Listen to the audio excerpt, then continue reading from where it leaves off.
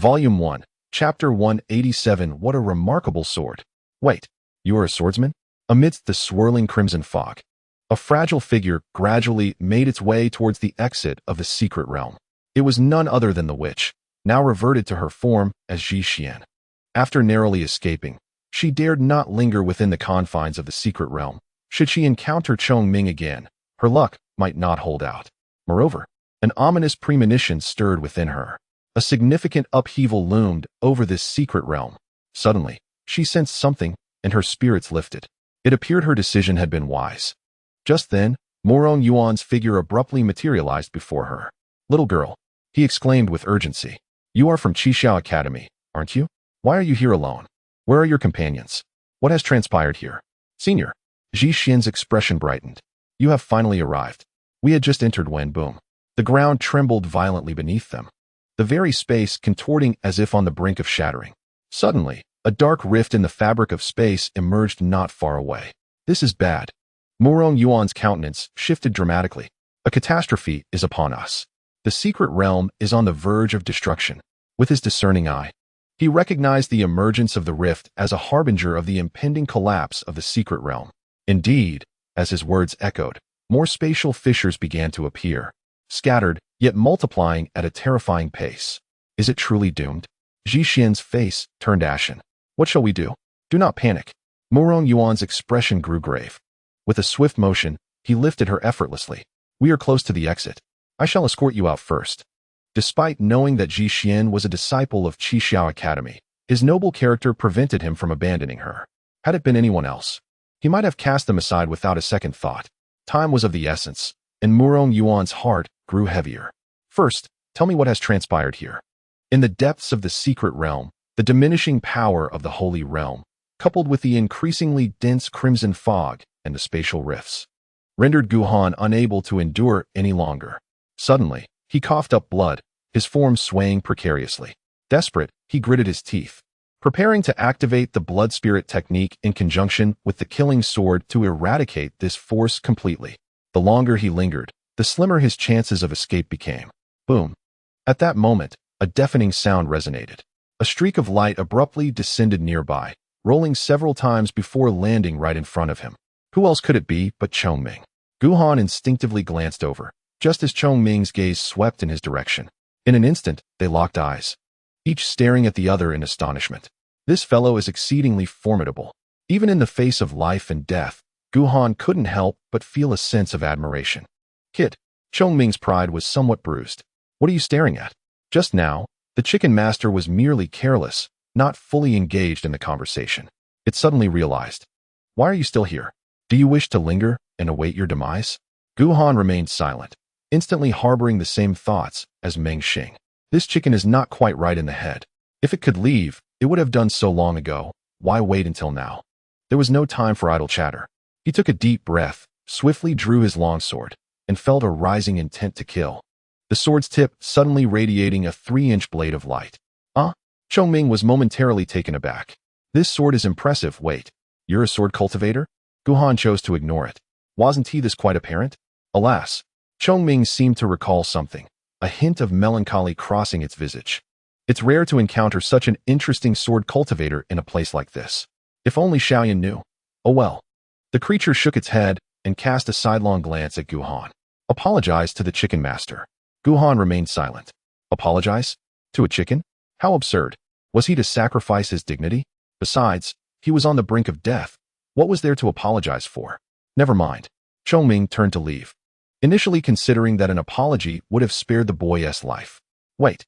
Guhan could no longer contain himself. "You cough, can you save me?" "Of course." Chongming scoffed, a hint of disdain in its tone. "It's merely a trace of nascent power from the sacred realm. I wouldn't deign to concern myself with it." "Chicken master." Guhan spoke without hesitation, an earnest expression on his face. "I apologize." "Not bad." Chongming seemed quite pleased. "You're rather perceptive. In that case, allow me to demonstrate the might of the chicken master." As it spoke, it leapt into the air, one wing sweeping down with tremendous force. Boom. A terrifying presence descended. The nearly lethal power from the sacred realm was effortlessly dissipated by its strike, vanishing without a trace. Guhan felt the immense pressure lift, exhaling deeply in relief. Chicken master. He sincerely praised. Impressive. Humph. Chongming replied nonchalantly. What's this? In my heyday, before it could finish. The already unstable space within the secret realm shattered completely. A thin black line, visible to the naked eye, surged forth from a distance, rapidly expanding. Wherever it passed, everything was reduced to nothingness. The creature that had transformed from a disciple of the Yuqing sect let out no sound, as it was utterly erased from existence. This is bad. Guhan felt a heaviness in his heart. He could not withstand that black line. Moreover, with its speed of expansion, there was no escape. Chicken master, he said, a hint of panic in his voice. Can you stop it? Stay calm, Chongming replied, waving its left wing with remarkable composure. Don't panic. Guhan felt even more anxious. Just moments ago, he had uttered those very words to Meng Xing boy. Chongming glanced at him. You should consider yourself fortunate that you are a sword cultivator. Otherwise, the chicken master wouldn't bother with your fate. Guhan was momentarily stunned. But before he could inquire further, the vibrant, multicolored feathers of Chongming radiated an extraordinary brilliance, as a flash of divine light enveloped the two individuals completely. In the next instant, a dark line swept past them with alarming speed, yet the divine light remained utterly unyielding. At that moment, the ground beneath their feet had transformed entirely into a realm of profound darkness. Even the vividly bright red mist had dulled in hue. Remarkable. Guhan was left in awe, utterly astonished by the spectacle. He sensed that the dark line posed a threat that even Mu Rongyuan might not withstand. Yet the divine light remained impervious to it. What on earth was this chicken? Was it merely a chicken? Young man, Chongming seemed to perceive his thoughts. His tone dripping with disdain. Do not be so astonished. It is merely the shattering of a secret realm, nothing of great consequence. However, his tone shifted, becoming more solemn. What follows is the main event. Boom, boom. As his words resonated, the heartbeat echoed once more, even more powerful and domineering than before. The endless red mist seemed to be drawn in, swirling and coalescing in the distance. Chongming appeared to have ulterior motives, not intervening in the unfolding events. Moments later, the boundless red mist had vanished completely, including the residual energy left behind by Chu Kuang, the orb containing a strike of sacred might. They're coming. Chongming's expression grew serious as he gazed ahead. Young man, from this point forward, the esteemed chicken may not be able to protect you. You must fend for yourself. Following his gaze, Guhan's heart raced. Not far away, a blood cocoon, over 100 feet in length, hovered ominously in midair, within which a massive figure loomed. Vaguely visible. Suddenly, the giant stirred, on the verge of breaking free from its cocoon. Outside the secret realm, little girl. Stay put, do not wander. After hastily advising Xiaoyun upon her emergence, Mu Rongyuan prepared to re-enter the secret realm. At that moment, a singular thought consumed him. He must rescue those in peril. Senior, observing Mu Rongyuan's anxious and worried demeanor, Xiaoyun paused momentarily before indicating a direction. They should be right there. Excellent. Mu Rongyuan's expression brightened. With a specific location in mind, he could save invaluable time. Sighing as she watched the swiftly closing portal, Xiaoyun lamented, I suddenly feel a bit reluctant for you to perish. As she spoke, her form grew hazy, and moments later, she vanished completely. Within the secret realm, be careful. Yang Ying observed the myriad spatial fissures scattered throughout the realm, her face grave. Do not touch those things, they are deadly. Even the normally carefree Mu Rongyuan appeared somewhat pale. How did these things come to be? Earlier, they had heard the roars of those monstrous entities. They naturally dared not linger outside for long, and promptly returned to the cave, where they regrouped with Xiaoyun, awaiting Guhan's return. However, it was not long before the secret realm experienced a sudden upheaval, with numerous spatial rifts emerging. With no other choice, they had to flee the cave and venture outside. In this urgent moment, Xiaoyun wore a grave expression. We must leave at once. Be cautious. Suddenly, Yang Ying's face changed dramatically as he shouted, Look out! A spatial rift abruptly appeared to Xiaoyun's left. Brother! Mu Rongyuan's eyes turned red in an instant. Get away, young master. Mu Rongchong and the others were taken aback. This is bad. With their warnings, Xiaoyun quickly grasped the situation. However, despite his swiftness, he could not evade in time. Instinctively, he raised his left hand to shield himself. In his moment of desperation, he forgot that he was still holding Yang Lin in that hand. In the blink of an eye, the spatial rift swiftly sliced through Yang Lin's legs, severing them cleanly. The cut was as smooth as a mirror. Though bound by restraints and unable to sense the outside world, the excruciating pain compelled him to emit a chilling scream. With Yang Lin serving as a buffer, Shen Xian managed to evade the rift by a hair's breadth.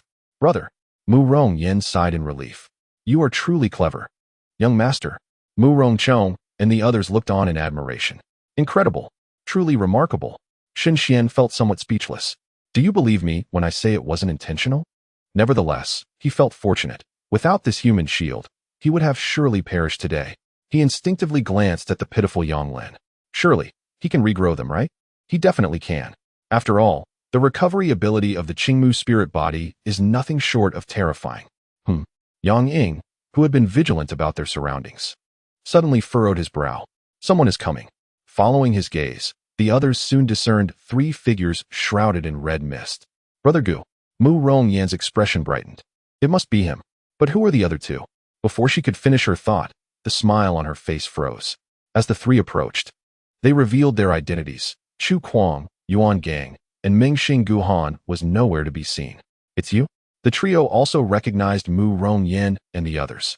Upon seeing Yang Lin, who had lost his limbs and appeared woefully tragic in Shen Xian's grasp, Yuan Gang's brow furrowed deeply. Yang Lin is not dead. Yet, this fate is perhaps worse than death. You. Meng Xing's anger and astonishment mingled. Such audacity. If you wish to kill, then do so.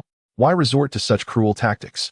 His concern was not for Yang Lin, but rather a reflection of his own fate had he not escaped, evoking a sense of sorrow for the fallen. What business is it of yours? Mu Rongyan's expression darkened. He is a captive. I shall deal with him as I please. Meng Xing, our previous accounts remain unsettled. Mu Rongyan, Yuan Gang's expression darkened. Your actions are deliberately inciting discord between the Yuqing sect and the Yang family. Yuan Gang. Morong Yen slammed down her hammer. Spare me your grandiloquent accusations. Boom. The earth beneath them quaked with increasing ferocity. Crack. A series of faint sounds echoed.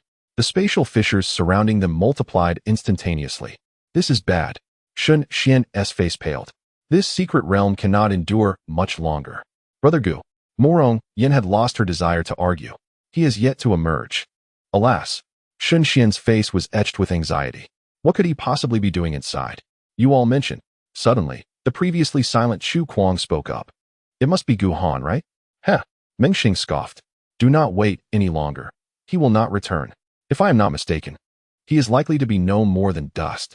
Nonsense. Morong Yen erupted in fury. Dare to curse my brother Gu's demise. I shall hammer you to the ground. Boom. As she spoke, she disregarded the peril surrounding them, swinging her hammer fiercely towards Meng Xing. Madwoman.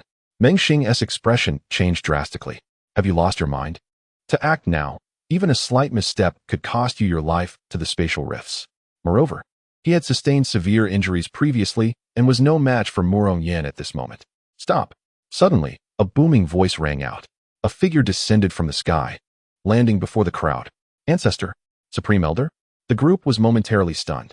The newcomer was, of course, Morong Yuan, guided by Ji Xian. He had located this place with little effort and discovered their whereabouts. Nonsense. He glared at Morong Yen. In a life-and-death crisis, you still think of fighting? As he spoke, his brows furrowed. Why are there so few of you left? Time is of the essence. He had only heard a brief account from Ji Xian and was unaware of the specific circumstances. Ancestor. Morong Yen kept her gaze fixed on Meng Xing. It is this scoundrel. Boom. Crack.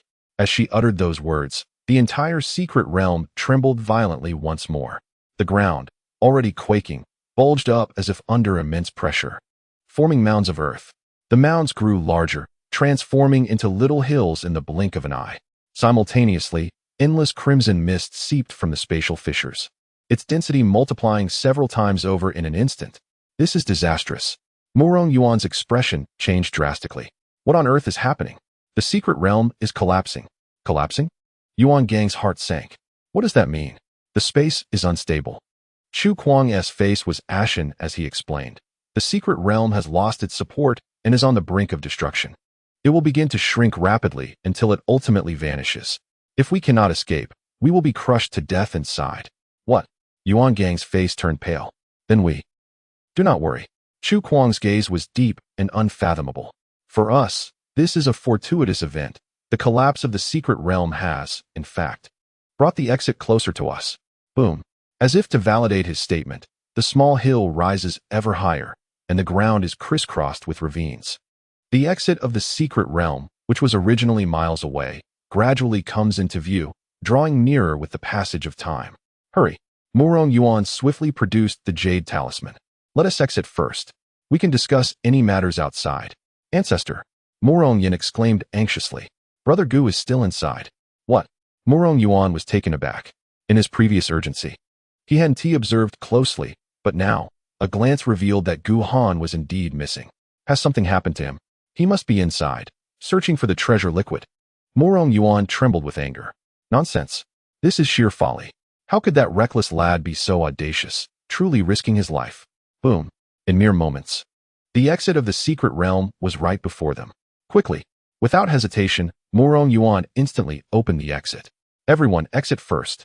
With that, he waved his sleeve and, without further ado, unceremoniously cast Murong Yin and the others out of the secret realm. Go. Chu Kuang exchanged glances with the others and immediately followed suit, racing out. Whoosh. The moment the three exited, Murong Yuan closed the secret realm once more. He did not follow. Out of affection, he greatly admired Gu Han and could not bear to see such a promising junior trapped inside. Out of principle, he was clear about debts and favors. Having owed Gu Han quite a bit, he could not abandon him now. You rascal. In the midst of his thoughts, he flew deep into the secret realm. Gritting his teeth. When I find you, I shall teach you a proper lesson. Moments later, his momentum halted abruptly as he sensed something amiss. Around him, the crimson mist seemed to be drawn towards something, gathering in the distance, quickly becoming exceedingly thin. Simultaneously, a fine black line slowly spread from afar. Wherever it passed, everything turned to dust.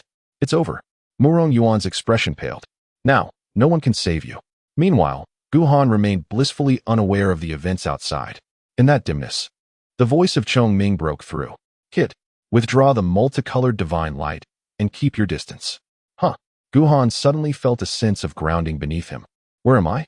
Everything in the secret realm has been destroyed. This is certainly not the original place. Moreover, the ground feels exceptionally solid, not like ordinary terrain. Yet, even with his current vision, he struggled to discern what lay directly beneath him.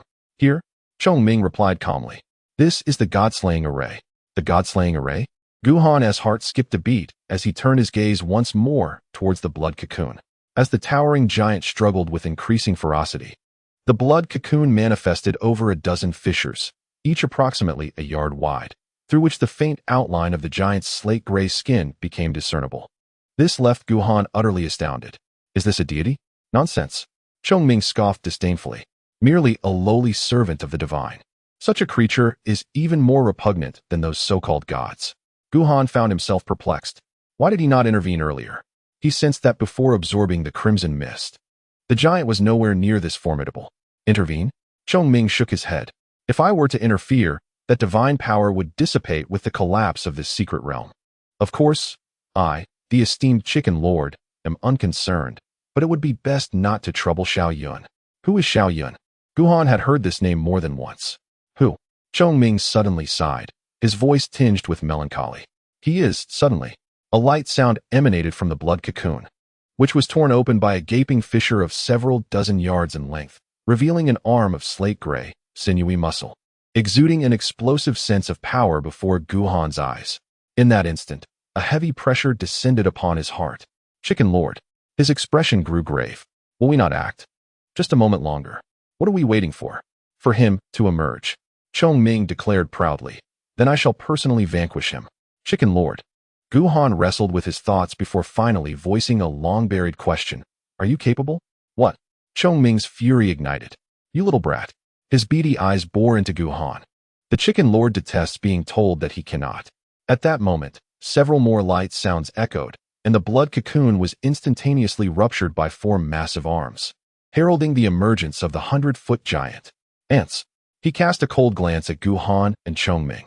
Dare to obstruct my divine resurrection? You shall be punished. Boom. As his words fell, a tyrannical pressure, as heavy as a mountain and as vast as the ocean, suddenly descended. This is bad. Gu Han's expression shifted.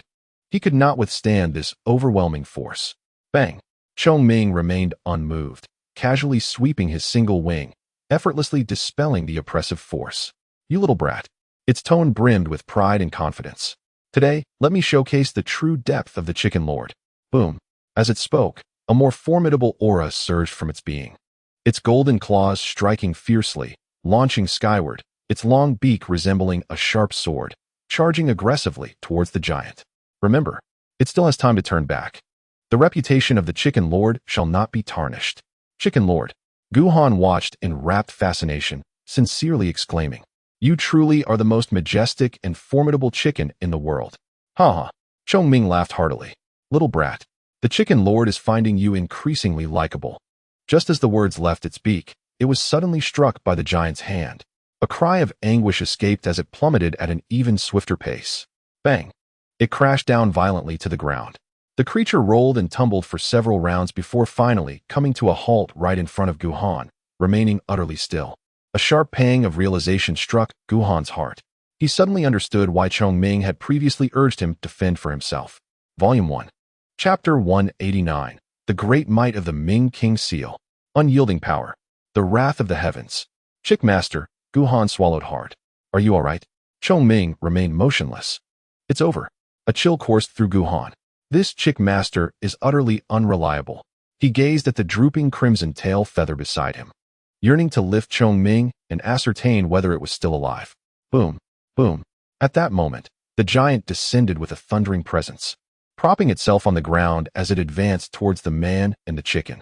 You, as a lowly race, dare to provoke the dignity of the divine? Today? With that, a colossal hand was raised high before crashing down. I shall annihilate you all.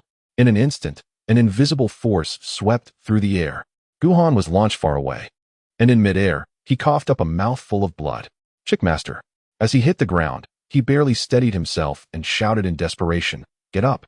With that enormous hand descending, it was clear that not only would he perish, but Chongming would be reduced to mere pulp, leaving not even a trace behind. Bang! A resounding crash echoed. The diminutive form of Chongming was engulfed beneath the giant's hand. Poof! The residual force of that strike caused Guhan to spit out another mouthful of blood. This is dire. His complexion turned pale. The Chick Master is gone. I am doomed as well. Indeed, the giant's gaze swiftly fell upon him. And it bellowed, "The majesty of the divine shall not be defied." Guhan leaned on his sword, slowly rising to his feet. He understood that today marked his end. This monster before him was leagues stronger than Murong Yuan. No spells or blood techniques would avail him here. Divine? He wiped the blood from the corner of his mouth and scoffed. You claim to be divine. How audacious. The giant roared in fury. Dare you show disrespect to the divine? Do you not realize, Guhan retorted, locking eyes with the giant, that you are, in fact, quite ugly. So ugly that it sickens me. Knowing his demise was inevitable, he felt no need for restraint. Even in death, he refused to perish in such a disgraceful manner. Moreover, he continued without hesitation, your so-called divinity is merely a rare breed. With that, you dare call yourselves gods? If you are divine, then I am immortal. And the giant exploded with rage, its third eye suddenly flaring open, locking an aura of destruction onto Guhan. To blaspheme the divine, I shall bestow upon you the punishment of annihilation. Before it could finish, the giant lowered its head. The enormous hand that had been pressing down onto the ground slowly began to rise. Well said.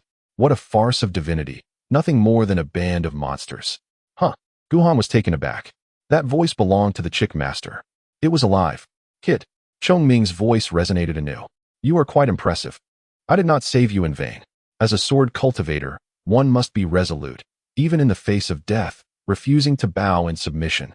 Beneath the giant's grasp, Chongming raised his wings high, lifting the colossal hand with sheer determination. Master Ji, Guhan exclaimed with immense joy. You are unharmed? Bah, Chongming retorted, feeling his pride slightly tarnished. That doesn't count. I was merely careless. Master Ji, Guhan replied with a twitch at the corner of his mouth. Let us refrain from unnecessary chatter and focus on the task at hand. He had witnessed firsthand that this chicken was quite eccentric. When he boasted, he tended to forget the more pressing matters. Twice now. You little brat. Chongming thundered in anger. Do you look down upon Master Ji? I have faced countless storms. What grand scenes have I not witnessed? merely a lowly divine servant. Before he could finish his sentence, the giant's other hand descended in an instant, striking down with tremendous force. Guhan's heart trembled. Is Master Ji all right? I am fine. Chongming's voice resonated with vigor, albeit laced with fury. Just a moment of carelessness. Bang! In the blink of an eye, the giant struck again. Master Ji, you are not coughing up blood, are you? You. The giant appeared incensed. Bang! Bang! With four colossal hands, he relentlessly struck Chongming, each blow radiating an overwhelming force that made Guhan spit blood and retreat involuntarily. After a moment, the giant finally ceased his assault, letting out a heavy breath, seemingly fatigued. Master Ji, Guhan shouted, concern etched in his voice. How are you? Chongming remained silent, yet a formidable aura began to rise slowly. Not dead. Guhan felt a surge of joy within, yet his brow furrowed again. This aura was indeed Chongming's, but it felt different from before. Little divine servant. Suddenly, a voice filled with authority and dominance echoed. Dare to insult me. Boom. As the words fell, a radiant five-colored light erupted. The terrifying force increased tenfold in an instant. Bang! With a thunderous noise, the giant was sent reeling. In the dimness, Chongming, cloaked in the five-colored radiance, hovered in midair, his plumage shimmering with divine brilliance, exuding an indescribable sanctity and solemnity. His eyes astonishingly split into two, transforming into heavy pupils. I am the god. The giant struggled to regain his footing, seething with rage. You shall not. Chongming let out a cold snort, abruptly interrupting him. Great king of radiant seal. As the words echoed, his form vanished momentarily, only to reappear before the giant. Suppress. In that instant, his wings converged, and a torrent of five-colored divine light surged forth, coalescing into a massive seal of over 100 feet in size, crashing down upon the giant. Bang! Though the seal appeared somewhat ethereal, it seemed to contain infinite weight, its divine brilliance pressing the giant to his knees. I am the god. The giant roared in defiance. Glory! Two colossal hands descended from the heavens, casting shadows upon the earth, as they swiftly approached the entity known as Chongming. Ignorance. A look of disdain filled Chongming's multi-hued eyes. Dawei remained unmoved. In an instant, a kaleidoscope of divine light emanated from his being, forming a resplendent wheel of colors that encircled him. Boom! The gigantic hand collided with the luminous wheel, yet the wheel remained utterly unyielding, not so much as quivering in the slightest. In contrast, the massive hand was met with a sweeping surge of divine light, causing it to shatter into fragments. The giant let out a pained cry, a flicker of fear surfacing in his eyes. In the distance, Guhan watched in astonishment. At that moment, Chongming, adorned in resplendent divine light, spoke with a tone of solemnity and authority, his power magnified manifold compared to before, far removed from the unreliable fowl he once resembled. Master Chicken, he murmured in admiration. Impressive. However, the earlier praise that had delighted Chongming seemed to be met with indifference, as he fixed his gaze upon the giant. Divine being. The giant returned the intense gaze, refusing to be desecrated. Die! He screeched in a fit of hysteria. In that instant, the eye upon his forehead opened wide. With a flash, a profound crimson light surged towards Chongming. Master Chicken. Guhan felt a surge of anxiety. Be careful. He recognized Chongming's formidable strength. Yet concern lingered in his heart. In midair, Chongming remained steadfast, unflinching, and spoke with a voice imbued with sanctity. Burn the heavens. No sooner had he uttered the words than two streams of five-colored divine flames erupted from his pupils, colliding with the crimson light. The red light hesitated for a fleeting moment. Yet, in the next heartbeat, it was thoroughly subdued by the divine flames. In the blink of an eye, the five-colored divine flames enveloped the giant entirely. Ah! The giant let out a wretched scream. He flailed his massive hands, attempting to extinguish the divine flames. But this action only intensified their fervor. Visibly, clouds of black smoke billowed from his form, while his towering stature began to diminish. No, impossible. Realizing the power within him was gradually dissipating, anguish and disbelief filled his eyes. My divine power. Humph. Chongming cast a glance at him. A mere servant dares to act arrogantly before my presence, courting death. At this moment, the giant's form had shrunk by nearly half. In sheer desperation, he pleaded repeatedly. Save me. Save your servant. Buzz. The space around them trembled abruptly. What was happening? Guhan's eyes widened. He sensed the ground beneath him quivering, and a thick crimson mist began to rise, infiltrating his very being. This is bad. The will of the giant was invading his mind once more. Without hesitation, he summoned his cultivation, barely managing to conjure a protective light around himself. Yet, the crimson mist here is far denser compared to that within the secret realm. Despite his mastery of the bipolar realm, he can barely endure, with the prospect of succumbing at any moment. Above him, Chongming appears oblivious to his distress, fixated on the void in the distance with his dual pupils. Suddenly, within the dim expanse, a singular point of light emerges, followed in quick succession by hundreds, thousands, and then tens of thousands of glowing points, dispelling the pervasive darkness and illuminating the space. Guhan then realizes this space spans an immense area, and each radiant point is a rune of extraordinary nature, exuding a divine aura, saturating every corner of this realm. A glance at the solid ground reveals it to be composed of a layer of uneven, blood-red crystalline structures, the thickness unknown. This is the source of the crimson mist. At that moment, an overwhelming sense of oppression descends from above. Guhan instinctively looks up and is instantly transfixed. There looms a colossal arm, over 1,000 feet long. Sinewy and robust, its skin a deep bronze. It is solely this arm. A wave of dread washes over him as he recalls Jiang Xian's words. This divine suppression merely encapsulates a hand of the deity. How powerful must the deity itself be? Who could possibly have dismembered such a formidable being? My God! The giant cries in despair upon seeing the arm. Save me! As his voice fades, the colossal fingers tremble. Humph! Chongming sneers. Want to escape? Dream on. In an instant, the hand clenches into a fist.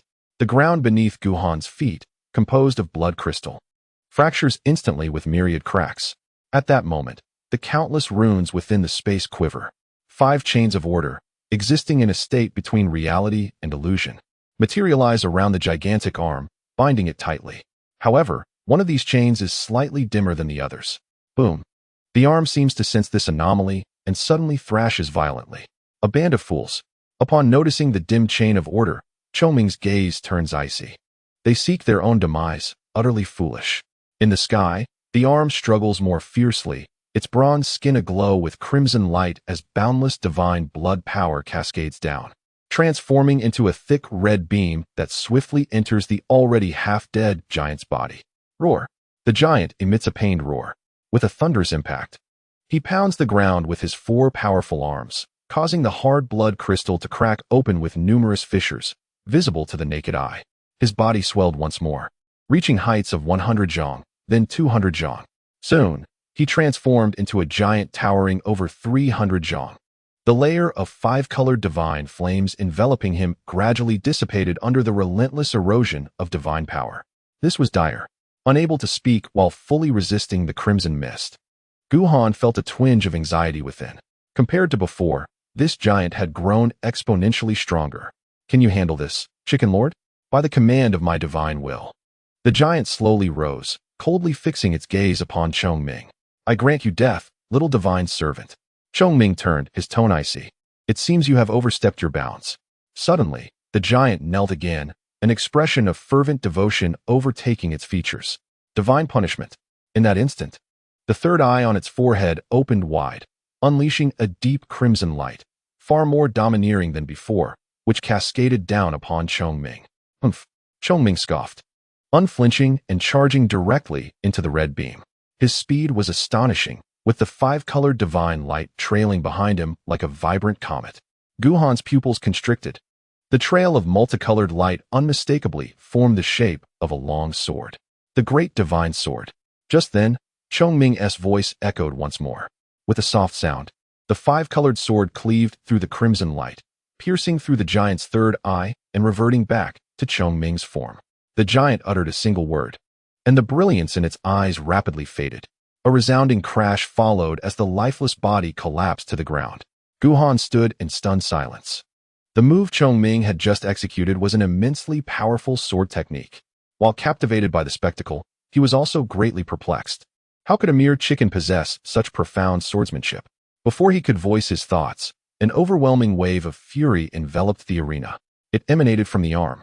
As if sensing the turmoil below, the arm struggled with unprecedented intensity, while the somewhat dim divine chain of order flickered, threatening to snap. The crimson mist within the space erupted violently. In mere moments, the protective aura surrounding Guhan was suppressed to just 3 inches in front of him. This was disastrous. A sinking feeling gripped his heart. If the divine chain were to break, even if the arm could not escape, the consequences would be dire. The first to suffer would undoubtedly be him. Chicken Lord, it's up to you now. He strained to lift his gaze towards the majestic and domineering Chongming, who was surrounded by swirling 5-colored divine light. This time, Chongming did not disappoint him. If I allow you to break free, where would my dignity lie? He declared firmly. With that, the 5-colored divine light surged forth, and with a single step, he arrived before the dim divine chain of order. The brilliance in his eyes swirled with 5 colors, transforming into 2 dazzling torrents that surged into the chain. Great deity extermination. In an instant, a vibrant 5-colored radiance manifested upon the divine chain, stabilizing it immediately. And that arm. The struggle waned increasingly until, at last, it fell into complete silence. A low hum resonated as the myriad of runes trembled. The 5 chains of order, including that arm, once again vanished into the void, disappearing without a trace. Who? Guhan let out a long sigh of relief. With the arm sealed once more, the crimson mist lost its support and settled down, transforming back into vibrant red crystal. Just moments ago, he had narrowly escaped the invasion of divine power into his body. In midair, a flicker of fatigue passed through Chongming's eyes, suggesting that such exertion was quite taxing for it. It casually glanced at Guhan, but was suddenly captivated by the sword in his hand. What of this sword? Guhan was taken aback. What is it? Chongming did not respond, but a look of bewilderment flickered in its eyes, and the dual pupils vanished, returning to their normal state. How ugly! It stared at Guhan. The esteemed chicken had never encountered such an unsightly sword. Guhan's lips twitched. He instantly concluded that the familiar chicken was back. However, after observing a few more times, Chongming noted that while it was indeed unattractive, it was nonetheless a fine sword. And that swordplay you demonstrated earlier. It pondered for a moment, using killing intent as the guide and cultivation as the support, discarding all ornate and superfluous techniques, pursuing only the ultimate lethality. Though it appears unremarkable, it is the ultimate pathway to the supreme swordsmanship. TSK, quite remarkable indeed. Guhan's heart skipped a beat. What Chongming said was almost identical to the records found in the Da Yin Sword Classic. To discern the secrets of the killing sword with just a glance. A steamed chicken, connecting it to the swordsmanship technique previously exhibited by Chongming. He felt a stir in his heart. You seem quite knowledgeable about swords? Ah. Chongming uncharacteristically adopted a humble demeanor. I merely understand a little. Guhan blinked. A little? Or a billion little? Compared to Xiaoyun. Chongming sighed. My level of swordsmanship barely qualifies me to carry his shoes. Who is he exactly? A hint of melancholy crept into Chongming's tone. The so-called deity was the very one he had once defeated while gravely injured. The god-slaying array was also a creation of his own. I am but a mere learner gleaning wisdom from others. God-slaying? Near death? God-slaying array? Guhan's mind trembled. There were rumors that a battle beyond the heavens a millennium ago involved Xiaoyun. Guhan fell silent. Finally grasping why Chongming was so familiar with the god-slaying array, it originated from him. I have watched him grow up, Chongming reminisced, filled with nostalgia. Having embarked on his cultivation journey for less than 5 years, he had already transcended the ordinary. Within 10 years, he ascended to the saintly realm, leaving his peers far behind. He was the most extraordinary swordsmanship prodigy the esteemed chicken had ever encountered. In less than a century of cultivation, he had carved out a unique path in the art of the sword. In his presence, no one dared to call themselves a genius out of sheer inferiority. 5 years to transcend, 10 years to become a saint? Guhan could only manage a bitter smile. Such a pace of cultivation could scarcely be described as monstrous. As for the unique path of swordsmanship, he still struggled to comprehend it. Do not lose heart. Chongming offered him a rare consolation. You are indeed quite admirable, though when compared to him, you fall short by a considerable margin. A margin? Indeed, a considerable margin. Guhan blinked, wisely refraining from inquiring whether it was a margin or a considerable one. Chicken Lord, he pondered for a moment before asking. Is the serious injury of that senior related to Chu Kuang? Chu Kuang. Chongming paused. Who is that? The unfortunate fellow from before. Him? Chongming's tone was laced with disdain. Does he even qualify? Merely a few centuries ago, he stumbled upon our abode and harbored ill intentions, only to be casually obliterated by Xiaoyun. Guhan suddenly found himself sympathizing with Chu Quan. Even if gravely injured, that senior was capable of slaying deities. To have attracted such calamity upon himself, truly unfortunate. Damn it. Chongming cast a glance at the sky and erupted in curses. If it weren't for those wretched beings, Xiaoyun wouldn't have to swear vengeance. Guhan's heart stirred. Could it be that the senior's injury was connected to this so-called deity? Yet, Chongming seemed reluctant to elaborate, so he refrained from pressing further. Noticing Chongming lost in thoughts of vengeance, he discreetly prodded the layer of blood crystal on the ground with his sword. Clang, clang. It was too hard to penetrate. He wore a look of regret. How splendid it would be if he could take some of these treasures away. Kid, looking up, he caught Chongming tilting his head at him. What are you doing? Nothing. Guhan felt a bit awkward. Ahem, it's just a pity. The secret realm is lost, and it seems I shall never have another chance at the divine essence. Bah, Chongming fumed. If it weren't for those fools meddling, would this secret realm have been lost? Indeed. Guhan nodded fervently. I nearly lost my life several times on this trip, and not a single drop of divine essence was acquired. What a loss. Chongming fell silent, seemingly hesitant. Forget it, forget it. Suddenly, he shook his head. I, Chicken Lord, am no longer young. I shan't vie with you for opportunities. If Xiaoyun finds out, I would be the laughingstock. As he spoke, he opened his mouth and expelled a white jade vial. Take this. With your current cultivation, it will serve you well. Guhan felt somewhat conflicted. What? Chongming's temper flared. Do you disdain Chicken Lord? Not at all. Guhan's expression became a tad awkward as he grasped the jade vial, glancing at it once before firmly holding it. Divine essence? Chicken Lord, where did you acquire this? The vial contained precisely the remnants of the divine essence from the small pool. He harbored serious doubts that Chongming was the one picking the fruit. What is there to ask? Feeling embarrassed after losing it to the witch, Chongming was reluctant to divulge more. Let us head out and attend to business. Business? Guhan was taken aback. Isn't it all settled? Humph, Chongming scoffed. The god-slaying formation may be resolved, but the culprit remains unfound. Having exhausted Chicken Lord to this extent, he shall not escape my wrath. Chicken Lord, Guhan contemplated. The true instigator has already met his demise. He is quite certain that the anomaly within the divine punishment array was undoubtedly caused by Jiangxian. Dead. Indeed.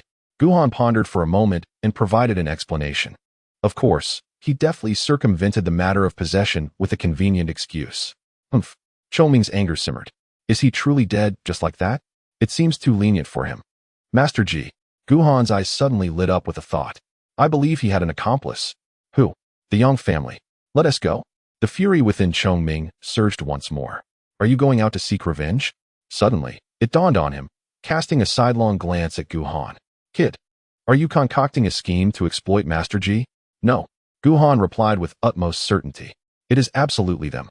His confidence was unwavering, regardless of the truth. The issues surrounding the Yang family's secret realm were evident to even the blind.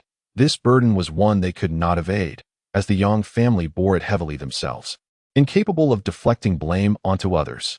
Chapter 191, Yang Ying's Dead End.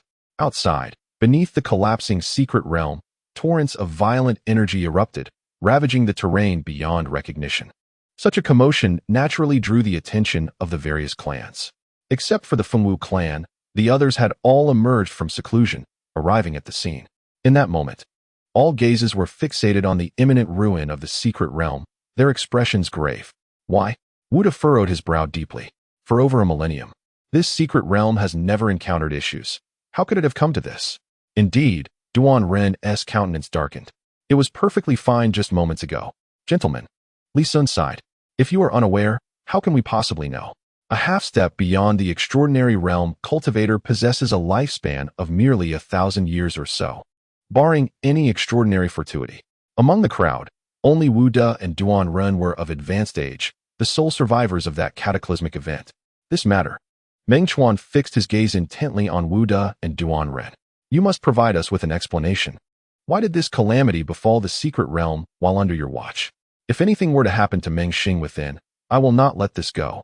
Indeed, Yang Tong's expression was grim. Those within the secret realm are the elite of our respective families. You cannot bear this responsibility. And what of it? Wu De countered sharply. Do you wish to resort to violence? Was the lesson we imparted last time insufficient? He and Duan Run were indifferent to the lives of the younger generations. Their own lives were precarious enough without concern for others. Ancestor. From the rear of the crowd, Morong Hai appeared anxious. He must be inside. I can only hope he can bring Yenner and the others out. Fear not. Beside him, LV Fong sighed. With the Grand Elder present, there shall be no issues. Suddenly, before their words could finish, the space rippled, and several figures materialized before them. It was none other than Morong Yen and Chu Kuang along with their companions. Yenner. Morong Hai was overjoyed. Have you finally emerged? Yet, before he could finish his sentence, a weight settled heavily in his heart. Why are there so few people left? Where are the others? They are gone. Morong Chong let out a bitter laugh. Master of the house, it is just us now. What? A wave of despair washed over the crowd. There were dozens when we set out, and now only about 10 remain? Linner. Suddenly, a furious roar echoed in their ears. It was Yang Xiong, the first to notice the figure of Yang Lin in Shun Xian's grasp, his eyes instantly reddening. A glance exchanged amongst the crowd revealed their strange expressions. The condition of Yang Lin could no longer be described as tragic. Speak. Yang Tong fixed his gaze on Shun Xian, a glimmer of murderous intent in his eyes. Who did this? Senior, Meng Xing replied calmly. It was that Gu Han who severed Yang Xiong's limbs. As for these individuals, they are complicit and cannot escape blame. Scoundrels! Upon hearing this, Yang Xiong's wrath was directed at Yang Ying, his fury palpable. Your brother has been reduced to this state, and you do not lend a hand? Do not think that just because you are in the Qingyun Pavilion, you are exempt. Master of the Yang family, Yuan Gang cast a sidelong glance at Yang Ying. Yang Ying has violated the rules and has been expelled from the Qingyun Pavilion. He has no ties to us now. Furthermore, Chu laughed lightly. Brother Yang has a good relationship with that Gu Han, to the point of risking his life for him. What? Yang Xiong glared at Yang Ying. His teeth clenched in anger. Is what you say true? It is. Yang Ying remained silent for a moment. Gu Han is my friend. Li Sun let out a cold laugh. To have such a descendant in the Yang family truly opens my eyes. After the last battle at the ruins, despite his relationship with the Yang family having reached an all-time low, Yang Lin was still the chief disciple of Qixia Academy. Now, seeing him in such a state, his pride would not allow him to simply let this go. Brother Yang, Meng Chuan frowned slightly. This Yang Ying has grown rebellious. Keeping him is bound to bring calamity. The implication was clear. Yang Tong's face turned ashen at such ridicule. Yang Xiong, you have a fine son. Scoundrel. Yang Xiong could no longer contain his rage. That Gu Han is the sworn enemy of my Yang family. How dare you? In that moment, he intended to strike Yang Ying down on the spot. Just then, a rather disheveled figure suddenly appeared before the crowd. It was Murong Yuan. Boom, boom. The moment he emerged, a more violent force erupted. Retreat. Get back. The crowd, alarmed, cast aside all else and hastily retreated. Moments later, the earth ceased to tremble. The dust gradually settled. The location of the secret realm had transformed into a bottomless chasm, with over a dozen fissures several yards wide sprawling far into the distance, resembling a spider's web. A sense of lingering dread filled the hearts of the crowd. Such a ferocious force, had one been at the epicenter, even a half-step transcendent practitioner would not have been able to escape. Ancestor. Seeing Murong Yuan emerge alone, Morong Yen was taken aback. Where's Brother Gu? Morong Yuan sighed. I could not find him. Beneath that dark line, not only did Gu Han fail to appear, but even the shadow of Chongming eluded him.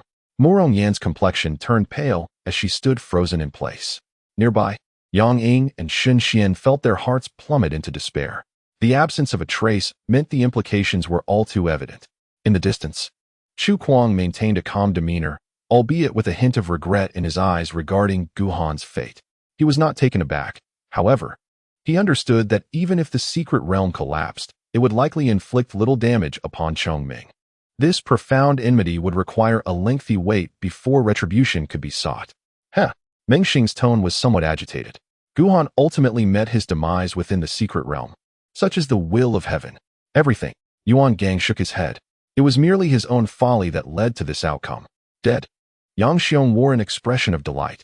A fitting end. This thorn in the eye, this flesh in the bone, has finally perished, leaving not even a remnant behind. Murong Daoyu. Wu De and Duan Ren naturally were indifferent to Gu Han's fate. What transpired within the secret realm? Indeed, how could such a calamity have arisen from a seemingly tranquil situation? As for the specific reasons, Morong Yuan shook his head. I am not entirely certain. But wait. Yang Tong suddenly interjected. Since clarity eludes us, let us discuss this later. For now, can we not have the person handed over to me? Yang Lin's condition is dire. The longer this drags on, the worse it reflects upon the Yang family. Indeed, Yang Xiong's expression turned grim. Hand over Liner to me. And you. He fixed his gaze upon Yang Ying, his eyes brimming with murderous intent. You wretched child. Today, I shall cleanse the family and eliminate you, this calamity. At his words, Yang Ying clenched his fists tightly, his body trembling slightly. Whether it was from Yang Xiong's threats, the death of Gu Han, or perhaps a combination of both, he could not tell. What is happening? Morong Yuan furrowed his brows deeply. He had already observed Yang Lin's plight, but had not had the chance to inquire. A demand for people? Morong Yin suddenly lifted her head, her eyes reddening. Impossible. This is a captive captured by Brother Gu. There is no way we shall hand him over to you. What did you say? Yang Tong's expression turned icy. Do you seek death? Morong Dao Yu. Meng Xing naturally sided with Yang Tong. In the secret realm, such competition and strife are commonplace. We have endured it before. You have already harmed him to this extent. It is utterly excessive. Now that we have exited the secret realm, why do you still refuse to relinquish him? Elder Taishang. Shen Xian took a deep breath. The Yang and Meng clans attacked us mercilessly upon entering the secret realm, and yet, attacked mercilessly? Meng Xing scoffed. Our two clans have suffered greater losses than yours. If we were to speak honestly, it is your methods that are truly ruthless. Indeed, Yuan Gang nodded. I can attest to that. To act thus even after exiting the secret realm is indeed indicative of a narrow-minded disposition. Enough. Chu Kuang shook his head. Sister Morong is not one to heed counsel. Nonsense. Morong Yin erupted in fury. I shall pummel you three liars into submission. Heh. Li Sun let out a cold laugh. In the realm of secrets, conflict and violence are commonplace. Should one carry the grudges from within into the outside world? Is this your first venture into such a domain? Do you not comprehend even this fundamental rule? Morong, my dear friend, it seems your protégée has not been adequately instructed. What is her condition? Morong Yuan remained impassive. I am well aware of my own circumstances. Your concern is unwarranted. Release him. Yang Tong evidently had lost his patience. Otherwise, do not blame me for my lack of courtesy. Gentlemen, Meng Xing turned to Wu De and Duan Ren. Should he refuse to release the individual, do not hold me responsible for disregarding the larger picture. Indeed, Li Sun also stepped forward. After all, he is the chief disciple of Xiao Academy, and as the head, I cannot simply stand by. The three factions exerted pressure simultaneously. Morong, my friend, release him. Indeed, let us prioritize the matter at hand concerning the secret realm and avoid unnecessary complications. The two urged. With their lifespans nearing an end, they naturally wished to avoid a rift with the three factions over such trivial matters. Furthermore, the combined strength of the three factions clearly placed Yuqing's sect at a disadvantage. Noticing their inclination to distance themselves from the affair, Morong Yuan fell silent. Ancestor. Morong Yin grew anxious. We cannot possibly surrender him. Brother Gu stated that he requires Yang Lin for a significant undertaking. Even if he has already done so much for us, we must see his unfinished business through. Ancestor. Morong Hai spoke earnestly. Whatever you decide, we shall comply. Very well. Morong Yuan suddenly sighed. My Morong family cannot act ungratefully. Today, I shall fulfill that young man's wish. Morong, my friend. Wu De and the others' expressions darkened. Are you truly willing to proceed with this? Will your personal affairs jeopardize Yuqing's sect? Fear not. Morong Yuan shot a glance at the two. This matter bears no relation to Yuqing's sect. My Morong family shall shoulder it alone. If that is the case, Meng Xing's eyes glimmered with resolve. I shall stand with Yang Dao friend through thick and thin. Morong, my friend. Li Sun fixed his gaze on Morong Yuan. Should you release him, I shall overlook the matter regarding Yang Lin and will not conspire against you. Speak. Morong Yuan disregarded him entirely. What does that young man intend to do with Yang Lin? Junior brother Yang, Shen Xian sighed. This matter is your agreement with him. It is for you to discuss. The crowd was taken aback. They had not anticipated that Gu Han's intentions were intertwined with Yang Ying. Wretched progeny. Yang Xiong's eyes flashed with murderous intent. Is there a connection to you in this affair? Yang Ying remained silent. Enough. After a moment, he slowly spoke. His voice laced with despair and fatigue. Release him. What? Morong Yin fumed. Yang, do you possess no dignity? Brother Gu has fought for your chance at life. Yet you cannot seize it? Moreover, with my Morong family backing you, what do you fear? Thus, Yang Ying paused momentarily. I cannot implicate you all.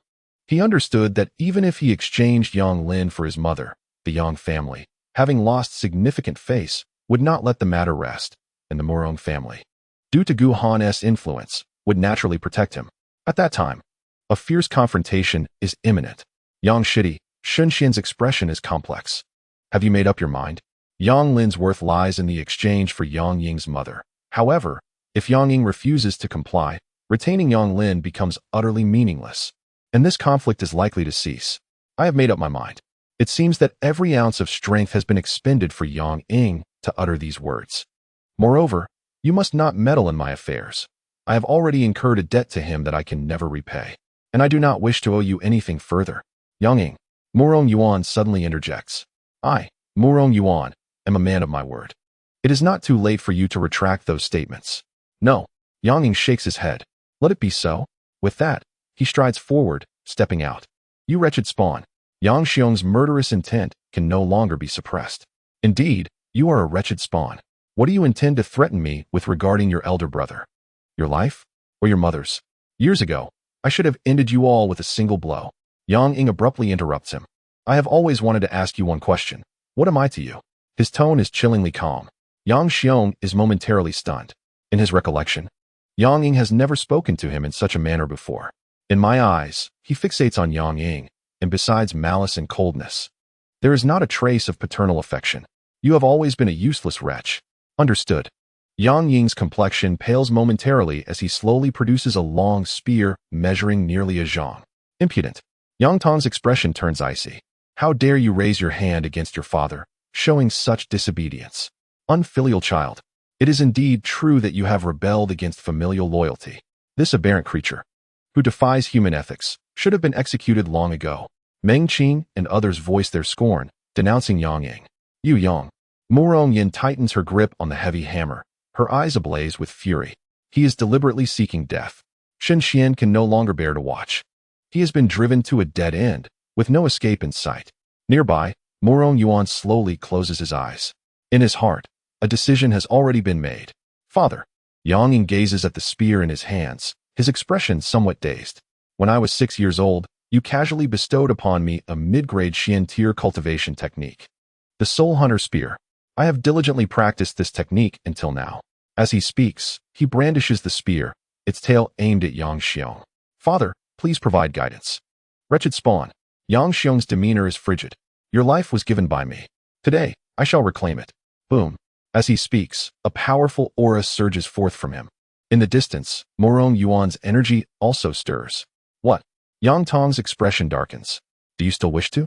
Before he can finish his sentence, he suddenly senses something and looks up at the sky. There, a 5-colored divine light trails a long shadow, hurtling toward them at a jaw-dropping speed. What is that? Everyone is instantly captivated by the sight. Boom. Thunderous rumbling. In the next moment, the divine light descends. A deafening roar erupts, shaking the very earth thrice.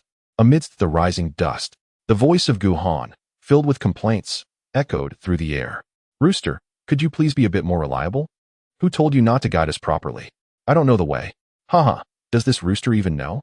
Amidst the quarrels, the smoke gradually cleared, revealing one person and one chicken slowly emerging into the sight of the crowd. In Volume 1, Chapter 192, is begging for mercy useful? Why do we even practice? Gu Han slowly climbed up from the pit, casting his gaze around, and suddenly breaking into a smile. He was aware that the collapse of the secret realm would inevitably attract these people, and naturally, it urged Chongming to come over. It appeared that his guess was right. Everyone was present. Not a single person was missing. Brother Gu, Mu Rong Yin exclaimed, jolting back to reality with joy. You're alive? Who said I was dead? Ancestor.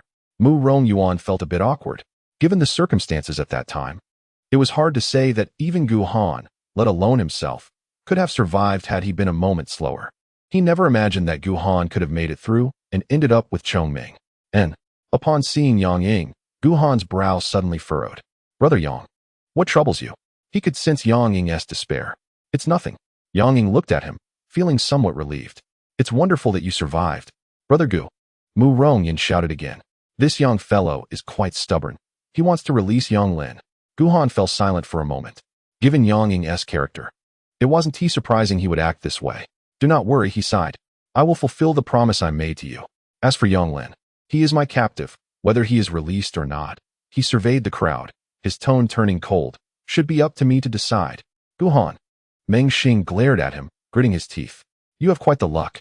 Just wait. Guhan shot a glance at a few people. I will settle this score with you all in due time. Chu Kuang's expression darkened. An ominous premonition suddenly welled up within him. You are Guhan. Suddenly, a cold gaze fell upon Guhan. The voice was laced with murderous intent. Yang Xiong. Guhan scanned the area, his brows knitting together. You are Yonglin's father? Although it was their first meeting, the two recognized each other instantly. Yang Xiong relied on a portrait, while Guhan relied on instinct. Very well. Yang Xiong's anger turned to mockery. Both my sons have been harmed because of you. This wretch even claims you are his friend. Today, even if Zuyang comes, it won't matter. No one can protect you. Suddenly, a slow and deliberate voice interjected. Who is this, speaking so arrogantly? Accompanying the voice, Chongming slowly emerged from the pit, strutting confidently before Yang Xiong. Do you know what this rooster despises? Those who are incompetent, yet still boastful. Silence fell upon the crowd. Even Yang Xiong was momentarily taken aback. In this world, could even a chicken be so domineering? Simply because it could speak human language? This creature was extraordinary. After a moment of hesitation, Li Sun finally spoke up. Unprecedented indeed. Though it has yet to take form, it can articulate human speech. Is this fowl truly a demon beast? Hiss. Murong Yuan gasped in astonishment, while Guhan's expression was one of malicious glee. It's over. He has provoked the Chicken Lord. No one can save him. Indeed. Suddenly, Li Sun, lost in thought, was abruptly confronted by a diminutive figure materializing before him. Huh. He stared at Chongming, momentarily taken aback. How did this chicken get here? Kneel down. The fury in Chongming's eyes was nearly palpable. Address him as Chicken Lord. What? Kneel down. Without warning, Chongming leaped, one wing sweeping towards Li Sun's head with alarming speed. Address him as Chicken Lord. You. Li Sun's complexion changed drastically, instinctively preparing to harness his powers in defense, only to be utterly shattered by an overwhelming force. Bang! A resounding crash echoed. He coughed up blood, half of his body already buried underground by Chongming's strike. Address him as Chicken Lord. Bang! Cry out. Bang! Will you or will you not? Bang! Moments later, the onlookers were completely dumbfounded. At this moment, only Li Sun's head remained visible above the ground, his eyes filled with terror and disbelief, his aura disordered and feeble, clearly gravely injured. In the distance, Meng Xing suddenly felt his face begin to throb again. Chicken Lord. Witnessing Chongming's wing poised to strike once more, Li Sun was consumed by dread. Please, no more. If this continues, he might become the first half-step extraordinary being in the eastern wilderness to be beaten to death by a chicken. Apologize. I'm sorry. I will behave. Just don't come out. Yes, yes. Li Sun hurriedly acquiesced. At this moment, all notions of dignity and authority as a strong practitioner were cast aside. Survival was paramount. Humph. Chongming snorted coldly and returned to Yang Xiong. Be more arrogant and let me see. In a flash, Yang Xiong was drenched in cold sweat. No, I daren't.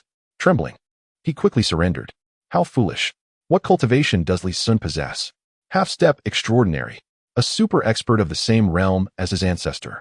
If he is being thrashed by this chicken, his own abilities are utterly inadequate. Humph. Chongming glanced at him. Consider yourself fortunate. Chicken Lord. Guhan shook his head.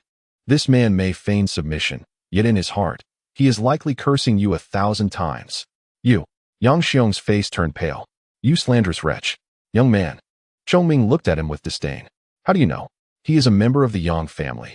Guhan asserted confidently. From the Yang family. There are no good people. Except for my brother here. Of course, he pointed to Yang Ying. A Yang, you say? Chongming paused. Is it that Yang family? Indeed. Very well. Boom. A terrifying aura suddenly emanated from Chongming, nearly forcing Yang Xiong to his knees. So it is you wretches. You dare to privately open the array, and steal divine power. What audacity. In an effort to prevent Guhan from deceiving him, he deliberately ventured into the secret realm of the Yang family, where he inevitably uncovered their hidden truths. Although the accomplices he discovered diverged somewhat from Guhan's account, the theft of divine power was indeed an undeniable fact. This wretched chicken, Yang Xiong, pale with fear implored for mercy. Let me explain. Bang. However, Chongming had no intention of hearing his defense. With a fierce flap of his single wing, a profound spiritual pressure descended upon Yang Xiong, propelling him far away. Midair. He spewed forth blood, his vitality rapidly waning. Li Sun suddenly felt a stroke of fortune. Yang Xiong's injuries were fundamentally grievous. Merely Yang Xiong could not quell Chongming's wrath. With a shift of focus, Chongming's gaze locked onto Yang Tong. You are also of the Yang family? He noted a resemblance between Yang Tong and Yang Xiong.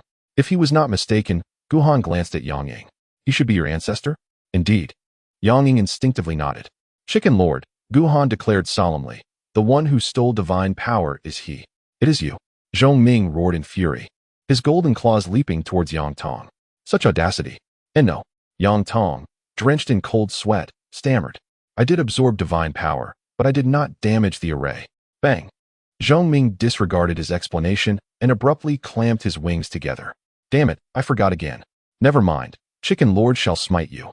Despite forgetting his divine abilities, his innate might was that of the pinnacle of the extraordinary realm, making it exceedingly easy to deal with someone like Yang Tong. Unknowingly courting death. You think the god-slaying array is within your grasp? Do you have any idea how hard I work to cover your tracks? Bang, bang, as he scolded and struck. Within mere breaths, Yang Tong was left on the brink of death. In the distance, Wu De and Duan Ren stood dumbfounded. What were they witnessing? First Li Sun, then Yang Tong, being mercilessly beaten by a chicken, without even a semblance of resistance. Is this truly a mere chicken? Finally, Yang Tong could no longer endure. Cough, cough, don't. What? Guhan's brow furrowed deeply. Chicken Lord, this man dares to say not to stop. He is utterly brazen. It seems he has not learned his lesson. Perhaps by the time you return, he will have stirred up an even greater calamity. Hiss. The onlookers gasped in disbelief. Such an explanation was unfathomable. You, Yang Tong, enraged, spat blood and glared fiercely at Guhan. Do you dare to humiliate me? Still unconvinced. A flicker of murderous intent flashed in Guhan's eyes. How much effort and cost have Chicken Lord and I expended to repair the god-slaying array? We nearly sacrificed our lives in the process. Yet you remain unrepentant. Spewing nonsense here. If someone like you is allowed to remain, I fear it won't be long before you force us to mend the god-slaying array once more. Puff. Yang Tong was so furious he continued to cough up blood. Spewing nonsense? I've barely uttered a few words. Is there anyone as unreasonable as you? Indeed. The more Chongming pondered, the angrier he became. Such individuals are a common sight for Lord Ji, insatiably greedy, utterly oblivious to their own nature. Having spoken but half a sentence, he suddenly fixed his gaze upon Guhan. You young rascal, the god-slaying array was repaired by me. And what relevance does it hold for you? Guhan shook his head solemnly. You are the executor, and I am the witness. Our roles are indispensable to one another. Chongming felt his mind falter slightly. What does that mean? Lord Ji, with a gentle sigh, expressed some lamentation. By mending the god-slaying array, you have saved countless lives. The myriad beings in the northern wilderness should know, and must know, who it was that preserved their lives. This entire narrative requires my role as the witness to unfold. Coughing lightly, Chongming was somewhat flattered by the praise. As for fame and fortune, I care little. However, a witness is indeed essential. It was a realization that had eluded him before. In the distance, Morong Yin blinked in surprise. Brother Gu possesses such abilities? Morong Yuan cast her a sidelong glance. Too young. What mischief could a thick-faced, dark-hearted individual not perpetrate? Lord Ji. Guhan pointed at Yang Tong. This person, Chongming scoffed. Naturally, he must be punished severely. No. Upon hearing this, Yang Tong's complexion turned ashen. Lord Ji, I shall never dare to offend again. Please spare me. At that moment, he abandoned all pretense of dignity and, akin to Li Sun, began to plead for mercy. However, Chongming was not swayed by such appeals. Pleading for mercy? What purpose does that serve? Why should anyone continue their cultivation if it is effective? Li Sun merely offended him with words, whereas Yang Tong had crossed a line. Brother Meng. As Chongming drew closer, Yang Tong instinctively cast a pleading glance towards Meng Xing. Assist me. Guhan found the scene rather distasteful. It was clear where Yang Lin's catchphrase originated from. Meng Xing's expression darkened, nearly erupting in a curse. Assist you? What kind of heart do you possess, wishing to drag me down with you? With no hope of assistance from Meng Xing, Yang Tong sprang into action, attempting to flee the scene. Fleeing? Boom. Chongming's aura surged dramatically. Did you consult Lord Ji about that? In comparison to Yang Tong, Chongming's speed was vastly superior. In an instant, he closed the distance, his golden claws striking like swords, penetrating Yang Tong's body, a flash of five-colored divine light glimmering briefly. Ah! A cry of agony escaped Yang Tong as he plummeted to the ground. From his wound, specks of light began to dissipate, and his visage visibly aged at a startling rate. In the distance, Yuan Gang's pupils constricted. What is that? The light imparted an ethereal sensation, seemingly transcending the mortal realm. He is finished. As recollections of unpleasant memories surfaced, Chu Kuang's expression turned grim. This is extraordinary material. In Chapter 193 of Volume 1, the true sword cultivator advances unwaveringly, embracing death to attain life. Extraordinary material? Near at hand, Morong Yen listened, bewildered. What is that? After transcending the dual tribulations of heaven and earth, Morong Yuan elucidated that a flawless corporeal form and an untainted soul would naturally lead one to step into a realm just shy of the extraordinary. Within the body, a unique substance would emerge. This enigmatic essence is boundlessly profound, extending one's lifespan, solidifying foundational principles, and significantly enhancing divine abilities, far beyond imagination. This substance represents the very essence of our existence, symbolizing the complete shedding of mortal form by the practitioner as they ascend towards higher realms. Thus, it is also referred to as extraordinary matter. However, he suddenly sighed. The process of condensing this extraordinary substance through one's own efforts is exceedingly arduous and slow. Factors such as cultivation techniques, physical constitution, and bloodline are critically significant, all influencing the rate of condensation of this extraordinary material. If relying on external sources, the challenge becomes even greater. This substance is extraordinarily rare. One might scour the world, and apart from forbidden zones, only those profound holy lands or grand sects possess such material. Elder Shen Xian glanced at Yang Tong. What about him? Morong Yuan scoffed. He is already ruined. At that moment, Yang Tong appeared drastically diminished compared to before. His aura was significantly weakened, his visage aged, his posture hunched. Even more so than the nearing end of life Wu Da and Duan Ren. The claw of the formidable Chongming had utterly obliterated most of his extraordinary substance. In the distance, Wu Da and Duan Ren felt their scalps tingle. What a brutal creature. A practitioner barely on the verge of the extraordinary was so easily rendered useless? Senior, observing the unquenched fury of Chongming, Morong Yuan mustered the courage to inquire. Didn't you mention repairing the divine slaying array? Has the focal point encountered an issue? Otherwise, Chongming shot him a glance. Do you think I, the esteemed one, have come here for mere amusement? Wu Da instinctively shook his head. The seals on the focal point of the divine slaying array, even a true extraordinary being could not breach. His cultivation is far too lacking. Even if he wished to disrupt the focal point, it would be utterly impossible. His words were indeed truthful, explaining why, over the millennia, vigilance toward the divine slaying array's focal point had waned. In the entire northern wilderness, not a single extraordinary practitioner could be found. Who could possibly cause destruction? There is another culprit. Chongming's tone turned grave. This individual merely employed underhanded methods to siphon off the divine power from the periphery. Otherwise, do you think I, the esteemed one, would let him off so easily? Then who exactly has damaged the focal point? Wu Da furrowed his brow. Why? Are you inquiring of me? Chongming fixed him with a stare. No, that is not what I meant. Wu Da's complexion paled. It is Jiang Xian, Guhan interjected, shaking his head. I encountered him within the secret realm. It was he who spoke of it himself. Jiang Xian? Morong Yuan was taken aback. He is still alive? Jiang Xian was a name familiar to all. Over a century ago, he was the most brilliant talent of the northern wilderness, who, after failing to seize the position of the Holy Sun, allied with the Yuqing sect, establishing the Great Qi dynasty and taking on the crucial task of guarding the divine slaying array's focal point. However, decades ago, he mysteriously vanished, and since then, no one had laid eyes on him. He has been alive all this time. Guhan nodded and recounted the events concerning Jiang Xian. Alas, he has met his demise now. What? Wu Da was taken aback. Jiang Xian fell at your hands? With his cultivation, how could you have possibly? You owe a debt to Taoist Chu. The term Taoist was pronounced with particular weight by Guhan. Without him, I would have never been able to handle Jiang Xian. He cast a sidelong glance at Chu Kuang. I must repay this favor adequately. Chu Kuang's expression was as dark as a stormy sea. To be precise, had it not been for his ill-fated suggestion regarding possession, Jiang Xian, in his despair, would have undoubtedly slain Gu Han. He never anticipated that his intention to harm Gu Han would inadvertently save his life, and as a result, he nearly fell victim to his own scheme. You. In the distance, the nearly lifeless Yang Tong spat out another mouthful of blood in frustration. So it was you. His emotions were a tumultuous mix of anger and grievance. Ultimately, the root of this calamity lay with the Yuqing sect. Had their formation not faltered, it would have been impossible to lure Chongming here, and he would not have found himself in such dire straits. What? Chongming glanced at him. Do you believe you have been wronged? Yang Tong's complexion paled, and he dared not utter another word. Alas, Mu Rongyuan sighed ruefully. Jiang Xian was once a junior I held in high regard.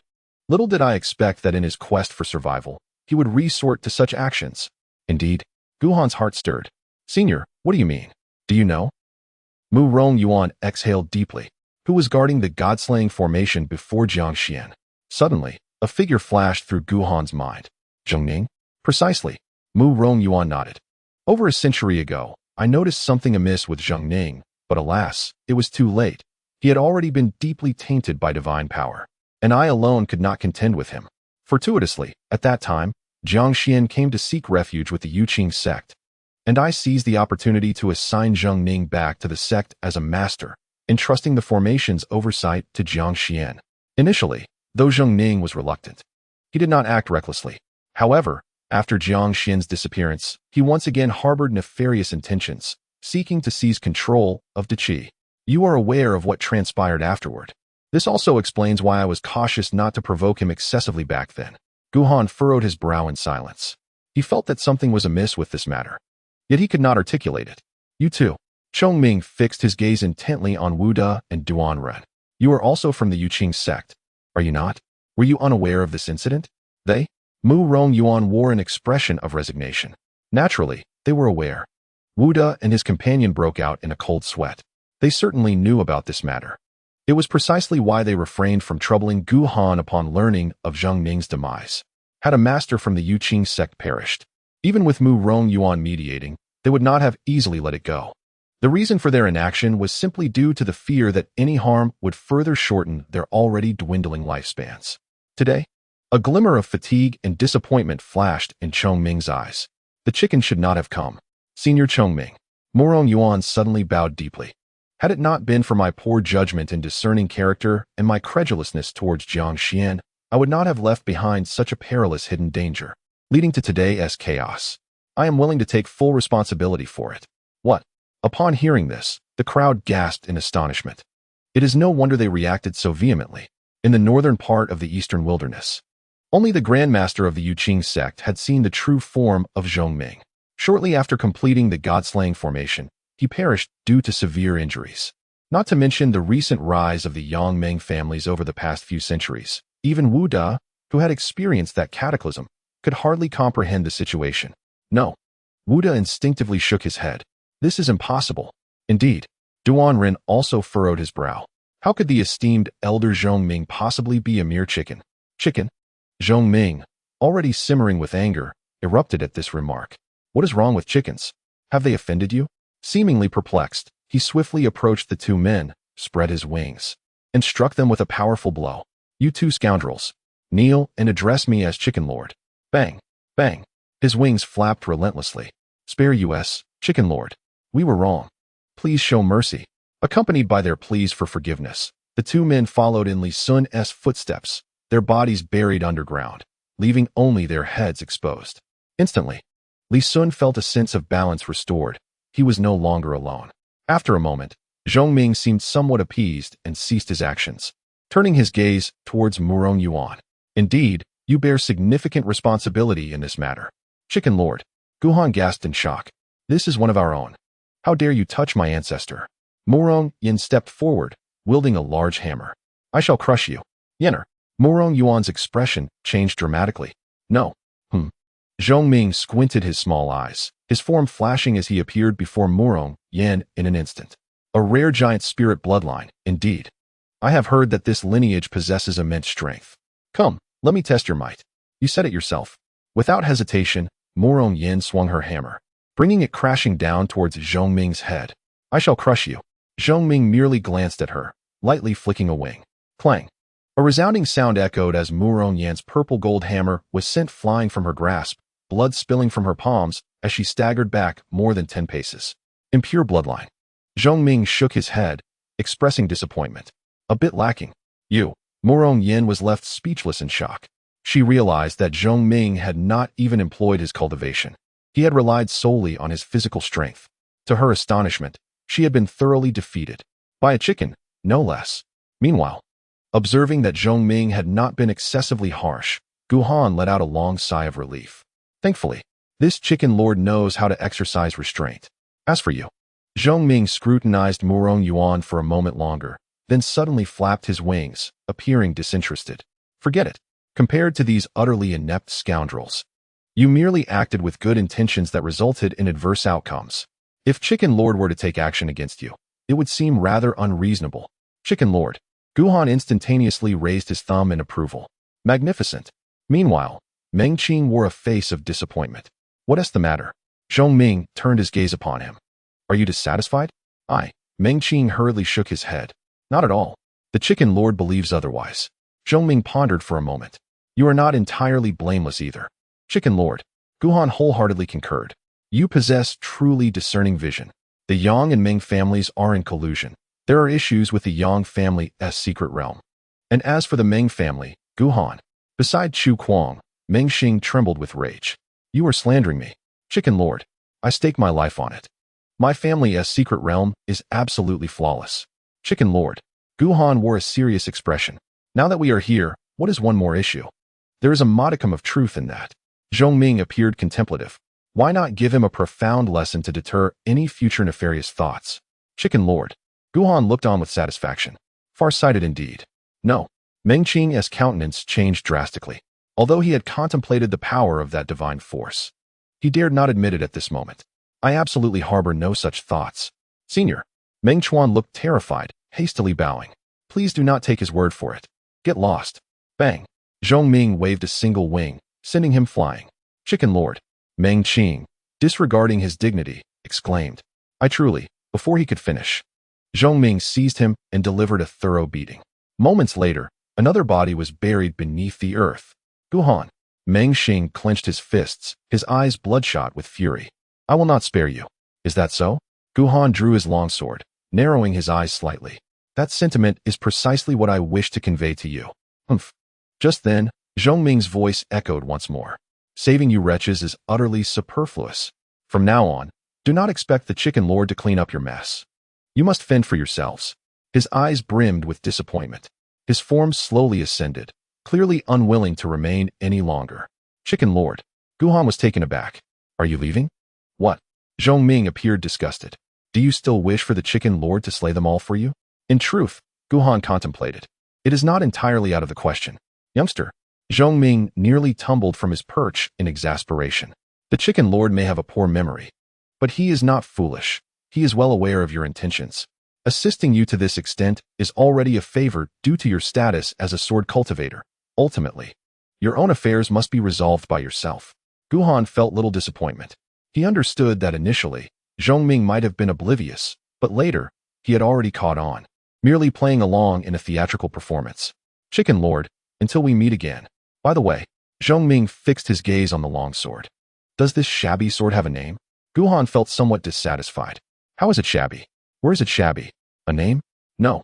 He had carried this sword since childhood. And aside from being exceedingly heavy and hard, it bore no other distinguishing features. As a sword cultivator, Chongming seemingly intended to impart some wisdom to him. If a sword in one's hand lacks a name, it is akin to a living being bereft of its soul, ultimately rendered imperfect. Only when you discover the name of this sword shall you become a true swordsman.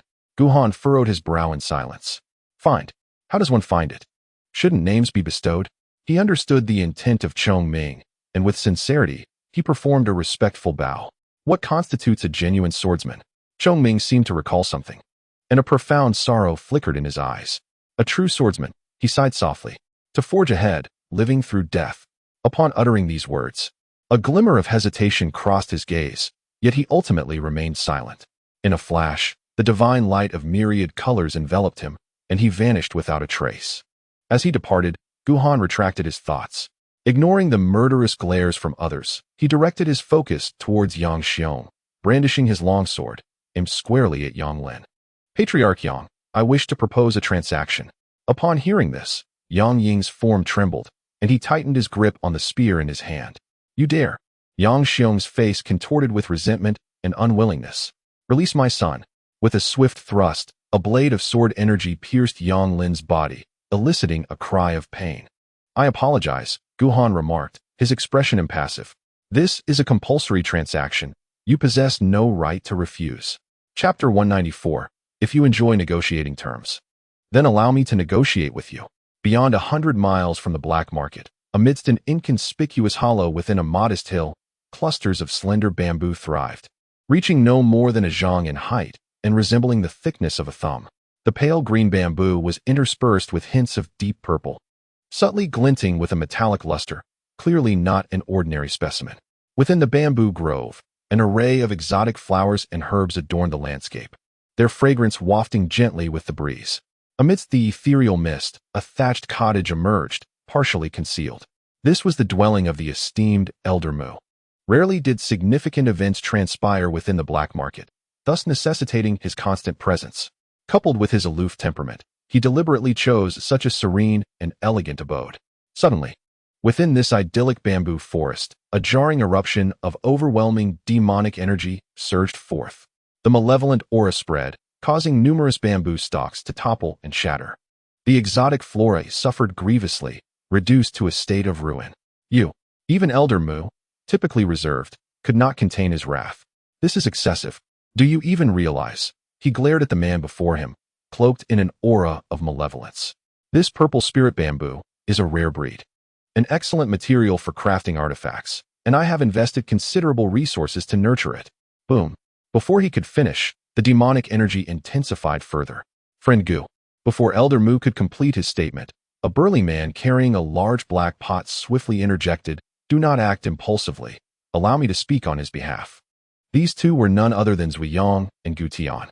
Coincidentally, after encountering each other deep within the wilderness forest, they initially clashed, yet through a twist of fate, they discovered each other's identities and decided to journey together, only returning today. Upon arriving at the Fengwu courtyard, they learned of Gu Han's expedition to the secret realm. Furthermore, he was pursued by two parties offering a bounty of several tens of millions for his capture. Unaware of the secrets of the hidden realm, they mistakenly believed that Gu Han had not emerged and thus sought out Old Mu to request the withdrawal of the bounty. However, Old Mu resolutely refused. This provoked Gu Tian to a furious rage, nearly leading to the destruction of the place. Old Mu, his face weary and stained with large patches of blood, spoke with utmost sincerity, suggesting that this was merely a trivial matter for you, and proposing that they discuss it further. As he spoke, his large hand caressed the sharp blade at his waist, fidgeting incessantly. Gu Tian, too, fixed his gaze upon Old Mu, the demonic flames surrounding him surging, exuding an aura that suggested he would strike at the slightest hint of dissent. Old Mu's eyelids twitched. Discuss? Why are you reaching for your knife?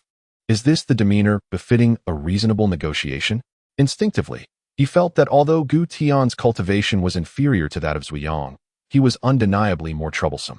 Even as a practitioner on the brink of the extraordinary realm, he felt a tinge of trepidation in the face of their intimidation.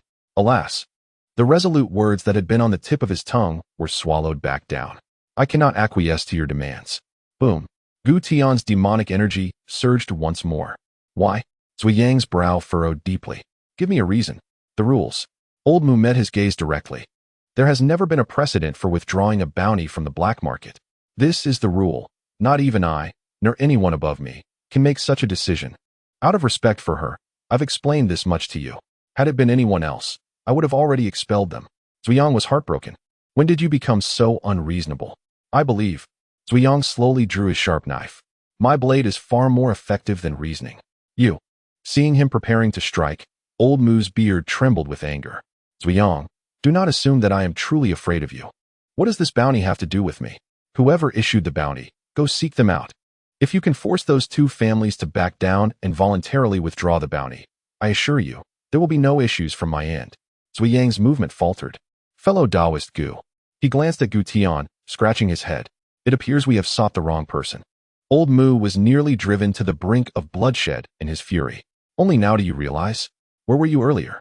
The bounty on my son, Gu Tian, seemed to be straining to suppress the demonic nature within him. I want him dead. Old Mu felt a secret dread. He perceived that Gu Tian was now even more terrifying than before. As the overseer of the black market, his experiences were extraordinary, and he was well informed about demonic cultivators. Yet he had never encountered anyone like Gu Tian.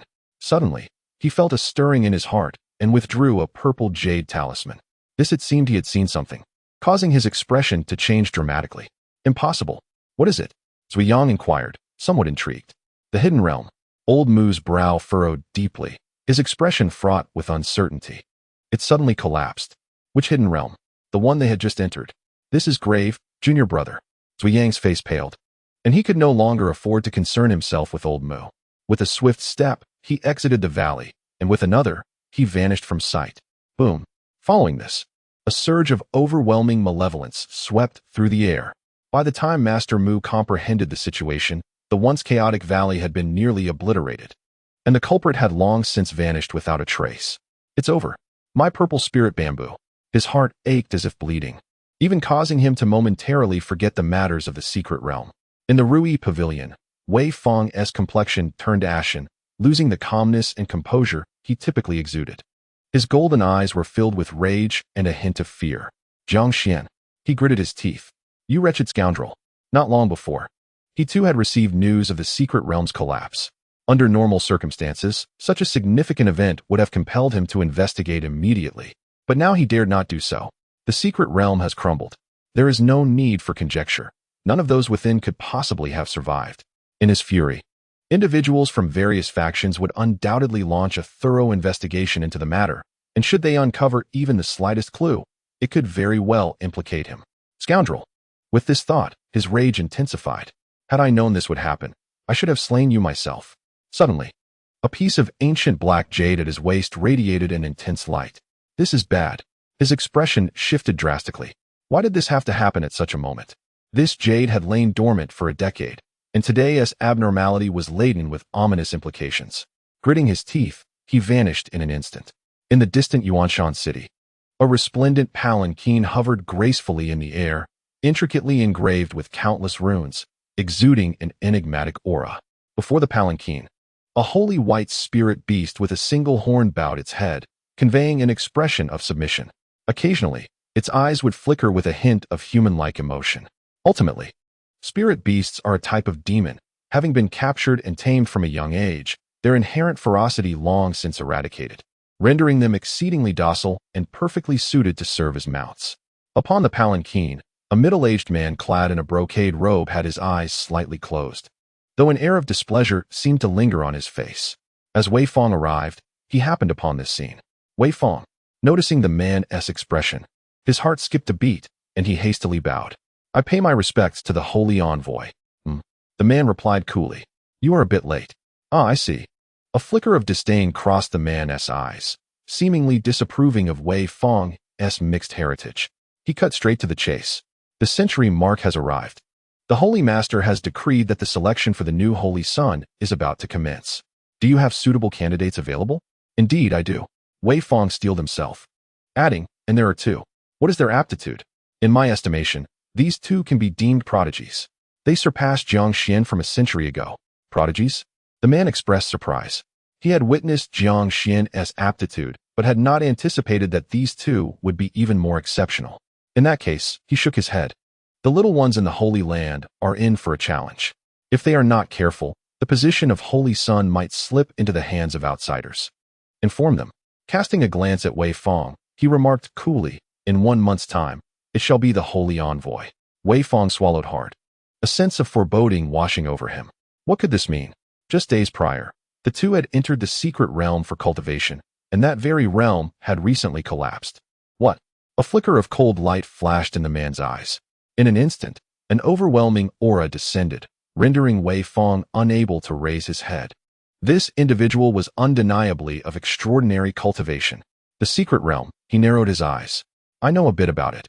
It connects to the divine execution array, which is of great significance. Why did it suddenly collapse? The mere thought of admitting the truth terrified Wei Fang. I know not. Nonetheless, take me to see. Yes. Wei Fang's heart raced with trepidation, yet he dared not defy the man's command, thus steeling himself to lead the way. Behind him, a flash of white light swept across the body of the singular horned spirit beast, which promptly followed in tow. Outside the secret realm, upon witnessing Gu Han's actions, Yang Xiong paused momentarily. Dare you threaten me? It seemed that Gu Han sighed. You clearly have not grasped the essence of my words. With that, another blade of sword energy pierced through Yang Lin's body. This time, the anguished cry was somewhat diminished, already grievously wounded. Even with the self-healing abilities of the Qingmu spirit body, Yang Lin could hardly withstand Gu Han's relentless onslaught. You little beast. Yang Xiong seethed, directing his fury at Yang Ying. It is all you're doing. You treacherous wretch. How dare you conspire with outsiders against your own brother and father? Yang Ying shook his head. At this juncture, such words bear no significance. I have no path of retreat left, and this is all you're doing. Therefore, he fixed a serious gaze upon Yang Xiong. If you cooperate, there may still be a chance for Yang Lin to survive. TSK. Morong Yin, having shouldered her hefty hammer once more, wore an expression of exhilaration. You, Yang, have finally shown some backbone. In the distance, junior brother, upon observing Gu Han's maneuvers, Yuan Gang spoke softly. This is a splendid opportunity. Indeed, Chu Kuang nodded in agreement. With Yang Tong severely weakened, the Yang family had lost its greatest support, making this the optimal moment for subjugation. This aligned perfectly with his plans. Yang Xiong had not anticipated that Yang Ying would utter such treasonous words. The current Yang Ying seemed somewhat unfamiliar, so much so that he could hardly recognize him. Speak. He practically forced the words through clenched teeth. What do you want? My mother. After a brief silence, Yang Ying spoke again. Release her from the Yang family. Impossible. Yang Xiong instinctively retorted. That wretched woman, he began, only to suddenly halt. Just as Gu Han had indicated, this transaction was non-negotiable. He had no choice but to acquiesce. Remember, Yang Ying inhaled deeply, harbor no ill intentions. Should a single hair be harmed on my mother, Yang Lin shall pay with his life. Indeed, Gu Han pointed his sword, the blade hovering perilously close to Yang Lin's brow. Cooperate well, and this transaction will yield you guaranteed profits. Even amidst humiliation and resentment, Yang Xiong could only grit his teeth and endure. Just then, Chu Kuang suddenly interjected, Master Yang, why not allow me to negotiate with him? Chu Kuang. Murong Yuan furrowed his brows in discontent. What are your intentions? He enjoys making deals. Chu Kuang gestured toward Gu Han. Perfect. I shall propose a condition as well. His gaze fell upon Gu Han, earnest and resolute. What if you release him? I can assure you that you will leave here alive today. A soft sound echoed as a long sword pierced Yang Lin's brow. Accompanied by his cry of pain, a trickle of blood flowed forth. Release whom? Gu Han looked at Chu Kuang with confusion. I didn't catch that. Could you repeat it? Chapter 195. Today, we annihilate the Yang family. After glancing at Yang Ying and then at Gu Han, Chu Kuang's expression turned icy. You will come to regret this. Will I? Gu Han raised an eyebrow, intrigued. Are you considering using your trump card? Take a guess. The coldness in Chu Kuang's eyes intensified. Will I? You can speculate on that as well. Gu Han suddenly chuckled. Did Lord Chicken leave me any trump cards? Their cryptic exchange left the onlookers baffled. Chu Kuang's pupils constricted. He fell silent. He was no fool. Gu Han's survival was undoubtedly due to Chongming. Previously, Chongming had made several moves, intentionally or not, clearing obstacles for Gu Han, and his parting words had clearly pointed Gu Han toward his cultivation path. Given this relationship, it was reasonable to assume he had bestowed Gu Han with some hidden advantages. Furthermore, Gu Han smiled mischievously. Do not think for a moment that I am unaware of your secrets. Huh. Lord Chicken has divulged everything to me. It must have been quite distressing when that predecessor severed your foundation with a single sword, was it not? By the way, that predecessor also mentioned he might emerge from the forbidden grounds to impart a few sword techniques to me. Sounds delightful, doesn't he? Chu Kuang's gaze flickered, his expression oscillating between gloom and light. He believed it. The matter of his severed foundation was known only to him, Chongming, and that sword cultivator. No one else was privy to the truth. In that instant, he felt certain Chongming must have left some treasures for Guhan. Seeing his expression, Guhan realized he had wagered correctly. The shadow cast by that mysterious sword cultivator loomed large in Chu Kuang's heart. Brother Gu, Murong Yin interjected, puzzled. What were you whispering about? Nothing much. Guhan chuckled. We had a little duel, and he lost. Impressive. Although she did not comprehend, Murong Yin was highly supportive. Brother, how do you possess such a way with words? Have you perhaps cultivated some special technique? Guhan was speechless. Indeed. This was my sister's distinctive style. She could even compliment someone in such a refreshing and unique manner. Junior brother, Yuan Gang said, perplexed as Chu Kuang retreated. If we miss this excellent opportunity, future complications are inevitable. Indeed, Meng Xing expressed his dissatisfaction. Today presents a splendid opportunity to rid ourselves of him. Chu Kuang remained silent. He dared not gamble. Those who have encountered death often possess diminished courage, and he was no exception. In this psychological contest, he suffered a complete defeat. Enough. Guhan's gaze fell once more upon Yang Xiong. Having granted you this additional time, you must have contemplated your position thoroughly, have you not? Just as Yang Xiong was about to speak, he was abruptly interrupted by a weary, aged voice. There is no need for deliberation. I have consented to this matter. It was Yang Tong. Disheveled and aged, his body stained with blood, he slowly approached Guhan, his visage replete with despair and sorrow. Whatever you decide shall be accepted. Upon reaching Guhan, he offered a despondent smile. Even if you wish to take the entire Yang family, I shall comply. This is dire. Yang Ying's expression changed drastically. He understood this elder's nature better than anyone. Quickly, take cover. Boom. Before he could finish speaking, an overwhelming aura suddenly erupted from Yang Tong. You little wretch. He cast a glance at Yang Ying. I shall deal with you later. Do you think to force my concession? Even in his half-diminished state, his prowess remained comparable to that of a heavenly tribulation expert. Now, in this moment of full exertion, he regained a semblance of his former might. Dream on. With these words, an immense force of palm energy swiftly descended upon Guhan. Old man. Guhan's expression darkened. Do you not value his life? He seized Yang Lin and placed him before himself. Huh. Yang Tong seemed to have succumbed to madness. What need have I for his life? Boom. The palm force surged with even greater intensity, instantly imprinting Yang Lin. In the fleeting moment of death, the restraints upon him were suddenly lifted. As he beheld Yang Tong's palm mark upon himself, disbelief washed over his face. Ancestor. Uft.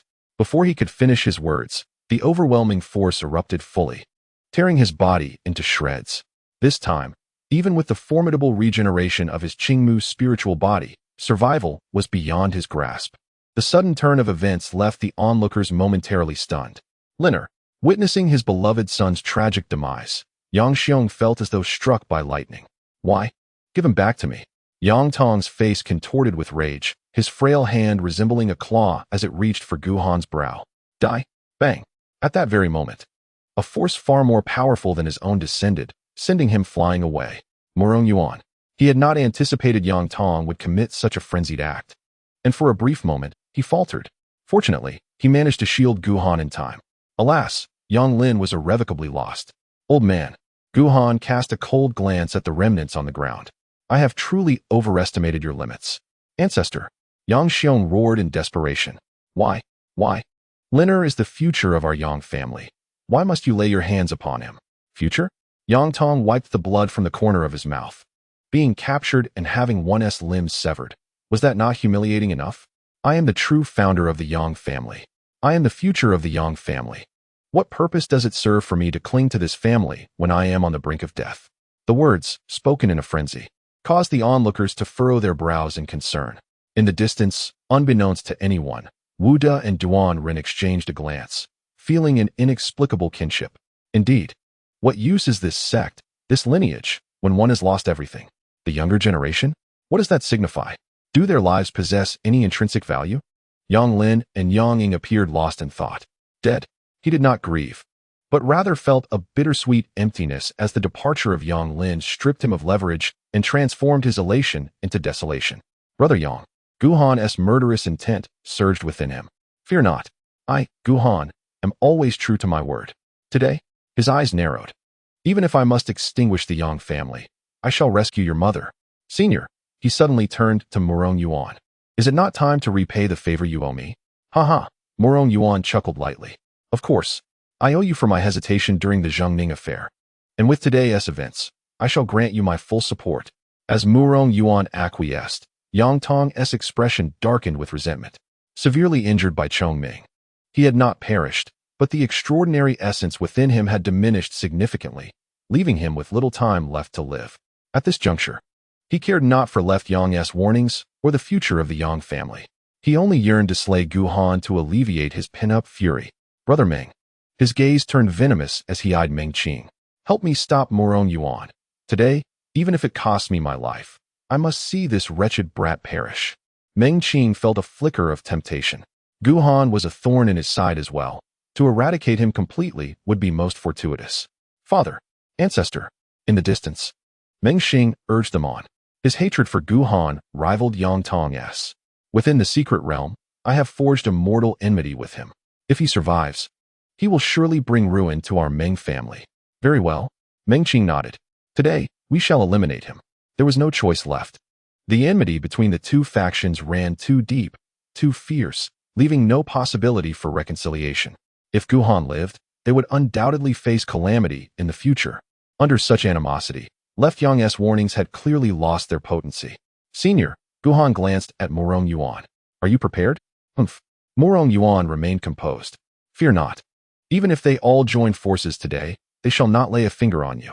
It seemed that Chongming had deliberately weakened Yang Tong, with Meng Xing severely injured. Even united, they would not stand a chance against Morong Yuan. Very well. Gu Han nodded. The elder is yours, and the younger he shot a glance at Meng Xing. I shall take charge of him. Yang Tong and Meng Xing clearly recognized this fact, their eyes darting as they sought to recruit another ally. Evidently, Wuda and Duanren would not assist them. The only remaining option was one person, Li Sun. Meng Xing's expression darkened. If I recall correctly, Yang Lin is the chief of your Qixia Academy. On that day, this young man injured one of your disciples in front of the Rui Pavilion. Can you truly swallow this grievance? Li Sun wore a look of disdain. Chief, wasn't he already deceased? Or did he perish at the hands of his own ancestor? And what of those disciples? To confront that terrifying woman over such trifles? Are they mad or simply foolish? If you lend your assistance, Yang Tong is willing to go all out. Afterward, I will bestow upon you everything belonging to the Yang family. Ancestor. Yang Xiong's complexion turned pale as he abruptly raised his head. Absolutely not. Silence. Yang Tong's eyes were bloodshot. The Yang family is mine. How to deal with it is my prerogative. I will give it to you. He fixed his gaze on Li Sun. All resources shall be yours. All you need to do is to hold off Morong Yuan for a brief moment.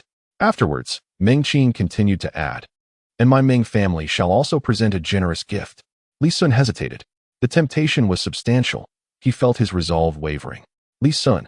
Morong Yuan's heart sank. You must consider carefully. Zuyang has his grace. Zuyang? Boom. Boom. Before he could finish, two overwhelmingly powerful auras surged toward the arena, instantaneously descending upon the scene. One individual bore a massive black pot on his back, with a bone knife gleaming ominously at his waist.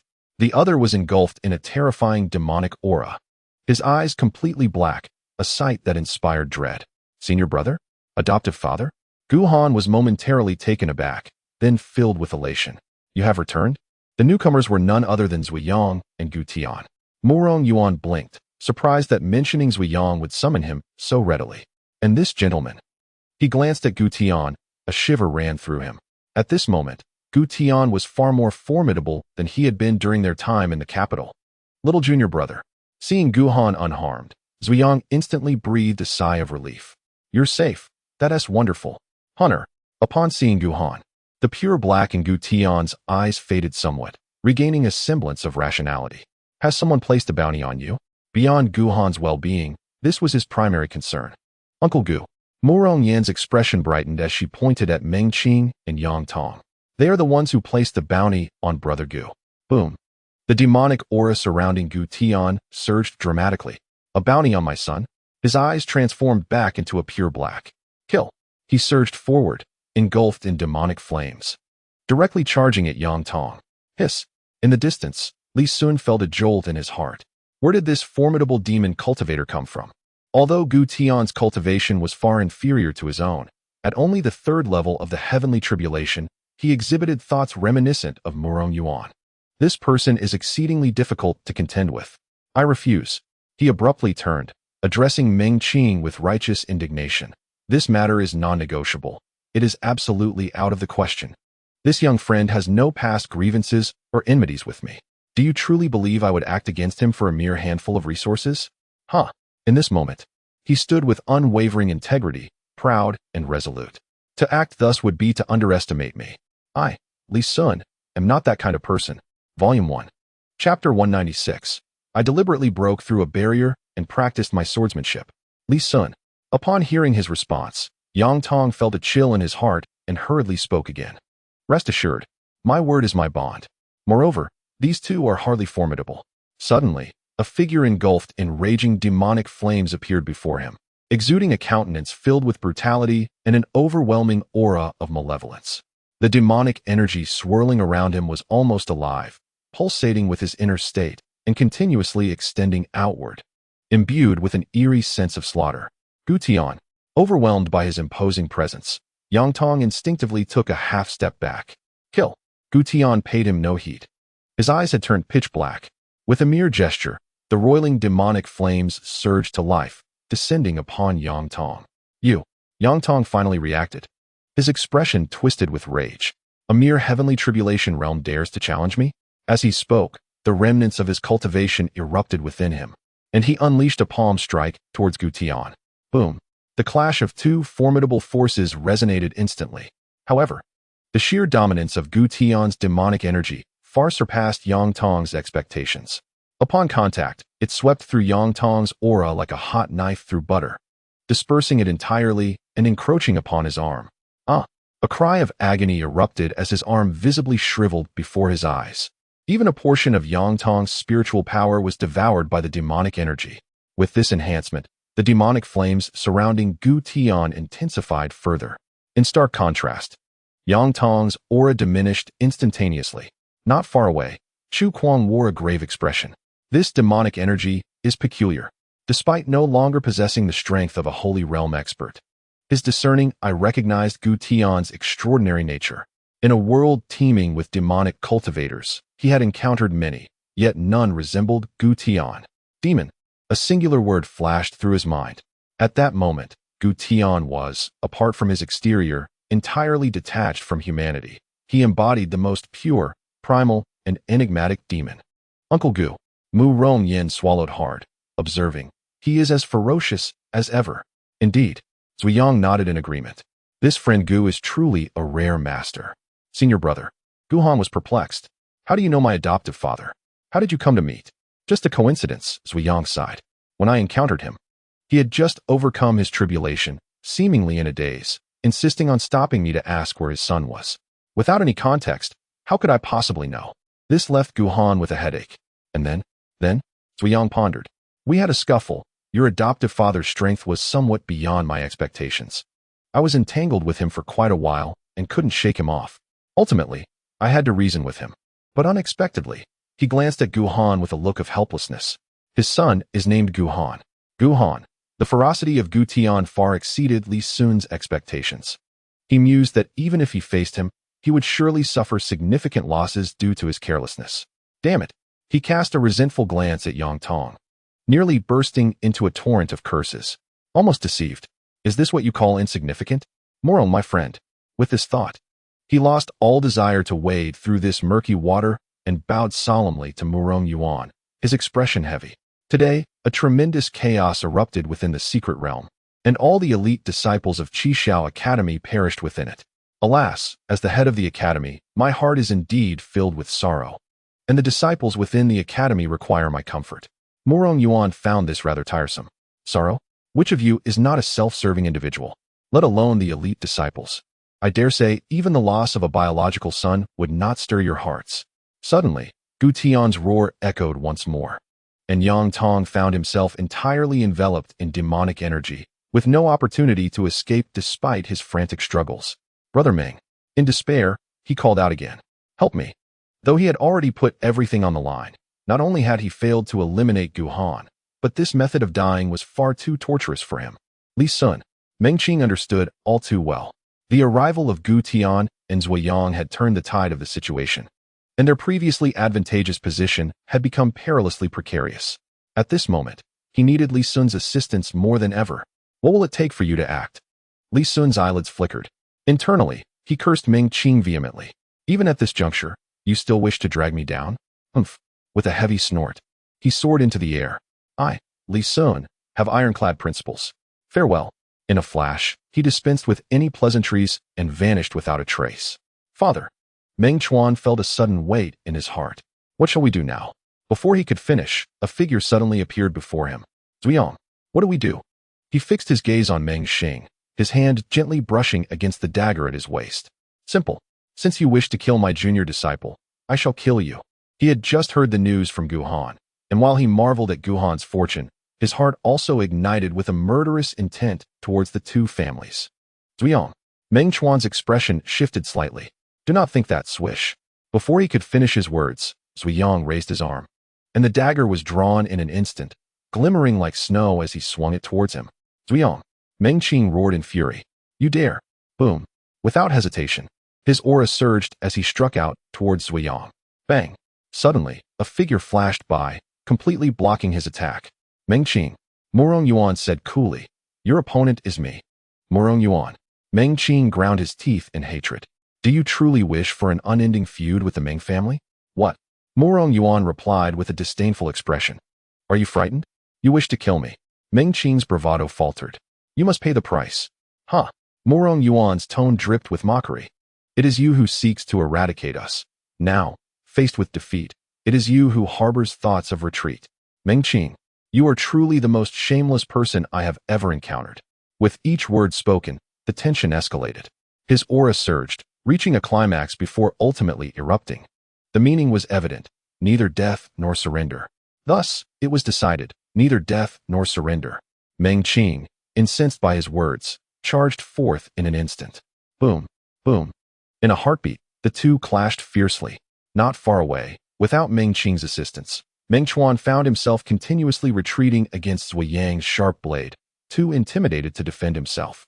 Zui Yang's swordsmanship appeared unremarkable, merely comprising the simplest slashing motions, devoid of any arcane techniques. Yet beneath this mundane technique lay an implicit, unique essence. I shall strike you. There is no escape, no evasion, only acceptance. I shall fight you to the bitter end. Given that Meng Chuan's cultivation was already inferior to Zui Yang's, he found himself ensnared by that peculiar intent, the blade drawing ever closer until he could retreat no longer.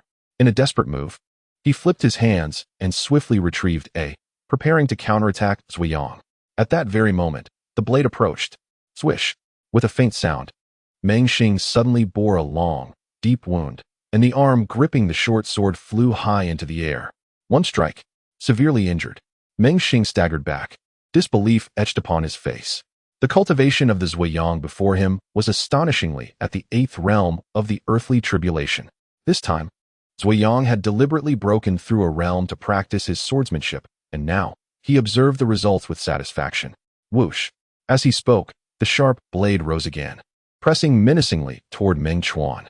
Once more, in the distance, witnessing Meng Chuan and his adversary embroiled in a fierce battle, with death looming, Meng Xing's expression shifted dramatically. Brother Chu. He suddenly turned to Chu Kuang. Please, lend your hand. He understood that as a reincarnated mighty being of the sacred realm, Chu Kuang must possess hidden trump cards capable of effortlessly turning the tide of battle. However, Chu Kuang remained silent. Brother Chu. He gritted his teeth. If you intervene, I vow to bring the Meng family to fully ally with you, serving your every command without a second thought. Junior Brother Chu. Yuan Gang's brow furrowed deeply. This is a rare opportunity. What exactly are you hesitating for? This is not like your usual style. A flicker of struggle flashed in Chu Kuang's eyes. At that moment, Guhan approached with a smile. I too am quite curious. He gazed intently at Chu Kuang, his expression earnest. The trump card given to me by Lord Chicken. How does it compare to yours? Why not reveal it, and let us see? Upon hearing this, the struggle in Chu Kuang's eyes vanished in an instant. The more assured Guhan appeared, the less Chu Kuang dared to act rashly. Dare not. A hint of regret crossed Guhan's eyes. Very well then. Meanwhile, Yuan Gang seemed to sense Chu Kuang's trepidation, his brow furrowing deeper, yet he ultimately remained silent. Brother Chu. Meng Xing's face turned pale. He realized he had been abandoned by Chu Kuang. Before he could finish his words, a pure intent to kill suddenly locked onto him. Young Master Meng. Gu Han gently lifted his long sword, the blade's radiance flickering incessantly. Within the secret realm, you have eluded me, but this time, do not think you can escape again. He dared not wager how long Chu Kuang could be deceived. The most prudent course of action at present was to resolve matters swiftly. Meng Xing's eyes blazed crimson, his desire to consume Gu Han palpable. Do you think victory is assured? Inside the secret realm, I merely lacked the elixirs. Today, I shall surely slay you. Boom. As he spoke, a silvery radiance enveloped him. And with a swift motion, he charged at Gu Han. As if oblivious, Gu Han recalled Chongming's words. A name? He glanced at the shattered sword blade. Do you possess a name? At that moment, he regarded it not as a weapon, but as an old friend who had accompanied him for many years. The sword trembled lightly, the sound almost imperceptible. Yet, Gu Han captured it with clarity. Indeed, he smiled. You truly have a name. Compared to before, the sword felt far more agile in his grasp, as if it had gained a sense of being guided by his will. Just then, Meng Xing was upon him, his fists shimmering with silver light, crashing down upon him. Kill! A soft command was uttered. The sword descended in tandem, meeting the fists with a resounding clash. Clang! A golden reverberation echoed. The sword cleaved through flesh, embedding deeply into Meng Xing's fist. The celestial gold body, exceedingly hard. Within the secret realm, although Gu Han had previously severed Meng Xing's bones, he had expended all his strength then. Now, it was far less taxing. He sensed that if he continued to apply pressure, it would not be difficult to sever Meng Xing's fists. Flash! His internal cultivation surged forth once more, and the sword descended another 3 inches. Meng Xing's expression shifted dramatically. This is impossible. Gritting his teeth, he abruptly withdrew his assault, retreating swiftly. There was no choice but to retreat. If he delayed any longer, his hands would be completely severed by Gu Han. Fear not. Gu Han did not pursue. Instead, he gazed intently at the sword, his expression grave. I shall undoubtedly discover your name. The sword trembled once again, as if in response. Junior brother. Not far away. Yuan Gang's brow furrowed deeply. He was stronger than on that day. Chu Kuang remained silent. Gu Han's rapid advancement far surpassed his expectations. Without resorting to hidden cards, not only could he not slay Gu Han, but whether he could even defeat him remained uncertain. Only at this moment did he regard Gu Han as a true adversary, one capable of standing against him and potentially endangering his life. Come again. Unbeknownst to him, Gu Han was oblivious to his thoughts. The sword slashed once more, 27 streams of grand sword energy instantly enveloping Meng Xing. Despite his utmost efforts to evade, he was still struck by a significant portion of the sword energy, his flesh mangled, the silver bones barely visible beneath the myriad of sword marks. Despair filled Meng Xing's heart. Gu Han's spiritual energy was exceedingly profound. Each strike of his sword qi demanded immense consumption, yet for Gu Han, it was as if an inexhaustible reservoir surged forth. Even with formidable defenses, one could only withstand so much. Desperate, with a firm resolve, he relinquished his defense and charged once more at Gu Han. Better to fight valiantly than to await certain death. From a distance, Mu Ronghai reflected with a hint of melancholy. In our youth, we appeared rather ordinary in comparison. Indeed, Elfong expressed his regret, lamenting the loss of such a promising talent for the Yuqing sect. Father, Mu Rongyan rolled her eyes. Are you also idle? With this time, why not swiftly deal with him? She gestured toward the disoriented Yang Xiong. Almost forgot. Mu Ronghai chuckled heartily. Very well, just leave him to me. Before he could finish, a heart-wrenching scream pierced the air. Yang Tong, already grievously wounded, he faced an opponent in Gu Tian, whose prowess was beyond his comprehension. Even with all his might, he could hardly endure for long. Under the relentless encroachment of demonic energy, his form nearly collapsed, barely resembling a human being. In his murky eyes shone an abyss of despair. I refuse to accept this. My spirit rebels against it. His final utterances were steeped in resentment, bitterness, and despair. Suddenly, a colossal hand swept through, mercilessly reducing him to a mist of blood. Old Yang Xiong jolted to awareness. Old ancestor. You. His gaze fixed on Gu Tian. You killed the old ancestor? Though previously unsettled by Yang Tong's actions against Yang Lin, Witnessing Yang Tong's demise stirred a wave of sorrow within him. Sensing the hostility emanating from him, Gu Tian abruptly turned. Die. With a resounding crash, he absorbed a portion of Yang Tong's cultivation, intensifying the demonic energy enveloping him. In a flash, he appeared before Yang Xiong, who paled at the sight and began to retreat. However, with his severe injuries, he possessed less than half of his original strength and stood no chance against Gu Tian. What do you intend to? Before he could finish, a hand, entwined with demonic energy, clutched his throat, lifting him effortlessly. To Gu Tian, the moment Yang Xiong displayed animosity marked him as a mortal enemy, a source of sustenance for his dark energy. Visibly, tendrils of shadowy demonic energy rapidly ascended, penetrating Yang Xiong's 7 orifices. Yang Tong's agonizing final moments replayed vividly for Yang Xiong. Let me go? Unmoved, Gu Tian's grip only tightened, and the demonic energy thickened further. Feeling the vitality within him dwindle, Yang Xiong strained to turn his head toward the silent Yang Ying. Make him stop. He realized that given the bond between Yang Ying and Gu Han, a mere word from him might prompt Gu Tian to relent. This was his final glimmer of hope. Yang Ying trembled slightly, but remained silent. After all, I am your father. Mu Rongyan scoffed disdainfully.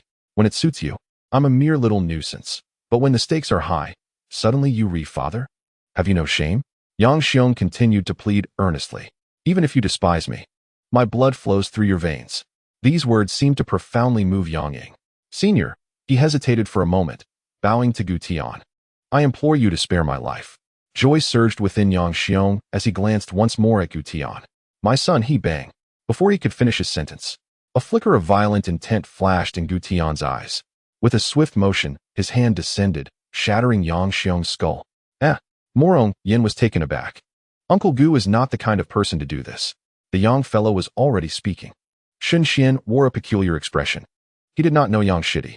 Morong Yin blinked, and unable to restrain herself, she burst into laughter. After arriving here, Gu Tian had scarcely exchanged a few words with Gu Han before engaging with Yang Tong, completely unaware of Yang Ying's identity. Yang Xiong's demise was both unexpected and yet entirely reasonable. Indeed, having discarded the headless corpse, Gu Tian's wrath intensified, his gaze locking onto Yang Ying. Who are you? He instinctively sensed that Yang Ying bore a resemblance to Yang Xiong, perhaps indicating that he too was no good. Uncle. Morong Yan's heart raced. He is a friend of Brother Gu, the kind with lives entrusted to one another. Friend. Gu Tian fell silent for a moment, suppressing the urge to eliminate Yang Ying as well. Suddenly, another agonizing scream pierced through the air. It was the climax of the battle between Zui Yang and Meng Chuan. Meng Chuan trembled uncontrollably, staring at the dagger plunged into his heart, terror evident in his eyes. Let me go, I cough. I promise, puff. The dagger glimmered momentarily, extinguishing all vitality within him. Thud. With his unfinished words, Meng Chuan's lifeless body collapsed to the ground. Your promise. Zui Yang shook his head. I cannot trust you. He cast a glance at Meng Xing, who was being relentlessly pursued by Murong Yuan. There's still one more. Swish. The dagger flashed, slicing through the air. Simultaneously, a figure imbued with overwhelming demonic energy surged forth, hastening towards Meng Xing. Bang! Meng Xing, already at his last gasp, was further besieged by Zui Yang and Gu Tian. Ultimately, he could bear it no longer, as Murong Yuan struck him at the center of his forehead, causing him to spew blood and be sent flying. Meng Xing's eyes glinted with a hint of madness, as if he had foreseen his own fate. If you wish for my death, you shall accompany me to the grave. No sooner had he spoken, a radiant aura enveloped him, emanating a transcendent presence that seemed to hint at his detachment from the mortal realm. This is bad. Murong Yuan's expression shifted dramatically. He intends to ignite the extraordinary substance and perish with us. We must not approach him. As he spoke, he swiftly retreated. Such a self-destructive maneuver, even if he were in perfect condition, would result in grievous injury. The only course of action was to distance themselves from Meng Xing. Once the extraordinary substance was consumed, he would not survive, regardless of intervention. Indeed, Zui Yang also ceased his offensive, his brow furrowed. I still lack proficiency in combat. Dealing with a practitioner at the half-step extraordinary realm is considerably more challenging. Eliminate? Even on the brink of death, Meng Xing felt deeply insulted by Zui Yang's words. Then I shall eliminate you first. With that declaration, he was poised to disregard everything and slay Xiaoyun on the spot. Boom. At that moment, a figure shrouded in a chilling aura of demonic energy unexpectedly obstructed his path. Gu Tian. For him, the emotion of fear was utterly inconsequential. His intent to kill Meng Xing was unwavering. Regardless of the latter's strength or realm, he would strike with ruthless finality. It is you? The madness in Meng Xing's eyes intensified. Since you have come to court death, we shall embark on this journey together. This is bad. Quickly retreat. Murong Yuan and Xiaoyun wore grave expressions, preparing to pull Gu Tian back with force. Too late. A look of delight spread across Meng Xing's face. Ultimately, I have gained a life. Before the naked eye, the radiance surrounding him abruptly transformed into formless flames, directly descending upon Gu Tian. It's over. Murong Yuan's complexion turned ashen. Why wouldn't this person heed any advice? However, the anticipated scenario of Gu Tian's body igniting did not come to pass. The colorless flames encountered the demonic energy and, in the blink of an eye, were completely dissolved, with some even consumed by the demonic aura, becoming a part of Gu Tian's strength. No, without the extraordinary material, Meng Xing's visage aged, his breath faltering, struggling even to maintain his levitation. His eyes filled with bitterness and despair. This is impossible. The flames generated by the extraordinary material should incite fear even in true practitioners of the extraordinary realm. Why? Boom. The answer to his query was delivered by a colossal hand, entwined with demonic energy and imbued with boundless might. Puff. With the questions lingering in his heart, he swiftly followed in Yang Tong's footsteps as Gu Tian's palm struck him into a mist of blood, as effortlessly as swatting a fly. No wonder. Murong seemed to connect the dots, a look of sudden realization crossing his face. I was the one who overthought. On that day, Gu Tian's demonic energy could devour even Zheng Ning's divine power. How could this mere extraordinary material compare? Furthermore, Gu Tian slowly turned to face him, his gaze piercing. Who? In truth, driven by his instinct for slaughter, he deemed it necessary to eradicate them all. However, due to Gu Han, he retained a sliver of rationality, refraining from indiscriminate killing. Gone. Murong Yuan cast a glance and shook his head. As for that young man's affairs, let him handle them himself. Bang. In the distance, Meng Xing was once again struck down by Gu Han's sword, his silvery sheen dimmed, the proud celestial gold body marred with wounds. As a consequence, Gu Han also sustained minor injuries, yet they were far from impairing his combat prowess. The outcome was already revealed. Knowing his demise was inevitable, Meng Xing turned to Chu Kuang, his expression bordering on madness. Did you witness that? His growth is staggering. Today it is I. Tomorrow it shall be your turn. None of you can escape. He harbored a profound hatred for Gu Han.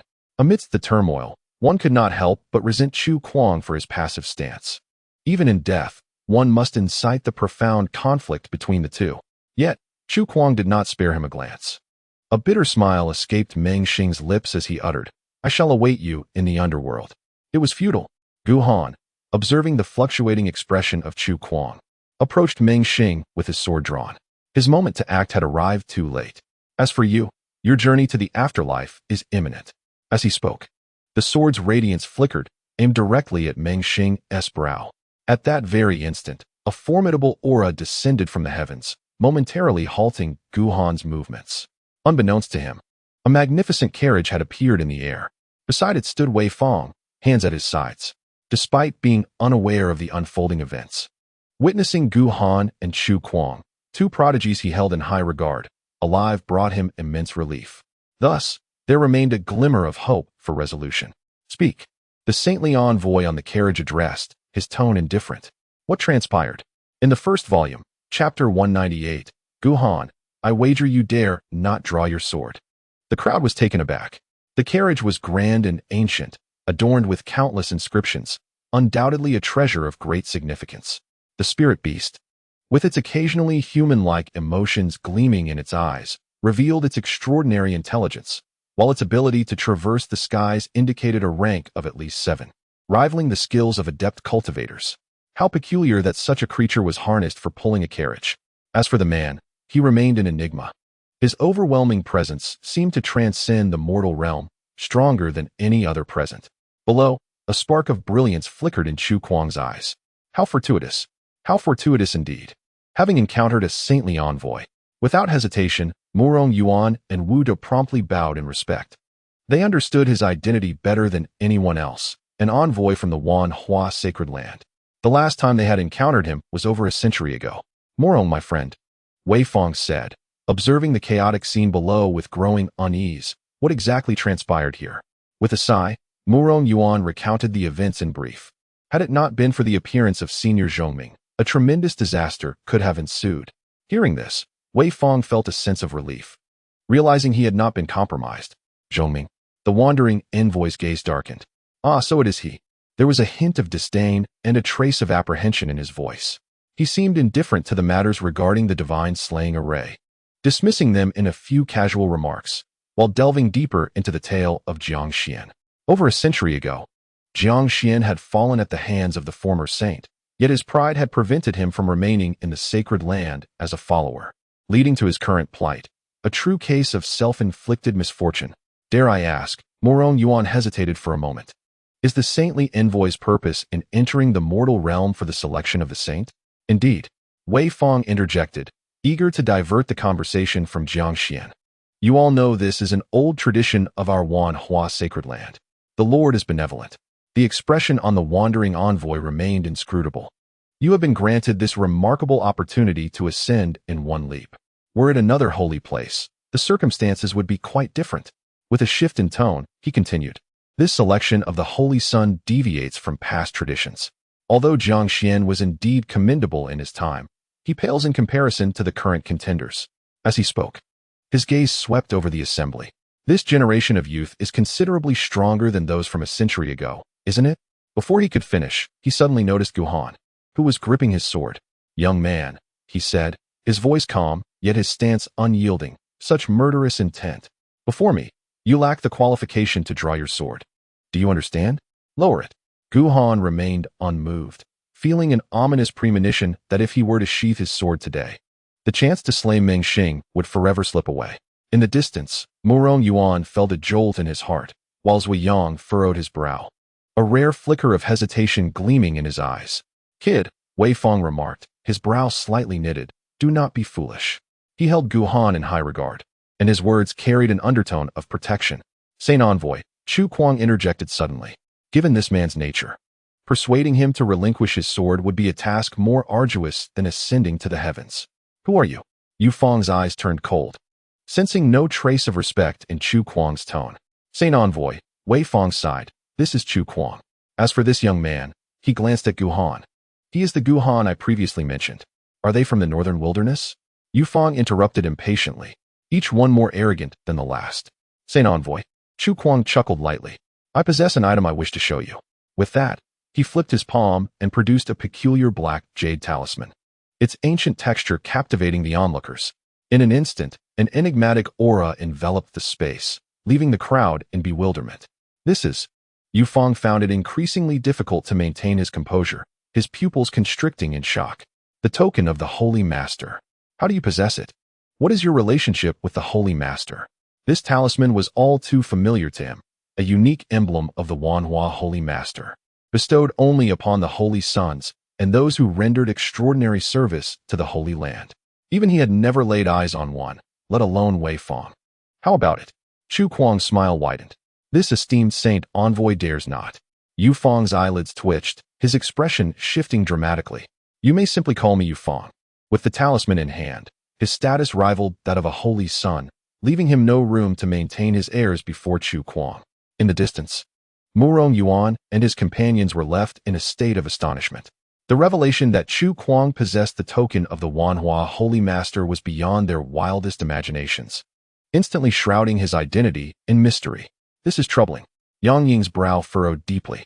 He was in for a challenge. Indeed, Shen Xian sighed. I never anticipated that junior brother Chu would be so deeply concealed. Utter nonsense about being a junior brother. Murong Yan's expression darkened. A traitor of the worst kind. Luni Luo is 10 times better. Seeing Yu Fang's deference, Chu Kuang waved his hand dismissively. Your purpose for coming today is clear to me. It is merely to select some candidates. He gestured towards Meng Xing. The celestial golden body, comparable to an arcane artifact, boasts unparalleled defense. Even if he cannot become a holy child, being a follower would still be more than sufficient. Indeed, Yu Fang nodded in agreement. He is indeed qualified. In truth, he had observed Meng Xing's plight and felt a tinge of disdain, yet since Chu Kuang had spoken, he naturally had to maintain a facade. You. His gaze shifted to Gu Han, his tone growing more severe. Put down your sword.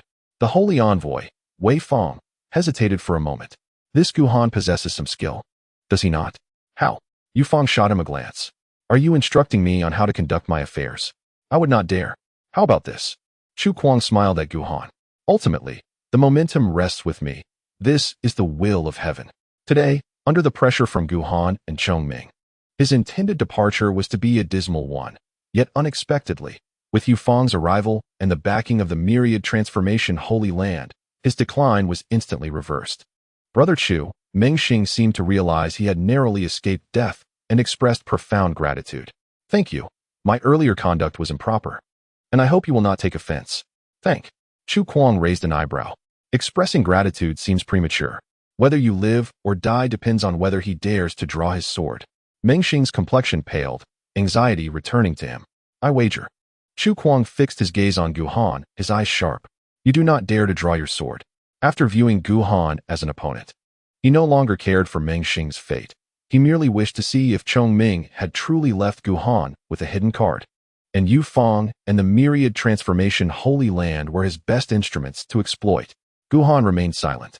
He understood well that the moment Chu Kuang produced the Jade Talisman, he had lost all avenues of retreat.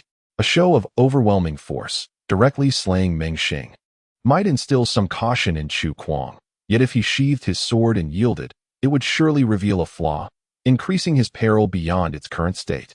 Contemplating this, his murderous intent surged once more. Perceiving Gu Han's transformation, the coldness in Yu Fang's eyes intensified. I did not anticipate that after a century of seclusion, even a mere junior would disregard the myriad transformation Holy Land. His tone now carried a hint of murderous intent. Roar. Suddenly, a furious roar erupted. It was the spirit beast responding to Yu Fang's intention, transforming from its previously docile demeanor into a state of rage. Its powerful limbs propelling it towards Gu Han with bared fangs, ready to devour. Holy envoy. Murong Yuan's face turned pale. Have mercy.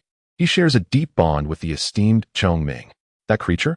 Yu Fang hesitated for a moment, but ultimately did not call off the spirit beast.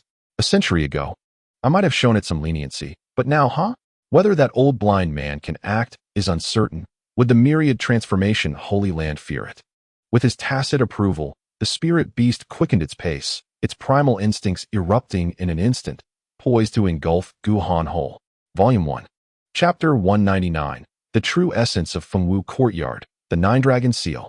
Suddenly, a figure engulfed in demonic flames soared into the heavens, hurtling towards Gu Han. It was Gu Tian, who, realizing Gu Han was in peril, had once again succumbed to his rage. With his formidable cultivation, he was, of course, far swifter than the spirit beast. In the blink of an eye, he descended upon it, pinning it firmly to the ground. In silence, demonic energy entwined around the beast, incessantly devouring its flesh and essence. With a mournful roar, the spirit beast cast a pleading glance towards Yu Fang. Demonic cultivator. In an instant, Yu Fang sprang to his feet from the carriage. Previously, he had paid no heed to Gu Tian's repressed demonic aura, but its sudden eruption now piqued his vigilance. Release it.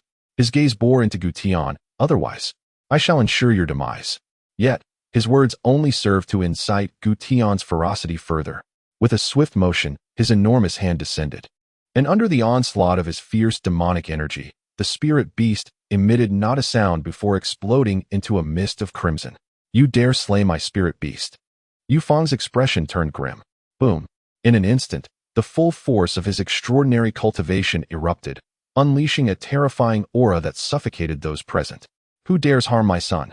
Gu Tian's eyes transformed into pools of darkness, his demonic energy surging once more. In his eyes, regardless of whether it was an extraordinary being or a saintly power, anyone who dared to harm even a hair on Gu Han's head was condemned to death. Die. Without a moment's hesitation, he surged forward, enveloped in boundless demonic energy. Charging at Yu Fang. Humph. Yu Fang's eyes gleamed with murderous intent. A mere demonic cultivator dares to seek death? With a flourish of his sleeve, he lightly pressed down. An ethereal aura instantly swirled towards Gu Tian. Initially as light as a feather, it became as heavy as a mountain upon reaching Gu Tian. Boom, boom. A continuous rumble ensued. In an instant, Gu Tian was completely suppressed, leaving behind a deep pit several dozens of feet wide in the ground. Father. Guhan's anxiety reached a fever pitch. What now? Chu Kuang wore a grin. Your adoptive father is nearing death, yet you still hesitate to reveal your trump card? Or do you possess none?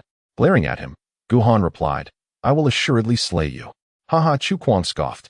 The likelihood of you perishing at my hands is far greater. In the distance, Mu Rong, my friend.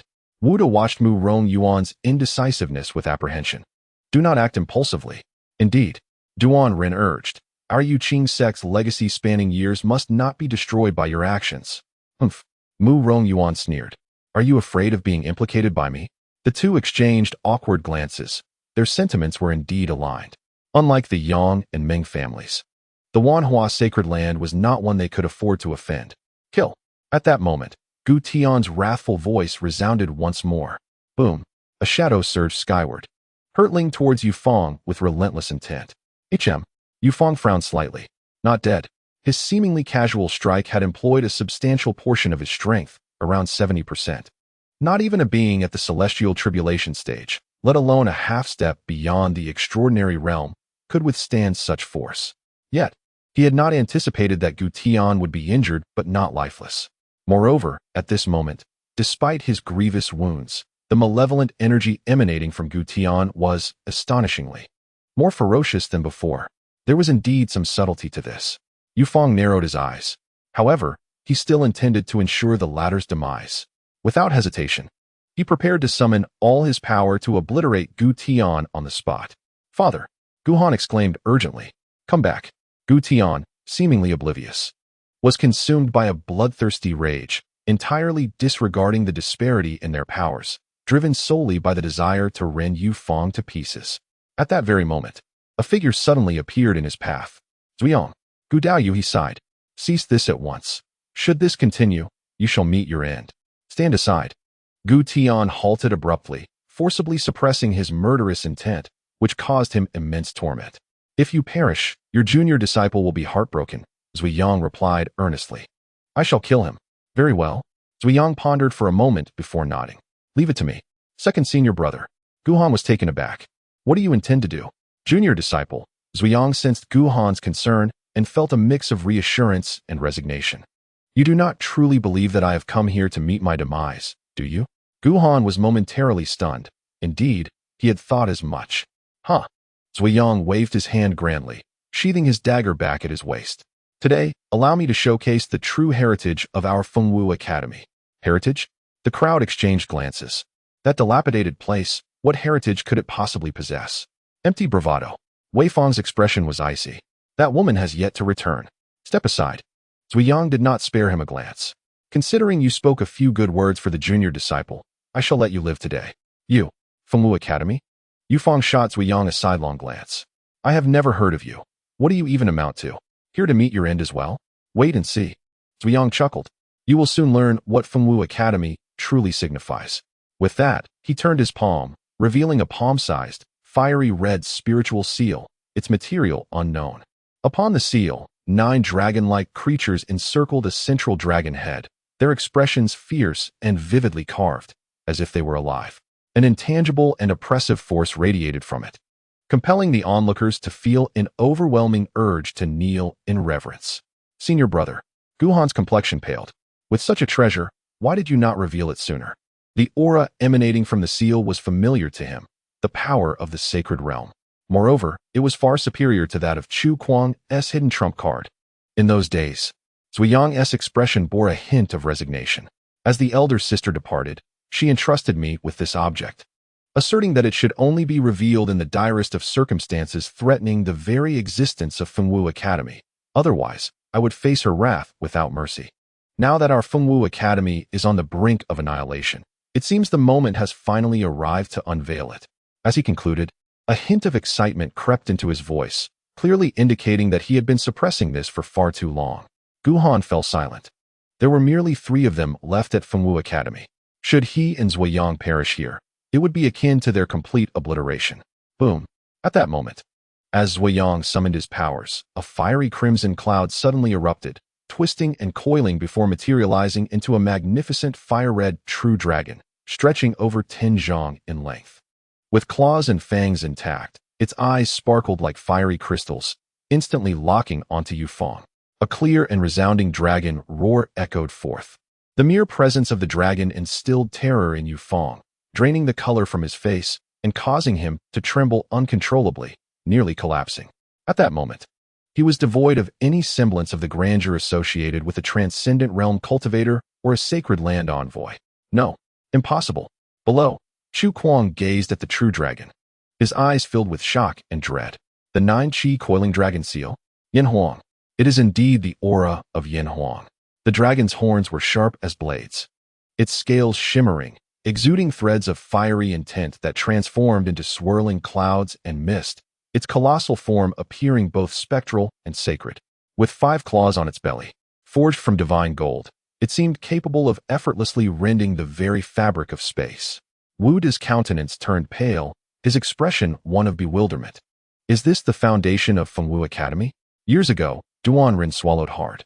Had she revealed this object, what relevance would we have? Huh, Morong Yuan scoffed. Even without revealing this, you were never her match. Besides, the power of the sacred realm against a throng of half-step, transcendent cultivators?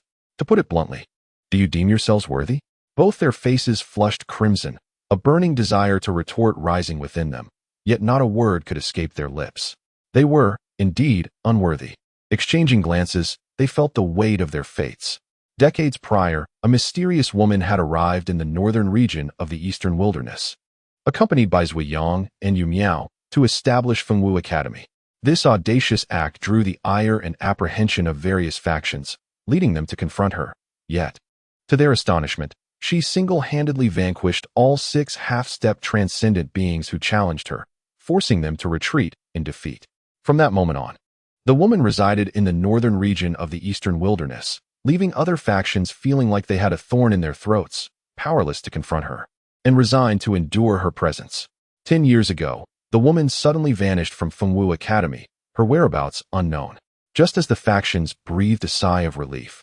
Celebrating the end of their nightmare, Luo Wushuang emerged, heralding the rise of the 10,000 transformations sacred land. Zhuiyang regarded Yufeng with disdain. Do you think you are remarkable? Even if you invited me, I would not attend. And now, do you comprehend the true essence of Fengwu Academy? This object, his complexion turned pale, and he struggled to suppress the terror rising within him. Why didn't you reveal it sooner? If you had done so earlier, we wouldn't have reached this point. Did I not mention it? Zhuiyang furrowed his brow. I dared not present it until the moment of life and death arose. Yufeng nearly spat blood in disbelief. He suspected that Zhuiyang was merely toying with him. Unfortunately, he was the unfortunate fool who had bitten the hook and could not let go. I am a member of the Wanhua Sacred Land. He continued to resist. If you dare to lay a hand on me, you must consider the consequences. Yet before he could finish his sentence, the colossal dragon let out another haunting roar. With a sweep of its long tail, it stirred up a tempest of clouds, and an overwhelming heat, laden with immense pressure, descended upon him. Gasp! Before the dragon could even approach, Yufeng's body was already charred, and he coughed up blood. I will die? I will surely perish. In the moment Zhuiyang made his move, Yufeng realized that all his claims of being from the Wanhua sacred land and a messenger of the transcendent realm meant nothing in Zhuiyang's eyes. He simply wished to eliminate him. In a desperate moment of life and death, he could no longer concern himself with anything else. With a swift gesture, the myriad inscriptions on the chariot illuminated brilliantly. This chariot was indeed a precious artifact, bestowed upon him by the Wanhua sacred lord for a deed he had accomplished in the past. Buzz!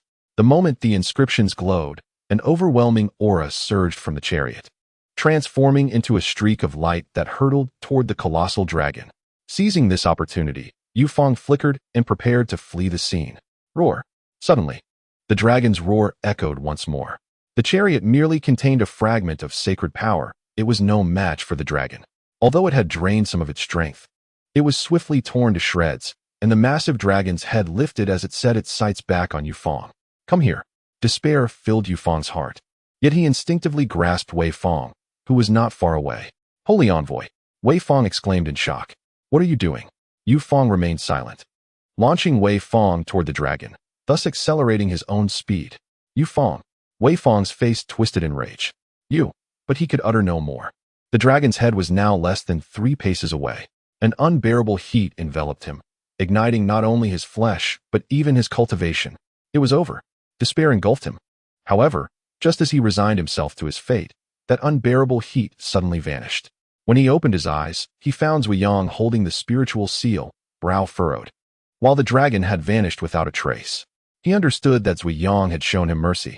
After a brief hesitation, he clasped his hands in gratitude. Thank you. I had already mentioned it. Zhuiyang waved his hand dismissively. You are not a bad person, and you spoke well of my junior disciple, so I naturally will not harm you. However, it is a pity for someone like you to serve them. Wei Fong said nothing and silently turned to leave. His heart felt cold. Kill. From a distance. As Yu Fong fled in haste, Gu Tian instinctively prepared to pursue him further. Do not go, Zhuiyang interjected, blocking his path. We cannot catch up, and we ought to conserve our resources as much as possible before the senior sister returns. We must preserve our strength to protect the junior brother. Very well, Gu Tian replied, casting a glance at Gu Han, suppressing the violent impulses roiling within him.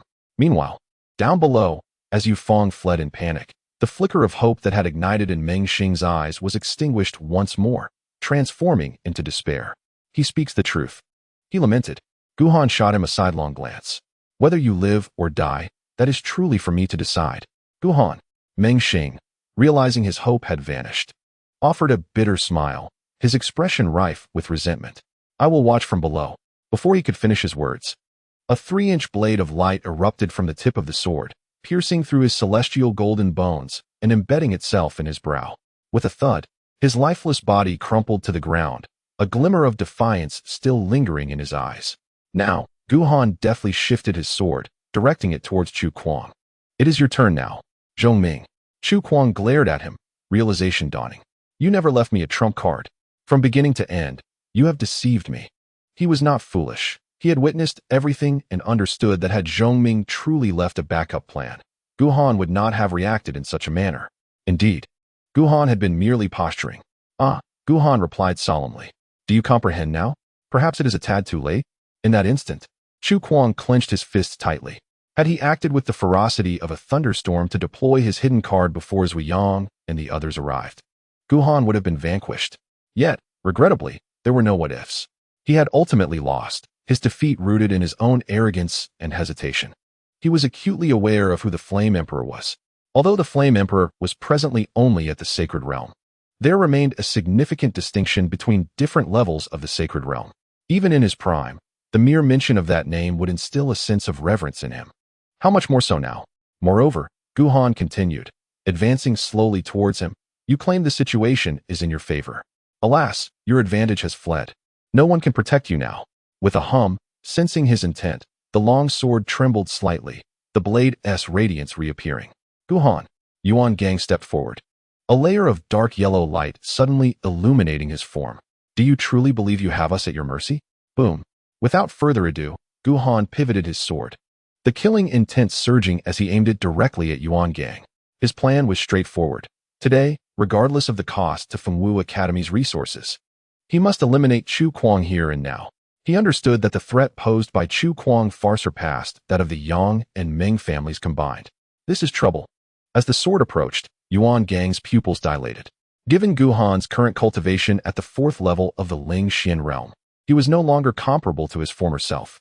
The perfect dual polarity realm erupted in full force, his spiritual power surging like the ocean, overwhelming Yuan Gang completely. More crucially, with Gu Han's murderous intent locking onto him, Yuan Gang found his movements sluggish, rendering him unable to evade. Boom. At that moment, a formidable aura erupted instantaneously, causing the space to ripple. A vaguely discernible colossal maw emerged from the vortex, and an overwhelming force of devouring energy bore down upon Gu Han. It was none other than Chu Kuang. With a sudden burst of crisis, Gu Han angled his sword, inflicting a grievous wound upon Yuan Gang's shoulder, exposing bone. As he directed his attack towards Chu Kuang, bang! In an instant, the sword clashed against the gigantic mouth. A violent surge of power erupted, and both figures were propelled apart. Gu Han staggered back 5 paces, while Chu Kuang retreated 7. Once more, Gu Han was resolute in his pursuit. His sword whistled through the air, his murderous intent surging anew. Gu Han. Chu Kuang's gaze was fixated on him. Do not force my hand. With that, he flipped his palm and swiftly produced a dagger, barely 3 inches in length. In that moment, a magnificent and oppressive sacred aura enveloped the arena. A holy weapon. From a distance, Wu De and his companion turned pale with fear. What is this? It appears to be a holy weapon. How could this boy possess such a thing? Duan Ren's voice trembled slightly. Another trump card, another holy weapon. Who exactly are these youngsters? Never mind that. Wu De leapt into the air, urging, we must leave at once. If we linger here, we may very well lose our lives. Let us go, let us go. In an instant, the two abandoned all thoughts of staying, slipping away quietly while the crowd was distracted. Swoosh. Sensing the aura of the holy weapon, Zhuiyang and Gu Tian flanked Gu Han, arriving at his side in an instant. Roar.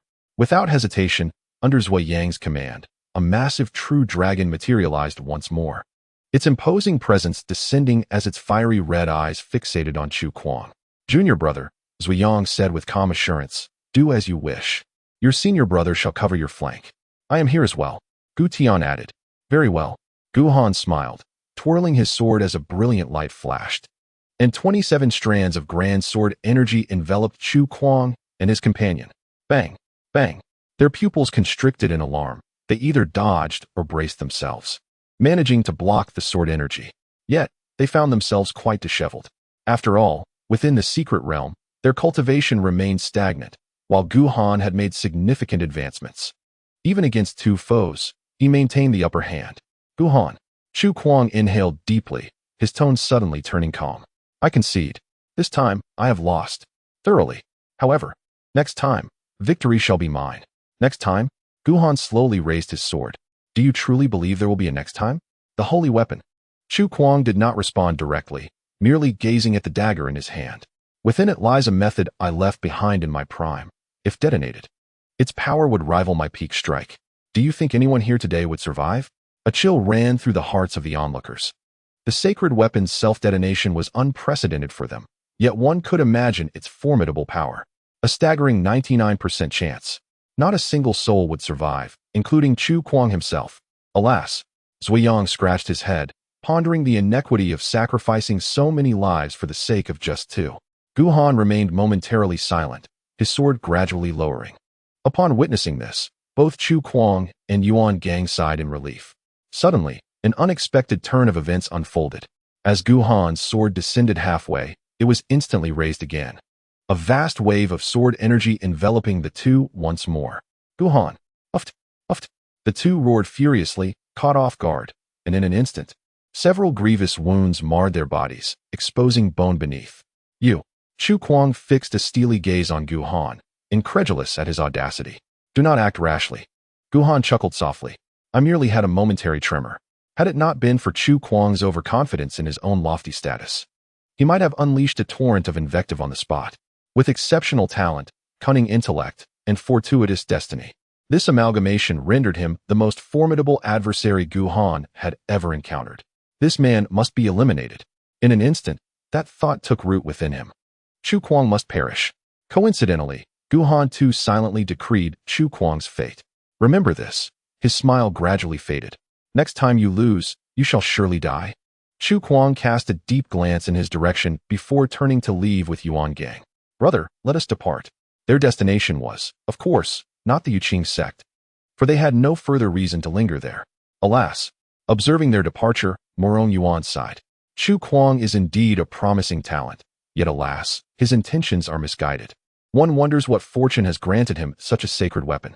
Although he disapproved of Chu Kuang's actions, he could not help but feel a tinge of regret for such talent squandered. Senior, Gu Han shook his head. That sacred weapon was originally mine. He recounted Chu Kuang's origins. Possession of another's soul? Or is he a sage? The crowd gasped in astonishment. No wonder. Morong Yin suddenly understood. I thought this scoundrel spoke with an air of superiority. It turns out he is merely a wretched survivor. This method, Morong Yuan's brow furrowed deeply, was indeed rather malignant. To harm the souls of unborn infants, only someone devoid of morals would commit such an atrocity. Clearly, Chu Kuang had no such moral compass.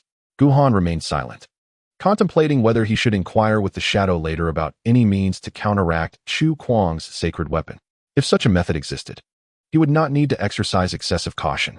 Junior brother, at that moment, Zhuiyang handed over the spirit seal. The foundation of our Fengwu Academy is now formally entrusted to you.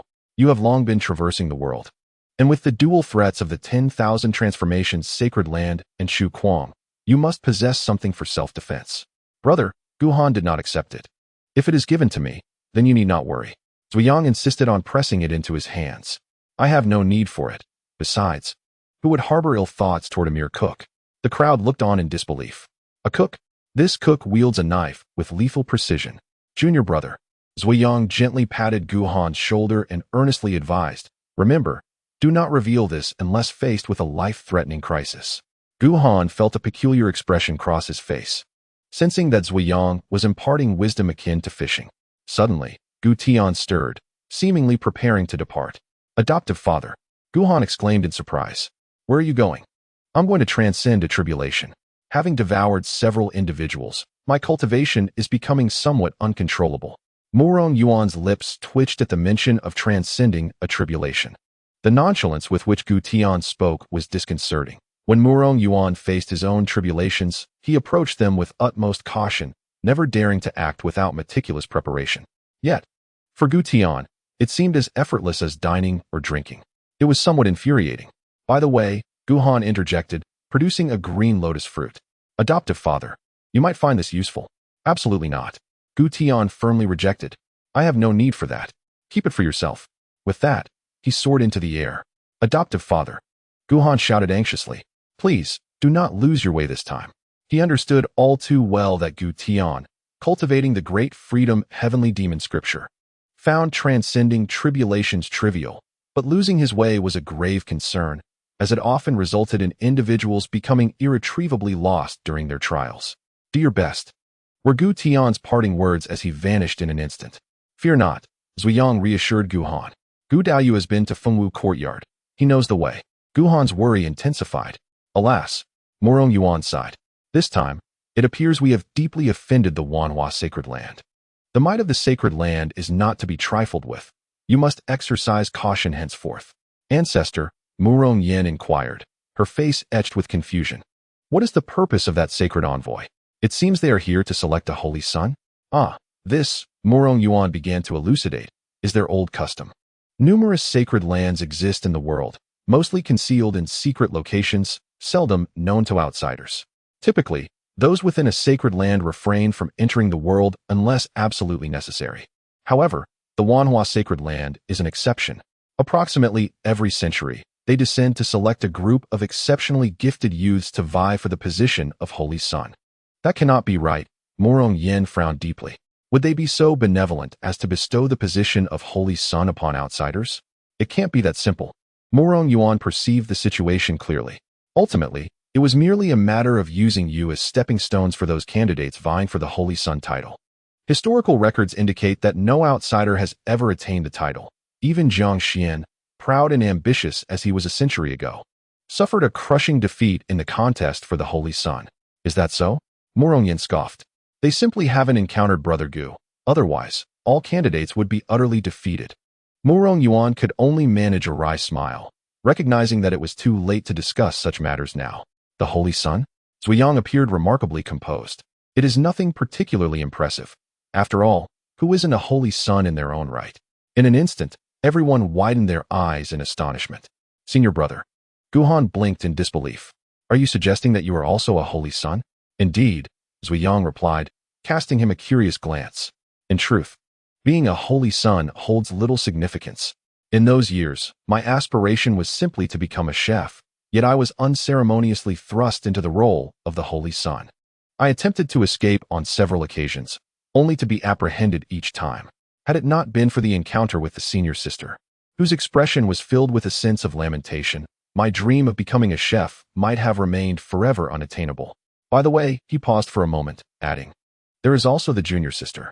Although I have never inquired about her origins, it is reasonable to assume she must be a figure akin to a holy maiden. Silence enveloped the room. In Volume 1, Chapter 202, titled Rejuvenation, the blind elder and the Xiantian sword master are introduced. Guhan swallowed hard, feeling a surge of emotions. It was no wonder. Although Zhuiyang and Yu Miao appeared unremarkable on the surface, they exuded an aura of profound mystery that was utterly inscrutable. Their cultivation methods starkly different from those of ordinary practitioners. It turned out they were indeed the Holy Son and Holy Maiden.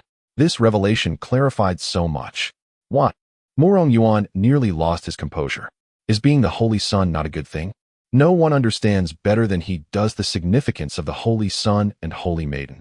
They embody the essence of a sacred land, potentially destined to vie for the position of the Holy Lord, figures whom countless cultivators look up to with envy. How can one simply dismiss such a status? You do not comprehend. Zhuiyang shook his head. In the vastness of heaven and earth, the chef reigns supreme. That is my ideal. Morong Yuan was left speechless. I am discussing the future with you, while you speak of ideals. This is utterly uncommunicative. Senior brother, Guhan blinked in curiosity. How did you manage to escape? Was it not said that they always captured you? Thanks to the senior sister, Zhuiyang said with a sense of nostalgia. Having tasted the meat I grilled and heard my aspirations, she decided to keep me by her side. I do not know what method she employed, but the Holy Lord did not intervene, though his expression was quite dark when I departed. The others were left speechless. The Holy Son had been spirited away. How could his face not be darkened? Thus, Zhuiyang smiled. When the senior sister returns, they shall have a show to witness. Furthermore, not all sacred lands are created equal. This so-called Wanhua sacred land evidently lacks depth, far inferior to my own sacred land, so do not take it to heart. Had I known, Morong Yin expressed with envy, I would not have gone to the Yuqing sect, but rather to the Fengwu Academy. After all, who would have anticipated that a nearly forgotten, despised minor faction could possess such significant connections? You cannot do it. Zhuiyang shook his head. You do not meet the senior sister standards. Morong Yin, senior brother, Guhan inquired with curiosity. The Holy Son and Holy Maiden can simply take you away. Does that mean our senior sister possesses considerable influence? It should be so. Should be? Zhuiyang contemplated. After I left the sacred land, I was brought here by the senior sister. Not long after, the junior sister also arrived. The specifics remain unclear to us, and we have never inquired further. As a chef, my duty is to prepare meals. Why concern myself with anything beyond that? If you wish to know more, you may ask her directly upon her return. Guhan fell silent as well, feeling that both Zhuiyang and Yu Miao possessed immense hearts, vast beyond measure. Alas, Morong Yuan sighed in relief. Given the circumstances, my concerns appear to be unwarranted. It is, however, regrettable. The secret realm has collapsed, and that precious liquid, Guhan suddenly recalled and retrieved the white jade vial. Realizing that, after accounting for the portion consumed by Jiang Xian, the remainder should still reside within. Although this may well be the last vestige of precious liquid in the northern region of Donghuang, the bonds of friendship are priceless, and he would never choose to hoard it for himself. Morong Yin was momentarily taken aback. Where did you acquire this? Given to me by Lord Ji. Guhan replied with a cheerful smile. How fortuitous. Let us divide it directly. It is just what we need to break through. To the south of the barbaric forest, beyond the endless wilderness, lies a place few dare to tread, a part of the forbidden zones deemed a deathly realm. In stark contrast to the prosperity within, this area is bereft of vitality, enveloped in a profound silence. Life is nearly non-existent here, and the sparse vegetation displays an unusual gray-brown hue, shrouded year-round in a dense, insidious fog that seems to possess a life of its own. As it swirls and contorts, eerie cries occasionally echo through the desolate expanse, adding an unsettling aura to the forbidden ground. Amidst the swirling fog, skeletal remains are scattered everywhere.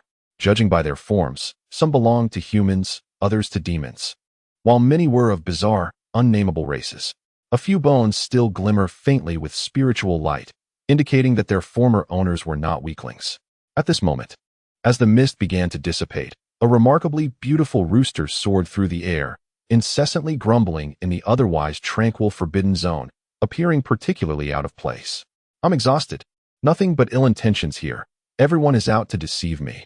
Despite its complaints, it pressed onward, seemingly unaffected by the ominous fog that could dissolve any living being. After an indeterminate period, it gracefully descended, alighting before a humble thatched cottage. To call it humble would be an understatement. The cottage was merely enclosed by 4 crooked gray-brown wooden posts, with a dozen similarly crooked, slender sticks forming a roof, haphazardly covered with a layer of dried grass. Rather than a cottage, it resembled a mere shelter. Surrounding it, a cluster of gnarled dry branches formed a makeshift fence, barely serving its purpose.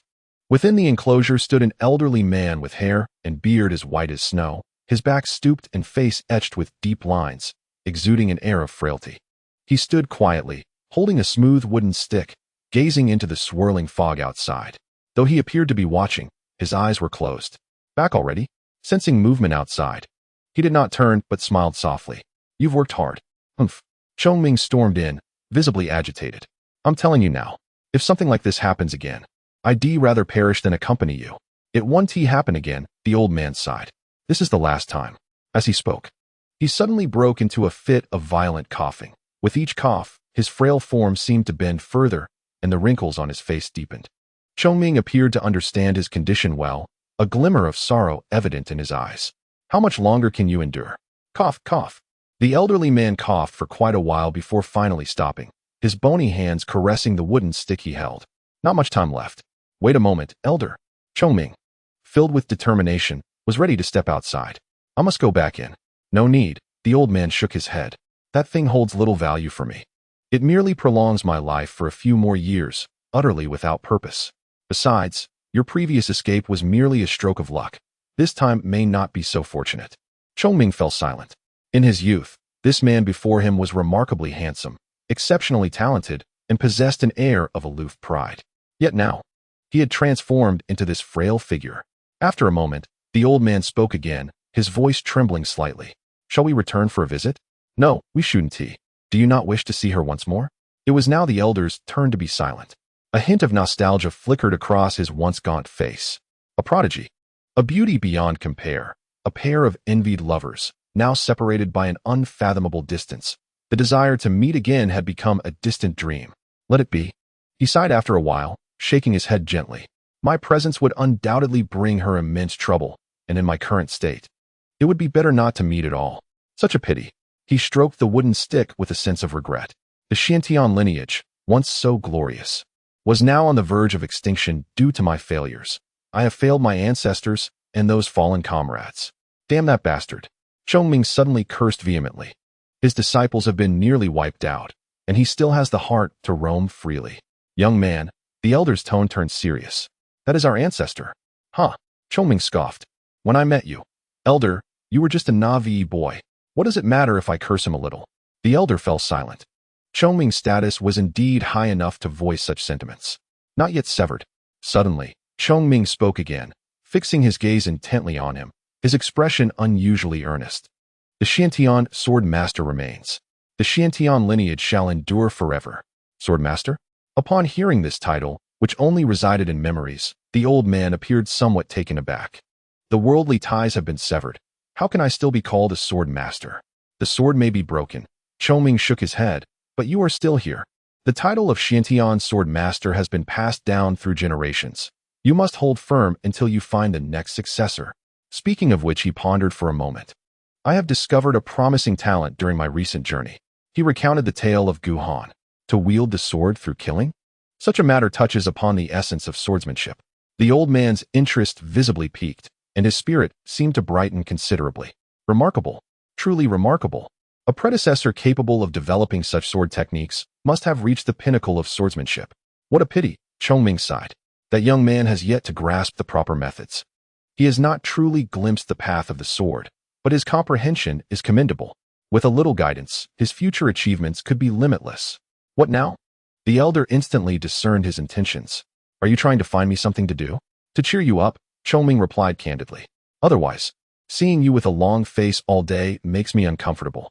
That is kind of you, the elder smiled. It would be beneficial to take some time to visit him. That lad, Chongming mused, hoping he would be worthy of the essence I bestowed upon him.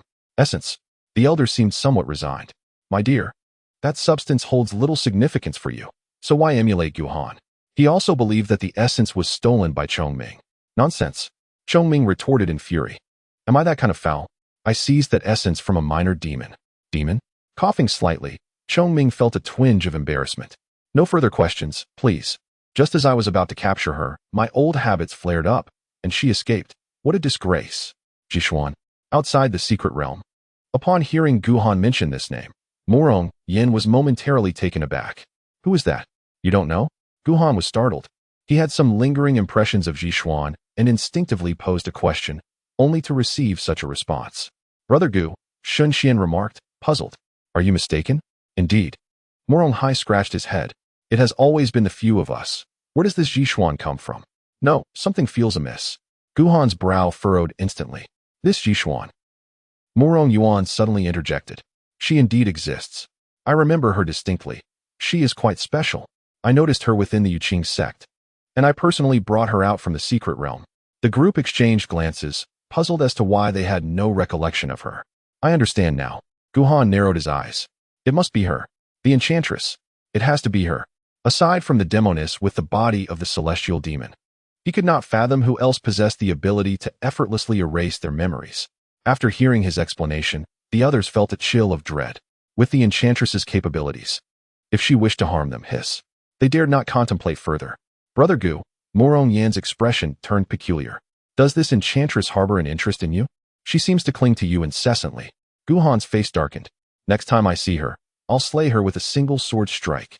Within the secret realm. He even saved her? Twice, no less. He wished to slap himself. Junior brother, Zuyang patted his shoulder. Take care of yourself.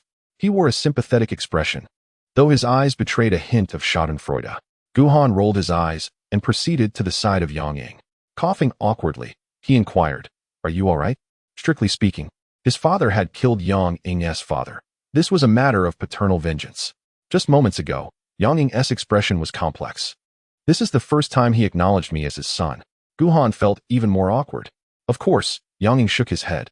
I know he doesn't truly mean it. Though uttering such words may seem profoundly heretical, had he been alive. The outcome for the three of us, mother and son, would undoubtedly have been dire. As he spoke, he bowed respectfully towards the corpse of Yang Xiong. Were he able to witness this moment, Guhan sighed. He would surely regret his past actions towards you. Yang Ying remained silent, then turned and offered a deep bow to Guhan, paying his respects to Yang Xiong, thereby fulfilling the last duty of father and son. He also bowed to Guhan, genuinely expressing his gratitude for his kindness. How pointless, Guhan remarked, a look of disdain upon his face, and tossed a jade vial to him. This is yours. Earlier, he had divided the precious liquid into several portions, and this one was reserved for Yang Ying. You know, Yang Ying shook his head. My condition renders this unnecessary. It would be a waste for me. Enough. Guhan, uninterested in his protests, handed him a segment of the incantation given by the shadow. Study this secret method diligently. While it may not resolve your predicament, it will alleviate that torment you no longer need to endure. Yang Ying was taken aback. This secret method was remarkably extraordinary. As for the issue of the marrow-cleansing pill, he held no hope whatsoever. Instead, the prospect of alleviating the increasingly frequent pains was his most pressing need.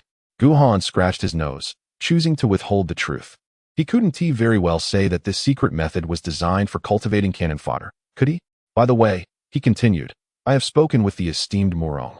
To prevent those individuals from becoming desperate, he will personally escort your mother out shortly and temporarily settle her in the Morong residence. Noticing Yang Ying preparing to bow again, he smirked. Brother Yang, I believe you would be quite suited to lead the Yang family. Yang Ying shook his head, expressing his desire to sever all ties. Moreover, without the ancestral figure and the family head, given their past deeds, their future would undoubtedly be bleak.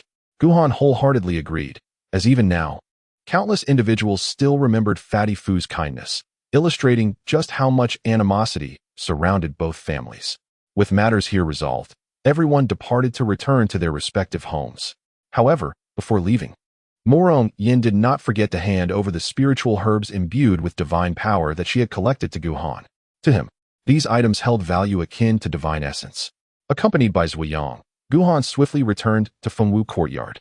Young master. Upon seeing Guhan return, Asha's eyes reddened as she rushed into his embrace. You're finally back. I was so worried. The young girl had been waiting outside the mountain gate for him every day, nearly losing hope. Silly girl, Guhan felt warmth in his heart, affectionately ruffling Asha's hair.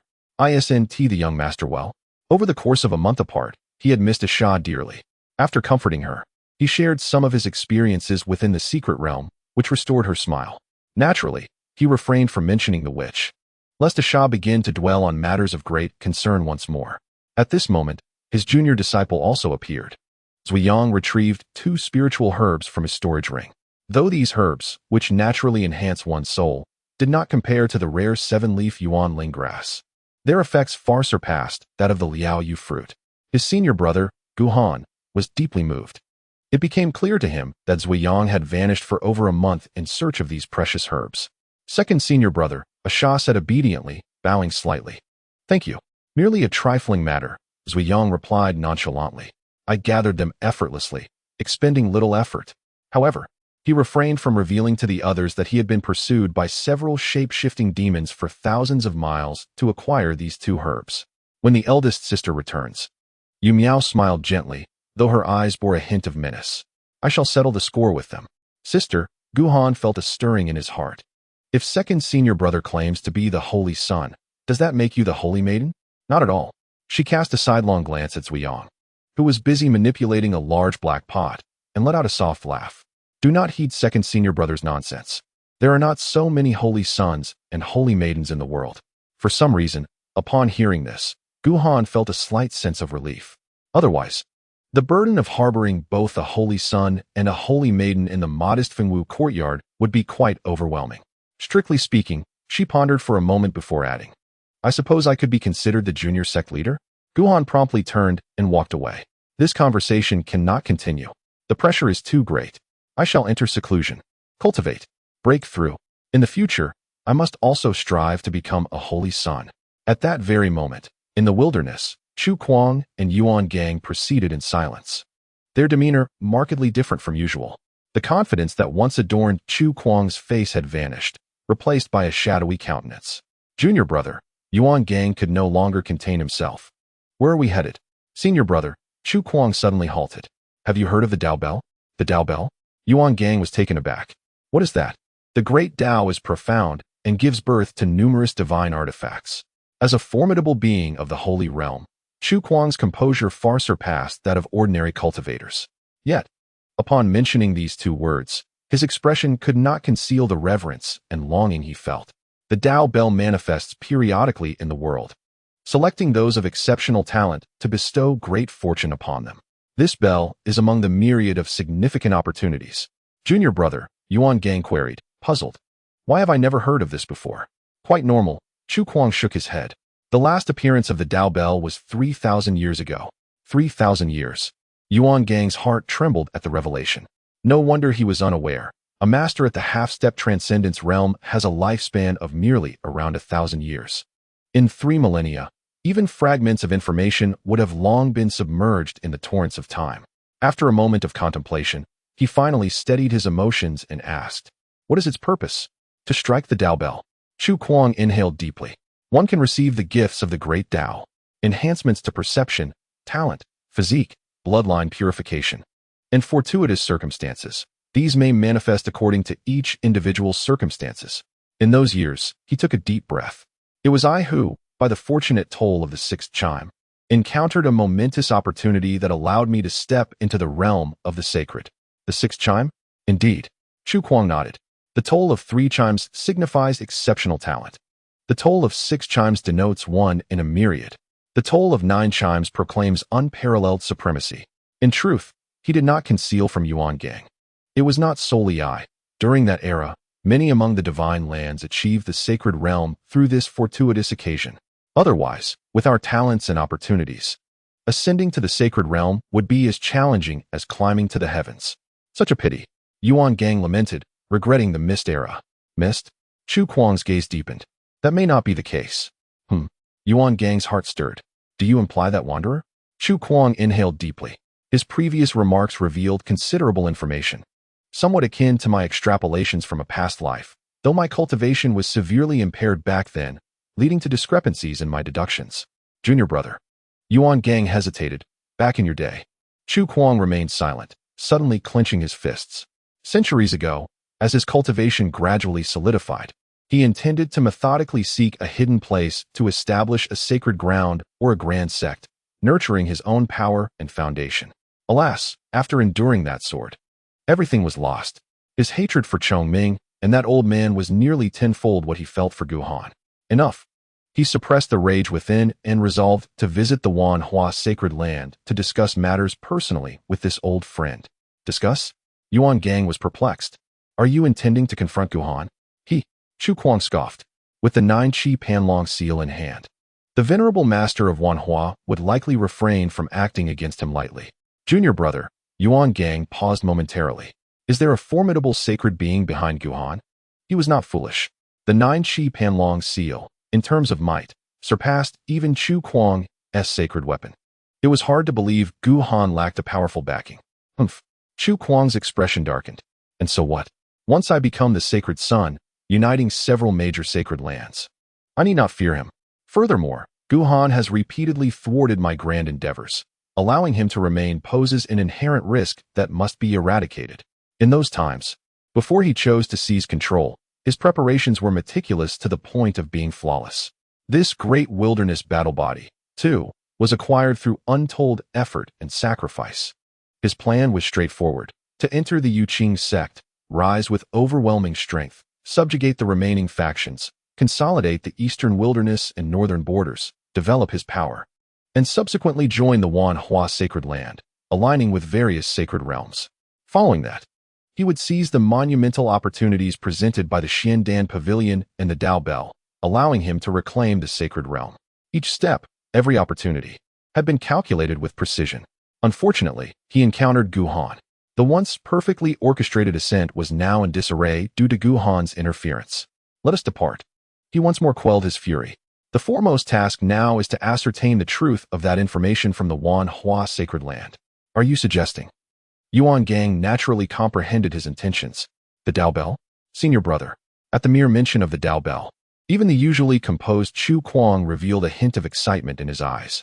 Should my conjecture prove true, the brilliance of 3,000 years past shall once again be unveiled. The divine land is vast, home to numerous sacred places, grand sects, and various secretive clans. However, apart from a select few, the majority have chosen to retreat from the world to cultivate in solitude, seldom interacting with the outside realm. The locations of these forces are often concealed within immense secret realms rich in spiritual energy, with entrances shrouded in secrecy and formidable spatial barriers. Thus, even if one were to stumble upon them, entry remains impossible without unique methods. The Wanhua sacred land is among these hidden sanctuaries. Within this sacred ground, ethereal mists linger, evoking a celestial paradise. The mountains stretch endlessly, and the density of spiritual energy fosters an abundance of rare herbs and extraordinary fruits. The disciples frequenting this realm possess exceptional talents and grace, their faces adorned with a subtle air of pride, barely glancing at the spiritual medicines that would incite fierce competition among countless individuals outside. On a peculiar peak, a figure clad in soot knelt before a cave dwelling. Saint Lord, he spoke with utmost reverence. This is how events transpired. Understood, came a voice imbued with divine authority. You may withdraw. Saint Lord, those individuals. Yes. The traveler, drenched in cold sweat, dared not utter another word and promptly retreated. Inside the cave, the Saint Lord, a strikingly handsome young man, bowed respectfully. Is this matter settled? What of the spirit seal? Opposite him, a middle-aged man sat in dignified attire, draped in pristine white garments, exuding an aura of profound mystery. His eyes flickered with hints of cosmic principles. This man was the Wanhua Saint Lord, a figure of great renown. You are aware of the situation. The young man refrained from speaking further. Those acquainted with their own affairs understand their circumstances well. Although the Wanhua sacred land is recognized as a sacred domain, its establishment is relatively recent, and its foundational strength pales in comparison to the most elite forces. This great Yin dynasty, he furrowed his brow. Despite years of warfare, their methods remain characteristically domineering. No matter, the Wanhua Saint Lord replied coolly. This time, consider it a favor to the Yin Emperor. I shall not pursue this matter further. Moreover, with the Dao Bell poised to re-emerge, it is unwise to stir unnecessary complications. However, should a similar incident occur again, do not blame me for lacking leniency. Saint Lord, the young man queried, a note of confusion evident. Is the Dao Bell truly set to reappear? It seems to be ahead of the timeline you predicted by quite some distance. The workings of fate are enigmatic, sighed the Wanhua Saint Lord. How could I possibly predict them accurately? Moreover, this news has originated from the central continent, so it must be reliable. This is precisely why I dispatched you ahead of time. Saint Lord, the young man hesitated for a moment. In my view, the eastern wilderness and its northern territories are rife with mediocrity. Even the most gifted among them, Jiang Xian, pales in comparison to our cultivated candidates for the sacred son. After I bested him, he nearly succumbed to despair. Such individuals have no chance of ever becoming our Wanhua sacred son. The implication was clear. He harbored some dissatisfaction regarding the practice of recruiting individuals from outside the sacred land. Ultimately, the Lord of 10,000 transformations seemed to concur with his sentiments. Acknowledging that the establishment of the Holy Realm had come too late and that their foundation was rather feeble. Your Excellency, he began to articulate, when suddenly another report arrived from outside. A young man had come, bearing your jade talisman and claiming to be an old acquaintance. Bring him in. Yes, my lord. The young man's brows furrowed again. This must be the Chu Kuang spoken of by the wandering sage, he mused. Indeed, the Lord of 10,000 transformations smiled enigmatically. If nothing unexpected occurs, he shall be the one to succeed your position as the Holy Son. In the first volume, Chapter 205, titled Conquering Father, Mother, Kin, Friends, Enemies, and Self, Mastery Over All, the narrative unfolds in the southern region of the central continent. A colossal mountain range stretches thousands of miles, resembling a dragon coiled majestically. The peaks are steep and perilous, ancient trees tower above, and the abundant spiritual energy renders it an unparalleled sanctuary for cultivation. In the heart of the mountain range, amidst swirling spiritual mist, a valley that resembles a hidden dragon appears. Within this valley lies a quaint and elegant courtyard. Sighing, Mei Yun exhaled for the 27th time that day. He could not return. He had been here for over a month. Not far away, Han Fu sat cross-legged. His complexion pale, seemingly injured, yet his expression remained utterly indifferent, ignoring Mei Yun's words. Han instructor, Mei Yun attempted to strike up a conversation. How is your injury? I want to perish. You must exercise caution next time. Although the spiritual beast is docile, its wild instincts are not easily suppressed. Han Fu allowed him to ramble on, maintaining his impassive demeanor, while despair enveloped his heart. After being brought here by the rotund fellow, he had taken on the responsibility of caring for the Valley Master's spiritual beasts. However, these creatures, having been domesticated for decades, had suddenly begun to exhibit erratic behavior since Mei Yun's arrival, throwing tantrums and erupting in rage. From day one until now, he had scarcely gone a day without injury. Fortunately, the Valley Master was generous, providing him with ample healing elixirs. Otherwise, he seriously doubted he could survive 3 days. The thought of the Valley Master sent a shiver down his spine. Never mind, he reassured himself. Compared to that, his own situation was not so dire. Just then, a boisterous laugh echoed through the air, and with it, a hefty figure descended abruptly. It was the rotund fellow again. He appeared to have gained even more weight since their last encounter. Han Fu ground his teeth in frustration. Had he been able to overpower him, he would have surely seized the chance to vent his anger for 3 days and nights. This is outrageous. Yet, upon seeing the rotund figure, Mei Yun's face brightened with delight. You've come, Mei instructor. The rotund fellow's expression shifted as he noticed Mei Yun attempting to rise. Stay where you are. Maintain your distance. Mei Yun blinked innocently. When will you escort us back? Why the rush? The rotund fellow replied insincerely. Now that we're here, let us stay for a decade or so. Besides, isn't this place far superior to your shabby martial academy? Asked the old man of destiny. Countless souls have wept and yearned to enter this valley, yet they have been denied the opportunity. This chance must be seized with utmost diligence.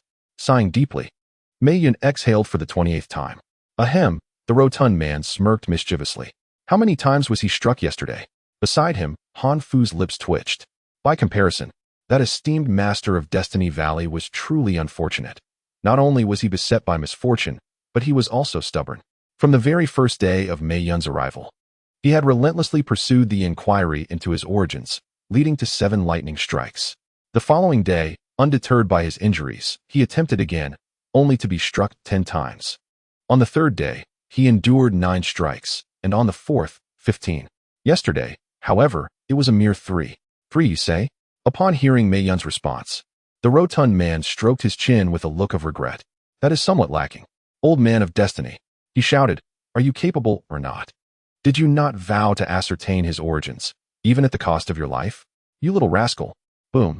A powerful aura suddenly erupted, imbued with traces of sanctified might. Whoosh. A figure descended directly before the rotund man, glaring fiercely at him. This individual was none other than the old man of destiny, yet unlike his usual enigmatic demeanor, he now appeared disheveled, barefoot, and in tattered clothing, his aura fluctuating erratically, his complexion pale, clearly still recovering from numerous lightning strikes. TSK, TSK, the rotund man exclaimed. Truly remarkable for a practitioner of the sacred realm to remain so lively after enduring such relentless strikes. You little rascal, the old man of destiny sneered. Dare to utter another word, and I shall activate the great destiny array, casting you within, to be retrieved by your father. No, the rotund man quickly forced a smile. I was merely expressing my concern for you.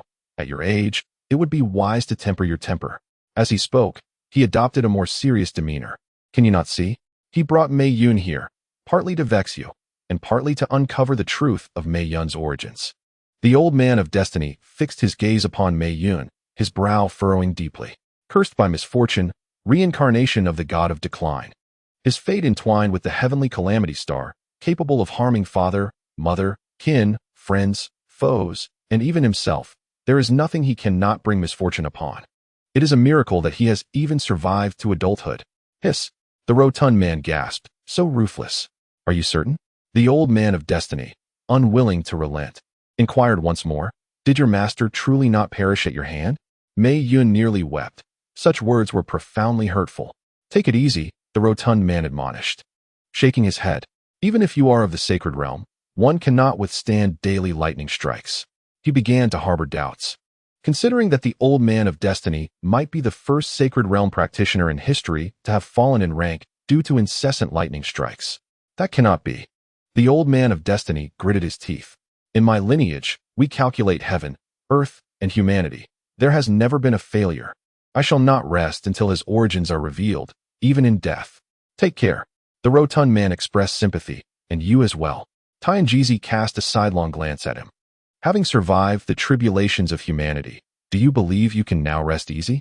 The Dao Bell is on the verge of manifestation. Are you not preparing for it? Dao Bell? The rotund man was taken aback. Did you not say it would be a decade hence? The celestial cycle has shifted. Tianjizi shook his head. When you ventured to the eastern wilderness, the heavenly mechanisms suddenly fell into disarray, and many predetermined events altered, this Dao Bell being one of them. It has been many years since such fluctuations in the heavenly order have been witnessed. It is indeed peculiar, quite peculiar. You, the rotund man, was incensed. Why did you not mention this sooner? You did not inquire. The rotund man felt a headache coming on. Alas, he had assumed there was ample time, and thus failed to inform this imbecile, intending instead to surprise him later. Now, he could only hope he would not miss this monumental opportunity. The Dao Bell manifests. Tianjizi cast another glance at him. The projection will naturally fall before those destined to encounter it. Why are you fretting? Or do you believe the Dao Bell looks down upon him? He, the rotund man scoffed. If there is but one person in this world who could summon the Dao Bell to chime 9 times, it would undoubtedly be him. Is that so? Tianjizi was somewhat astonished. He understood the rotund man's nature, yet it was the first time he had witnessed such high praise for another. This individual. Curiosity piqued, he inquired, what is his name? That scoundrel. Tianjizi's lips twitched. Get lost. Boom. The might of the sacred realm erupted instantaneously, sending the rotund man flying. Days had passed since the collapse of the secret realm. Seeing that the people from the myriad transformations sacred land had not come seeking him, Guhan finally breathed a sigh of relief. In his spare moments of cultivation, he resumed studying the golden jade tablet. Although he had ceased his role as an assassin, acquiring knowledge through this tablet proved exceedingly convenient. Naturally, he deliberately overlooked the words Ferryman of the Yellow Springs inscribed at the bottom. Presently, Fu Pengzi still held steadfastly at the pinnacle of the assassin rankings, unshakable by any rival. Unexpectedly, the bounties placed upon him by 2 families had been rescinded. In truth, news of the events outside the secret realm had gradually spread. Now, everyone knew that the Yang and Meng families had perished at his hands. Even if the bounties were not withdrawn, none would dare to attempt his assassination. Brother Yang, Guhan chuckled softly. How considerate. This matter requires no speculation. It was undoubtedly Yang Ying who coerced Murong Yin to pressure the two families. As he continued reading, he could not help but sneer. With the family patriarch and ancestors deceased, the two families had lost their greatest protectors and were naturally besieged by countless enemies. The more central the clan member, the more adversaries they attracted. Yang Fei and Meng Xing were, however, of paramount importance. Within the tablet, the bounty for the former soared to 7, while the latter bore 5.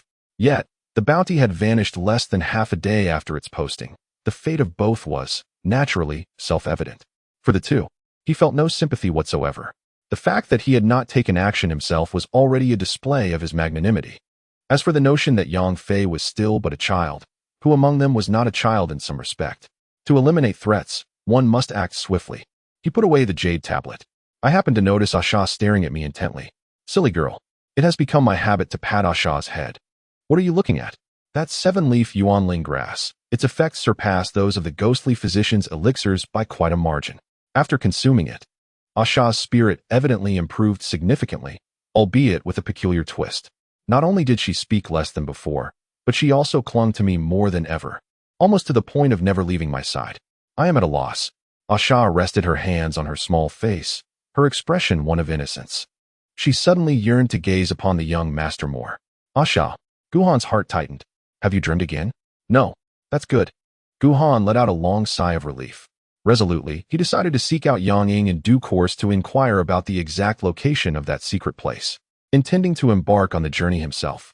At this moment, he remained unaware that the news of the Dao Bell's emergence had already spread across various holy lands, major sects, and the secluded families of the divine realm, which had remained tranquil for a millennium, now on the brink of a monumental upheaval. In the great Yin dynasty, on the borderlands, a woman stood atop a mountain peak, her red dress fluttering like a dance, a wine flask suspended at her waist, quietly observing the battle unfolding below. Suddenly, she lifted her gaze to the heavens, revealing a glimpse of her snow-like skin, her countenance breathtakingly beautiful, radiating an air of aloofness and pride. Deep within the wild forest, a young man clad in white gradually came to a halt. Has time accelerated? In the heart of the demon clan territory, a robust youth with horns upon his head stood with arms crossed, his eyes slightly closed, seemingly awaiting the arrival of the final moment. In the western desert, a desolate and frigid land, an elderly monk recited Buddhist chants as he walked with his staff. Behind him, a young novice inquired curiously, Master, what does the 9 chimes of the Dao Bell signify? The grandeur of the world. And what of the 10 chimes? The old monk fell silent. You harbor a demon within your heart. Master, the young novice chuckled, his eyes clear. If I do not unleash it, it shall not emerge. In the depths of the southern wilderness, a young man in purple robes knelt upon the ground, his tone reverent, his gaze fervent. The glory of our deity shall ultimately manifest in this world. Such a scene was countless upon the divine realm. Meanwhile, a frail old man, feeble and unsteady, slowly emerged from the forbidden ground. Time flew swiftly. In the blink of an eye, a month had passed. At the Wanhua Holy Land, congratulations, junior brother. Your cultivation has advanced. Upon witnessing Chu Kuang emerge from seclusion, Yuan Gang was filled with joy. He had long prepared for this moment. Just days ago, he had leveraged the power of the Holy Land to break through to the 9th realm of the Spirit Profound and entered the Divine Connection realm. Yet he still could not fathom the depths of Chu Kuang's abilities. It seemed like the Spirit Profound realm, yet also appeared to be the Divine Connection realm. His aura was elusive, difficult to discern. The results are quite favorable. Chu Kuang nodded. Confidence and composure returned to his visage. This Wanhua spirit pool is indeed a rare treasure. Cultivating within it yields results that rival those of the divine essence. Truly a remarkable fortune. Junior brother. Yuan Gang felt a mix of envy and curiosity. Such treasures, I presume, are scarce even within the sacred lands. The Holy Sovereign has bestowed them upon you for your advancement, which speaks volumes of his regard for you. Chu Kuang smiled faintly, offering no response. The intricacies of his background were known all too well to the sovereign of 10,000 transformations. On that particular day, after a thorough investigation by both parties, a transaction was swiftly concluded. Chu Kuang served as the Holy Sun for a century, shielding the sacred realm from the pressures exerted by the younger generation of rival factions. thereby enhancing the prestige of the sacred land while simultaneously fortifying its foundations. In return, the sacred land was obliged to furnish him with resources to aid his resurgence to the realm of the sacred, a mutually beneficial arrangement where both parties gleaned what they sought. The 10,000 transformation spirit pool was merely a fragment of this exchange. Indeed, Chu Kuang continued, the spirit pool pales in comparison to the true monumental opportunity, the Dao Bell that is soon to manifest in this world. From the lips of the sovereign of 10,000 transformations, he had confirmed the imminent arrival of the Dao Bell, expected within the next 3 to 5 days. He understood that his prior calculations had not been erroneous. Rather, the celestial mechanisms had shifted, precipitating the early emergence of the Dao Bell. Though curiosity lingered in his heart, it did not weigh heavily upon his mind. The vastness of the heavenly way rendered even the sage realm akin to mere ants, with countless mysteries beyond comprehension. In his previous life, Chu Kuang drew a deep breath. I summoned the Dao Bell to resonate 6 times. In this life, I am confident I shall evoke it to resonate 8 times. 8 times. Yuan Gang mused, genuinely impressed. That indeed signifies an extraordinary talent. Your prowess is commendable as well. He added. Chu Kuang cast him a sidelong glance. In my estimation, you could elicit 5 or 6 resonances from the Dao Bell. Yang Lin and Meng Xing could do similarly. It is regrettable that if these two were nurtured properly, they could become formidable allies in the future. However, it matters not. For these candidates for Holy Sun are exceptionally talented and may yet serve my purposes. The 10,000 transformations spirit pool, originally a reward for the Holy Sons, was now granted to Chu Kuang ahead of schedule, much to the dissatisfaction of the other candidates, who subsequently challenged him, only to be defeated one by one, ultimately submitting to his dominance. What of Gu Han? Yuan Gang inquired suddenly. Him? Chu Kuang replied with a hint of derision. He possesses some skill at the dual polar realm, yet that is his only merit. The leap from 6 to 7 resonances is his utmost limit. Once my cultivation progresses significantly, it shall be time to settle accounts with him. It occurs to me, Yuan Gang said, that with Brother Luo's innate talent, he should be capable of summoning the Dao Bell to resonate 8 times, just as you do. His admiration and fervor for Luo Wushuang seemed deeply ingrained. Even upon learning of Chu Kuang's true identity, he still showered Luo Wushuang with accolades. Chu Kuang, confident in his own stature, refrained from contradicting him. Though inwardly he harbored disdain. A madman, possessing some peculiarities, how formidable can one truly be? The threshold from 6 to 7 resonances is his verdict for Luo Wushuang. A magnificent curtain is about to rise, Yuan Gang remarked, filled with awe. In this life, Chu Kuang stood with arms crossed, his eyes brimming with pride. I shall reign supreme. In the Morong family, brother. As Yang Ying prepared to depart, Yang Lan expressed her concern. Do take care. Rest assured, Yang Ying replied, affectionately ruffling her hair. The elder brother merely took him to retrieve some items. The destination posed little danger. Ensure that the resources and precious liquids are well kept. And when cultivating the techniques, strive to avoid prying eyes. Dedicate yourself diligently, for upon my return, I shall assess your progress. Yang Lan rolled her eyes. When did you become so verbose? Furthermore, Yang Ying hesitated for a moment, a glint of caution igniting in her eyes. Maintain your distance from that Jiang person. You are too close. Brother. Yang Lan's face flushed crimson. Go ahead, Mother is watching over her, spoke a middle-aged woman, her countenance radiating warmth and kindness. Though her cultivation barely reached the meridian opening stage, her age belied her youthful essence, with a few wrinkles gracing her eyes and strands of silver woven through her hair. Yet, her demeanor faintly echoed the elegance of her younger days. This woman was, of course, Yang Ying's mother. Moreover, she earnestly advised, this time, lend your assistance wholeheartedly. We owe him so much. She referred to Gu Han. Without Gu Han, the circumstances of their trio would undoubtedly be starkly different. Understood, mother. Yang Ying replied with a smile. With that, he respectfully bowed to the woman and strode away. Mother, as she watched him depart, Yang Lan's curiosity piqued. Brother seems different now. In just a short span, Yang Ying had smiled several times, a feat once unimaginable. In truth, following the downfall of the Yang family, the weight pressing upon Yang Ying's heart had dissipated, marking this period as the happiest and most fulfilling of his life. Inger, the woman's eyes glistened with moisture, her heart aching for him. These years had been the hardest for him. Suddenly, The ground trembled as Yang Ying ventured not far. A loud voice echoed, "Senior brother, hurry. That Yang is secretly seeking out Brother Gu. He must be up to no good. Is he plotting to seize a secret realm or pick a fight? Count me in." Yang Ying halted, a wry smile gracing his lips. It seemed he could not keep his actions hidden from her after all. Yet, perhaps going together wouldn't be so bad. At Fengwu Academy, Zuyang wore a serious expression, starkly contrasting his usual calm demeanor. "Junior sister." He hesitated for a moment before glancing at Yu Miao, who was indulging in a feast. "Has my culinary skill declined?" "Huh." Yu Miao, savoring a piece of beast meat, appeared far removed from her usual gentle demeanor, momentarily taken aback. "Not at all. It's just as it was before." Zuyang scratched his head, gazing at Gu Tian, who stood quietly nearby, his aura fluctuating ominously. Ysnt fellow Taoist Gu eating. Half a month prior, Gu Tian had returned from his tribulation. This time, he had managed to navigate his way back, guided by memory. Little did Zuyang know that Gu Tian, having walked the path of true demons, had shed all emotions save for bloodshed and thoughts of Gu Han. How could mere culinary delights tempt him? Sighing heavily, he pondered. Zuyang cast another glance at the distant thatched cottage. A Shah, who once rushed out with drooling anticipation at the sight of his culinary creations, now remained motionless, seemingly devoid of any allure from the exquisite dishes laid before her. This simply would not do.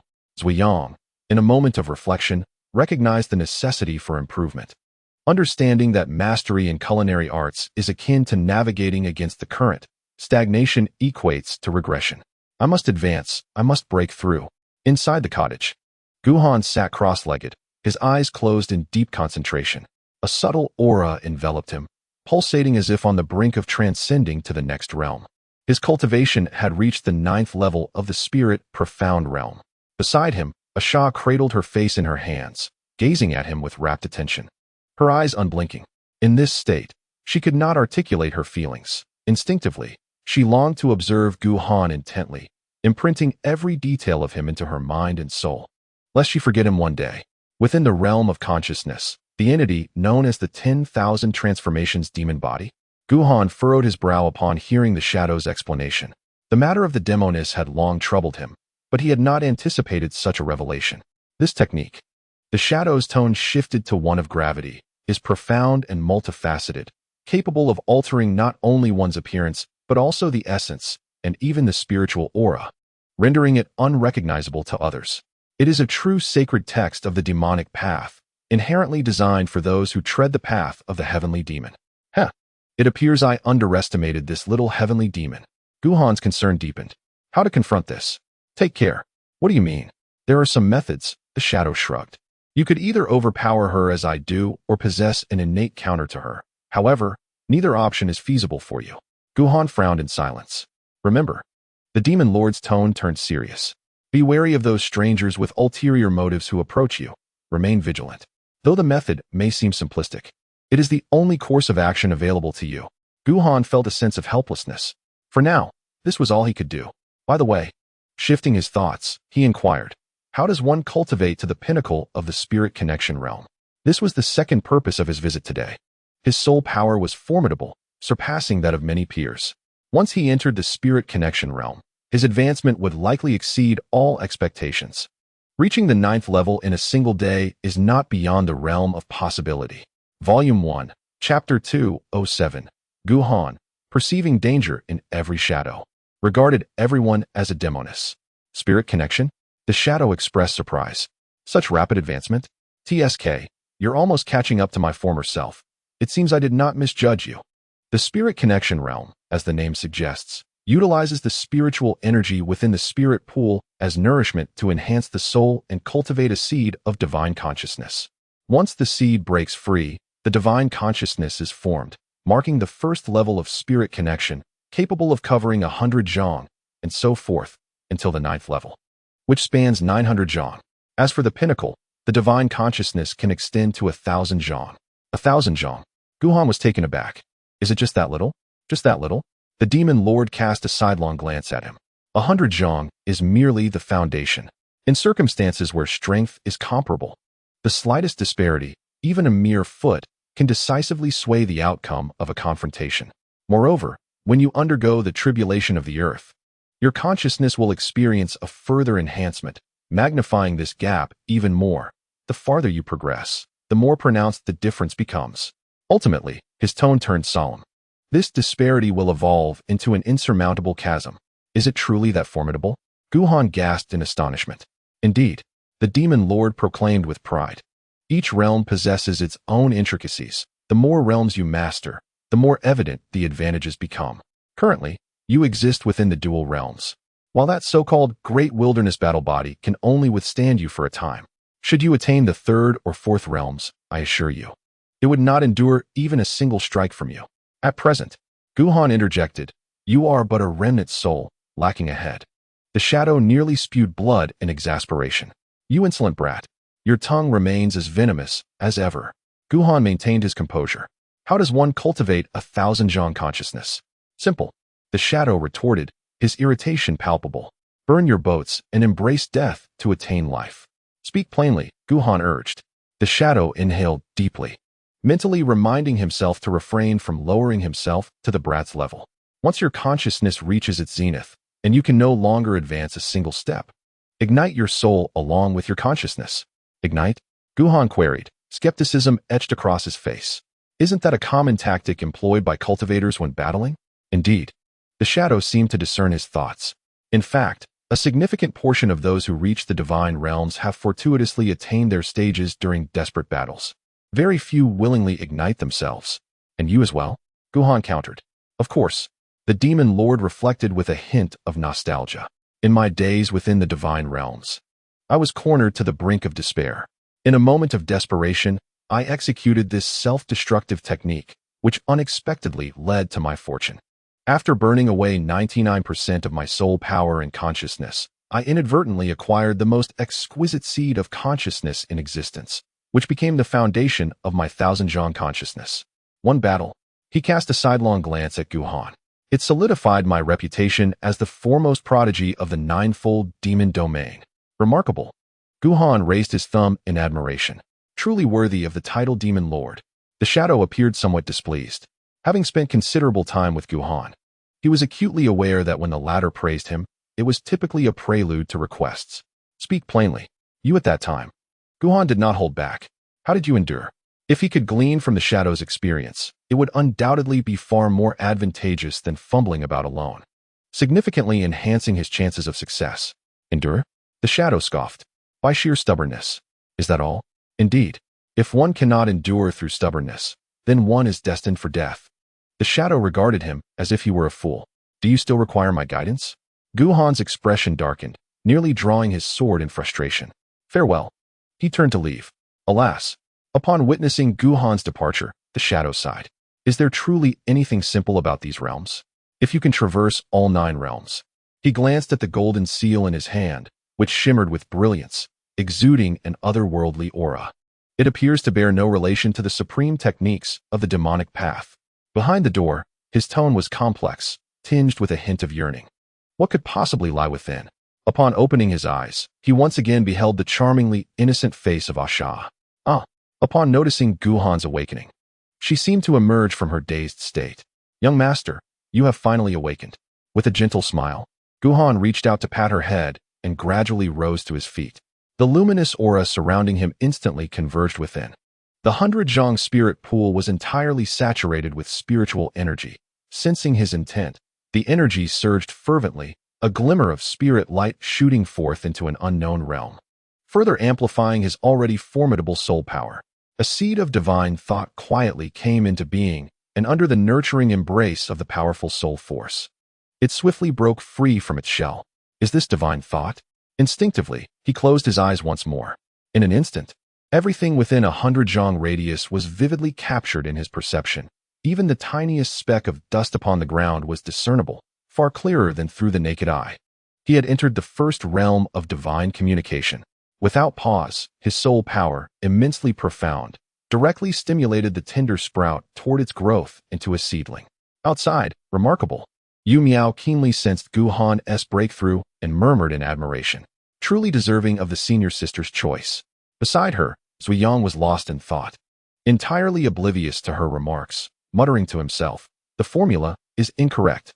This cold spirit grass should be reduced by 1 part, while the blazing sun fruit should be increased by half a part, and an additional half part of silver-scaled flower should be added. Judging by his demeanor, one unfamiliar with the situation might mistake him for a grand alchemist. In truth, he was merely discussing ingredients. Wonderful. Yu Miao beamed with joy. The second senior brother has also achieved a breakthrough. Naturally, her reference to a breakthrough did not pertain to cultivation. Boom, boom. At that moment, a tremor shook the mountain gate. Yu Miao glanced helplessly into the distance. Without needing to guess, she already knew who had arrived. Indeed, Brother Gu. Murong Yin's robust voice echoed. Not informing your sister about treasure hunting and exploration is quite inconsiderate. The arrival of the trio was, for Gu Han, an unexpected delight.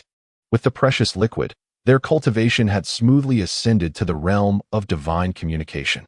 It seemed due to the marrow extraction pill. Yang Ying's advancement surpassed even Murong Yan's. Regarding the secret location, Yang Ying revealed his intentions. I will lead you there. Brother Yang, Gu Han chuckled. You and I are indeed on the same wavelength. In truth, even if Yang Ying had not sought him out, he would have gone looking for Yang Ying. With his cultivation having reached the realm of divine communication, his progress was so swift that it could hardly be described with mere phrases. It would not be long before he directly ascended to the 9th level of divine communication. After some contemplation, he devised a solution. The secret location. There was a high likelihood that it harbored elixirs beneficial for the soul. If one could timely replenish their divine thought and soul power after burning them, the probability of achieving 1,000 zhang divine thought would undoubtedly increase significantly. This was the only solution he could conceive. Moreover, this particular elixir held immense significance for Asha. Regardless of the considerations at play, he felt compelled to embark on this journey. Upon learning of the intentions of a few individuals, Zuyang once again shouldered the heavy burden. Although the border wilderness was sparse in spiritual energy and seldom trodden by human feet, the journey was long and fraught with potential mishaps. Thus, I would like to accompany you, if you would allow it. I shall join as well. Gu Tian stepped forward. Gu Han pondered for a moment, but did not decline. After all, according to Yang Ying, the secret location appeared to be exceedingly elusive, and with Zui Yang's prowess, the likelihood of locating it increased considerably. As for Gu Tian, Gu Han merely feared he might wander off and become lost. After a brief discussion, they prepared to set forth. Young master. Asha suddenly summoned her courage and approached Gu Han. I too wish to go. Asha, Gu Han chuckled softly. Have no worries. I shall return in just a few days. No. Asha's delicate brows furrowed slightly, displaying an unusual stubbornness. I want to go. In her current state, she could scarcely bear the thought of being apart from Gu Han for even a moment. Mu Rongyan scratched her head, bemused. This little girl seemed rather peculiar. In her recollection, Asha had always been obedient and docile. It was a rare sight to witness her throwing a tantrum like this. Very well. Gu Han was momentarily taken aback, but he soon acquiesced. Then let us all go together, with Zui Yang and Gu Tian accompanying them. Along with the sacred techniques contained within the spirit seal, their journey would be virtually devoid of peril. After bidding farewell to Yu Miao, they embarked on their expedition. Years ago, Yang Ying had taken several months to reach the secret location. However, with Zui Yang and Gu Tian leading the way, they arrived at the site described by Yang Ying in less than 2 days. Along the way, Gu Han continuously broke through barriers, leaving the others in awe. For an ordinary person, transcending the divine connection realm was significantly more challenging than advancing from the spirit profound realm, yet for Gu Han, it was as effortless as eating or drinking. Reluctantly, Gu Han had to suppress the impulse to break through further, otherwise, he feared he might enter the 9th tier before reaching their destination. The border wilderness, in stark contrast to the interior realm, was far more desolate. The spiritual energy was so thin it was nearly imperceptible. As far as the eye could see, it was a barren expanse, with only a few lonely hills scattered in the distance, adorned with sparse greenery, devoid of any semblance of vitality. Yang, Mu Rongyan furrowed her brow. Are you certain you have not mistaken the location? This place hardly seems to harbor a secret at all. Impossible. Xinxian shook his head. A cultivator possesses an impeccable memory. Even if the changes are considerable, the error would not be too vast. Indeed, Yang Ying contemplated. It should generally be within this vicinity. The margin of error should not exceed 100 miles. Given their cultivation levels, 100 miles. It is indeed a remarkably precise location. Young disciple, Zuyang surveyed the surroundings. My companion Gu and I shall venture further afield. If this secret place is truly as you say, it must harbor undisclosed mysteries, which we, with our superior cultivation, may uncover more readily. Foster father, Guhan expressed concern for Gu Tian. Please do not stray too far. With a sudden surge, Gu Tian ascended into the air. I shall try my best. Guhan's worry resurfaced. Brother, Mu Rongyin shook her head in dismay. Was he always like this? Not at all, Asha replied, shaking his head. The master was once quite amiable. Guhan sighed. He has changed for my sake. In truth, as they watched Gu Tian's departing figure, Yang Ying's expression turned somewhat melancholic. I envy you. The group sighed in unison. Both are fathers. Yet one resides in the heavens while the other dwells beneath the earth.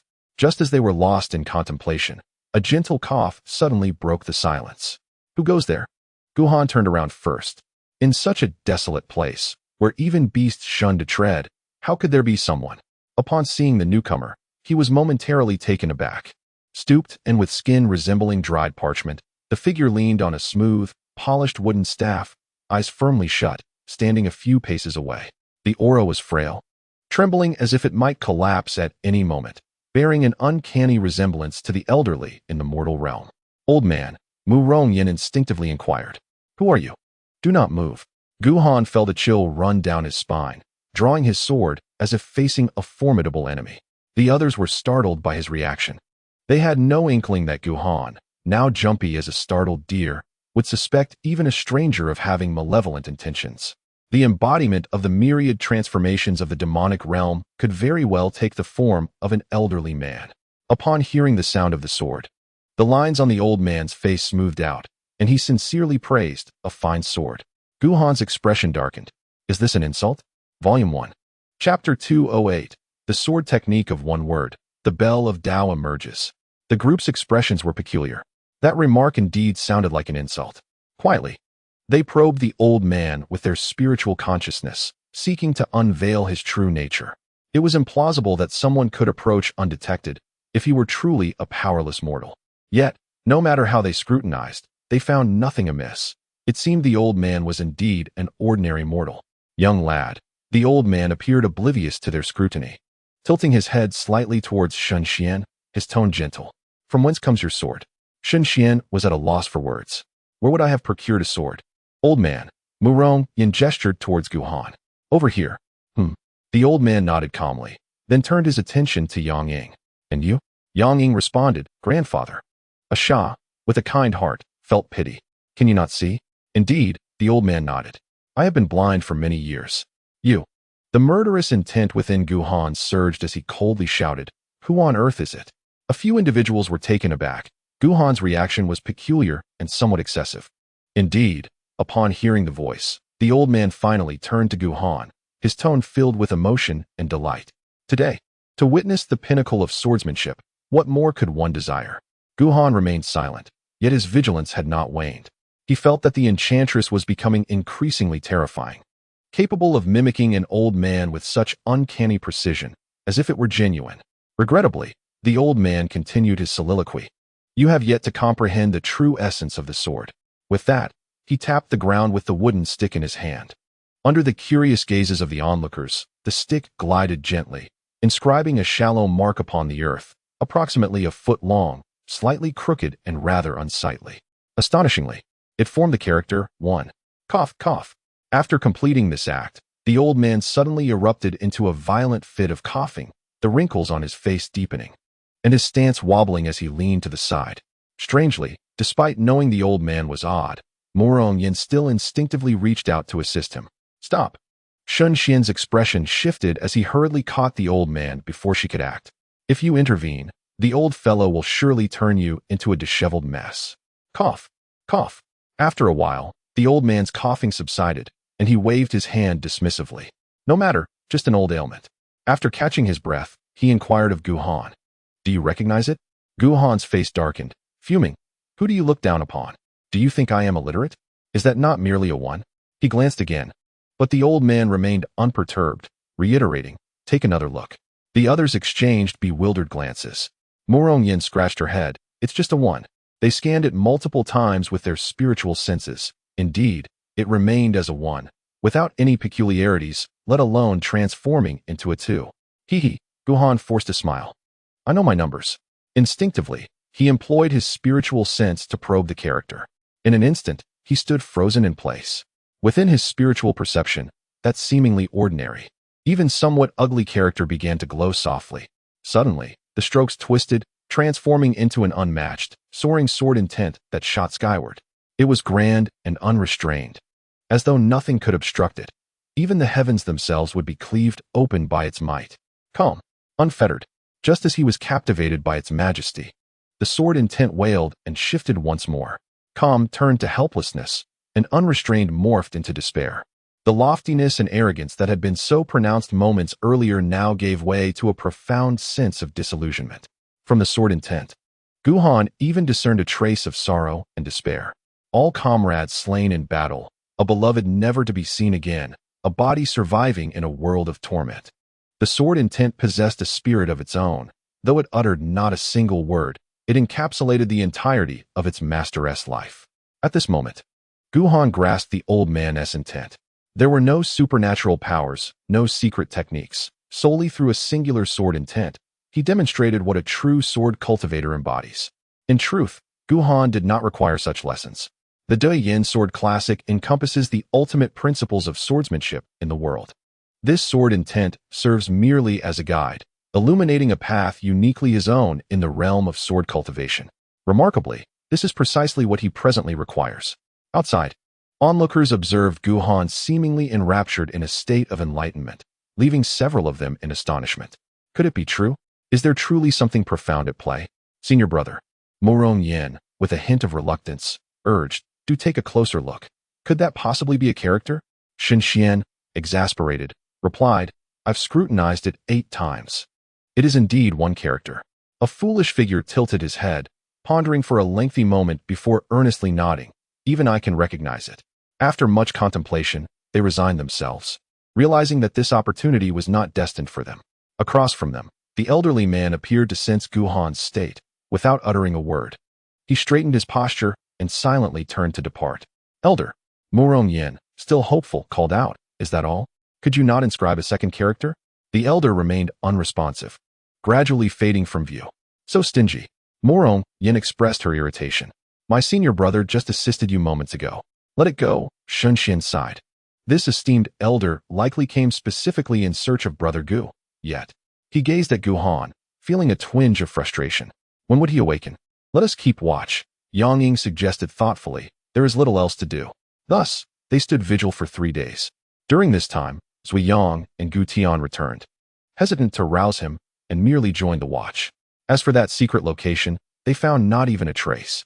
In the forbidden area, before the humble cottage, Chongming opened his small eyes, observing the wisps of eerie mist swirling around his multicolored feathers, only to be repelled, exhibiting an air of lively curiosity. Suddenly, he glanced outward. Returning? Cough, cough. The elder cleared his throat and entered the courtyard. I have seen him. What is it? Chongming began to inquire when the elder's tone abruptly turned grave. Did you engage in combat? No, the elder replied wearily. I merely showed him that sword technique. You have lost your mind. Chongming exclaimed in fury. Are you not afraid of exhausting yourself to death? No matter, the elder chuckled softly. Whether I die early or late, it makes little difference now. You, Chongming, understanding the elder's temperament, grumbled a bit before asking, So, how is it? Did Master Ji speak the truth? Is that lad managing well? Not just managing, the elder mused profoundly. He is a natural-born sword seed. What an odd sentiment. Chongming muttered. Are you insulting someone? Alas, the elder disregarded him, a trace of regret in his voice. That sword technique is merely a reflection of my own understanding. Had he gazed upon the original sword steel, he might have grasped far more. Those traitors. Chongming cursed vehemently. That sword steel belongs to Master Ji. Once I reclaim my powers, I shall return to annihilate them. The elder fell silent, as if the sword steel was a lingering regret in his heart. Suddenly, he lifted his gaze to the heavens.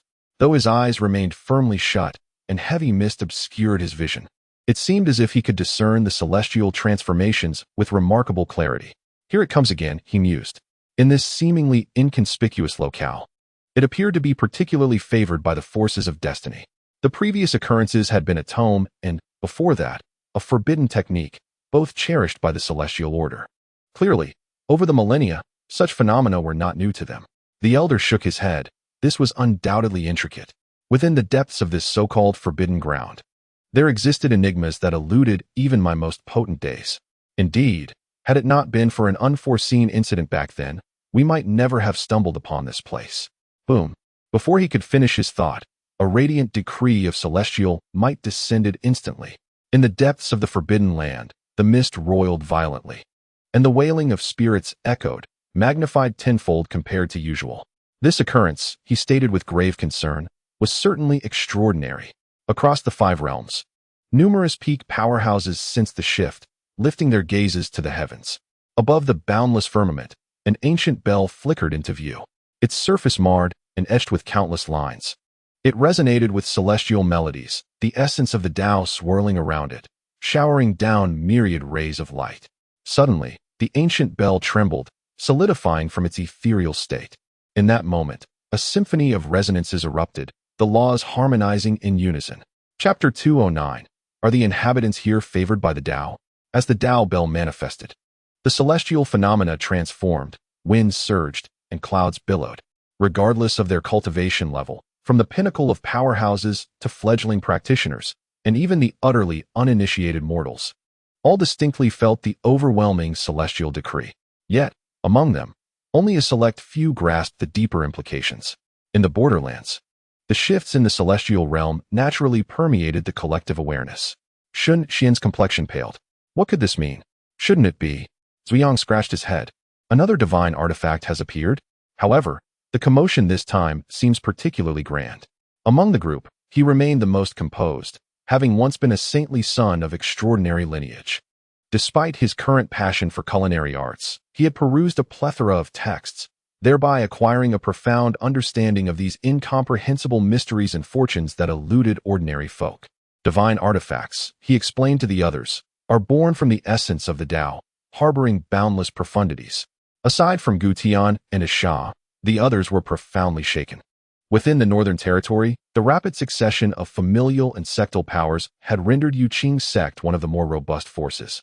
Yet its existence spanned merely 1,000 years. The other factions barely reached half that, and when compared to the most elite sacred sites, even the Wanhua sacred land, they fell exceedingly short. Unforeseen, Shun Xian's face radiated yearning. Such wonders and fortunes still exist in this world. Truly deserving of his title as the saintly son. Observing the composed Zuyang, Murong Yin raised her thumb in admiration. Even amidst the emergence of a divine artifact, he remains unflappable. In truth, Zuyang shook his head. The appearance of divine artifacts signifies both opportunity and peril. Each instance tends to stir a tempest of bloodshed. I vaguely recall that the last divine artifact to manifest occurred centuries ago. It was a forbidden technique that incited countless powerful beings to vie for possession, resulting in the deaths of several from the sacred realm, not to mention the countless ordinary cultivators. With our capabilities, recklessly engaging would surely lead to demise.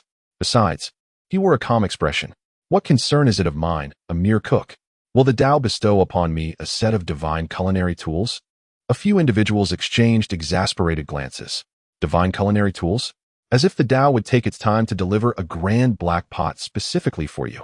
What a fantasy. Suddenly, the celestial phenomena intensified, with the heavens resounding with continuous roars, and countless mysterious Tao patterns flickered in and out of existence, subtly intertwining to form a vast net. At that moment, a resounding chime erupted. Majestic and overwhelming, it reverberated throughout the universe. This bell's sound encapsulated boundless Daoic might, piercing deep into consciousness, rendering several individuals momentarily frozen in place. Even Gu Tian was momentarily entranced. Within the realm of consciousness, a figure sprang up, shrouded in shadow, with a grave expression. Where does this sound of the Tao originate? Outside, with a swift motion, Guhan opened his eyes. The world momentarily darkened, and an ancient bell, rusted and marred, descended before him. Towering over 10 feet, it exuded a timeless and archaic aura. The essence of the Tao flowed within its body, with strands of profound energy cascading downward. Guhan blinked. What is this? In the sacred land of transformation, gazing at the ancient bell that had appeared before him, Chu Kuang took a deep breath. It has finally arrived. From this day forth, my name, Chu Kuang, shall echo throughout the divine continent. In the great Yin dynasty, at the mountain peak along the border, a stunning woman in a red dress observed the Tao bell that had manifested before her, slowly removing a wine flask from her waist. The fiery liquor burned as it slid down her throat, enhancing the allure of her flawless complexion. Sister, beside her, a youth clad in golden armor wore an expression of excitement. Do you think I can summon the bell to chime several times? 7. The woman's expression remained impassive, her voice melodious, yet laced with an underlying dominance, perfectly mirroring her temperament. At this moment, thousands of miles away, a young man of noble bearing, emanating an air of aristocracy, stood before the Tao bell, his gaze piercing as if to penetrate the layers of profound energy, confronting the Tao patterns on the bell. Younger sister, he whispered softly, this time, let us compete once more. In the central divine continent, within the Fu family, a plump middle-aged man, his face round as a full moon, pointed menacingly at the rotund youth. If it rings less than 7 times, I shall sever our father-son ties. Father. The youth rejoiced beyond measure. Are you serious? The man's face quivered in anger. Unfilial son, in the depths of the wild forest. Gazing at the ancient bell materializing before him, Luo Wushuang smiled. Nothing more than this. Reflect carefully. His demeanor was as gentle as jade, his tone mild. Only by guessing correctly can you survive. Not far away, a burly figure of the demon race trembled with fear and despair in his eyes. In the heartland of the demon tribe, a young demon suddenly opened his eyes. It has come.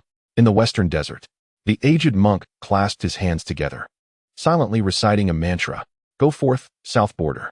The young man in the purple robe was enveloped in tendrils of crimson mist, his brow pulsating incessantly, gradually coalescing into a shape with a singular eye. My spirit, it shall soon return. In the north of the eastern wilderness, within a rarely trodden valley, the sorceress fixated on the ancient bell, a flicker of spectral light darting through her gaze. This object seems rather intriguing. What has been presented is merely a glimpse. At this moment, upon the terrestrial realm, countless sacred sects are closely monitoring the circumstances of their prodigies. Even those elusive forces long forgotten by the world are beginning to resurface.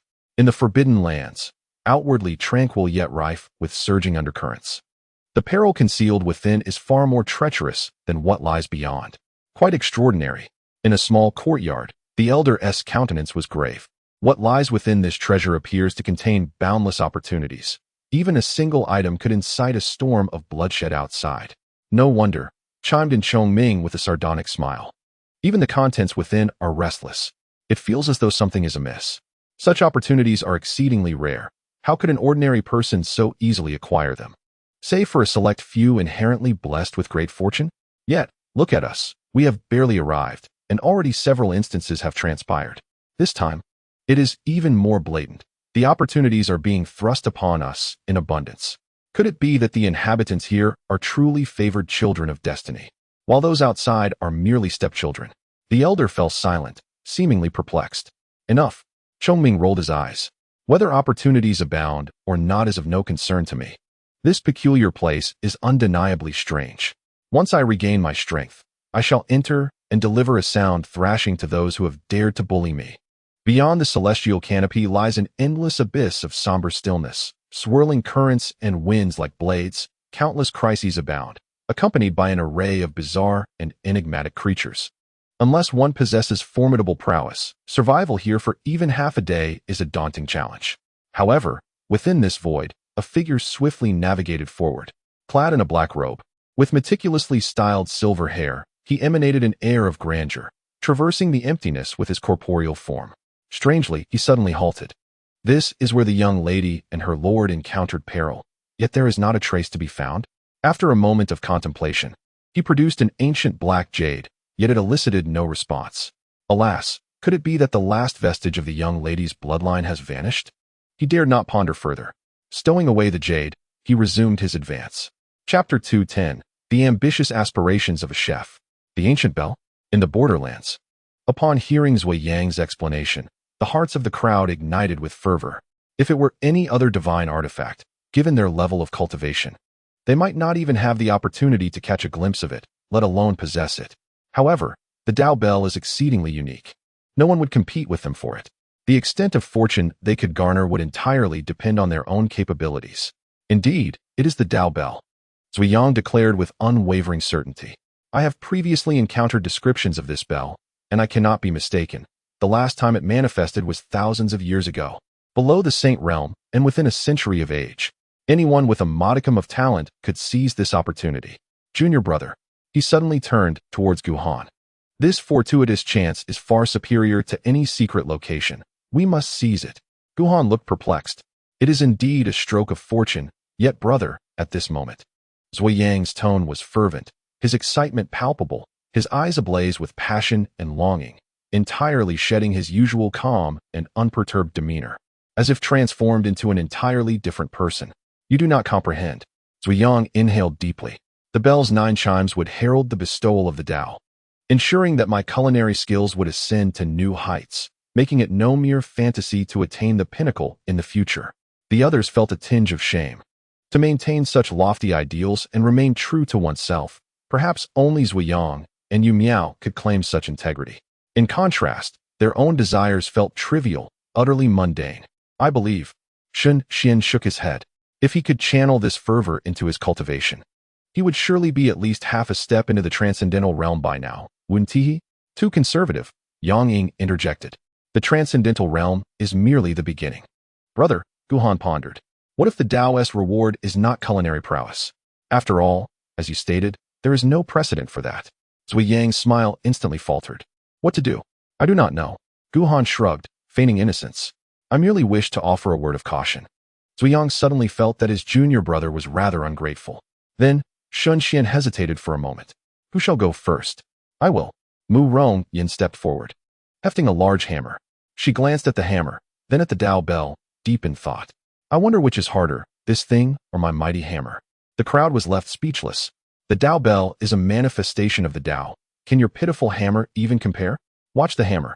Mu Rongyan paid no heed to their comments, raising the hammer high and summoning all her strength before bringing it crashing down upon the Dao Bell. Clang. The profound energy that hung from the bell quivered momentarily, and a sonorous chime resonated through the air. Vast, ancient, and distant. It seemed to encapsulate countless profound truths of the Tao, leaving everyone with a sensation of being utterly cleansed in body and spirit. Even Gu Tian's earlier agitation diminished by several degrees. Again, Mu Rongyan exclaimed excitedly. One sound was clearly not her limit. In truth, the Dao Bell possesses a spirit and would not casually manifest itself. It only selects those with deep foundations, at least capable of invoking 3 chimes from the bell. Those who could manage less were entirely outside its selection criteria. Clang, clang. Under Mu Rongyan's utmost effort, the Dao Bell rang out 3 more times. At this moment, she seemed to be struggling a bit. For chimes? Xiaoyun raised an eyebrow. Not too shabby. The 4 chimes of the Dao Bell had already surpassed that of ordinary geniuses. But it's not over yet. Mu Rongyan shot him a glare. Watch me achieve 9 chimes. With a resounding clang, the hammer fell. The bell echoed once more, as it had before, timeless and profound, imbued with a Tao essence that eluded the comprehension of the onlookers. Panting heavily, Mu Rongyan's hand trembled slightly, as if even the mighty hammer was becoming difficult to wield. Junior sister, Sun Xian wore a face of concern. Don't push yourself, just do your best. 5 chimes are already a testament to your superiority over many. I'll crush you.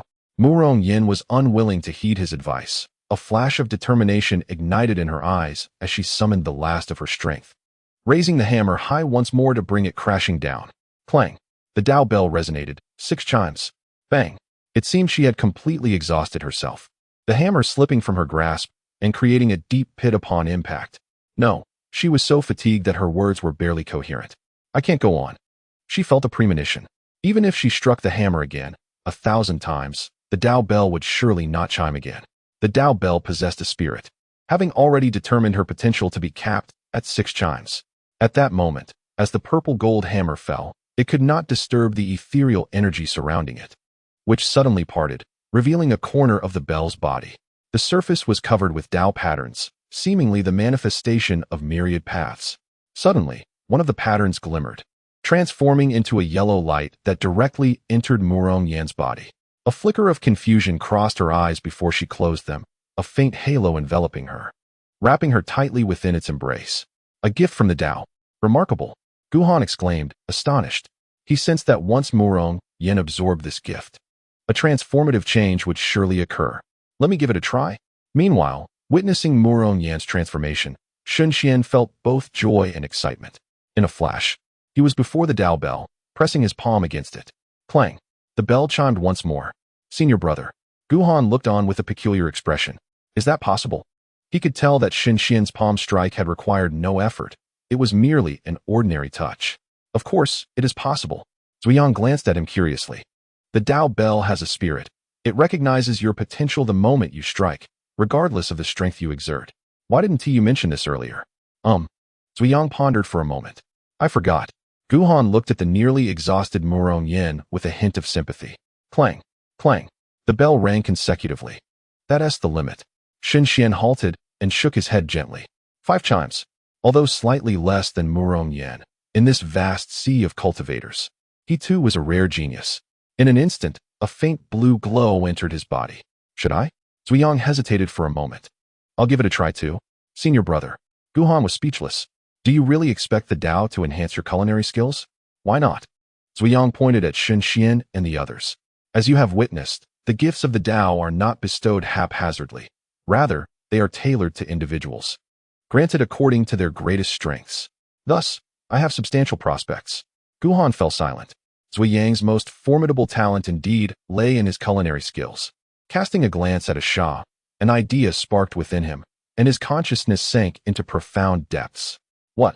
The black shadow was momentarily taken aback. The Dao bell? No wonder I can hear the sounds of the Dao even in this place. Yet it shouldn't be so. His brow furrowed deeply. Opportunities of this caliber do not appear even once in thousands or tens of thousands of years. Furthermore, they are reserved for a select few exceptional geniuses. Those who fall slightly short can only watch and envy, unable to partake in even a sip. Why is it that here, everyone has a share? If the Dao were so generous, then what is the purpose of cultivation? One could merely sit and await fortune. Could it be that? He fixed his gaze on Guhan. This lord has misjudged the situation, and there exists something here particularly favored by the Dao, allowing you to bask in its glory? Guhan, speechless, thought ask me, do you not know my cultivation level? Quickly. The tone of the black shadow suddenly surged with excitement. Let that little girl give it a try. Such opportunities may not present themselves in a lifetime outside, and the benefits of the Dao bell ringing 9 times for her are unimaginable. Volume 1, Chapter 211, Asha, the 9 rings of the Dao bell. The favor of the Dao. Asha, 9 rings. Guhan paused momentarily, hesitating. Is she capable? Although Asha's progress was remarkably swift and her talent profound, he felt that she was still quite distant from achieving the 9 rings. Huh. The black shadow wore a mocking expression. Do you understand what the bloodline of the Eye of Disillusionment represents? Do you believe that if you faced that little girl with all your might, she could easily overwhelm you with a single glance, provided she disregards her soul energy consumption? Guhan fell silent for a moment. Asha might strike at anyone, but she would never target me. Your assumption is utterly unfounded. With that, he departed with an air of confidence. Bah! The demon lord scolded. What a show-off. She is also destined to be this lord's future disciple. Clang! Clang! As Guhan opened his eyes, he beheld Zuyang wielding a black pot and a sharp knife, relentlessly striking the Dao bell. This, he was momentarily stunned. What is my senior brother doing? The second senior brother remarked. Asha pondered for a moment. He must make the Dao bell believe that he is merely a cook. Guhan had no further words. He could neither comprehend Zuyang's obsession nor understand it. He could only silently wish him good fortune. Clang! At that very moment, Zuyang stowed away the large black pot, nervously gazing at the Dao bell. His expression one of having done his utmost, and now awaiting the outcome. The second senior brother is truly impressive. Asha's eye sparkled. The Dao bell has rung 8 times. 8 rings of the Dao bell. Indeed. Guhan marveled. My senior brother is extraordinary. Such talent. Among the multitude of saints, he would undoubtedly stand out as one of the most distinguished. He could only imagine the heartache that the holy master must have felt when Zuyang departed from the sacred grounds. In that moment, he thought of Yu Miao. At the very least, she was also an eightfold. Yet, he wondered if she would, like Zuyang, wander further down the path of tailoring, never to return. Within the Fengwu courtyard, Yu Miao deftly manipulated the jade needle, striking the Dao bell 8 times, producing a resonating clang. She held the jade needle aloft, her expression fraught with anxiety. Please. As she drew nearer, her soft pleas could be heard. Do not forsake me. It seemed as if her entreaties resonated. The mysterious energy descending from the Tao bell trembled and parted, a streak of Tao pattern manifesting as a luminous flow, which instantly merged into the jade needle. Success. The usually gentle Yu Miao, at this moment, revealed a glimpse of youthful exuberance, nearly bouncing with joy. Simultaneously, in the wilderness, the various endeavors of Zhuiyang appeared to have finally borne fruit. The mysterious energy from the Tao bell split, and two streams of light swiftly entered the sharp blade and the large black pot. These two extraordinary treasures, now imbued with Tao essence, exhibited an even greater mystique. Compared to before, the blade gleamed with a chilling light, its sharpness surpassing all previous renditions. The blade itself subtly displayed Tao patterns, losing some of its ferocity while gaining an air of ancient gravitas. The large black pot, although slightly darker than before, exhibited no significant changes. It worked. Zhuiyang, overwhelmed with excitement, stumbled over his words, his hands trembling slightly. It truly worked. Guhan was utterly astonished. Is this even possible? He began to doubt whether the Tao bell possessed its own spirit, perhaps deeming that Zhuiyang was more suited to be a chef than a former saint.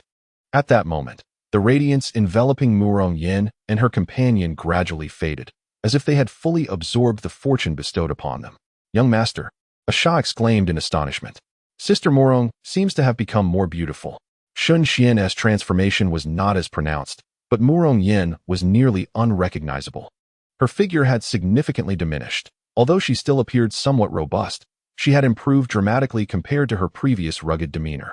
Her aura had shifted from one of brutality to a more delicate femininity. In summary, 5 words encapsulated her transformation. She has become more womanly. Coupled with her already graceful features, it left Shun Xian utterly speechless.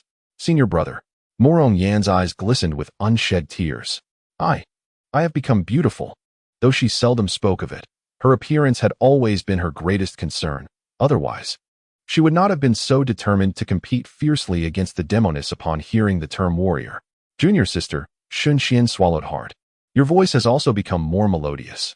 Before he could finish his sentence, Murong Yin embraced him tightly. A cacophony of cracking bones echoed, causing several onlookers to wince. How many bones must be broken for this to happen? Junior sister, Shun Xian gasped, his breath faltering. I can't breathe.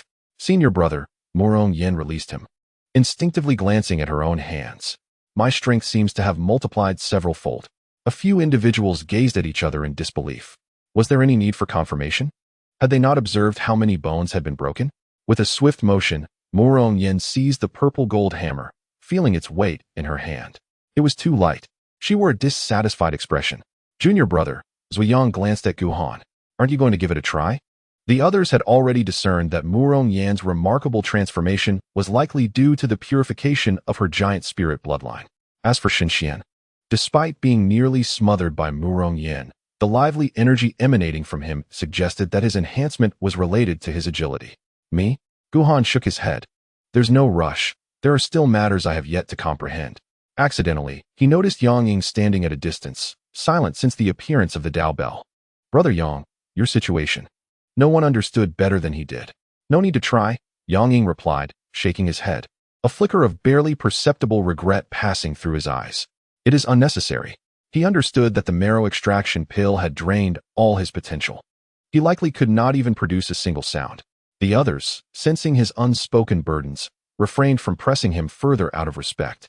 Guhan sighed softly, determined to assist Yang Ying in resolving this hidden peril in the future. Asha, suppressing the weight in his heart, he gently caressed the small head beside him. Why don't you give it a try? Huh? Asha looked bewildered. Young master, I'm quite foolish. It's all right. Guhan smiled reassuringly. I believe in you. Just do your best. Go on, little girl. Just try it for fun. The others chuckled at her innocent demeanor, offering words of encouragement. Very well then. Naturally, Asha would not defy Guhan's wishes. Cautiously, she approached the Tao bell, extending her delicate, fair fists. She had never engaged in battle before, and the others were unaware of her true abilities, merely speculating based on their daily observations. 3 to 4 sounds was the judgment of Yang Ying and his companions.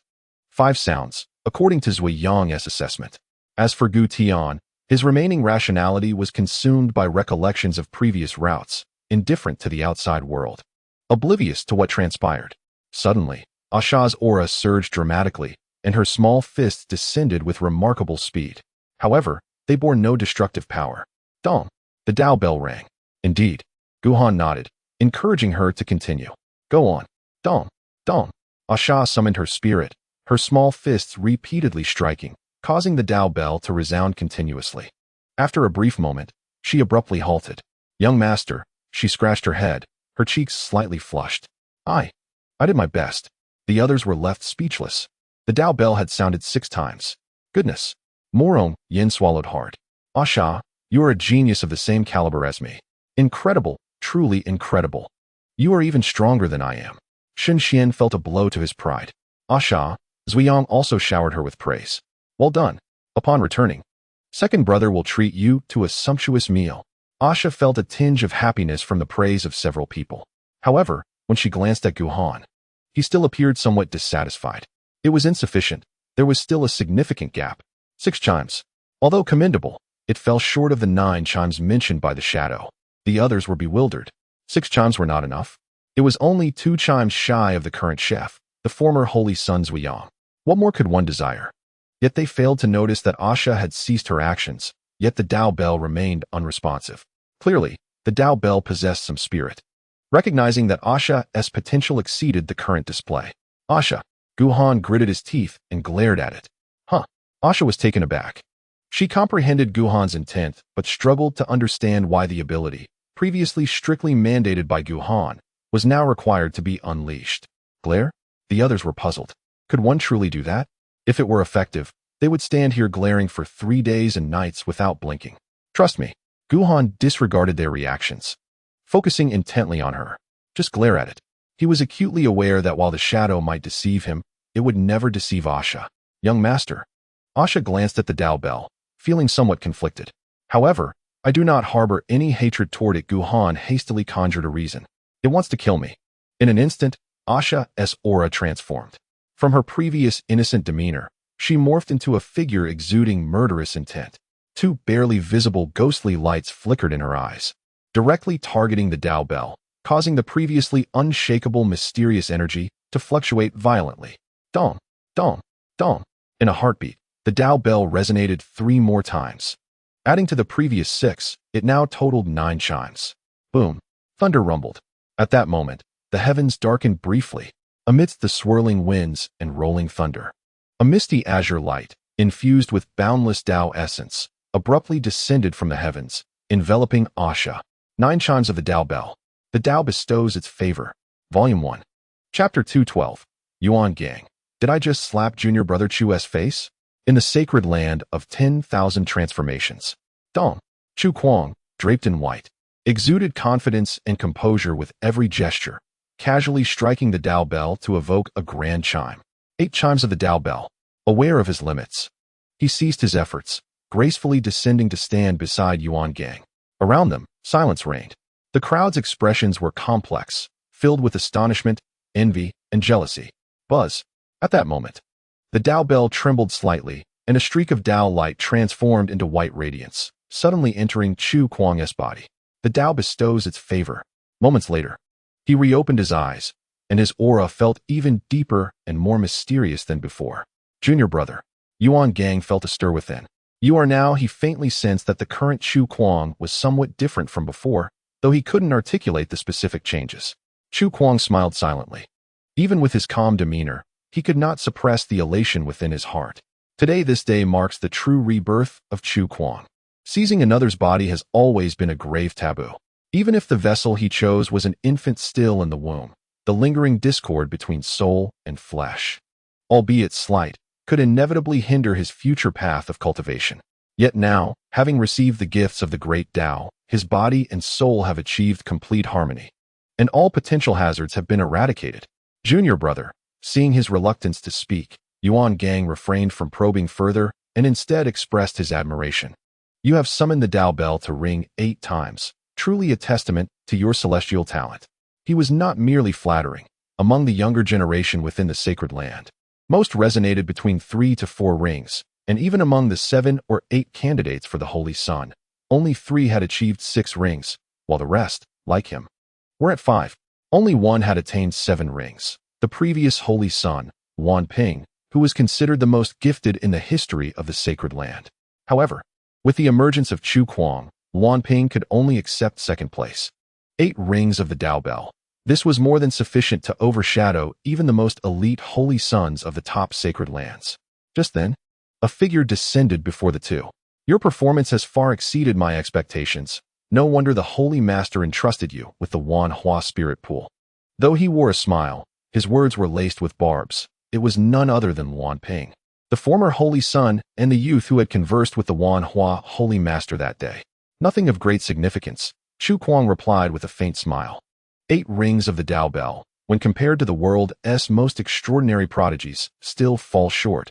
To compete with them in the future, I will indeed need to invest considerable effort. Wan Ping's expression darkened slightly. Chu Kuang's insinuation was clear. His rivals were the true prodigies, not the mere 7 rings of Wan Ping.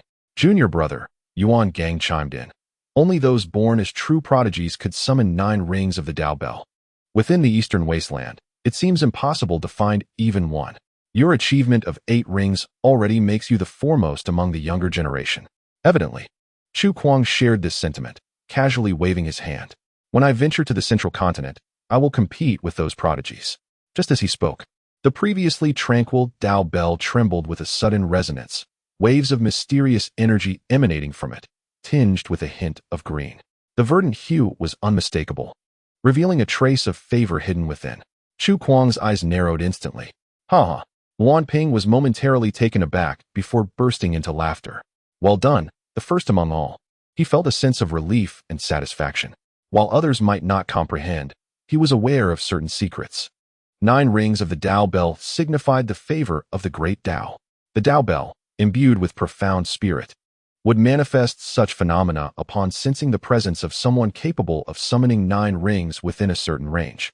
That person must undoubtedly be in the Eastern Wasteland, perhaps even closer than anticipated. Yuan Gang, however, was perplexed, sensing something amiss. He was utterly unaware that Chu Kuang's face had been struck, and it was by his own hand. Unbelievable. Chu Kuang inhaled deeply. Such individuals still exist in the Eastern wilderness. After all, having once been in the sacred realm, not to mention his temperament and experience, his resilience had been honed to an exceptional degree. Within half a breath, his expression returned to normal. If I had time, I would certainly buzz. Before he could finish his thought, the Tao Bell trembled once more, the green aura intensifying instantaneously. The intent to favor became increasingly evident. What? Wan Ping was acutely aware of what this signified, and disregarding the contest with Chu Kuang, he exclaimed in astonishment, another one. Who could it be? Chu Kuang clenched his fists tightly, and in that moment, Guhan's visage abruptly flashed through his mind. No, impossible. He immediately dismissed the notion. It could never be Guhan. This matter. He struggled to suppress the fury within him. I must thoroughly investigate until the truth is revealed. Buzz.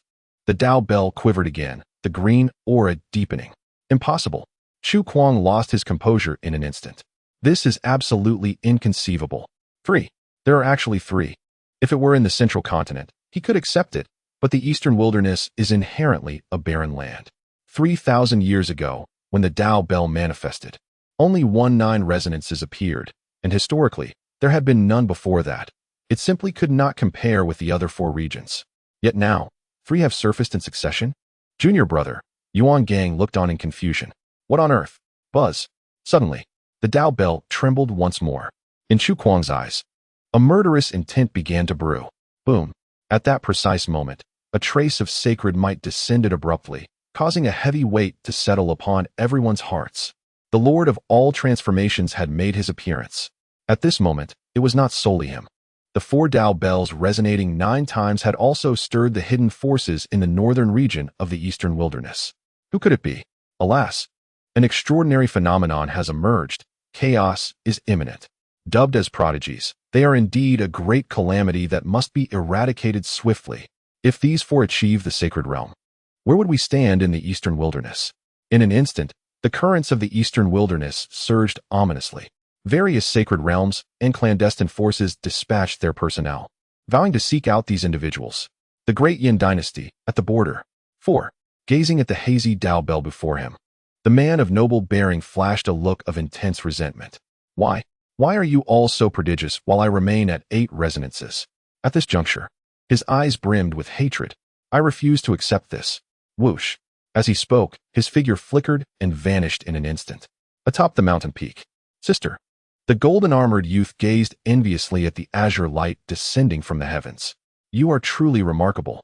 The woman replied coolly. She did not even glance at the azure light. Instead, she retrieved the wine flask from her waist and took a hearty drink. Unexpectedly, the youth, already familiar with her temperament, began to chatter away. In our eastern wilderness, for Dao bells with 9 resonances have emerged. TSK. Who could they be? Could 9th brother be one? And who are the other 2? If such prodigies were to come to our great Yin dynasty, the woman paid him no mind. With a swift turn of her figure, the woman in the crimson dress danced elegantly and soared into the distance. Sister, the youth exclaimed anxiously, where are you going? To the northern realm. Wait for me. I've longed to witness your phoenix pavilion. If it weren't for the pressing war, he mumbled under his breath. Hastening after her. Stop. Suddenly, a figure darted past. It was the young man of noble bearing from earlier. Brother Jiu? The youth was taken aback. What brings you here? By the way, you just rang the bell 9 times, right? TSK, my sister also rang it 9 times. If uncle finds out, silence. A flicker of anger flashed in the young man's eyes. This matter was a source of his pain, and he was unwilling for others to mention it. Given the urgency of the war, where are you both headed? To the northern realm, the youth replied, averting his gaze and scratching his head. Sister, wait for me. In the distance, the woman paid them no mind, her figure already reduced to a mere speck. The northern realm? The young man scoffed. I shall see what mischief you are up to. With that, he flickered and followed suit. Deep within the wilderness forest, clang, clang. Luo Wushuang gently waved her right hand, and in an instant, struck the bell 9 times. The resonant sound echoed, ancient and melodious, imbued with countless profound truths, manifesting as a stream of Tao essence, continuously radiating outward. Beside her, the burly demon man stared in stunned silence. The bell, unfamiliar to him, was overshadowed by the immense power Luo Wushuang displayed, far surpassing what he had witnessed before. At this moment, he found himself devoid of the courage to flee. Not far away, oblivious to the azure light entering his body, Luo Wushuang remained fixated on the bell, a playful glimmer in her eyes. Who exactly are you searching for? Could it be? Her eyes sparkled with realization. Is it me? As she spoke, her aura shifted. Her form seemed to grow translucent, and with a delicate motion, she directed her palm toward the bell. Sensing her intent, the swirling energies within the bell surged violently. In the first volume, chapter 213, my son Yulin possesses the demeanor of a Taoist. However, just as her palm was half an inch from the bell, her forward momentum abruptly halted. Ultimately, she shook her head, a hint of disappointment evident. Something is lacking. With that, she turned her gaze away from the bell and approached the burly demon man, extending her left hand slowly, her demeanor reverting to one of gentle grace. Have you made up your mind? The man gulped nervously, lacking the courage to voice his answer. Guess correctly, you live. Guess incorrectly, you die. What appeared to be a simple question was, in truth, the greatest trial of his character. Fear not, Luo Wushuang reassured him, her tone soothing. When it comes to matters of life and death, one must tread carefully. Take your time to ponder. I shall grant you a bit more time. She seemed to possess boundless patience, her left hand extended, fist gently clenched, as she quietly regarded the demon man. Time seemed to stretch endlessly. The pressure in the heart of the stout man grew increasingly unbearable, and he finally revealed his answer. 1. Is that so? Luo Wushuang smiled gently. Are you certain? Absolutely. Without uttering another word, Luo Wushuang slowly extended her palm. Within her hand, a radiant crystal gleamed. Despite the innate strength of the demon race, the stout man felt his legs weaken, nearly collapsing to the ground. He had guessed correctly. He could survive. Were it not for his apprehension towards Luo Wushuang, he might have erupted into a joyous shout. What good fortune! Luo Wushuang chuckled softly. You may leave. Are you truly letting me go? Although elated, the stout man couldn't shake off his disbelief. After all, he had been the one to harbor murderous thoughts first and had struck without mercy, intent on ending her life. Such a deep-seated grudge, could it truly be resolved so easily? This crystal. Luo Wushuang did not respond, instead tossing the crystal to him. Take good care of it. Huh. The stout man was utterly bewildered. It saved your life. Yes. Yes. He nodded vigorously, finally realizing that Luo Wushuang genuinely intended to release him. In his heart, he secretly vowed to revere this crystal as a sacred relic, bowing to it 3 times and prostrating 9 times each day, without fail. Suddenly, Luo Wushuang glanced back. The azure light enveloping the Dao bell had intensified markedly. How intriguing. Very well, let us return and observe. In the northern regions of the eastern wilderness, an echo reverberated. The sorceress gazed at the Dao bell before her. Her eyes devoid of the previous allure and frivolity, now tinged with a hint of sorrow. Ultimately, do I still lack the opportunity? The emergence of the Dao bell naturally stirred boundless ripples. On this day, deep within the southern wilderness, crimson light flickered and a distant roar echoed, resonating throughout the heavens and earth. On this day, in the heart of the demon territories, a riot of demons celebrated the birth of a youthful supreme. On this day, 3,000 illusory Buddhas materialized in the western desert, compelling the monks to bow in reverence. On this day, the barbarous tribes of the northern domain, led by a young war god, fiercely advanced towards the borders of the great flame empire. On this day, in Central State, voices of ecstatic joy rang out, echoing for miles. The Dao bell has sounded 9 times. My son Yulin possesses the potential for enlightenment. In the borderlands, gazing at the azure light enveloping Asha, the onlookers felt their minds falter. Is it truly feasible? Just a glare, and the Dao bell has sounded 9 times? In this world, has even the Dao bell become so timid? Senior brother, Morong, Yin swallowed nervously. Should I also try glaring? Shun Xian remained silent. Yet he too felt a twinge of temptation.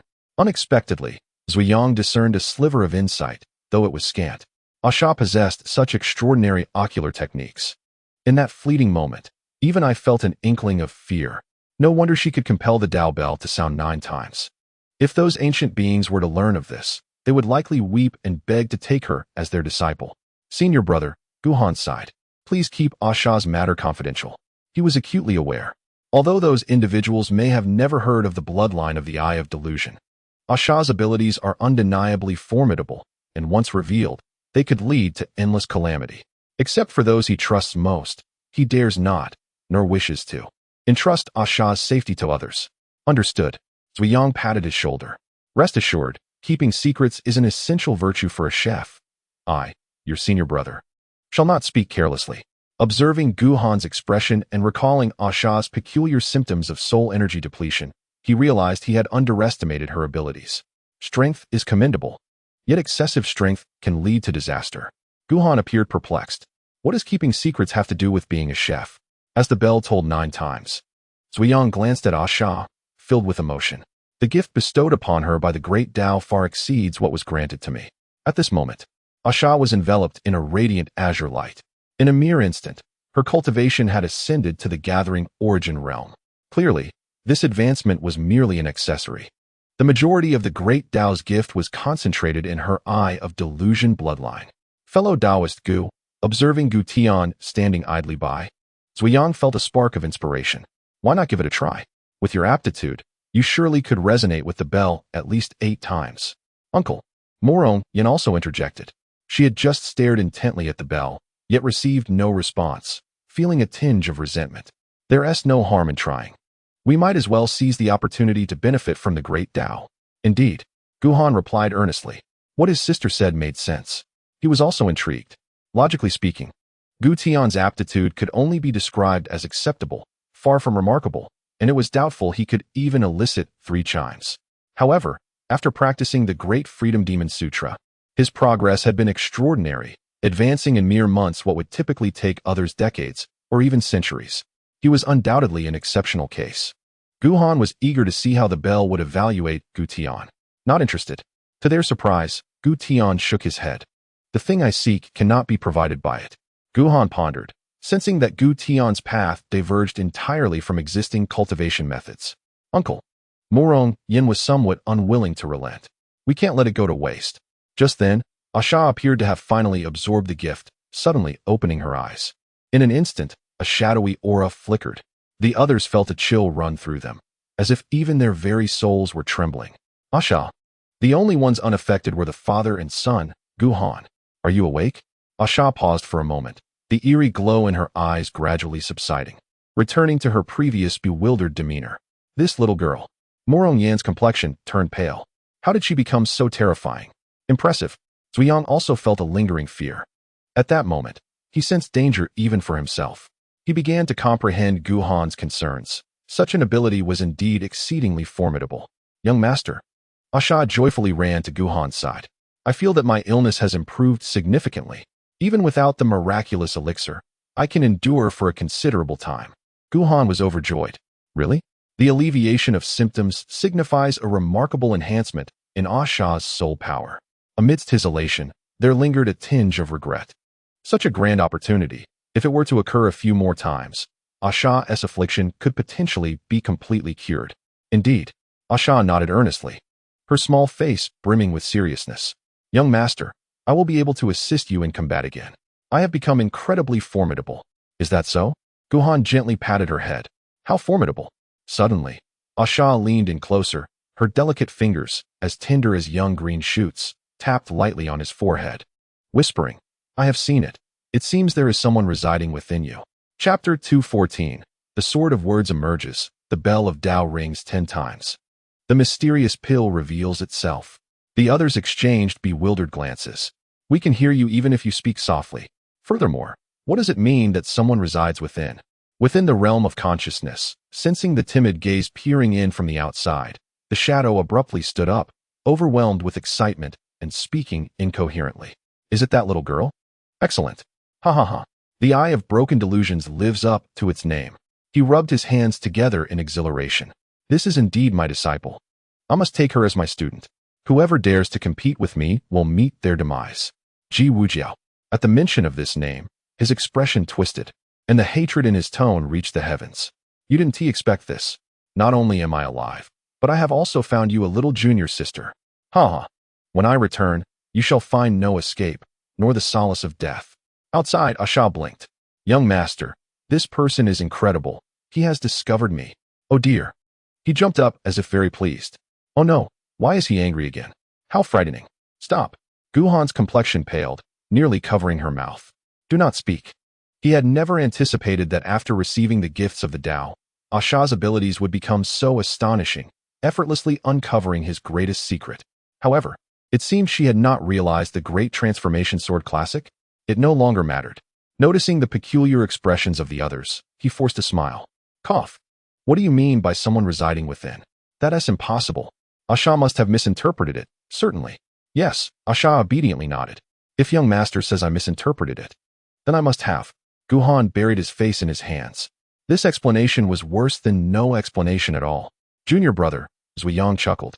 We heard nothing at all. Indeed, I was just lost in thought. With so many secrets surrounding him, they were too disinterested to pry further. The greater the secret, the more perilous it became to uncover it. Otherwise, it would only invite endless calamities. Guhan felt a surge of gratitude. He was also fortunate that the fat fool was not present. Enough dawdling. Yanging pointed at the Tao bell. It's just you left. All right. Guhan took a deep breath, fixating on the Tao bell, his eyes alight with fervor.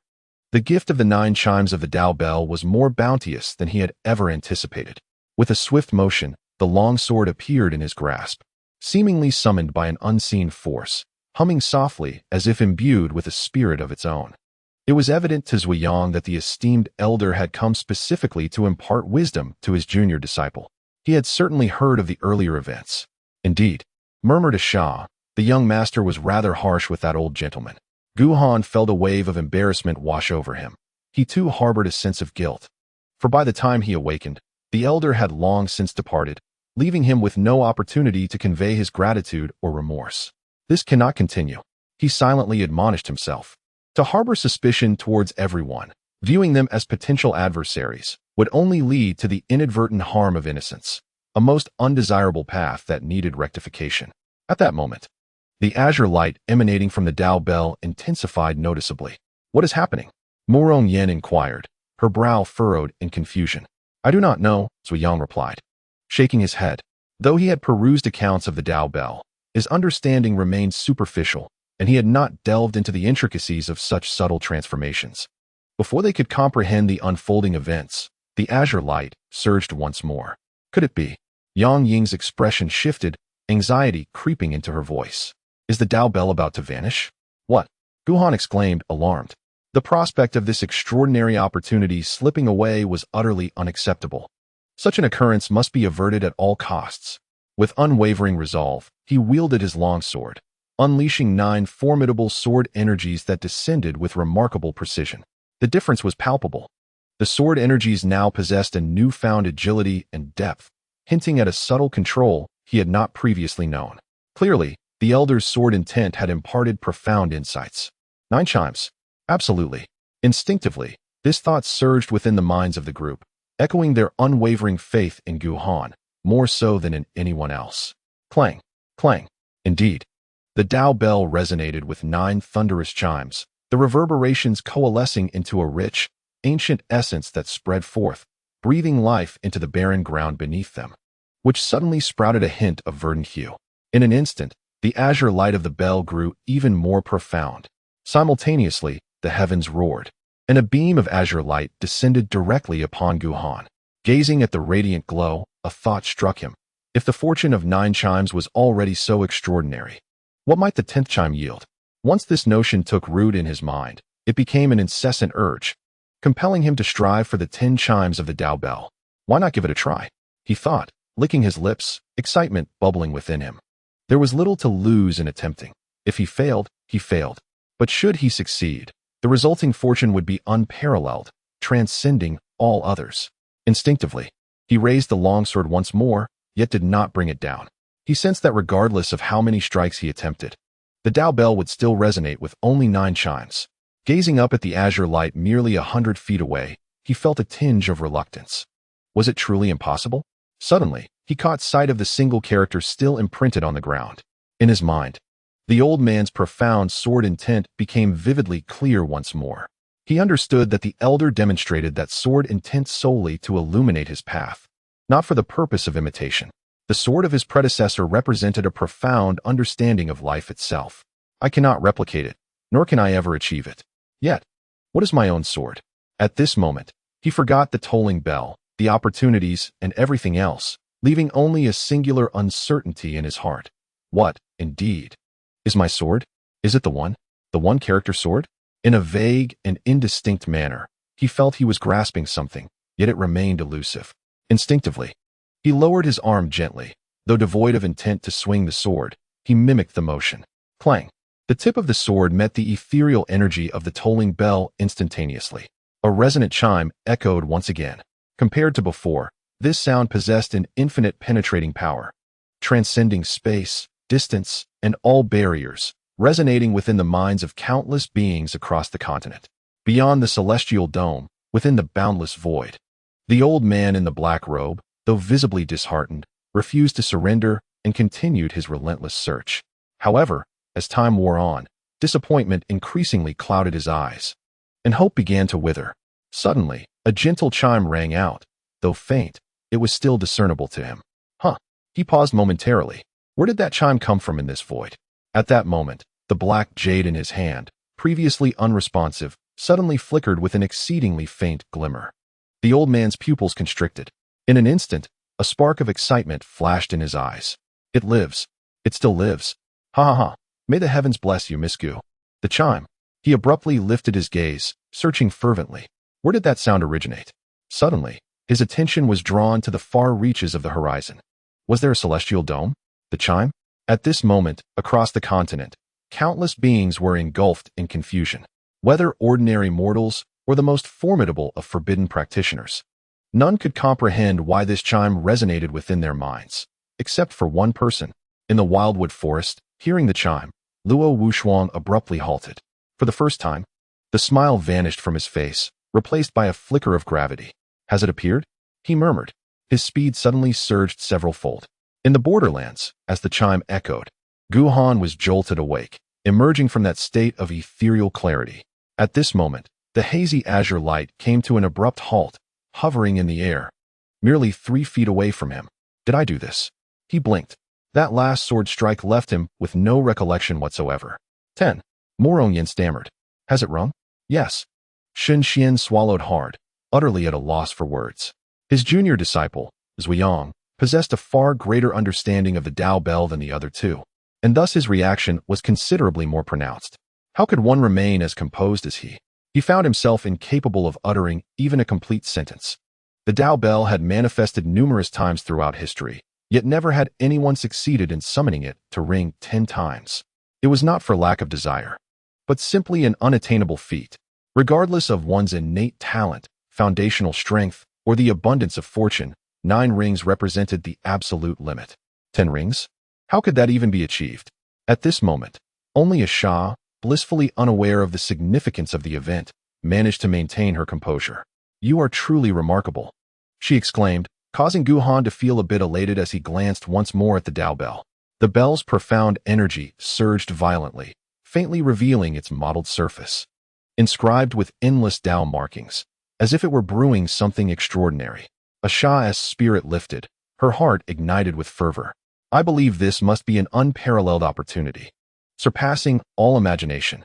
Indeed, a Xia gazed at him in admiration. "Young master, you are the greatest." Suddenly, the azure light above Guhan vanished without a trace. Guhan paused, feeling a pang of anxiety. It's nothing, he reassured himself. Perhaps the Tao deemed this opportunity too meager and would soon present something grander. Boom. In an instant, the heavens darkened. A heavy aura of Tao descended upon them, pressing down on their hearts and nearly suffocating them. Guhan felt a wave of unease wash over him. The atmosphere seemed excessively solemn. Crack, crack. Lightning raged, crimson bolts intertwining, threatening to shatter the very sky itself. Guhan could no longer comfort himself. Clearly, this was far from the usual manifestations of an opportunity. Where was the essence of the Tao? Where was the celestial music? Where had the azure light vanished to? At that moment, from the infinite heights, the dense sky abruptly twisted, transforming into an immense eye of unfathomable size, surveying the land below. In an instant, it locked its gaze firmly upon Guhan. Not just him, even the shadow was ensnared. "You little rascal." Faced with the overwhelming celestial might, he was but a remnant soul, utterly powerless to resist and fuming with indignation.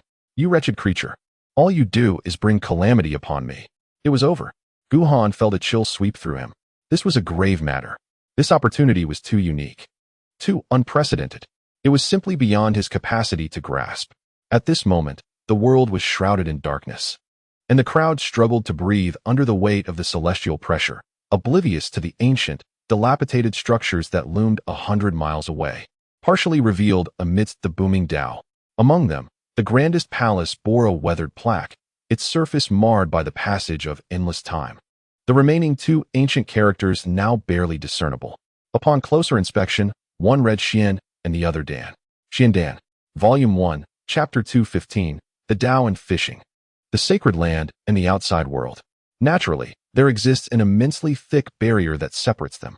The larger the sacred land, the thicker the barrier becomes. The Wanhua sacred land is no exception. However, at this moment, whether it be the blood-red lightning ceaselessly dancing in the sky or the unimaginably enormous giant eye, both disregard this barrier, vividly reflecting before every individual within the sacred land. Those of lower cultivation have already collapsed, unable to stand. The Wanhua Saint Lord's face is ashen. His heart is filled with trepidation and unease. What on earth has transpired? Why has such a phenomenon emerged? As the Saint Lord, he comprehends the terror of that giant eye better than anyone else. Even a mere fraction of its might could obliterate him into nothingness. In the realm of saints, under the overwhelming celestial might, a great cultivator is no different from an insignificant insect. It seems that Chu Kuang's expression has darkened, losing the calm and composure he once maintained. This is related to that bell's resonance. Damn it, the Wanhua Saint Lord is consumed with worry. Who on earth has summoned forth such a forbidden power? At this moment, it is not just he who is affected. The emergence of the giant eye casts the world into darkness. As the Daoic might intensifies, the blood-red thunder grows increasingly savage, hinting at a potential apocalyptic event. The countless undercurrents stirred by the bell's emergence have abruptly ceased. Even the pinnacle forbidden experts within the 5 domains dare not make a single move. In the eastern wilderness, southern region, boom, boom, the blood-red thunder roars incessantly, shrouding the world in an eerie crimson hue. faintly illuminating the figure of the woman in the red dress who continues to flee ahead. Sister. In the distance, the golden-armored youth looks on with concern. Stop. This is far too dangerous. The woman pays him no heed and continues unabated, not even glancing at the phenomenon that has caused countless powerful beings to change countenance. With gritted teeth, the young man instantly follows suit. Ninth brother. The youth is taken aback. Are you throwing your life away too? She isn't afraid. The young man's face pales, suppressing the tremors of fear and astonishment within. If she is unafraid, then I cannot be either. In the southern part of central continent, within the Tiangue Valley, old man, gazing at the unknowable enormity of the giant eye, the chubby man swallows hard, his complexion turning pale. What on earth is this thing? After the 9th ringing of the Dao bell, he rushed to Tiangue Valley without delay. Firstly, it was to showcase. Secondly, it was naturally to discuss the words. My son Yulin possesses the demeanor of one destined for the Dao. Even with his thick skin, he finds it somewhat unbearable. Beside him, Tiangzi's eyes are slightly closed, seemingly sensing something. Suddenly, as if struck by lightning, he spits out a mouthful of blood, and his aura instantly diminishes. He has directly fallen in rank. What the hell? The chubby man is startled and rushes over. Old man, are you trying to throw your life away? How can you rashly deduce? Coughing, Tiangzi's appearance has aged considerably. Muttering incessantly, the Dao bell tolls 10 times, the forbidden Dao. As he speaks, his words remain unfinished. He spat out a mouthful of fresh blood, experiencing yet another setback. His once thick, raven-black hair had turned entirely white, and the deep creases on his face made him appear even older than before. 10 chimes. The portly man instinctively shook his head. Absolutely impossible. How could such a phenomenon occur? Suddenly, a thought crossed his mind. Could it be related to the chime that had resonated in our minds previously? The celestial mechanic weakly nodded, remaining silent. Who is that person? The portly man wore a grave expression. Have you deduced it? I do not know. The celestial mechanic struggled to lift his arm, pointing in a certain direction. Just as he began to speak, his hair turned completely white, and with a tilt of his head, he fainted. East. The portly man glanced in the direction indicated. He paused for a moment. To the east? Good heavens. Suddenly, his expression changed dramatically. The eastern wilderness? Could it be that scoundrel? 10 chimes of the Dao bell. It makes no sense. Relying solely on instinct, the first person that came to his mind was Gu Han.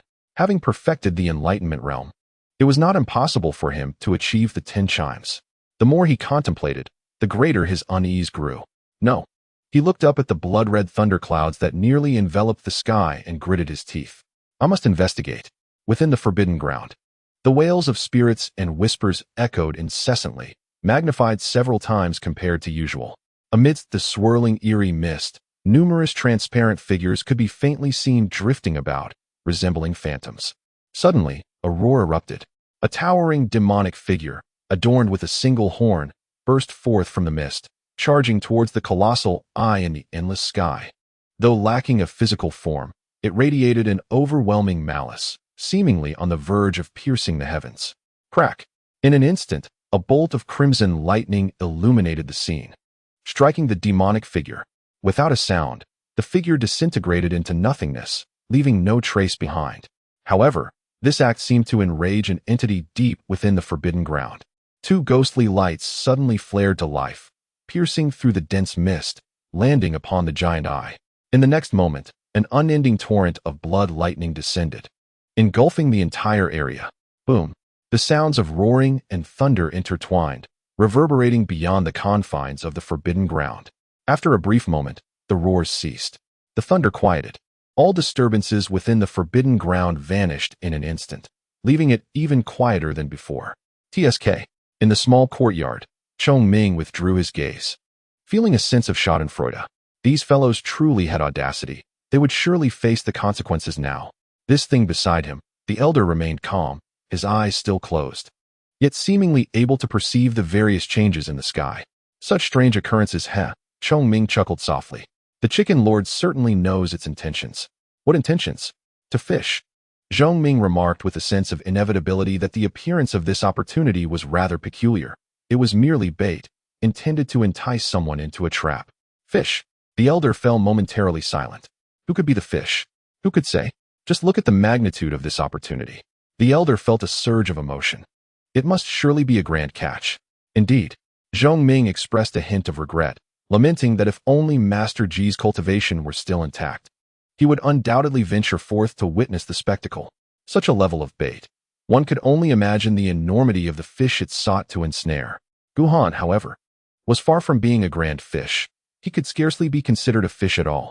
With his current cultivation, he could not hold a candle to the formidable beings within the forbidden grounds, and when compared to the pinnacle experts of the 5 domains, he could at best be regarded as a mere shrimp. Yet, that colossal eye seemed to harbor a peculiar fondness for this insignificant shrimp. A wisp of daoic might descended upon him.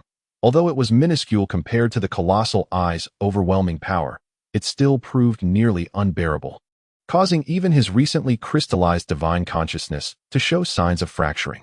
Not far away, several individuals found themselves immobilized, their faces etched with confusion, as if their thoughts had been frozen in time. Even the simpleton was no exception.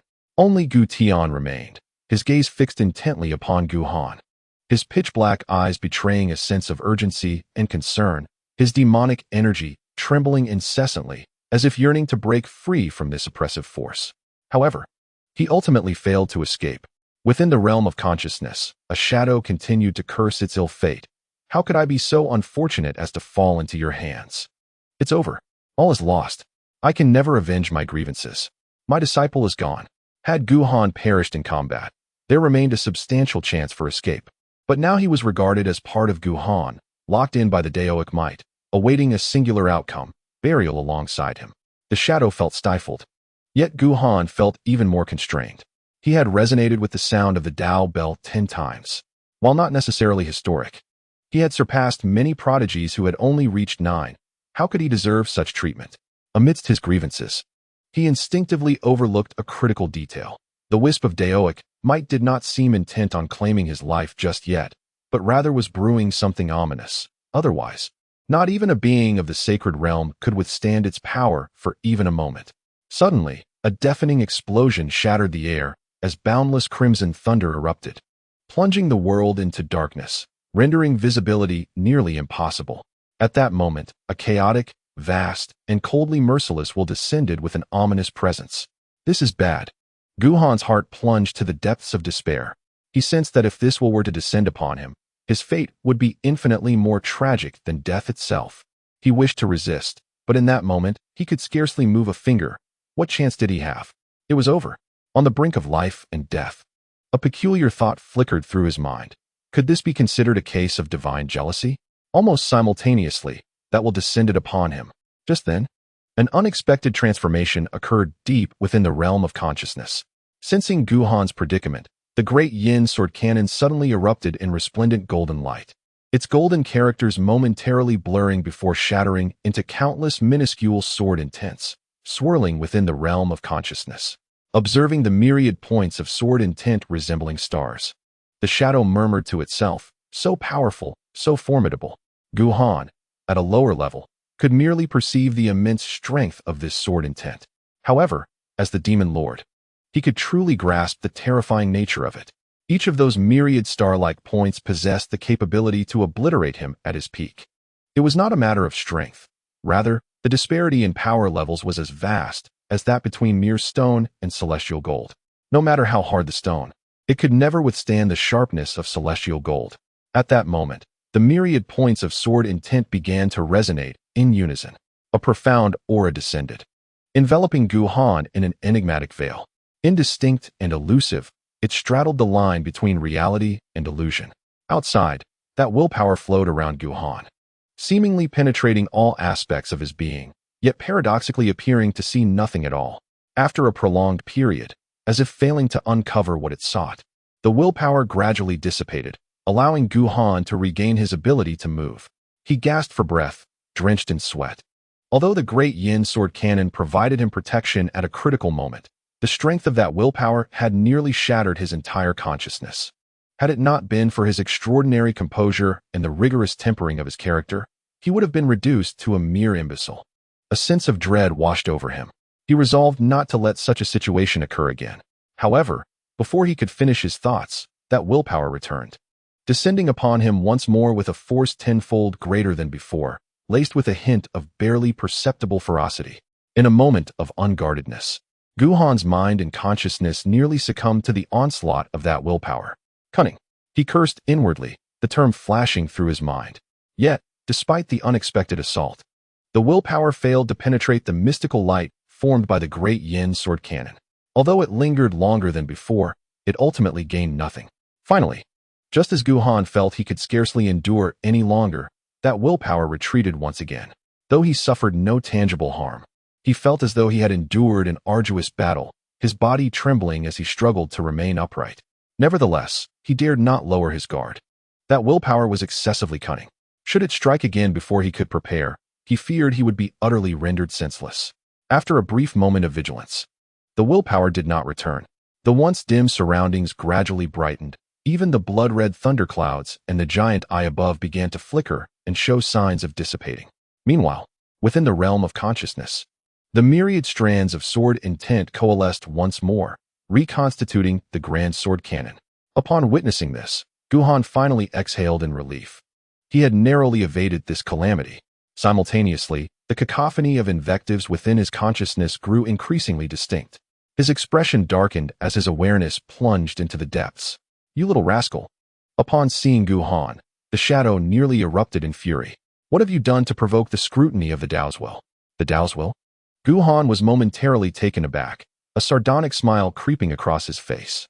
"Ah, so it is indeed that. Just wait. This debt shall not remain unsettled. What of the Dao's will? It has entangled itself with me. But, no, seeking retribution against it seems rather challenging." Bah! Observing Guhan's demeanor, the shadow recognized his thoughts. Trembling with rage, "Do you have any idea how close you came to bringing about my demise? Day after day, you provoke this and that. There is no one you dare not challenge. With such meager abilities, you dare to provoke the Dao. If you wish for your life to be cut short, release me at once, and I shall put an end to you with a mere slap." "Release you?" Guhan's countenance darkened like the bottom of a pot. "You are privy to so many of my secrets. Do you truly believe I would let you go? Very well." The shadow erupted in fury. "I knew it. You little scoundrel, harboring malicious intent. You simply wished to use me as your free labor. I even offered you so much guidance. And you, ungrateful wretch. Tell me." Guhan's gaze turned profound. "Wouldn't it be better if fewer people knew my secrets?" Naturally, Guhan fixed his gaze upon him, his expression malevolent. "It seems I ought to be the first to eliminate you. You know all my secrets." Quickly, the shadow's tone shifted abruptly, the topic changing with remarkable awkwardness. "Let us venture outside. The Dao's will has descended. Do not let it harm my precious disciple. You need not concern yourself with me. Just ensure her safety." "Huh." Guhan disregarded him, departing with an ethereal grace. "Only I may command the foolish one. Without my permission, no one shall take her as a disciple. You understand nothing." The shadow, shaken by his threat, dared not speak loudly. "Being my disciple is a privilege for her." He trailed off, seemingly struck by a thought, and sighed deeply. "If it were not for my excessive kindness towards my disciple, how could I find myself in such dire straits?" Outside, Guhan opened his eyes once more. The world around him had transformed into a serene clarity. The sanguine thunder and the colossal eye had vanished without a trace, as though all that had transpired was but an illusion. "Where's the Dao bell?" He scanned his surroundings, a sudden pang of distress gripping him. How could even the Dao bell have disappeared? What of the rewards? The 10 chimes are absent, but surely the 9 chimes would suffice. Has it all simply vanished? After toiling so long, even risking his life, he had gained not a single benefit? What a monumental loss. He sensed an ominous premonition. The gift of the Dao for 9 chimes could surely allow him to ascend to the pinnacle of the divine realm without any cost. In that moment, he regretted his greed profoundly. 10 chimes? What need have I for 10 chimes? The opportunity of the 9 sounds. Is it not alluring? "Young master." Upon seeing him awaken, Asha rushed over. What exactly happened? The others also gathered around, their faces filled with trepidation. Although they had been suppressed by the will of the great Dao and lost consciousness, the blood-red thunder and the colossal eye had left an indelible impression on them, naturally making them deeply concerned for Guhan's safety. Guhan, suppressing his heartache, offered a brief explanation. However, to alleviate their worries, he naturally downplayed the inherent dangers. By the way, he solemnly cautioned them at the end not to let a single word of this matter slip out. Otherwise, it would spell disaster for me. The group nodded solemnly. The 10 sounds of the Dao bell are indeed unfathomable. Moreover, The unusual celestial phenomena today have undoubtedly stirred many terrifying entities. The entire world is likely searching for the source. Once Guhan's identity is exposed, the consequences are unthinkable. Brother, Morong Yen furrowed her brow. Is there truly no reward for the 10 sounds? Guhan felt a pang in his heart. Let us not speak of this. What a miser! Asha grumbled. Truly too stingy. Indeed, Zuyang firmly agreed. The great Tao is impartial and should treat everyone equally. Even Xin Xian sighed. A reward of 4 or 5 sounds would suffice. 3 sounds would do. Yang Ying nodded. Anything is better than nothing. With every word of lamentation. They seemed to express indignation on Guhan's behalf, yet to him, it felt as if each word was a dagger, brutally piercing his heart, leaving him in agony. Enough of this. He gritted his teeth. This matter is far from over. Suddenly, Asha seemed to have discovered something, exclaiming in surprise. Young master, there seems to be something over there. Huh. Following her gaze, the group looked and found nothing but emptiness. Asha, Guhan's heart stirred. What did you see? No one understood Asha's formidable abilities better than he did, and he naturally believed her words without question. Over there. Asha tilted her head in thought. There is light. Asha.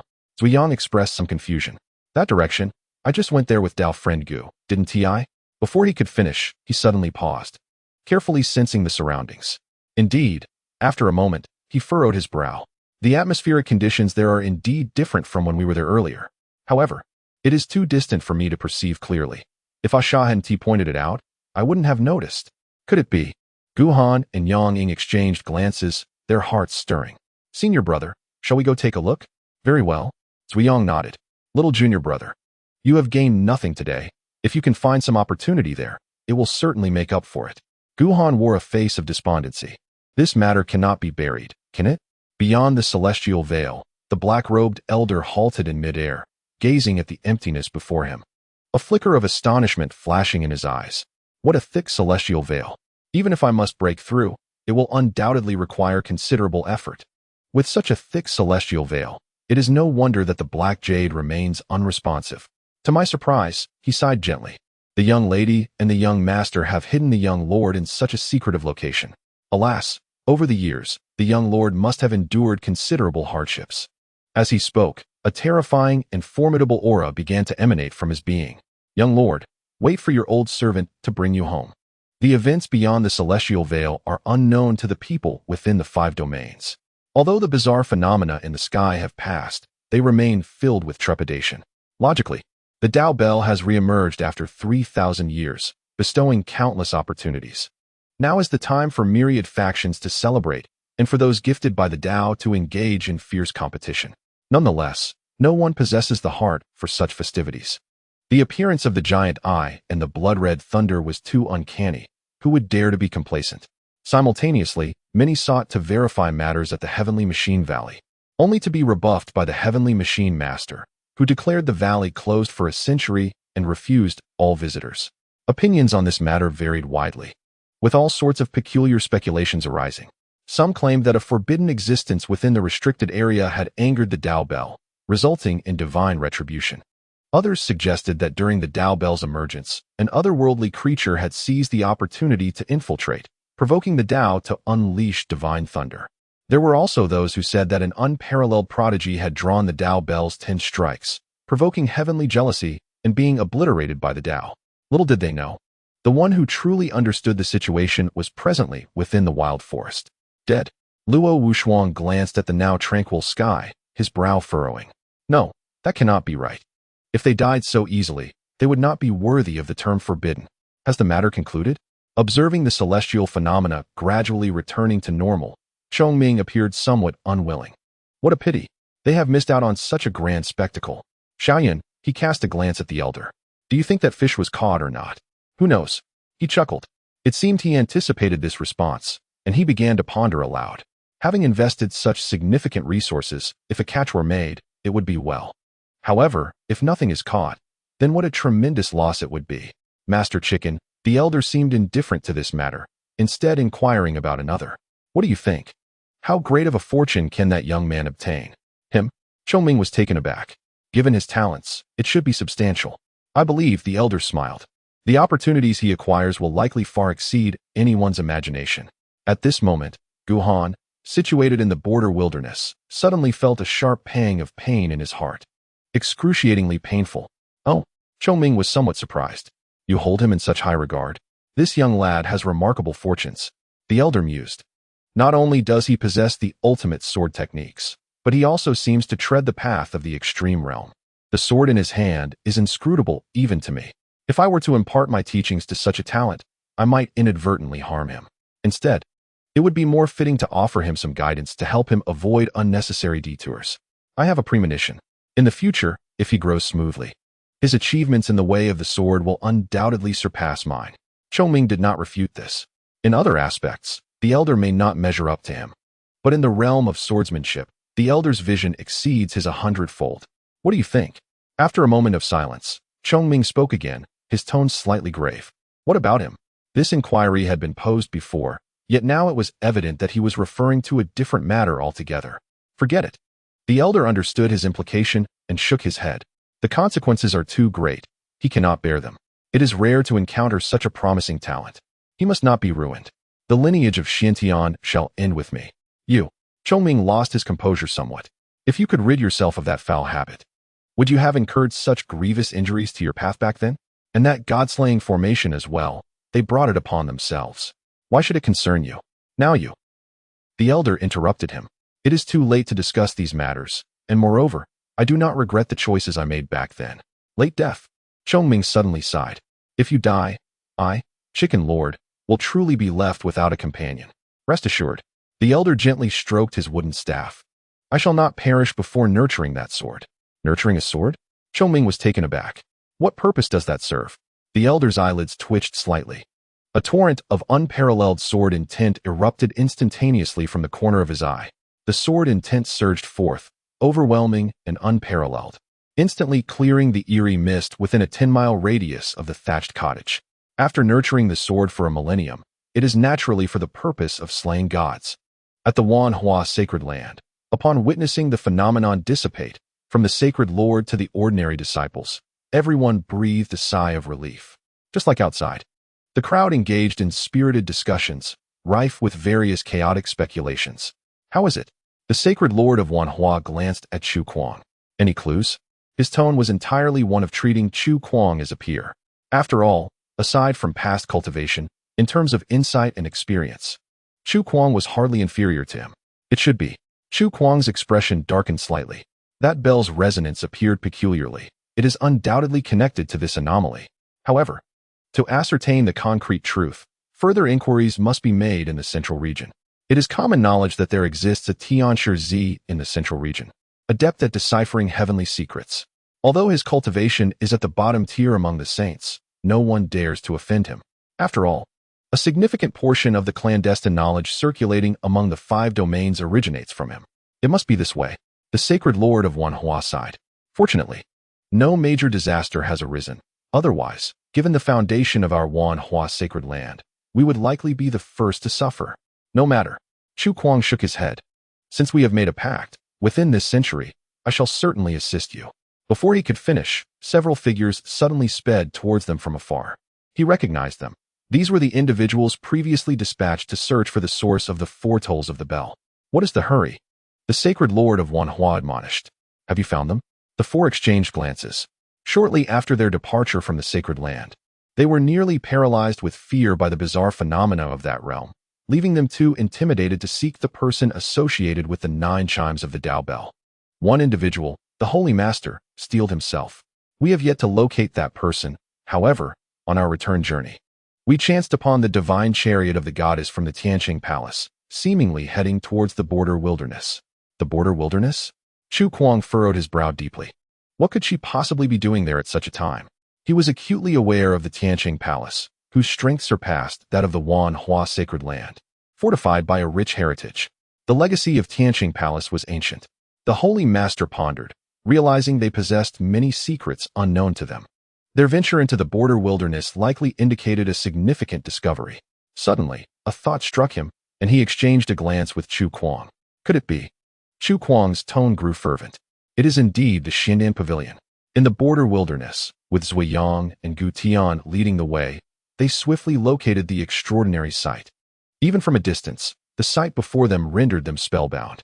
Enveloped in an exceedingly dense mist of light, a cluster of ancient and dilapidated structures appeared to waver in and out of view. As the mist ebbed and flowed, it seemed as if the very edifices were contorting along with it. Brother Yang, Guhan suppressed his astonishment. Could this possibly be the secret place you mentioned? After a prolonged gaze, Yang Ying hesitated. It seems so yet. He paused and added, it also seems not. Guhan felt an urge to strike him. In Volume 1, Chapter 217, The Anomaly of the Xiandan Pavilion. At the Wanhua Sacred Land, the Holy Master frowned slightly. If it truly is the Xiandan Pavilion, why has it manifested at this particular moment? Could it be connected to the recent celestial disturbances? That is not improbable, Chu Kuang mused. The reasons behind the manifestation of the Xiandan Pavilion have always been shrouded in mystery, eluding understanding. It seems plausible that it is linked to the fluctuations of fate. The previous upheaval was so immense that it caused a chaotic disruption in the cycles of destiny, leading to its unexpected emergence. Master, Luan Ping exclaimed with delight. The opportunities within the Xiandan Pavilion are certainly extraordinary. With the Dao Bell first and the Xiandan Pavilion following, fortunes are arriving in succession. Our Wanhua Sacred Land must not let this slip away. The Xiandan Pavilion, which had suddenly appeared over a millennium ago in the border wilderness of the Northern Realm, remained an enigma, its origins unknown. Although its exterior appeared ancient and in ruins, the interior concealed a vast array of elixirs. While over 90% had lost their potency and become useless, the remaining 10% was enough to drive countless cultivators to madness. However, very few could identify the elixirs that were brought out. Even the most skilled alchemists could only recognize a small fraction, as it seemed those elixirs did not belong to this era. Fortunately, regardless of the type of elixir, their names and effects were clearly labeled on the vials. Otherwise, it is likely that no one would dare to consume them. Such a wondrous place naturally attracted the attention of various factions, all vying for possession. Yet, no matter how powerful the visitors, they could not shake the Xiandan Pavilion in the slightest. Even more peculiarly, the Xiandan Pavilion seems to possess a peculiar rule. Cultivators above the Saint Realm are forbidden from entering. In fact, those who dare to enter are met with death. When the pavilion first appeared in the world, many were perplexed, and a number of Saint Realm experts ventured inside in search of knowledge, only to be reduced to mere piles of bones in less than a breath's time, with no discernible cause for their demise. Conversely, those of lower cultivation levels often emerge unscathed. Moreover, the appearance of the Xiandan Pavilion is unpredictable. It may manifest after several years or nearly a century, making it exceedingly difficult to fathom. Each time it materializes, it lingers for a duration ranging from 3 to 5 days, or as little as 1 or 2 hours, before vanishing without a trace, exhibiting no discernible pattern. Under such constraints, over time, distant factions cease to covet it. Stationing individuals to guard it daily is simply impractical. Furthermore, the elixirs within do not incite a frenzy that would compel anyone to disregard all else. Thus, the Xiandan Pavilion has become a unique opportunity exclusive to the northern region. Nevertheless, even the factions within the north cannot consistently detect when the pavilion appears, most of the time. It is merely due to their proximity that they manage to arrive in time. This time, Chu Kuang pondered for a moment. Certain that it would not be solely Tiansheng Palace, several other factions might also take an interest. Indeed, the Lord of 10,000 Transformations nodded. This is precisely the other matter I wish to discuss with you. This expedition to the Xiandan Pavilion, alongside the opportunities it presents, is also a chance for you to make a name for yourself before others, marking the first step in the rise of our 10,000 Transformations sacred land. If a single faction discovers the pavilion, that is one thing. However, should multiple factions uncover it simultaneously, it will ultimately depend on which of their junior disciples proves more capable. Although conflicts will be kept within certain limits, it can indirectly reflect the depth of a faction as foundation. To emerge victorious would undoubtedly be a matter of great prestige and honor. Suddenly, the Lord of 10,000 Transformations shifted the topic. Xiaoyun, the divine maiden of Tiansheng, being the junior disciple of the current palace master, possesses unparalleled beauty and exceptional talent, indeed rare among the masses. In my opinion, with the appearance of the Dao Bell, she could very well attract 7 chimes. Is that so? Chu Kuang raised an eyebrow. Speak plainly if you have something to say. Nearby, Luan Ping, upon hearing Chu Kuang's tone, felt a mix of resentment and jealousy. Within the entire sacred land, only Chu Kuang could converse with the Lord in such a manner. However, the 10,000 transformations sacred land upheld strict rules, and even though he was the previous generation's holy son, he dared not entertain any improper thoughts. The Lord of 10,000 transformations was unfazed by his demeanor. This lady has exceptionally high standards. Ordinary men cannot capture her interest, but you are indeed an exception. The Tao bell chiming 8 times, paired with the divine maiden of Tian Sheng, may ultimately result in you being at a disadvantage. Should you win her favor, it would be a tremendous boon for both the 10,000 transformations sacred land and yourself. The Tian Sheng Palace boasts an ancient legacy. If we could garner their support, the rise of the 10,000 transformations sacred land would accelerate significantly. With your abilities, the Lord of 10,000 transformations jested. You wouldn't struggle to manage a mere young girl, would you? Chu Kuang responded with a calm smile. Since this woman is indeed as remarkable as you say, she shall be mine. Now, embarking on a fresh journey, I shall adopt a new way of living. This divine maiden of heavenly ascendance will be my first companion. His words exuded an air of unwavering confidence. In terms of cultivation, appearance, talent, and cunning, he perceived himself as flawless, making the conquest of a mere divine maiden a trivial matter. Admiration? No, she should indeed be the one to pursue me. Excellent. The Lord of Transformation nodded, turning his gaze towards Luan Ping. Bring some men to ensure the safety of the Saint's son. Should anything happen to him, you shall not return. Yes. Luan Ping felt a tightening in his chest and promptly bowed. Moreover, Chu Kuang narrowed his eyes. While I am away, those 4 who struck the bell 9 times must have someone sent to investigate thoroughly. Naturally. Chu Kuang seemed to have thought of something, his expression growing cold. After I have absorbed this opportunity, I shall return to the northern region to settle matters with that Gu Han once and for all. That individual. The Lord of Transformation furrowed his brow. The relationship with Yin Huang concerning Gu Han was known to him through Chu Kuang. Although he professed not to fear Yin Huang, the thought of a direct confrontation made him somewhat apprehensive. No matter. Chu Kuang waved his hand dismissively. This time, I shall not employ any other means. I will face him with nothing but my own strength in a fair battle. Thus, even if I were to slay him, with Yin Huang's haughty nature, he would certainly refrain from uttering a single word of complaint. It seems. The Lord of Transformation felt a touch of emotion. You have indeed grasped his character. What does it matter if he is powerful? Chu Kuang's tone carried a hint of mockery. He will inevitably perish due to his own arrogance. Furthermore, he pondered for a moment. Since I must create an imposing presence, I shall need to borrow your 10,000 beast chariot, despite it being somewhat contrary to my nature. Certainly. The Lord of Transformation waved his hand grandly. Feel free to use it. Meanwhile, Luan Ping felt a shudder within. The 10,000 beast chariot, exclusive to the Lord of Transformation, boasted a speed nearly 10 times that of an ordinary chariot. No one else was deemed worthy to use it, nor had he ever lent it to anyone before. Yet now, he so readily bestowed it upon Chu Kuang. Brother Luan. Just then, Chu Kuang's voice reached him. Shall we not set off promptly? Oh, and please summon Brother Yuan. He has shown great loyalty to me, and I shall grant him an opportunity as well. Yes. Luan Ping discerned the deeper meaning in his words. For a moment, he felt a tumult of emotions within, then withdrew to make preparations. Chu Kuang took a deep breath. From this day forth, the name of Chu Kuang shall be known to all. In the borderlands, not only Gu Han, but others gazed at Yang Ying with incredulous expressions. What difference is there between what you've said and silence? You Yang. Morong Yin brandished a large hammer. You should know that speaking in such a manner invites a beating. Brother Yang. Gu Han wore a look of helplessness. What exactly do you mean? He understood that Yang Ying's serious demeanor left no room for frivolous jesting. That secret place. Yang Ying contemplated. It resembles the structures beneath the light fog. But it is not the entirety. Not entirely? To be precise. Yang Ying's expression turned earnest. It is merely a fragment, perhaps less than a tenth. What? A collective shock reverberated among the crowd. A tenth? I comprehend now. Gu Han was the first to react. According to your words, the place you entered a few years ago was not the complete secret realm, but this one is. Theoretically speaking, Yang Ying remained as cautious as ever. Indeed, it is so. Furthermore, he pondered, the secret realm I encountered back then was quite conspicuous, devoid of such dense light mist and peculiarities. This statement was something Gu Han chose to overlook.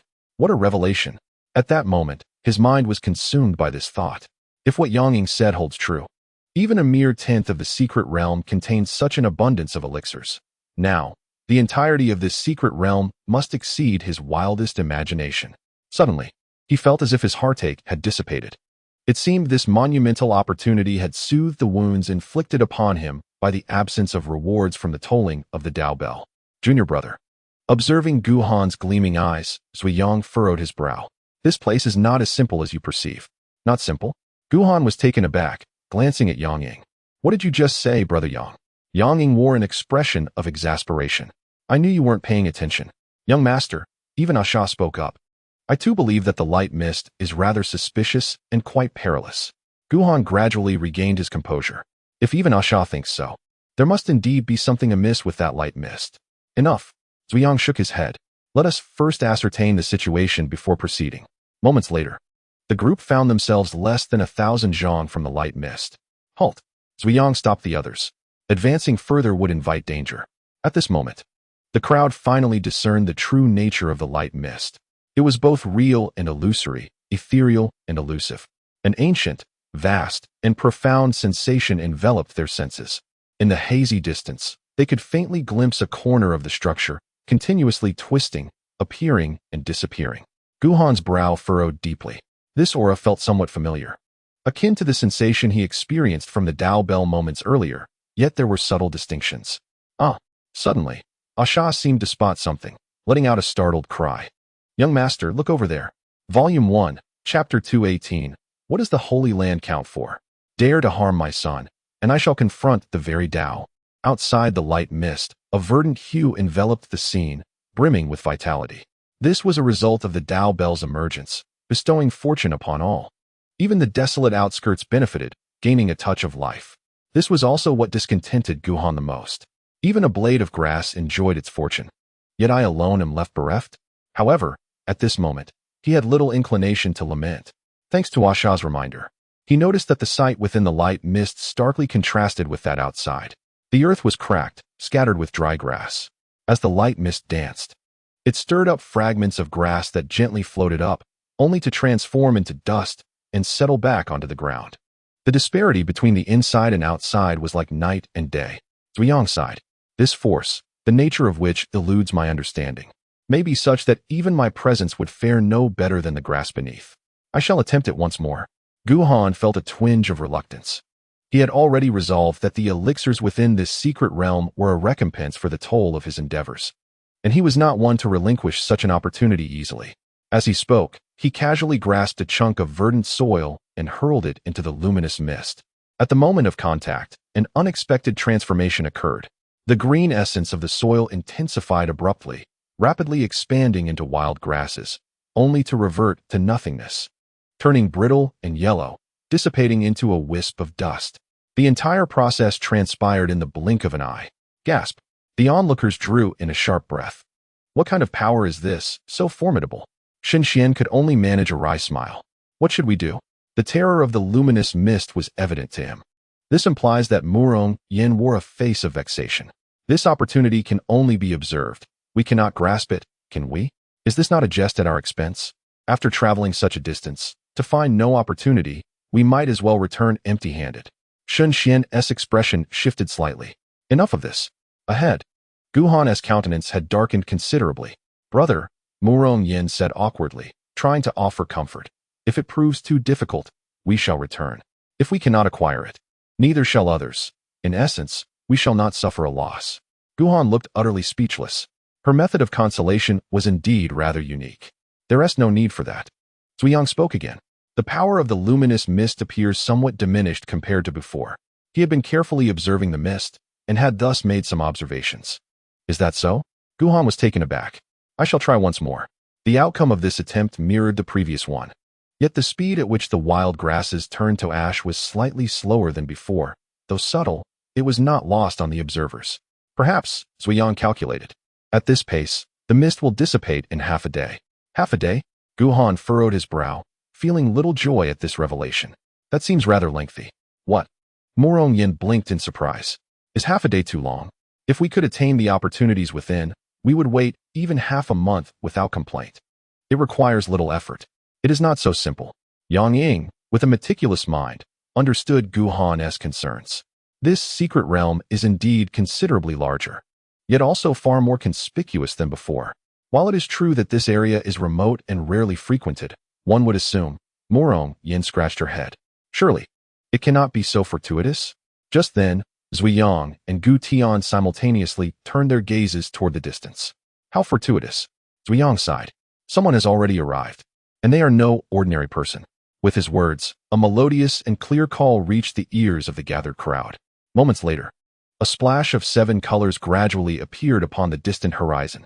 As it drew nearer, the onlookers discovered that it was a magnificent bird, measuring over 10 zhang in length. The mythical bird, resplendent and extraordinarily beautiful, possessed eyes resembling 2 brown celestial crystals, a beak as sharp as a sword, and atop its head, a plume of fiery crimson feathers. Its body was robust and elongated, with a tail even longer than its form, radiating a spectrum of colors and trailing 7 ethereal energies behind it as it approached the gathering with a white jade carriage. A soft luminescence shimmered above the carriage, flanked by 4 men and 4 women on either side, with 4 others following behind, 2 middle-aged and 2 elderly, exuding an aura of profound depth and strength, all of whom were remarkably extraordinary beings. At the center of the carriage, a crystal-clear white canopy billowed in the wind, woven from an unknown material, revealing glimpses of an enchanting figure within. Meng Xing stood mesmerized, overwhelmed by the grandeur that surpassed even that of the wandering emissaries. Little did she know that despite their title of emissaries, they were no match for the figure concealed within the canopy. A heavy silence descended upon the crowd. The display suggested not merely a sacred ground, but rather an enigmatic and formidable power. Such powers typically did not adhere to reason. Second brother. Even Asha sensed an underlying tension. Can you confront them? No. Then, what shall we do? Fear not. Guhan reassured, gently patting her head. Should they choose to act irrationally, let us not forget the foundation of our Fengwu Academy still stands. He remained unfazed. The absence of retaliation from the Wanhua sacred ground after the previous incident spoke volumes. At worst, they could once again present the 9 Shi Panlong seal. Indeed, Zuyang smirked. In truth, these so-called saints are merely pompous individuals. There is no need to fear them. This is a long-standing tradition of our Fengwu Academy. As a former saint himself, he possessed the confidence to make such assertions. Suddenly, another melodious call rang out. The mythical bird, drawing the carriage, gently descended nearby. Its crystalline eyes glanced over the crowd, exuding an air of cold indifference and haughty superiority. Zuyang chuckled, instinctively reaching for the dagger at his waist, contemplating the idea of offering this bird as a tribute to his newly forged divine blade. Not far off, witnessing the scene, the expressions of those following the carriage shifted to concern. What is that luminous mist? Do not approach lightly. It seems quite fearsome. Strange. Why has the Xiandian pavilion grown so vast? It was merely a tenth of its current size before. Amidst their fervent discussions, they found themselves perplexed. The Xiandian pavilion, having been visited several times, was once far less grand and mysterious than it appeared now. At that moment, a melodious and enchanting voice emerged from within the canopy, resonating like the sound of jade chimes. Send a message to the master, let him decide. Though only her voice was heard, the mystery surrounding her intensified, provoking curiosity about the beauty of its owner. Yes, one of the elderly men respectfully bowed. I will inform the hall master immediately. Despite his superior cultivation, he dared not display any disrespect. The divine maiden. A middle-aged man cast a glance at Guhan and his companions, his brows slightly furrowing.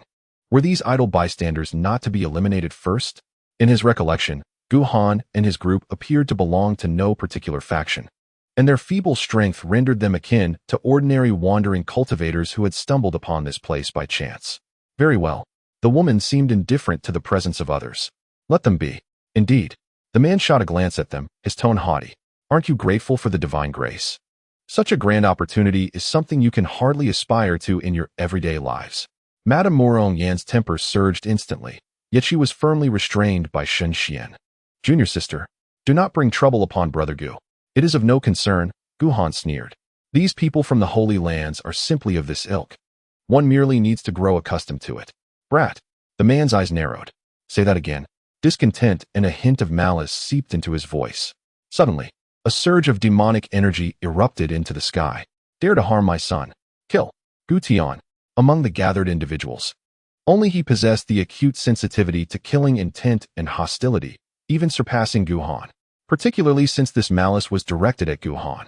In his limited understanding, those who dared to harm his son must perish, disregarding titles such as Holy Son or Daughter, or even the Holy Lord.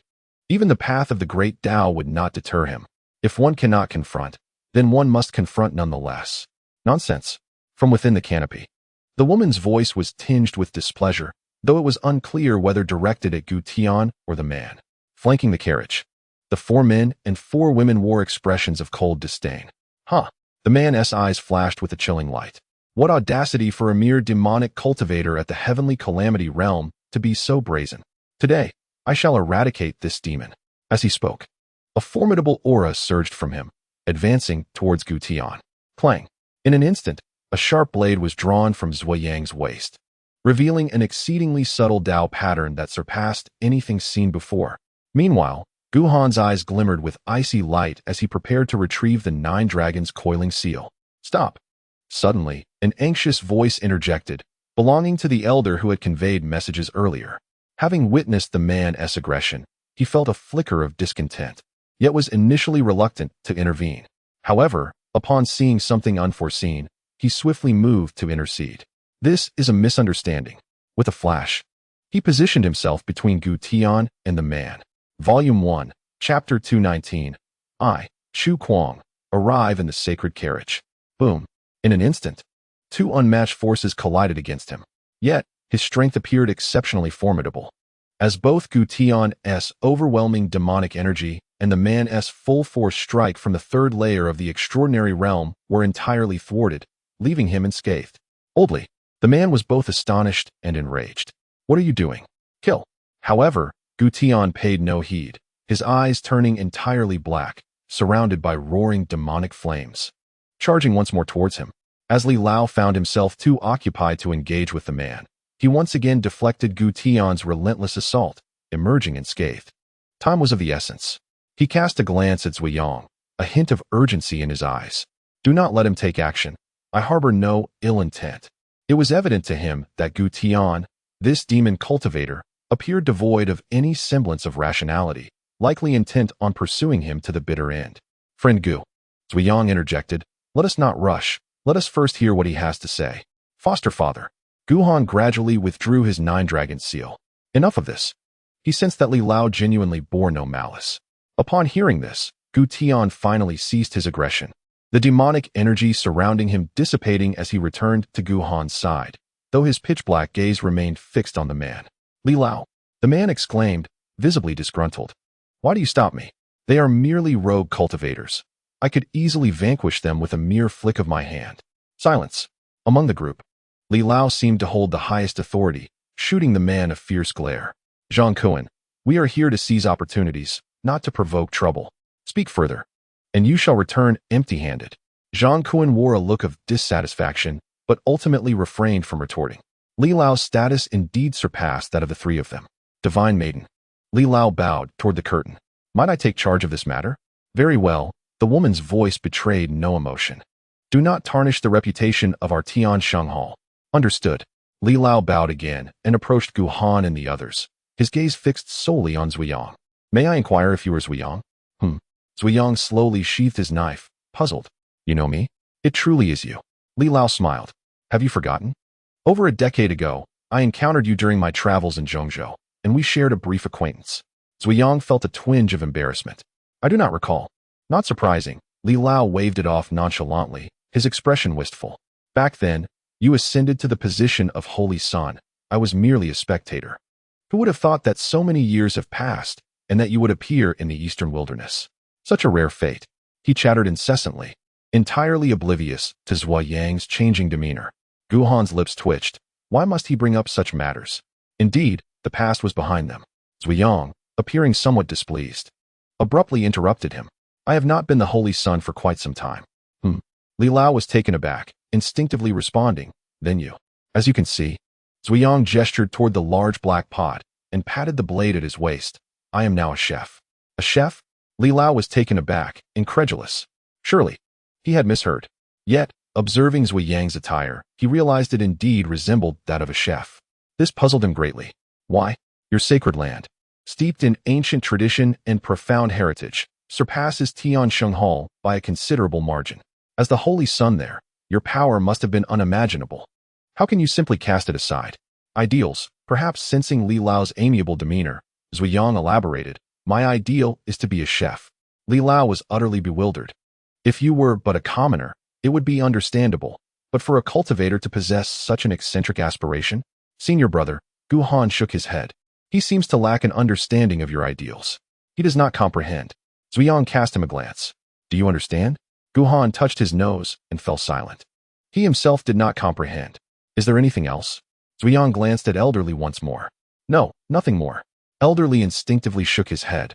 His mind clouded with confusion and uncertainty, returning to the carriage to quietly explain to the others. It turned out to be Zui Xingzi.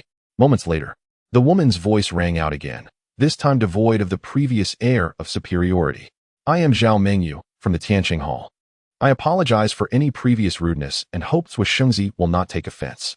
Implicitly, she expressed a desire for camaraderie. Zui Yang found her words somewhat incredulous. To put it another way, even if Zui Yang were to abandon his status as Xingzi and become a cook, he would undoubtedly still be linked to the forces behind him. Such a person, even if friendship is unattainable, must not be offended. Gu Han thought that this woman was somewhat foolish. The incessant mention of Xingzi, without regard for Zui Yang's demeanor, was rather absurd. Firstly, Zui Yang seemed to recall those experiences of fleeing only to be captured again, his tone turning somewhat frigid. I do not appreciate being called Xingzi. You may simply address me by my name. Secondly, if you feel remorseful, he gestured towards Zhang Kuan, then have him apologize to my junior disciple. You. Zhang Kuan's face flushed crimson. This is intolerable. Apologize. Zhao Mengyu replied coolly. This matter was primarily your fault. Indeed, although unwilling, Zhang Kuan seemed hesitant to defy her wishes. Moments ago, his complexion had been ashen, and he performed a perfunctory salute to Gu Han. My apologies. Gu Han paid him no mind. The apology lacked sincerity, clearly perfunctory. Furthermore, he sensed that Zhao Mengyu possessed a certain depth of cunning. Had it not been for Elderly recognizing Zui Yang's identity, the situation might have entirely reversed. Observing Gu Han's demeanor, Zhang Kuan's expression darkened further. Suddenly, Elderly looked up at the sky, his brow furrowed. Divine Maiden, it seems the news has leaked. All the families have arrived. In the gathering, being the most skilled, he was the first to notice the anomaly. No matter. Zhao Mengyu spoke with a calm demeanor. The Xiandan Pavilion has encountered such a disturbance. Whether we can enter remains uncertain. Even if we can, each will rely on their own abilities. This is not the first occurrence of such a nature. Indeed, Elderly bowed once again, falling silent. Senior brother, Gu Han felt a stir within. These individuals seem quite familiar with this place. The Xiandan Pavilion? Have you heard of it? No. Zui Yang shook his head. As you know, I do not concern myself with such matters. The reputation of the Xiandan Pavilion is confined to the eastern wilderness. In comparison to the Dao Bell, it pales considerably. Thus he was naturally unaware. This is troubling. Morong Yin expressed some concern. So many have arrived. No matter. Gu Han smiled. Did not the Divine Maiden say so? Each will rely on their own abilities. It was at this moment that Gu Han suddenly felt two gazes resting upon him. He internally scoffed. He cast his gaze into the tent without the slightest courtesy. Clad in elegant purple garments, her figure was graceful, her face veiled in delicate gauze, exuding an air of cool elegance. In her autumn-like eyes, a hint of surprise mingled with thinly veiled anger, as if she could hardly believe that Gu Han dared to gaze upon her so openly. Young master, Ashar bit her lip. Are you peeking at her? For reasons unknown. Her perceptiveness sharpened at such moments. Cough, cough. Gu Han's face flushed with embarrassment. She can look at me, but I cannot look at her? What kind of reasoning is that? Indeed. Ashar, momentarily swayed by his words, instinctively remarked, Young master, I can't shake the feeling that she resembles Miss Lu. Gu Han was suddenly alert. Lu Ying, the sorceress? There did seem to be a resemblance. Roar. Before he could ponder further, a thunderous roar suddenly resonated from above. Boom. Accompanied by the sound, a shadow, stretching over 10 feet in length with wings sprouting from its sides, descended rapidly. Its impressive size causing the ground to tremble and dust to rise as if in a display of sheer might. It was a black tiger. On the back of the black tiger sat a youth, arms crossed, with an icy demeanor. Though referred to as a youth, his stature was nearly twice that of an ordinary person, and a fine layer of fuzz covered his face. 8 or 9 individuals trailed behind him, clearly his protectors and followers, much like Xiaoyun. A demon clan? Guhan regarded him with curiosity. Apart from Wei Fong, this youth was the first genuine member of the demon clan he had encountered. Sensing Guhan's gaze, the demon youth met his eyes, a glimmer of golden light flashing through his piercing gaze. Roar! The black tiger, seemingly emboldened by its size, continued to roar at Guhan. Huh, Zuyang chuckled. Unconsciously, his fingers brushed against the dagger at his waist. Whimper. As if encountering its nemesis, the black tiger instantly crouched down, letting out a mournful cry, becoming obedient. It was no wonder it was timid. Zuyang's blade had undoubtedly claimed the lives of countless demon beasts, imbued with an inescapable aura of malevolence. Furthermore, having previously received divine markings from the Dao Bell, it posed a natural threat to creatures of its kind. Humph. The malevolent aura emanating from the dagger seemed to affect the demon youth as well. His complexion paled, and with a cold snort, he fell silent. Behind him, his protectors wore unfriendly expressions. Boom. Suddenly, a far more imposing force descended from the heavens, carrying a hint of sacred authority. Roar. A cacophony of roars erupted simultaneously, merging into a deafening clamor. In the next moment, a resplendent palanquin appeared within the sight of the crowd. Instantly, all attention was drawn toward it. The carriage measures over 30 zhang in length and more than 10 zhang in width, exuding an aura of dominance and grandeur.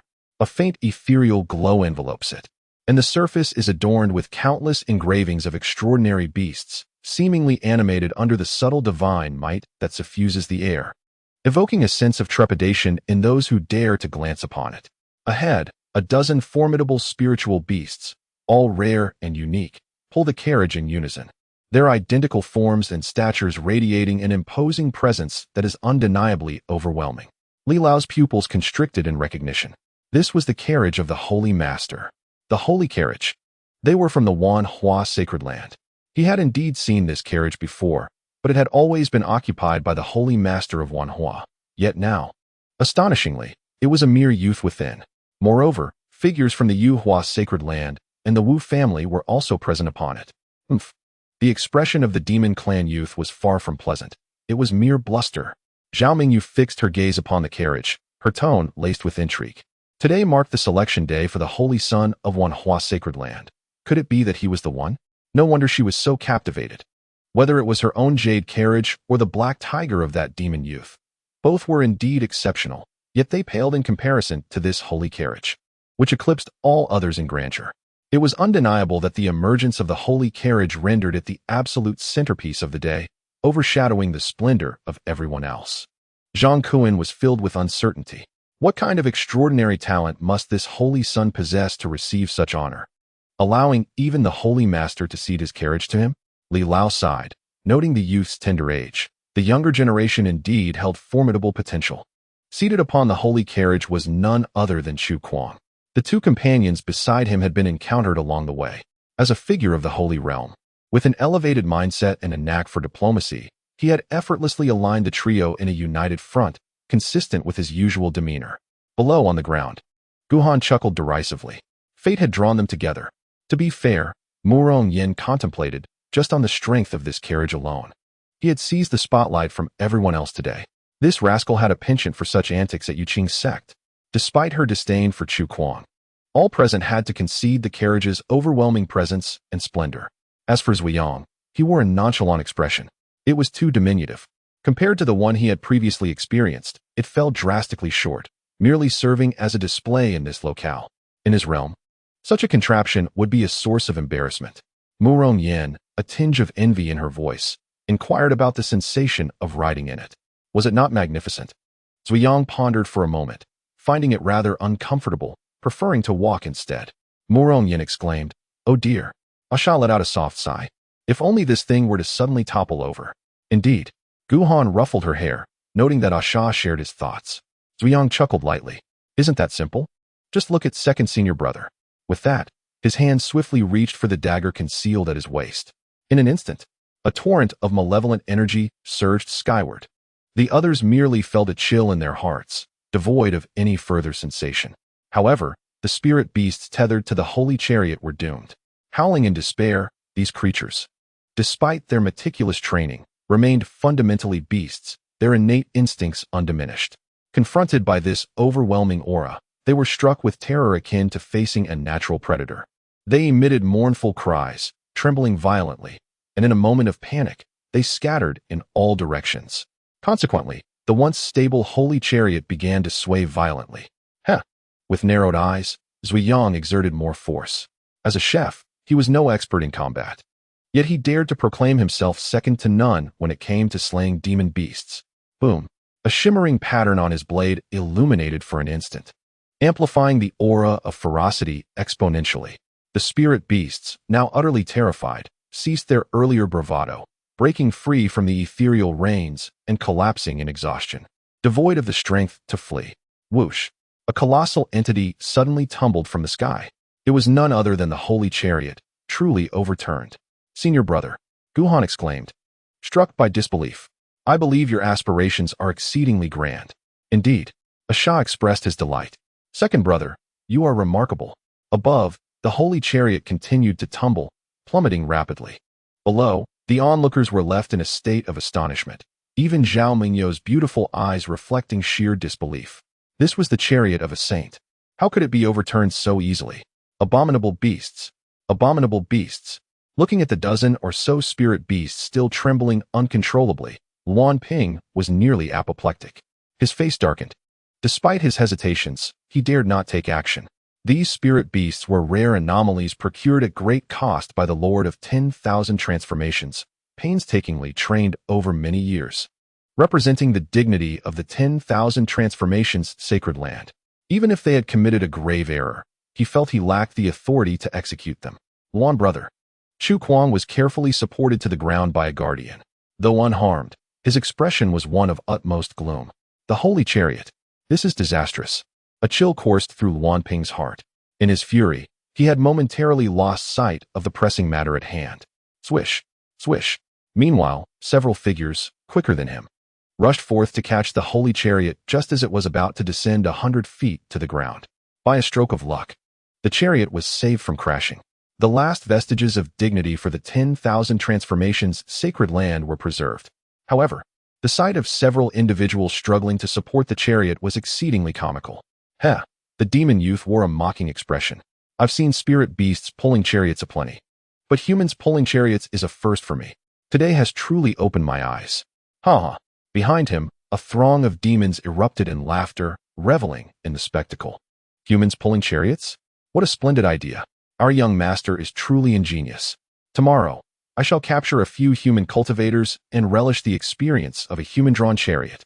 They hail from the valley of heavenly demons, and naturally have an inherent discord with several human factions, among which the most detested is undoubtedly the sacred land of 10,000 transformations. Observing their current predicament, they would not miss this opportune moment to strike while the iron is hot. Dian, Luan Ping's visage darkened further. Should the valley of heavenly demons desire war, the sacred land of 10,000 transformations shall stand ready to engage. Are you afraid? Behind Dian, a towering figure of a demon emerged. Let us fight. I have long found you treacherous scoundrels intolerable. Something is amiss. Beside Luan Ping, Chu Kuang, momentarily unperturbed by other matters, fixated on the buildings enveloped in radiant mist.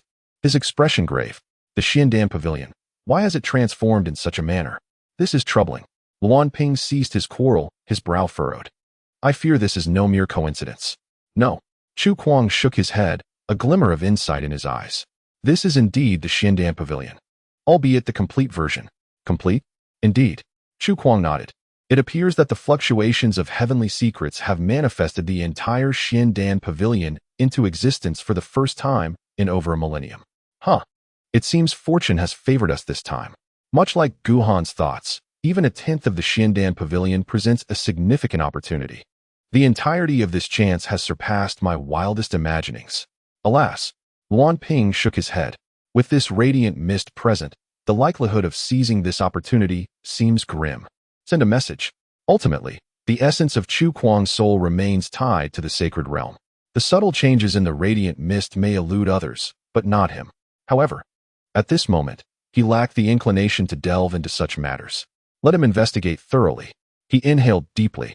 The sooner, the better. Delay may bring unforeseen changes. Show some respect.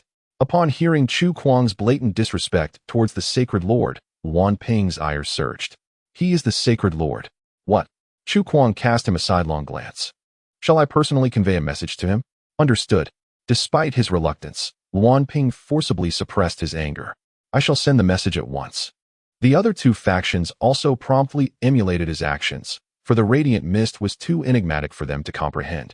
Guhan. Chu Kuang shifted his gaze directly to Guhan. It is indeed you. What? Guhan raised an eyebrow. Have you missed me so soon after just a month apart? Excellent. Chu Kuang narrowed his eyes. You are quite impressive. His soul power was formidable, and he had long since detected Guhan's presence. Initially, he intended to arrive in the sacred carriage, establishing his renown before the crowd, then leverage his influence to firmly suppress Guhan. Alas, that first step had failed. The sacred carriage had overturned. Not only had he failed to build his reputation, but he had also lost face significantly. There was no need for conjecture. It was undoubtedly Guhan and his companions' doing. So it was him. How outrageous. Beside him, the two others who had accompanied him in the sacred carriage now bore expressions of profound gloom. The sacred carriage. Even with their esteemed identities, they had little chance to be seated at the table. When a fervent invitation from Chu Kuang arose along their journey, pride compelled them to accept without hesitation. This not only fulfilled a personal desire, but also provided an opportunity to present themselves before Xiaoyun. Unfortunately, their encounter with the chef Xiaoyun resulted not only in failure to make an impression, but also in being lost in the process. Who are you? A guardian behind the two coldly reprimanded. How dare you obstruct the sacred carriage? Fengwu Academy, Xiaoyun. Xiaoyun replied with calm composure. Fengwu Academy, Guhan. Guhan stated expressionlessly. Ah, Asha. The simpleton blinked, believing they too belonged to Fengwu Academy, and thus should announce their name. Fengwu Academy, Asha. The guardian was momentarily taken aback. Fengwu Academy? What place is that? And why is there a fool among you? Nearby, Yuan Gang quietly provided a brief explanation to the group. Humph. Morong Yin sneered coldly at the scene. First it was Luo the madman, and now it's the Holy Land. Yuan Gang truly is a natural-born sycophant. Upon hearing Yuan Gang's explanation, the guardian's arrogance soared. I thought you had some remarkable background. Turns out you are merely a band of wild cultivators. You seek your own demise. In his eyes, the so-called sects and families were inconsequential and easily crushed. Having served as a guardian for several holy sons, he had developed a unique set of experiences. When encountering opponents, he would first inquire about their origins. If their background was weak, he would obliterate them. If their standing was equal, he would seek camaraderie. If their status was overwhelmingly strong, he would ingratiate himself. Through years of validation, this approach had become his modus operandi. Clearly, at this moment, Guhan was categorized as the first type, a mere wild cultivator daring to obstruct the sacred carriage. The Yuhua Holy Land's majesty was not to be profaned. With a thunderous proclamation, he unleashed the full force of his third-tier cultivation, extending his hand towards the group to seize them. Not far away, Luan Ping cast a glance at Chu Kuang, his expression complex. He understood that Chu Kuang was more aware of Guhan's depth than anyone else. Yet he refrained from uttering a word, revealing the depths of his cunning. Kill. Sensing the hostility from the other side, Gu Tian was naturally the first to charge forward. Foster father, Guhan stopped him. Let me handle this. All right. Gu Tian was still willing to heed Guhan's words. Senior brother, Guhan looked at Xiaoyun. Is it time for life and death? Indeed. The crowd was left in confusion. Life and death. You only just realized now? Is it not a bit too late for enlightenment? Just then, as Guhan prepared to retrieve the spirit seal, Zhao Mingyo's voice rang out once more. First, allow me to speak. How about that? Everyone paused, utterly perplexed by her intentions. The guardian also halted his advance. Logically, he had no obligation to heed Zhao Mingyo's words. However, the strength of the Tiansheng Palace surpassed that of the Yu Hua Sacred Land. And the goddess in question was also the object of admiration for their sacred son. He could not possibly refuse to show some courtesy. In an instant, he found himself in a dilemma, feeling somewhat awkward. Guhan furrowed his brow deeply. Could this woman be attempting to extricate him from his predicament? Would she truly be so benevolent? The thought of Asha's earlier words sparked a flicker of hope within him. Perhaps he had a 50% chance. Wu Han, Qi Jun, and Zhao Mingyu's voices were ethereal and melodious. Merely listening to them was a great pleasure. This Sui Yang is my friend. Today's incident is merely a misunderstanding. Moreover, with the current troubles at the Xiandan Pavilion, resolving this issue is of utmost importance, and it would be unwise to create further conflict. In light of my standing, how about we all take a step back? Friends? The two exchanged a brief, icy glance. Few were deemed worthy of being called friends by Zhao Mengyu, and certainly, they had not yet earned such an honor. Mengyu glanced at Gu Han and the others. Wu Han remarked indifferently, do these individuals even qualify as your friends? Indeed, Qi Jun, clad in white, appeared like a jade tree in the wind. Yet the gloom on his face marred his overall image. Had he misjudged? What extraordinary talents could these individuals possess to earn such regard from you? Well, Zhao Mengyu remained unfazed, seemingly with ulterior motives, directing the question towards Zuyang. What do you think? Extraordinary talents? Zuyang shook his head. That term is inappropriate and ill-suited. Huh. Wu Han and Qi Jun exchanged glances, a cold laugh escaping their lips. At least you possess some self-awareness. Zuyang pondered for a moment, seriousness etched on his face.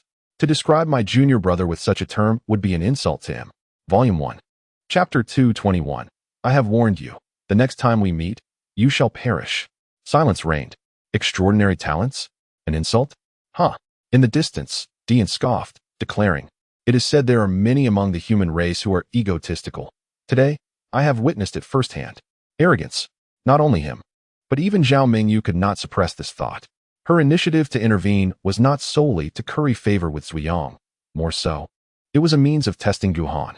She was astute and perceptive, having long since discerned that although Gu Han's cultivation was not high, he subtly occupied the center of this group, even commanding the attention of the sacred son, Zuyang, which piqued her curiosity about Gu Han even further. Humph. Behind Wu Han, a follower wore a mocking expression. What? Is extraordinary talent insufficient to describe you? Such grandiose claims. Have you summoned the Dao Bell 8 or 9 times? At this mention, Gu Han's expression darkened unexpectedly. I have summoned it 10 times, and that was without any rewards. His expression was naturally captured by the onlookers, leading them to believe he was somewhat guilty, which in turn invited more ridicule. Our young master, the follower boasted with evident pride, summoned the Dao Bell 6 times, granted the favor of the great Dao, and rewarded with a celestial level technique. Can you compare? Hee. Behind Qi Jun, there were followers who were equally unwilling to be outdone. In my household, the Holy Son has also elicited the resonant chime of the Dao Bell 6 times, garnering a modicum of heavenly favor, and his physique has ascended to a higher echelon, promising a bright future in the sacred realm. The 6 chimes of the Dao Bell have indeed become a standard for these holy sons. Upon hearing this, Gu Han's countenance darkened further. Everyone seems to receive rewards, yet he remains empty-handed. The thought is suffocating. Observing Gu Han's reaction, Zhao Mengyu felt a pang of disappointment. She had initially believed that Gu Han would at least resonate with 6 or 7 chimes, but it now appears he is merely a pretender to glory, perhaps even failing to achieve 4 chimes? What a farce. Morong Yin muttered indignantly. I too resonate with 6 chimes. Such a so-called holy son, and this is his caliber? He isn't even worthy to carry my brother's shoes. Indeed, Asha felt a flicker of anger. Comparing themselves to the young master, they fall woefully short. The two were filled with resentment, yet they found themselves at a loss for words. How could they express it? Gu Han, 10 chimes? Who would believe that? Moreover, such words could not be uttered aloud. As for Asha's 9 chimes, that too was best left unsaid. Revealing Zui Yang's 8 chimes would be utterly humiliating. After calculating, only Murong Yan's 6 chimes remained to uphold their dignity, yet it was evident that this too could scarcely hold. Suddenly, a burst of laughter erupted from afar. A robust figure from the demon tribe pointed at D, and 6 chimes are nothing. Our young master resonates with 7 chimes, drawing a trace of the celestial demon bloodline into his being. Once he attains sanctity, you shall all be left in tears. Upon hearing this, Wu Han and Qi Jun's expressions darkened instantly. This revelation put them at a distinct disadvantage. Moreover, should the celestial demon bloodline flourish, it would undoubtedly pose a significant threat to their factions in the future. Only Zhao Mengyu continued to scrutinize Gu Han, noting that his expression grew increasingly grim, which in turn soured her own demeanor. She regretted her previous hasty actions, realizing she ought not to have intervened so quickly. Humph. Witnessing Dian's air of arrogance, Zhang Kuan could no longer restrain himself. Speaking of 7 chimes, my family's goddess resonates with just as many. What is a mere celestial demon bloodline in comparison? My goddess possesses the purest of crystal. Zhang Kuan boldly furrowed his brow. Do not act recklessly. Indeed.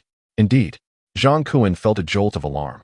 In his pride, he had momentarily lost composure, recalling that Zhao Mengyu did not appreciate the publicity surrounding her unique physique. Fortunately, at this moment, her thoughts were entirely fixated on Gu Han, and she did not pursue the matter further. Meanwhile, Wu Han and Qi Jun's expressions grew even more sullen. With Zhao Mengyu resonating at 7 chimes and her lofty aspirations, it seemed they would never have a chance to win her favor. In the distance, Chu Kuang observed intently. He had discerned much of Zhao Mingyu's intentions and motivations.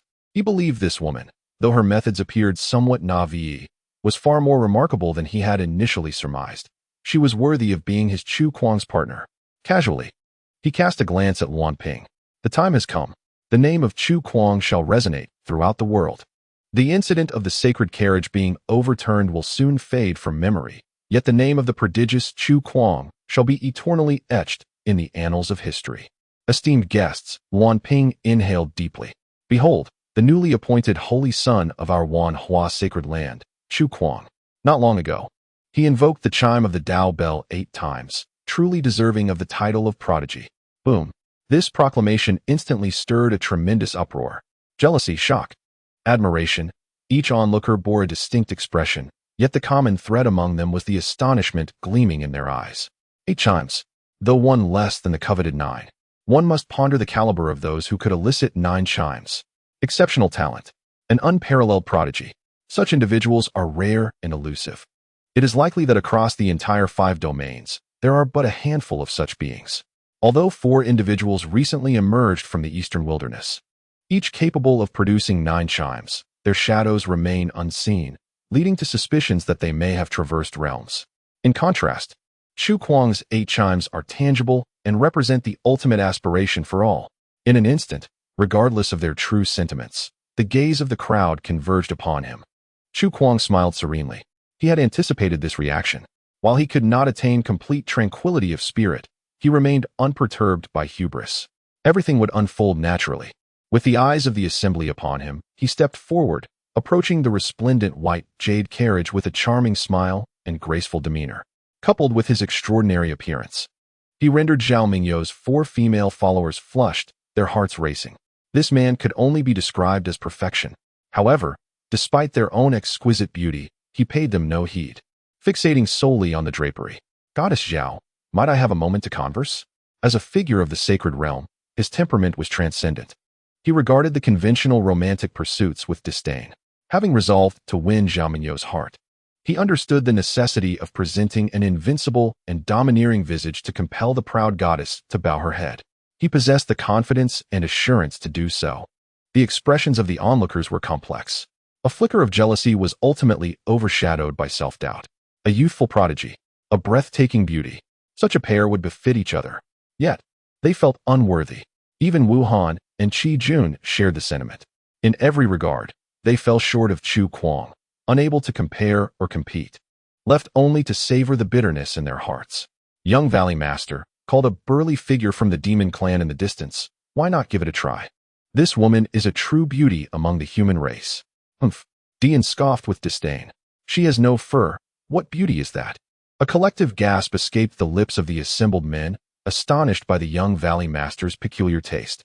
Moreover, it was rumored that he had recently been entangled with a maiden from the ancient ape clan. Nonsense. Witnessing Chu Kuang's unyielding dominance, Elder Li's expression darkened immediately. How dare you desecrate our Tian Shin goddess? No matter, Zhao Mingyu's melodious voice rang out again, seemingly devoid of anger, yet she showed no intention of rising. Young Master Chu has extended an invitation, and I am truly honored. However, with the imminent opening of the Xindian Pavilion today, might we postpone our meeting to another day? Very well. Chu Kuang displays the essence of a true gentleman, not pressing the matter further, yet maintaining a pleasant demeanor.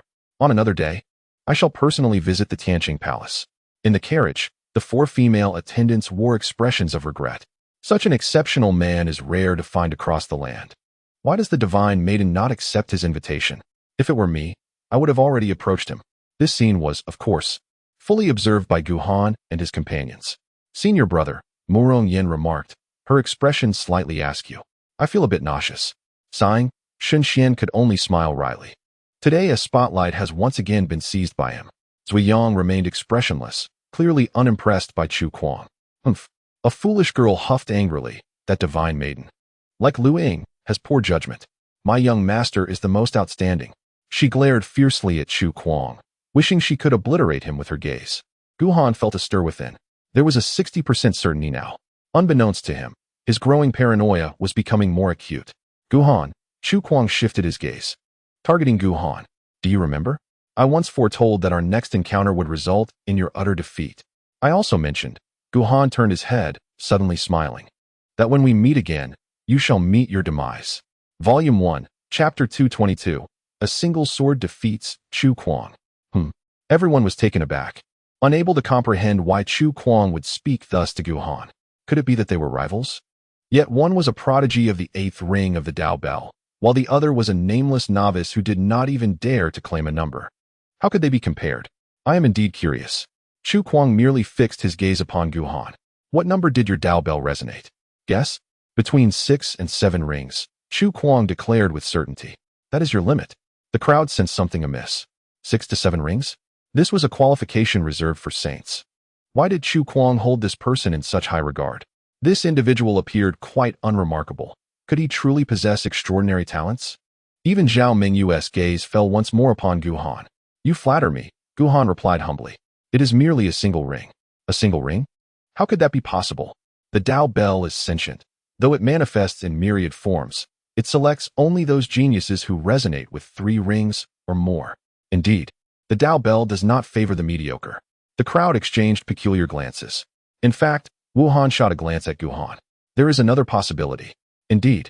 Qi Jun nodded, speaking slowly.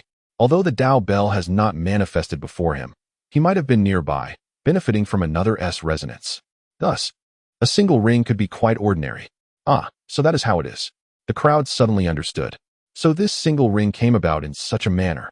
What an enlightening experience. Impressive, Gu Han remarked, his face a mixture of admiration and surprise. To deduce this is quite remarkable. Huh, Wu Han scoffed, his expression dripping with sarcasm.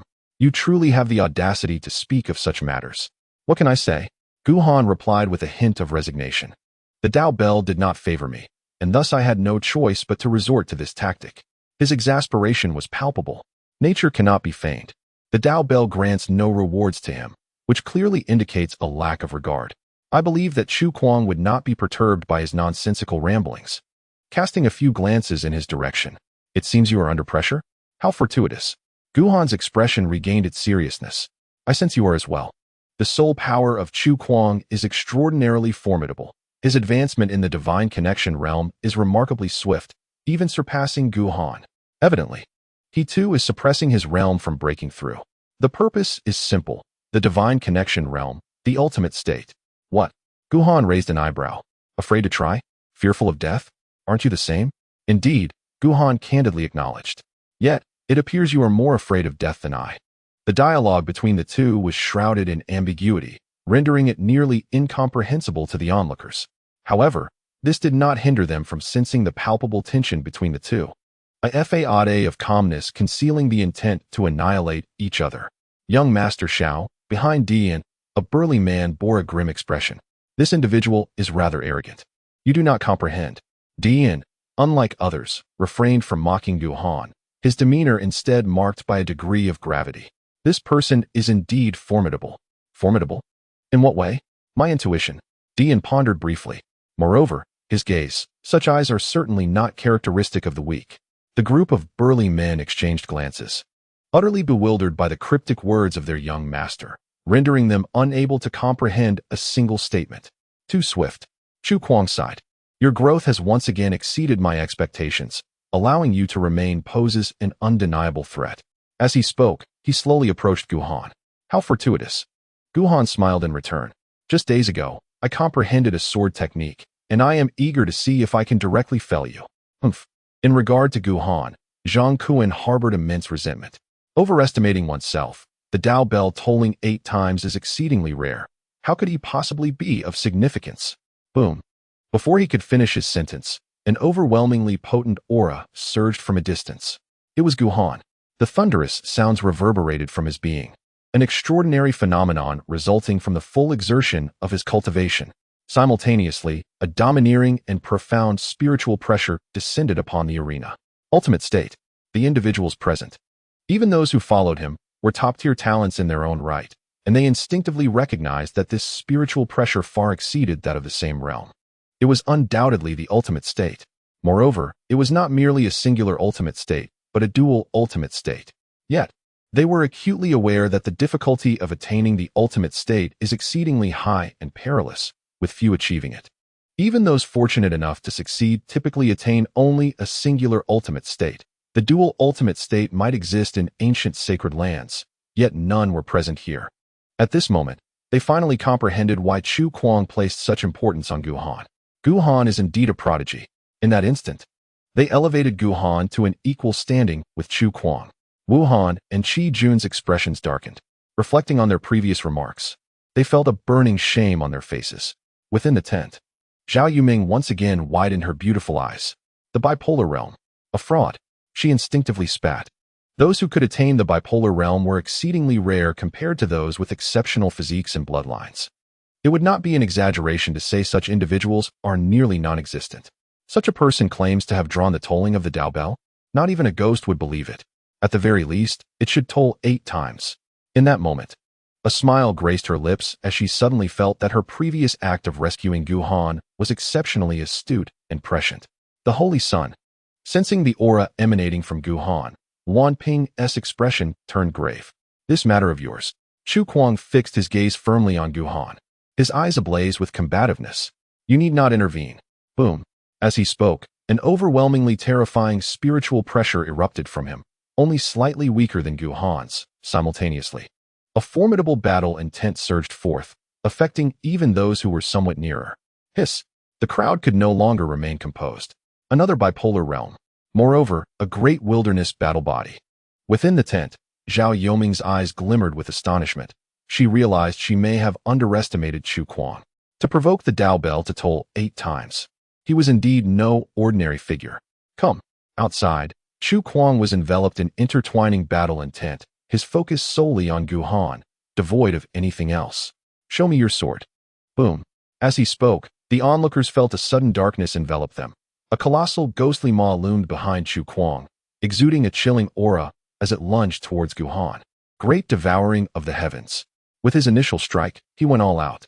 In stark contrast, Guhan remained still. He merely gazed at the sword in his hand, his mind once more recalling the sword intent of the elder. Buzz. The long sword chimed continuously, as if conveying a message. Yet it felt as though there was an insurmountable barrier, preventing any breakthrough. Not far away, the giant maw, along with Chu Kuang's figure, drew rapidly closer. Outside the battlefield, the spectators were utterly engrossed, their eyes not daring to blink. Setting aside their perceptions of the two, such an unparalleled duel among prodigies was a rare sight they would encounter only a few times in their lifetimes. They must watch closely. Inside the battlefield, Chu Kuang was unaware of Guhan's actions. He only felt an overwhelming sense of danger. The closer he drew to Guhan, the stronger that feeling became. Swallow. He was decisively resolute. With a loud roar, the speed of that giant maw suddenly increased by 1/3. Compared to before, it was larger, clearer, and seemed to carry an even stronger sense of devouring intent. In the blink of an eye, it reached Guhan, directly swallowing him whole. This is bad. Morong Yen furrowed her brow deeply. What is my brother doing? It's fine. Asha saw clearly the situation within the maw. The young master is perfectly fine. Not harmed at all.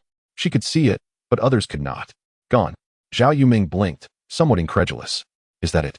The crowd secretly scoffed. Wasn't he a bipolar realm? Wasn't he a prodigy? He made quite the spectacle, yet without even launching a strike, he was swallowed whole. If that's the case, I could do the same. Uft. Suddenly, a faint sound emerged. Huh. The crowd was momentarily stunned, glancing back once more. This is bad. Chu Kuang's pupils contracted. Suddenly, he sensed that the enormous mouth was beginning to slip beyond his control. Boom. In the next instant, a brilliant sword light, measuring nearly 10 feet in length, erupted forth, shattering the colossal mouth into fragments, its momentum unabated as it surged towards him. The sword energy was vast, imbued with a hint of ethereal grace. Impossible. Bang. Chu Kuang managed to utter those 3 words before being struck by the blinding sword light. His figure instantly sent tumbling backward. Spurt. Before he even hit the ground, he was spewing blood uncontrollably. The onlookers were thoroughly dumbfounded. One sword, and Chu Kuang was defeated? Silence reigned. A profound stillness enveloped the scene. Young master, a burly man in the distance remarked, filled with emotion, "How did you discern his formidable strength? You never possessed such prowess before." Dihan remained silent. "What did I perceive? I know he is not weak, but I had no inkling he could be this powerful. Such a pity." Gu Han, however, did not spare Chu Kuang a glance, his focus solely on the longsword, tinged with regret. He still had not found what he sought.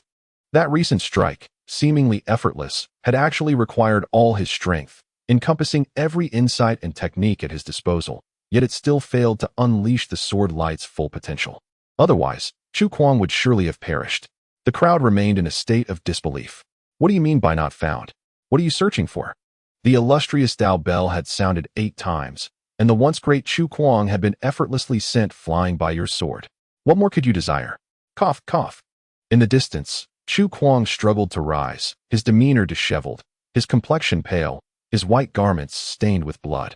At this moment, his eyes were bloodshot, filled with resentment and hatred. He had transformed from the refined, confident Chu Kuang into a completely different person. Underneath his usual temperament, even in defeat, he would never have behaved so disgracefully. Yet, Gu Han's sword had stirred memories of past traumas. Years ago, a similarly unassuming sword light had effortlessly vanquished him. Severing his foundational path and obliterating the sacred realm he had painstakingly achieved over half a lifetime. Is that all? Noticing his gaze, Gu Han raised an eyebrow. "You are not up to the task, are you? How about another round? I could grant you a sword strike." Not having slain Chu Kuang left him somewhat unsatisfied.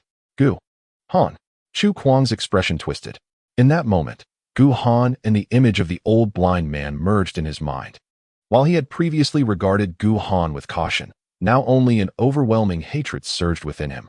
For reasons unknown, Luan Ping found herself wishing that Chu Kuang would accept the challenge. However, Chu Kuang ultimately refrained from attacking again.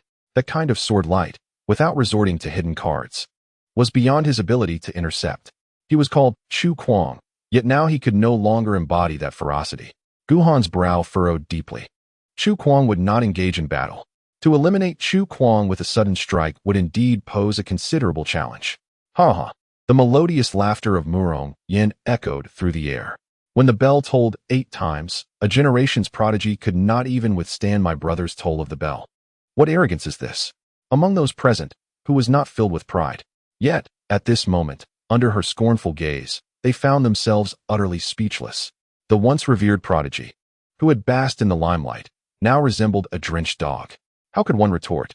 There was no confidence to do so. Wait. Dian furrowed his brow. He could not possibly be the one to toll the bell once. Huh. The crowd inwardly scoffed. Is it necessary for you to point this out?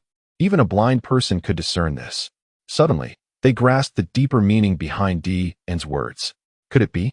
At that moment, the ethereal voice of young master Xiaoyun resonated once more, devoid of the chilling detachment that had characterized her earlier demeanor. You truly possess a talent for deception. Deception? Gu Han raised an eyebrow. What deception? It was clearly the tolling of the bell 9 times. Zhao Mingyu's tone carried a hint of teasing. To claim it was just once, if that is not a deception, then what is it? 9 tolls. Upon hearing her words, the crowd was no longer in doubt. He truly was one of the 4 who had tolled the bell 9 times. If Chu Kuang's 8 tolls had previously astonished them, Gu Han's 9 tolls now struck like thunder. They existed on entirely different levels. In an instant, all eyes were fixated upon Gu Han. Shock, fear, jealousy, expressions varied. Yet they shared a singular sentiment, respect. The disdain they had previously held for him was now replaced with profound regard. Wu Han and Qi Jun wore expressions as grim as if they had been dealt a series of resounding slaps, their faces swollen and pained. Young master, the large demon from the clan, continued to flatter. What an astute eye. Dian's lips twitched. He suddenly felt fortunate to be a demon. with fur concealing the embarrassment on his face. You guessed wrong. Guhan shook his head. I truly am not the one who told 9 times. No one believed him. In a contest of equal standing, to nearly slay a prodigy who told the bell 8 times with a single sword strike, how could that not be 9? If you are not, we shall sever your head. Zhao Mingyo's voice rang out once more, her tone notably colder than when she had spoken to Guhan. Upon returning, you shall face 100 years of wall-sitting. Indeed, Zhang Kuan's complexion turned ashen. Outsiders may not comprehend, but he knew this punishment signified the revocation of his status as a protector, a severe consequence indeed. Zhao Mingyu felt a tinge of anger, mingled with regret. She regretted not intervening when Zhang Kuan had taken action earlier. Had she done so, coupled with her subsequent attempt to mediate, her relationship with Guhan could have advanced significantly. The tolling of the bell 9 times bore extraordinary significance. Once this spread, numerous forces far more powerful than the Tiansheng Hall would eagerly seek to recruit him. However, she still had a chance, being decisively inclined. She bit her crimson lip and devised a plan. Young Master Gu, may I approach for a discussion?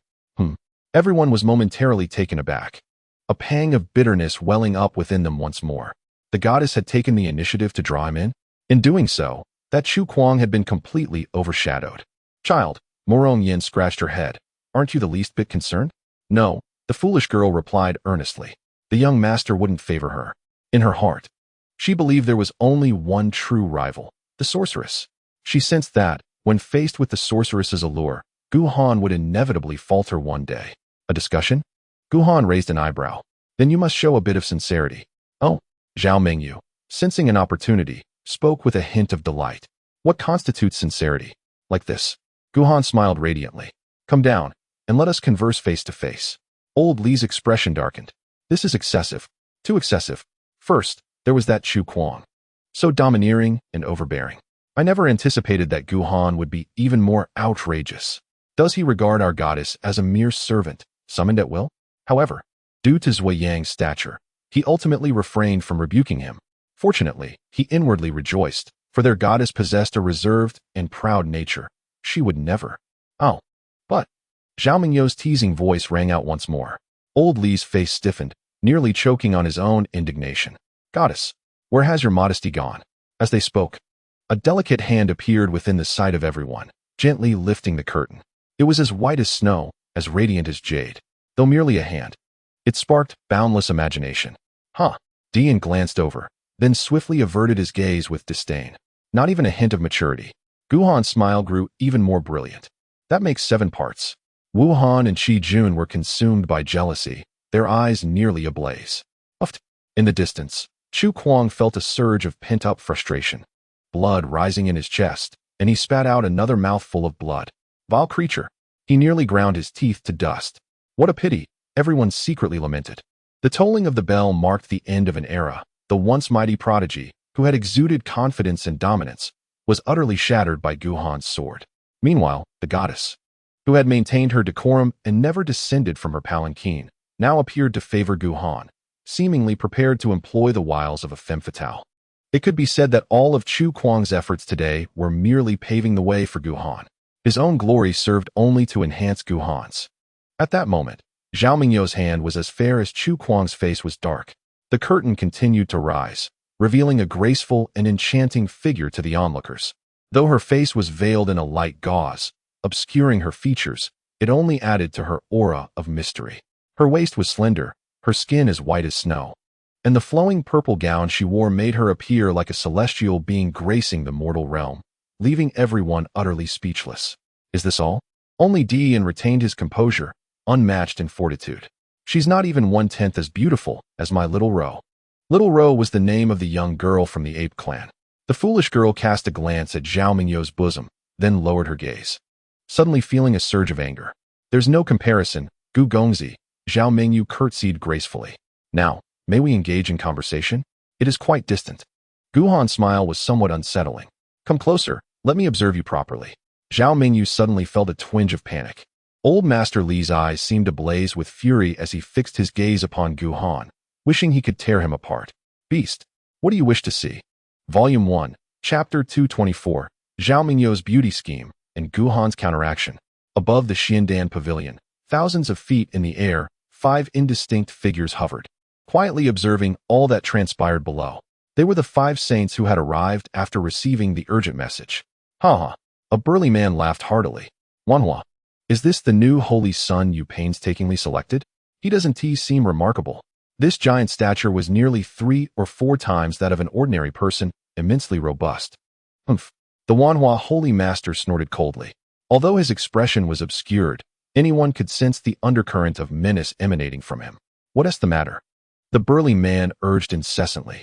A dignified saint, and yet you hesitate to act against a mere God-communicating realm cultivator? Go on, I'm watching. Let us see just how thick-skinned you truly are. After a moment's hesitation, the Wanhua holy master ultimately refrained from striking. TSK, the burly man mused. It seems this individual is indeed one of the 9 chimes of the Tao Bell. I wonder which family he hails from. He truly possesses extraordinary talent. Aside from the Wanhua holy master, none were aware of Guhan's origins, which was precisely why he chose not to act. As for his pride, it mattered little to him. He merely feared that news of his actions might leak and provoke the wrath of the Flame Emperor. Heh. One individual spoke with a grim tone. You seem quite nonchalant, but that is one of the 9 chimes. If he were to gain prominence, what place would we have in the eastern wasteland? Qin. The burly man grinned broadly. Among the human race, you are the most treacherous. In the eastern wasteland, there are 4 individuals of the 9 chimes. If you have the ability, why not eliminate them all? Moreover, within the 5 domains, there are even more geniuses. Why not go and slay them? Do you dare? Can you? Enough. Another interjected, halting the quarrel. Is it really necessary to argue over such trivial matters? It is quite normal for the younger generation to squabble. The affairs of the Xiandan Pavilion are of utmost importance. After observing for some time, do you have any opinions? This individual was the lord of the Tiansheng Palace, one of the most formidable among them. When he spoke, the others were inclined to show him respect. This light mist, the burly man's expression grew solemn. It contains a hint of temporal power. The crowd fell silent, clearly in agreement with the burly man's assessment. The power of time existed only in ancient legends, vague and ill-defined, and they had never anticipated encountering it within the Xiandan Pavilion. I comprehend, the Wanhua holy master mused quietly. I recall how those saints met their demise in the past. The path of time. Not only saints, but even those supreme beings in forbidden lands, once tainted, face a fate of certain death. That power is beyond the grasp of any living being. What nonsense! The burly man seemed to intentionally oppose him. Was it not previously inferred? This mist shall dissipate in no more than half an hour. The Xiandan Pavilion has manifested numerous times. As long as the entrants possess lesser cultivation, they are generally unharmed.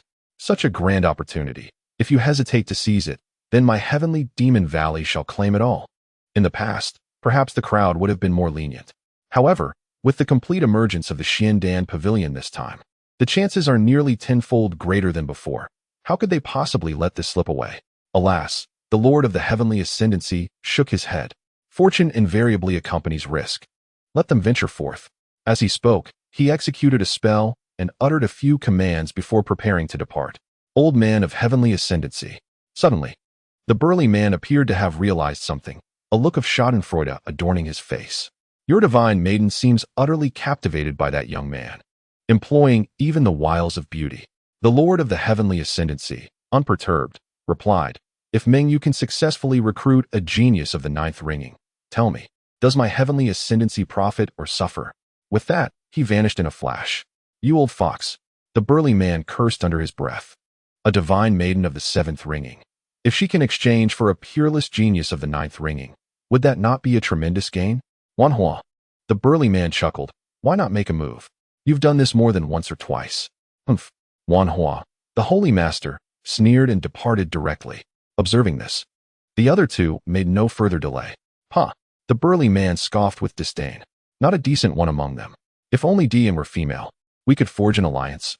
Mid-sentence, he appeared to notice something, and his expression shifted to one of vivid excitement. Ha! Old man of heavenly ascendancy, this time, you shall miscalculate. Below, various factions had already received instructions and reminders regarding the entry into the Xiandan Pavilion. Had it been earlier, they would have cautiously deliberated. Yet now, their attention was wholly captured by Guhan and Zhao Mengyu. Would she approach? Mengyu. Wuhan clenched his fists. Do not go. The goddess in his heart was being summoned and commanded by others, and Xiaoyun felt his heart torn asunder. This was an affront. Xiaoming paid them no heed. Beneath her veil, her fair, flawless visage was tinged with a deep blush. Nearby, Elderly watched her intently, his heart racing. Goddess, maintain your composure. Stay composed. As his gaze lingered, Zhao Mingyu delicately shifted her steps, gradually moving towards Gu Han. Master Gu has invited me. How could I refuse? Although her voice remained enchanting, it now bore a hint of trepidation. Wu Han and Qi Jun experienced a tumult of emotions, predominantly heartache and jealousy. As she drew closer, Zhao Mingyu felt increasingly anxious, unable to suppress a deep breath that accentuated her inner turmoil. Fool. Morong Yin could no longer contain herself. Can you endure this? I, fool, am also somewhat lacking in confidence. Yet, I believe in my young master. What nonsense. My dear brother, while he possesses many admirable qualities, his self-control is certainly questionable.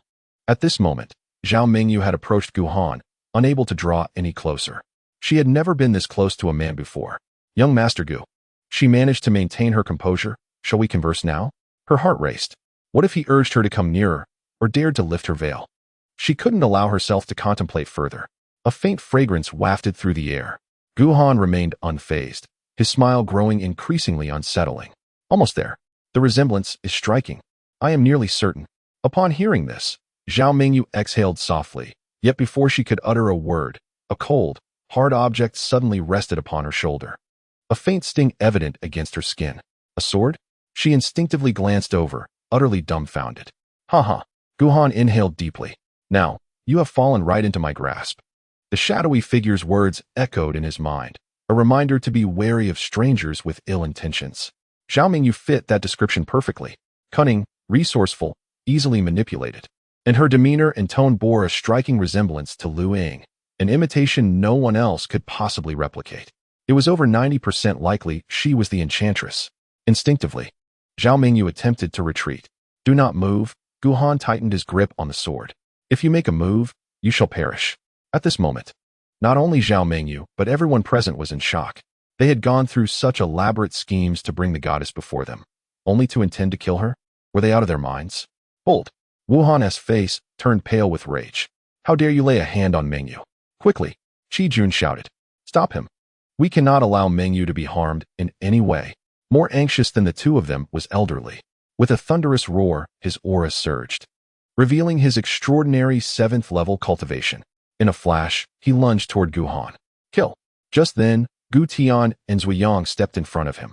Zuyang. Elderly's murderous intent surged. If you do not step aside, do not blame me for disregarding our past camaraderie. Zuyang blocked Gu Tian, shaking his head. Junior brother will surely provide you with an explanation.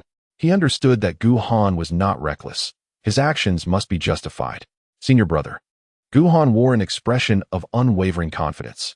It's of no concern. Soon he may well owe me his gratitude. Gratitude? Elderly trembled with fury. Killing you would be far more fitting. Gu Han's gaze shifted to Zhao Mingyu, his tone resolute. She is not your goddess. She is that enchantress. Your true goddess has likely long since been replaced. Enchantress? Replaced? Aside from Murong Yin and a few others, no one grasped his meaning. Gu Han. Zhao Mingyu's delicate face paled. She could truly sense Gu Han's murderous intent. What are you babbling about? The 10,000 transformations demonic body, Gu Han sighed, a weight of certainty in his voice. Is this the name? A myriad of incarnations, elusive and unpredictable. Alas, your impatience today has led you to approach me too swiftly, inadvertently revealing your true self. As he spoke with increasing confidence, he remarked, on that day, you assumed the guise of Zhixian, but you were not so unrefined. Young master. Suddenly, a Sha timidly interjected, she is not a witch. Gu Han's words came to an abrupt halt. Isn't she? He blinked, a sense of foreboding rising within him. A Sha, can you discern this? I could not before, a Sha pondered, but now I can. Gu Han was taken aback, never having anticipated that, after the evolution of a Sha's bloodline, she would not only be able to perceive the demon lord residing in his mind, but also identify whether she was indeed the witch in her true form. A Sha. He forced a smile. Didn't you say she resembled Lu Ying? She does, but she is not her. Why didn't you mention this sooner? Huh. A Sha was equally bewildered. Is it necessary to explicitly state such things in advance? Oh no. Mu Rongyan clicked her tongue. Brother Gu, it appears you have mistaken someone. At that moment, Gu Han's face was a picture of embarrassment, struggling to save face. He silently sheathed his sword, gazing earnestly at Zhao Mengyu. I misidentified her. This explanation seems reasonable. Does it not? What do you think? Zhao Mengyu had evidently grasped the situation, her silver teeth clenched in anger, her body trembling with indignation. She had lowered her guard, set aside her modesty, and relinquished her pride, even preparing herself for his advances. Little did she expect such an outcome. In an instant, she was filled with fury, humiliation, and rage, her chest heaving as she longed to strike Gu Han dead. The desire to do so stemmed from her inability to overpower him. Zuyang, elderly, furious to the point of laughter, retorted, misidentification? Is this your so-called explanation? You are being utterly unreasonable. Zuyang scanned the room, his headache intensifying. Gu Han appeared innocent, while Gu Tian exuded a murderous aura. Clearly, these two could not be relied upon. Ultimately, he would have to bear this burden alone. Across the way, Elder Li's expression grew increasingly grim, and Zui Yang's brow furrowed deeper. Suddenly, his eyes brightened. I have a particularly reasonable explanation. Volume 1. Chapter 225. You all take him on together. I will handle it all. Reasonable? Elder Li sneered. I am eager to hear what kind of justification you can conjure. Zhao Mengyu also fixed her gaze upon Zuyang, her beautiful eyes glinting dangerously. She believed herself to possess a modicum of beauty and had hinted to Gu Han so overtly that it was bewildering he remained oblivious. Even attempting to strike someone with his sword, this left her feeling profoundly wronged. Unexpectedly, Zuyang shook his head. This cannot be publicized. What? Elder Li was momentarily taken aback. Then he heard Zui Yang's whispered message. The visible fury in his eyes dissipated, replaced by astonishment, shock, and confusion, ultimately transforming into a sense of relief, tinged with a hint of sympathy. The crowd stared wide-eyed. What was said? Elder Li. Zhao Mengyu could no longer afford to be angry. Her curiosity about what Zuyang had said grew. Li Lao glanced at Zuyang and, seeing his non-opposition, discreetly communicated with Zhao Mengyu. Her expression shifted from surprise to shock, then to confusion, ultimately transforming into a sense of relief, tinged with a hint of sympathy, mirroring Li Lao's sentiment. She cast a silent glance at Gu Han, but chose not to mention the matter again, returning directly to her carriage. Asha suddenly sighed. The influence of the enchantress over the young master seems to be increasing. Indeed, Yang Ying understood her concerns well. Otherwise, given his temperament, he would never have acted so irrationally. In his recollection, Gu Han remained composed in the face of danger and adversity, never losing his poise. Even when confronting Chu Kuang, a reincarnated saint, he managed to navigate through the challenge with ease, consistently suppressing Chu Kuang with various strategies. Yet, in the presence of the enchantress, his demeanor was anything but calm, lacking reason and rationality. I am more curious, Moronian mused. What could Zuyang have said to resolve this situation with a single statement? I believe, Shen Xian contemplated, it must not have been favorable. Senior brother. Gu Han felt a chill from Zhao Mengyu's final glance. What exactly did you say? Rest assured, Zuyang reassured him with a pat on the shoulder. A perfectly reasonable explanation. Gu Han felt an increasing sense of unease. He suspected that Zuyang had led him into a significant predicament. Junior brother, beside Chu Kuang, Yuan Gang wore a worried expression. Gu Han is becoming increasingly difficult to handle. Chu Kuang remained silent, tightening his grip slightly. Luan Ping, expressionless, observed that after witnessing Chu Kuang being thoroughly subdued by Gu Han, he found him less formidable than he initially thought. Mengyu, suddenly, Wu Han's discontented voice broke the silence. Are we just going to let this matter slide? Heh. Qi Jun also wore a frosty demeanor. Is this what you call a friend? I clearly saw that he harbored murderous intent towards you, which is not something a friend would do. Indeed, Wu Han interjected, if you let him off so easily, Mengyu, both your reputation and that of Tian Chung Hall might suffer. Of course, if you have compelling reasons for not taking action, simply say the word, and we shall take it upon ourselves to teach him a lesson. They admired Zhao Mengyu, yet her coldness towards them, especially her favoritism towards Gu Han, provoked their resentment. They would certainly hold on to this matter tightly. Undoubtedly, individuals capable of becoming holy sons and young masters are not devoid of intellect. However, with just a few words, they escalated this potentially significant issue to a matter of Tian Chung Hall's reputation, placing Zhao Mengyu in an awkward position. Gentlemen, Li Lao discerned their malicious intentions, and his expression darkened. This matter. The voice of Zhao Mengyu, imbued with a chilling aura, resounded once more.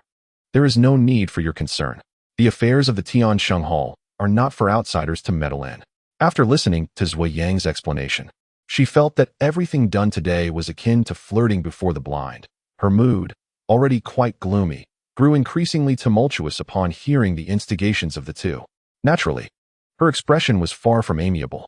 Mengyu exchanged glances with them, just as she was about to continue the confrontation when suddenly, a chilling intent locked onto her. "Guhan, you too," he said, fixing his gaze on Wu Han and the other, a curious glimmer in his eyes. "It seems you harbor some disdain for me?" "Indeed," Wu Han replied, his expression inscrutable. "And what of it? How very perceptive of you." Qi Jun sneered.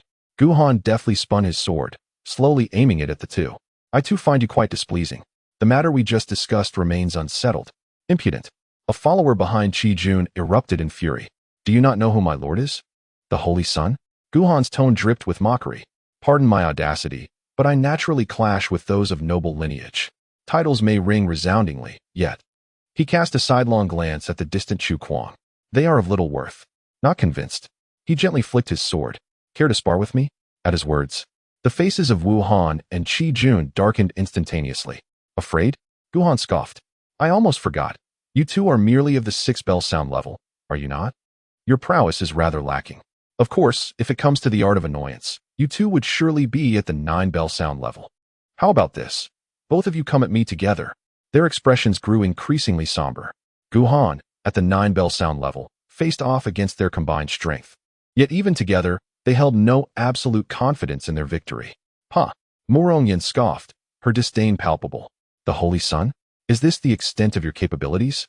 You nearly soiled yourselves in a 2-against-1 scenario?" Suddenly, Guhan laughed, his tone dripping with arrogance. "Do not say I do not offer you a chance. Those individuals." He gestured towards the group behind them, approximately 14 or 15 in number. "Are they not your followers? Let them join the fray as well. That way, after dispatching the two of you, I shan't have to worry about them clinging to me. It would be quite convenient to deal with them all at once." At that moment, his gaze sharpened, his aura akin to a sword, now even more formidable than when he battled Chu Kuang. Silence fell upon the crowd. No one could fathom that he would utter such words. Those followers, though inferior to Wu Han and Qi Jun, were nonetheless at the level of the Void Realm. One from the Divine Realm challenging a dozen or so from the Void Realm. Upon introspection, none of the young generation present could achieve such a feat, nor had anyone even contemplated attempting it. It was sheer folly. Within the canopy, Zhao Mingyu's eyes sparkled with excitement. It should be thus.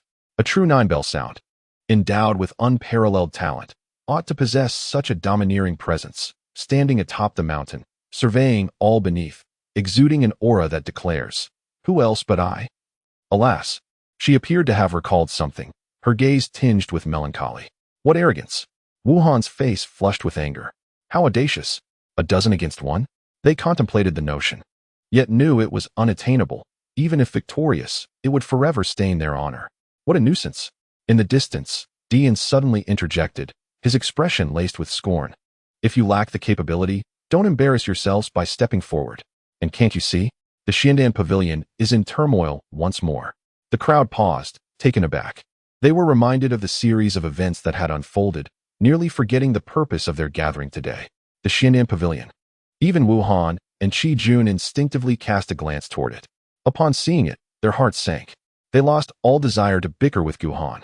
Indeed, there was a problem.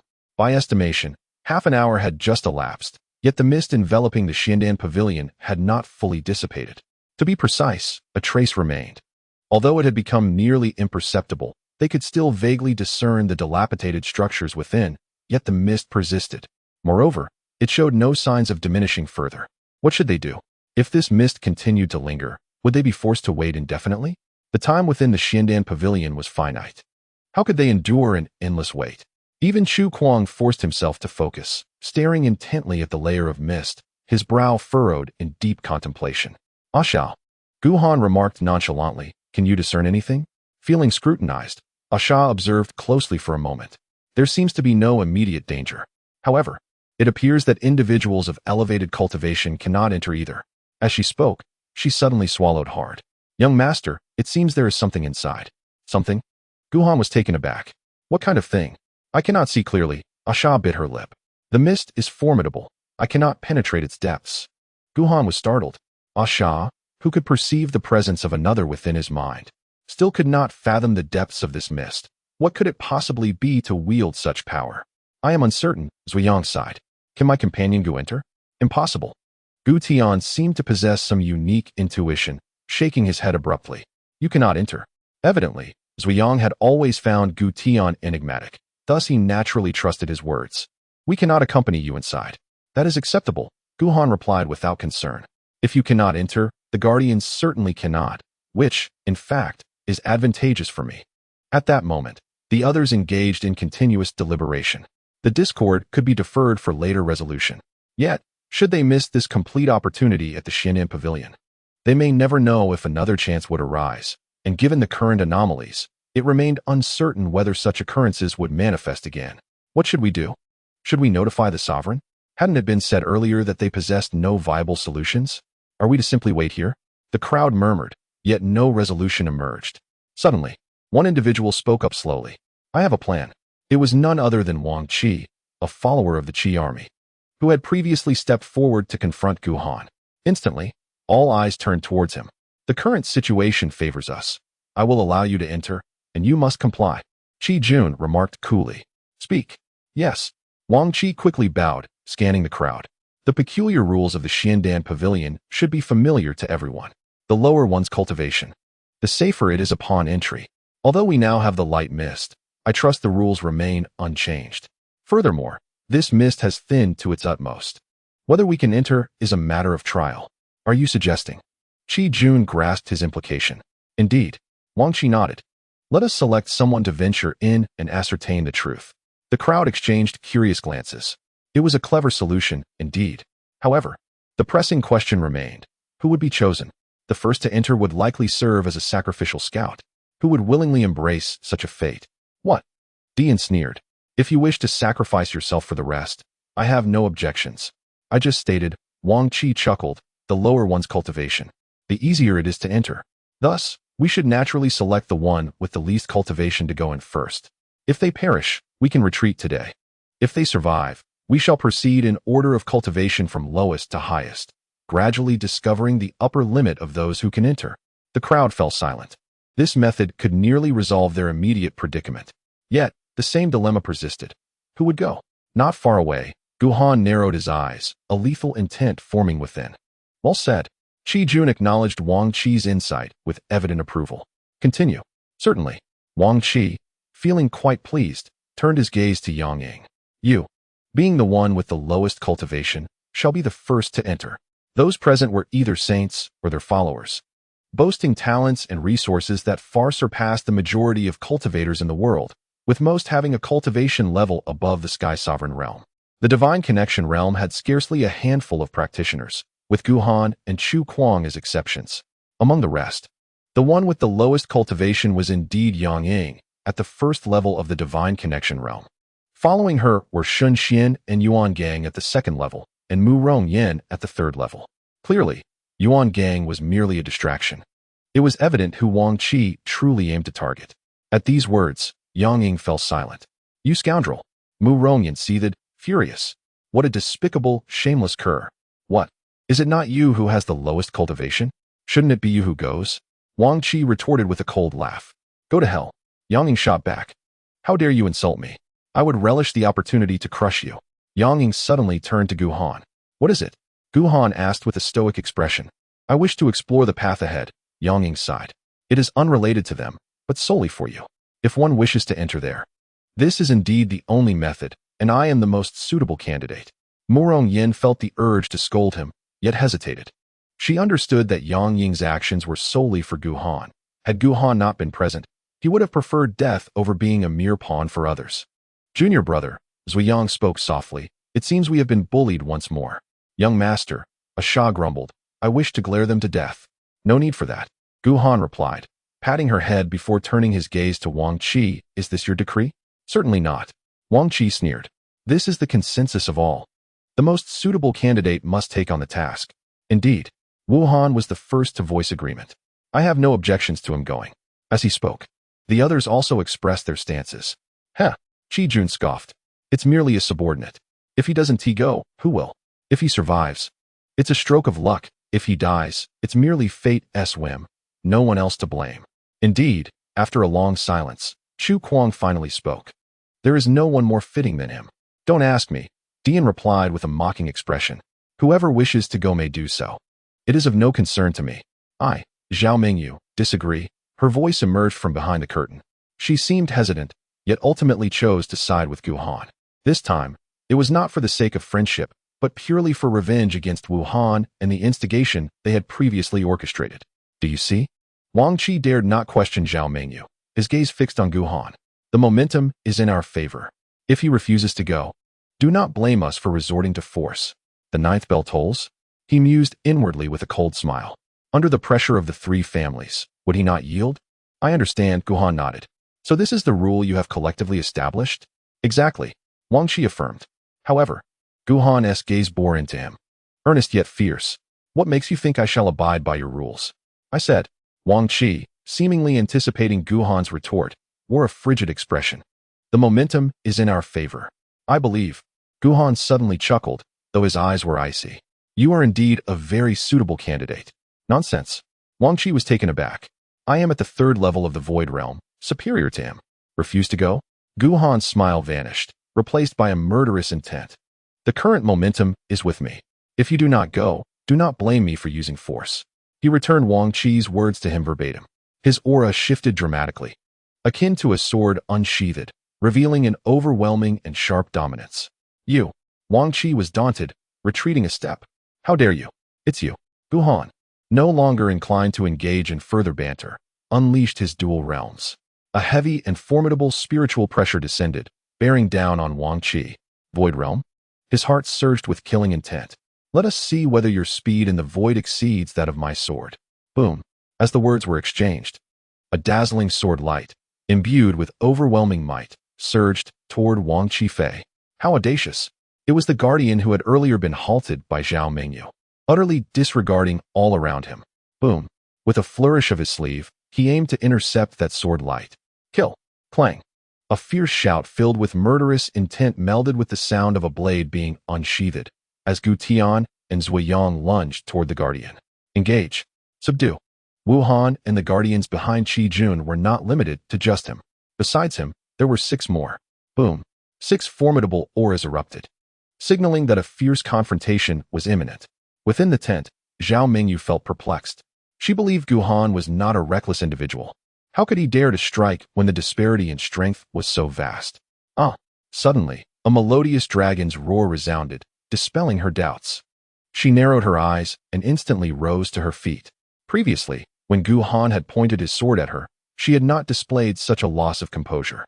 The Flame Emperor. Elder Li's complexion turned pale. This was the power of the Flame Emperor. He was, in fact, a member of the Great Flame Dynasty. Aside from those from the Wanhua Sacred Ground, everyone was astonished, including Wu Han and Qi Jun.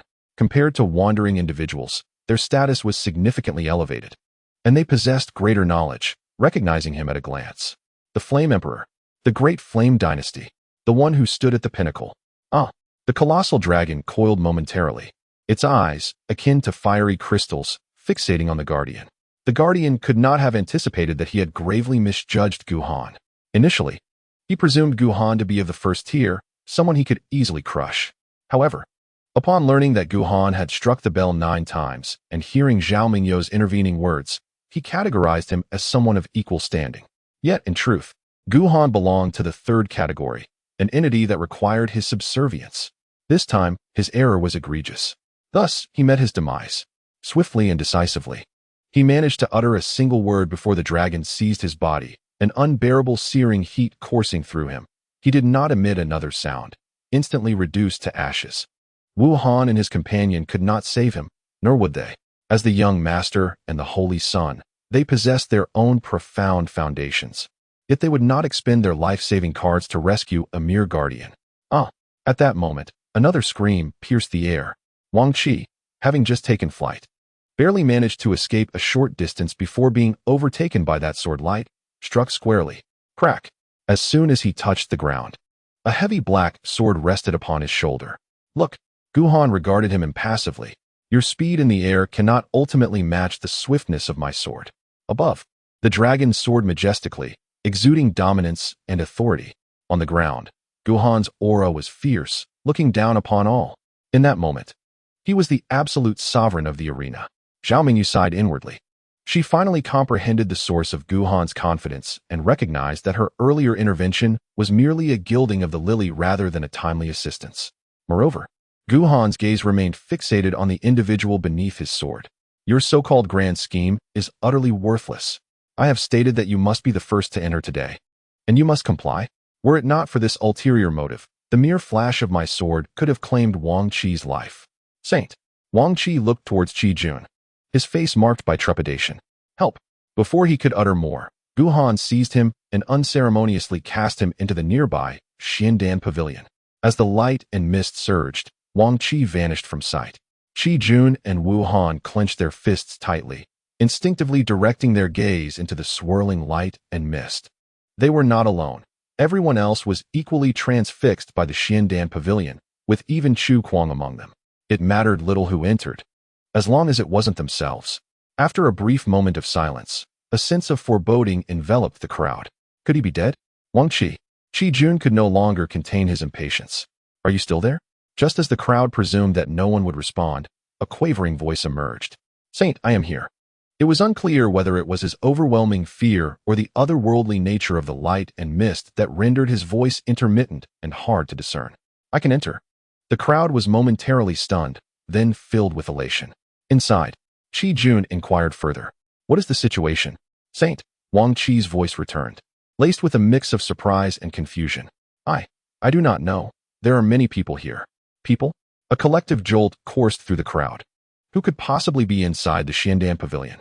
Volume 1, Chapter 227. Those inside the Xiandan Pavilion. Clarify. Qi Jun's voice grew increasingly urgent. What on earth is happening? Saint, Wang Qi's voice came through once more. I cannot explain it clearly. You will understand when you enter. Qi Jun and Wu Han hesitated. Logically, with Wang Qi's cultivation at the third level of the sky ascending realm, he should be safe. And even if they were a few minor realms above him, they likely wouldn't encounter any issues.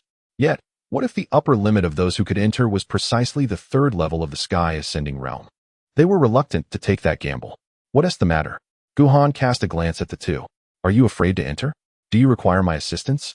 The two felt a tightening in their chests, instantly becoming wary. They feared that Gu Han might truly disregard them and throw them in. Haha. Gu Han smirked derisively, choosing not to engage further with them, retracting his spirit seal and returning to the side of Zhuiyang and the others. He had no intention of acting now, whether it be Ah Sha, or Yang Ying's marrow-extracting pill, or his aspiration to achieve the pinnacle of the God communication realm. All necessitated the elixirs within the Xiandan Pavilion. The immediate priority was to enter. Haha. Meng Xing laughed heartily. Just moments ago, you mocked our low cultivation levels. Are you not envious now? Though her words were teasing, it was evident that the others harbored a tinge of envy. Entering the triple realm of the sky was nothing to fear, and naturally, Meng Xing and the others of the divine connection realm had no cause for concern. The apprehensions held by Wu Han and his companions were entirely unfounded. Let us proceed. Gu Han inhaled deeply, a surge of boldness igniting within him. Today, the four tigers of Guanshan shall unite once more. Laughter erupted as Meng Xing strode purposefully forward. That's right, I am the leader. Yang Ying and Shun Xian exchanged glances, a singular thought flashing through their minds. Mother Tiger. Of course, to avoid incurring her wrath, they dared not voice it. Second senior brother. As Gu Han vanished from sight, Asha suddenly felt a pang of sorrow. I can assist, young master. Silly girl, Zhuiyang sighed. I am well aware, yet it is precisely for this reason that he chose not to bring you along. Although Gu Han had not explicitly stated it, he had already surmised that the exorbitant cost of Asha's extraordinary abilities was likely tied to her soul power depletion affliction. Knowing Gu Han's character, how could he possibly allow her to take such risks? Suddenly, a large hand rested gently upon Asha's head, ruffling her hair. It was Gu Tian.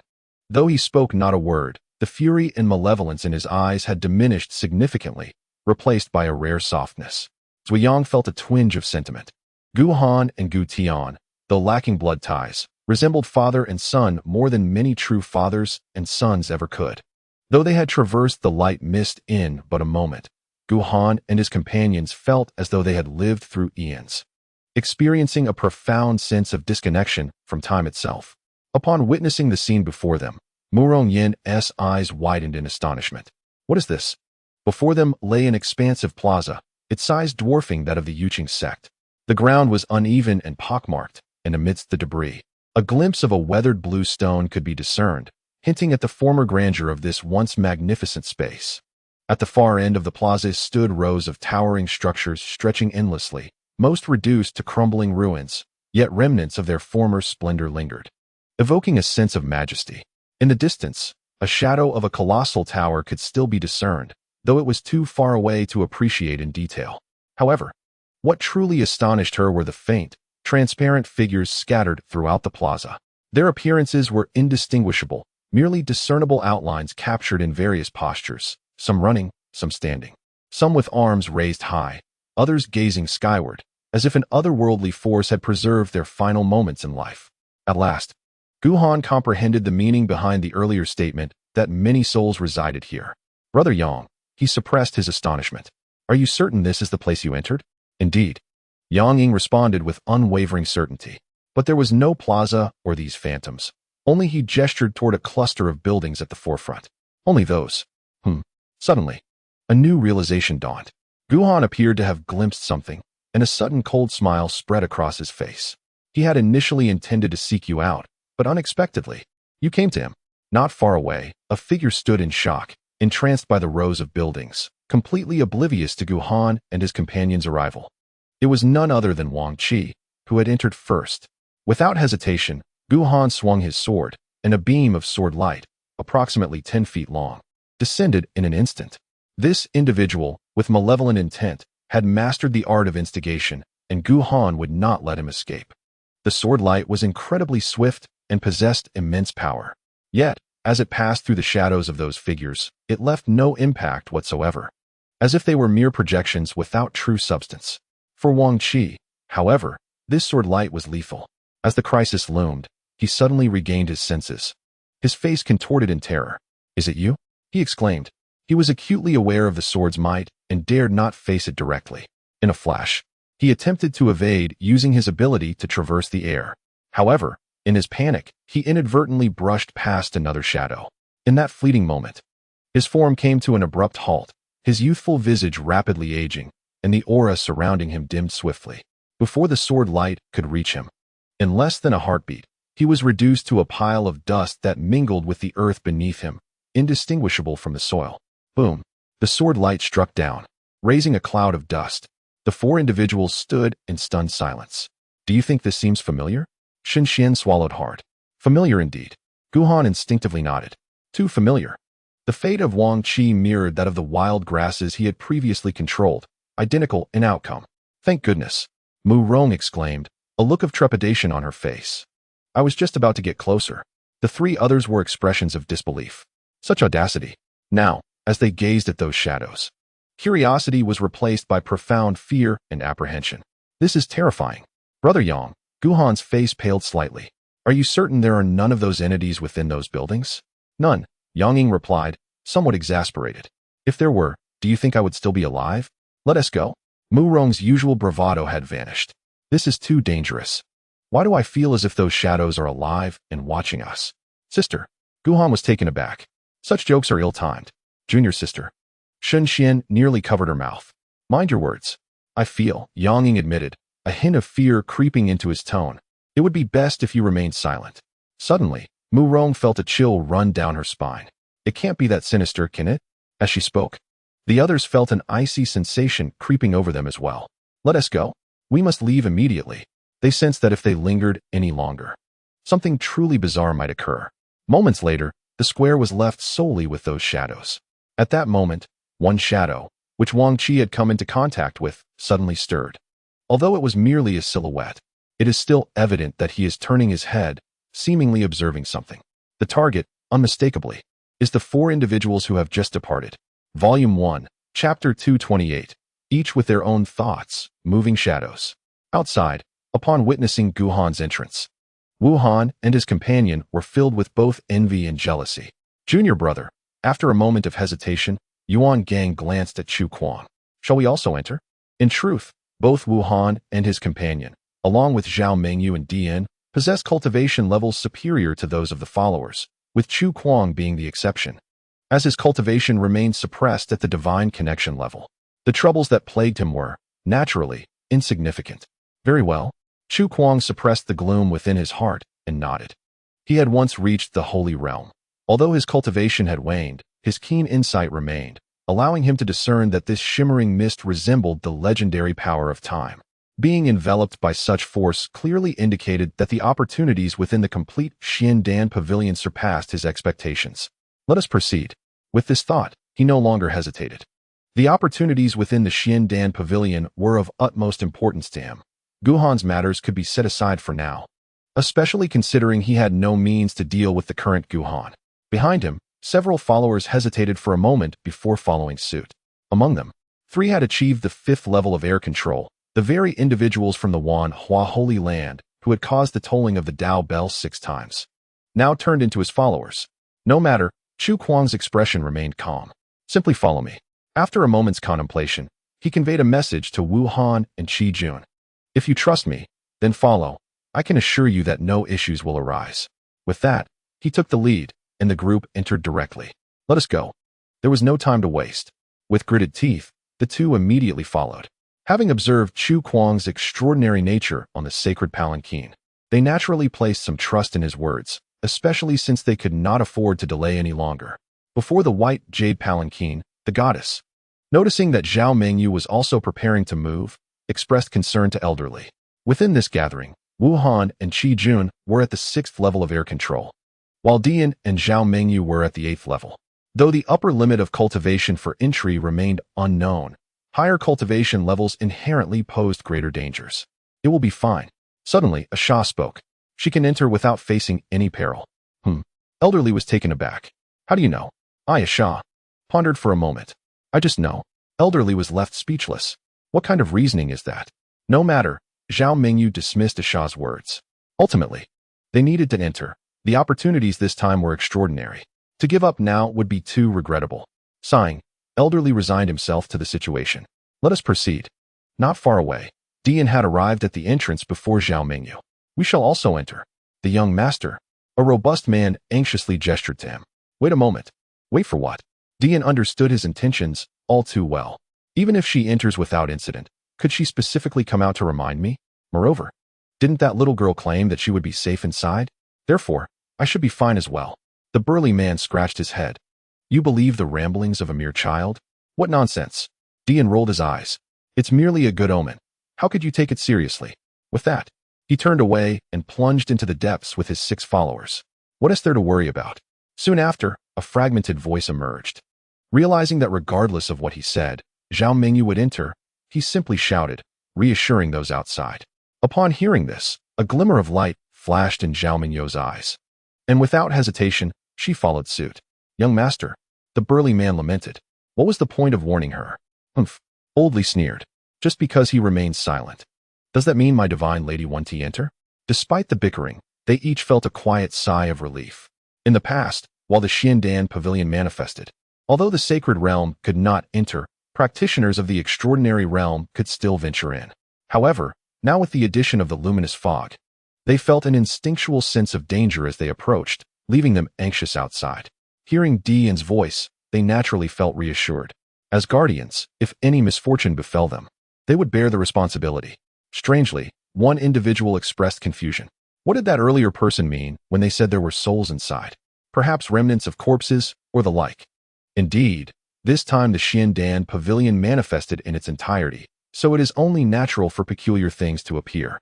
How infuriating! Why couldn't that person clarify? Amidst the discussion, oldly fixated on a Sha, lost in thought. Could it be that this young girl possesses some extraordinary ability? Do you want to thank me? Noting his gaze, a Sha replied earnestly, no need. I simply didn't let them bully us, so I helped her once. We're even now? Oldly. How did you deduce that I wanted to thank you? With a casual shout, Dian didn't even glance back at Zhao Mengyu and, accompanied by several followers, hastily advanced. In just a few breaths, They arrived at the square, spotting Chu Kuang and the human-like phantoms within. What are these things? His expression was filled with uncertainty. Young master, one of the followers volunteered. I will go take a look. Nonsense. Dian shot him a glare. Do not touch those things. We are here to seek opportunities, not to study these oddities. Mengyu? Noticing Zhao Mengyu had also arrived, Wuhan hesitated for a moment.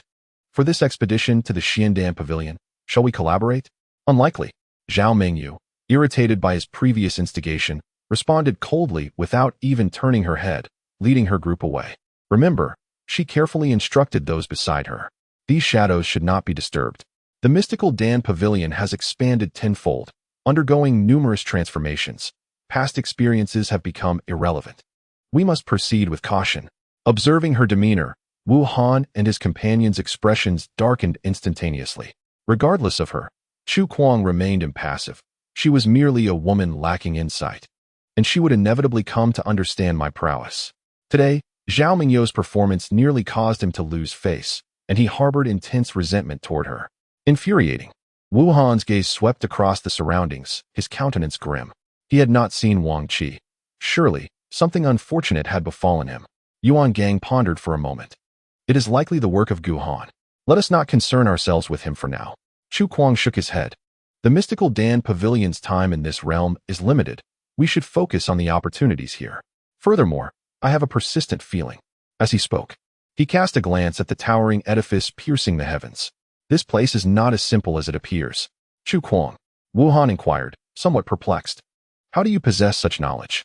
Indeed, Qi Jun nodded. Moreover, why were you so certain that we would be unharmed upon our arrival? That luminous mist. After a brief silence, Chu Kuang did not reveal the entirety of the truth. From my deductions, it has always existed within the mystical Dan Pavilion, merely remaining dormant until now. However, with the emergence of the Dao Bell, the celestial mechanisms have become chaotic, greatly amplifying its power, thus revealing itself. This is likely the reason for the complete manifestation of the mystical Dan Pavilion. Similarly, the limitations regarding cultivation have shifted from the sacred realm to the tribulation realm. The two men suddenly comprehended. The tribulation realm now allows for a rudimentary connection with the cosmos, provoking a minuscule yet significant shift in celestial mechanisms. Previously, only those of the sacred realm could incite such anomalies. Now, even a minor tribulation realm practitioner could do so. Conversely, practitioners below the tribulation realm need not harbor such concerns. Chu Kuang, unable to restrain himself, Wu Han questioned, "Who exactly are you?" Chu Kuang chuckled lightly. "I am merely a newcomer to this place." His words were indeed factual. A millennium ago, when the mystical Dan Pavilion first emerged, he had only recently entered the sacred realm, and thus had no opportunity to enter. However, he shifted the topic. "Collaborate with me, and I assure you that the opportunities you gain here will surpass your wildest imagination." The two exchanged glances but refrained from further inquiries, their resolve to ally with Chu Kuang growing ever stronger. Observing the group depart, Dian wore an expression of disdain, putting on airs. Do they truly believe this place belongs to them? Suddenly, a quivering follower behind him spoke. "Young master, shall we depart as well?" "What is it?" Dian's face reflected dissatisfaction. "Are you afraid of him?" Is he merely a Dao Bell with 8 chimes? I, Dian, am not one to be trifled with." "No," the follower gulped. "I believe I just saw a shadow move." Hiss. Even the fearless Dian broke out in a cold sweat when confronted with the unknown. "Is that true?" "Absolutely. It was that." "Do not speak further." Dian suddenly shivered, urging himself to leave this wretched place. Were it not for the fortuitous opportunities that beckoned him, he would not have set foot here at all. Amidst his grumbling, he moved with the swiftness of the wind, swiftly leaving several demons behind. "Hurry, keep up. Young Master Xiao, wait for us." In the blink of an eye, the multitude of demons had vanished completely. Time slipped away in silence. In the midst of this stillness, an arm of a shadowy figure moved, followed by the rest of its body and legs. Moments later, it turned, no longer as rigid as before, gliding forward like a lost soul. This figure was none other than the one previously touched by Wang Qi, now having learned to turn its head. In a dilapidated palace, nearly half of which had collapsed, Gu Han shook his head repeatedly, disappointment etched on his face. Before him stood a decayed wooden frame, leaning precariously, seemingly ready to topple at the slightest touch. Upon this frame lay over 100 pill bottles. most of which had become riddled with cracks, with only a scant few retaining a semblance of their former appearance. The ground was strewn with shattered porcelain, weathered by time. Its original hue long lost, now dull and lifeless. The elixirs within had long since dissipated their potency, reduced to mere dust upon the floor. 5 elements pill? Suddenly, Shen Xian lifted a pill bottle, which still seemed to contain a trace of medicinal efficacy, appearing to be for the enhancement of the physical body.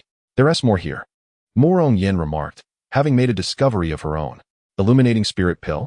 It seems to be intended for use alongside my senior brother's bottle, specifically for reinforcing a cultivator's soul. Alas, its potency is also greatly diminished. Let me take a look, Guhan exclaimed, his spirits momentarily lifted as he examined it, only to become disheartened again. Perhaps in its prime, the illuminating spirit pill was a rare treasure for nourishing the soul, but now, its remaining efficacy was nearly negligible. Let us keep searching. Guhan, unwilling to concede, continued to look. After some searching, they ultimately found 8 or 9 more pill bottles, all astonishingly similar in purpose, either enhancing the physical body or nourishing the soul. However, like the previous 5 elements pill and illuminating spirit pill, they too had lost much of their potency, offering only a slight improvement over the utterly useless pills. Brother Yang, Guhan said with a glum expression, surely the numerous pills you mentioned cannot refer to these useless ones? Not at all, Yang Ying replied thoughtfully. The palace I entered was far less dilapidated than this one, and it still contained remnants of protective wards. After fortuitously obtaining that bottle, I intended to see if I could break those wards, but my cultivation was far too lacking. Not only did I fail to breach them, but I was also repelled, and you all know what transpired thereafter. Wards? Guhan's eyes brightened at the mention. I understand now. With so many palaces here, there must be some that are relatively well preserved. The remnants of the restrictions indicate that those elixirs were preserved far better than what we have here. His face was filled with excitement. We've come to the wrong place. The dissatisfaction of Murong Yin, the leader, was palpable. Why didn't you mention this earlier? Just now.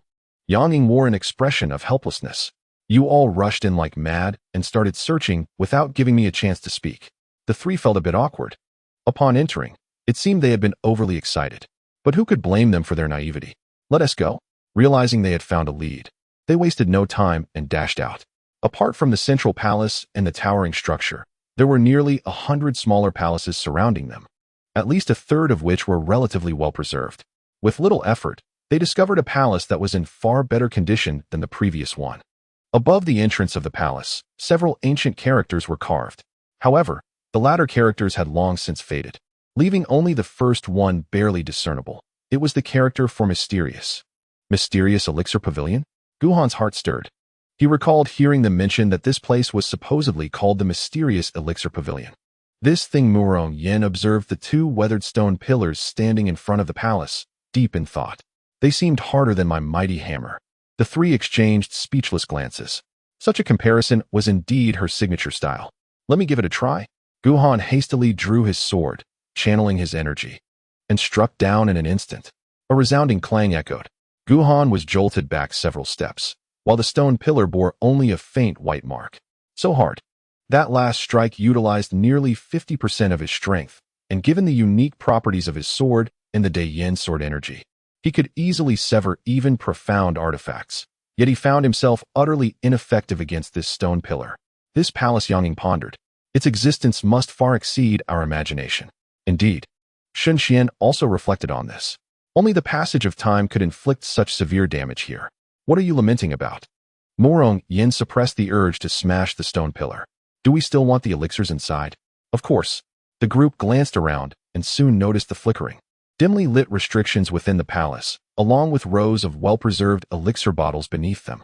Just as they were about to enter, Guhan suddenly felt a chill run down his spine. He blinked. Did anyone else feel a bit cold? Cold. The others looked at him, puzzled. At their level of cultivation, they were impervious to temperature changes, unless in extraordinary circumstances. How could they possibly feel cold? Never mind. Guhan brushed it off as a mere illusion. His focus was entirely captivated by the elixirs within the hall. The Ning Bai Dan, for those below the extraordinary realm, could heal non-fatal injuries in a quarter of an hour. The Imu Dan, for those below the extraordinary realm, could regenerate severed limbs.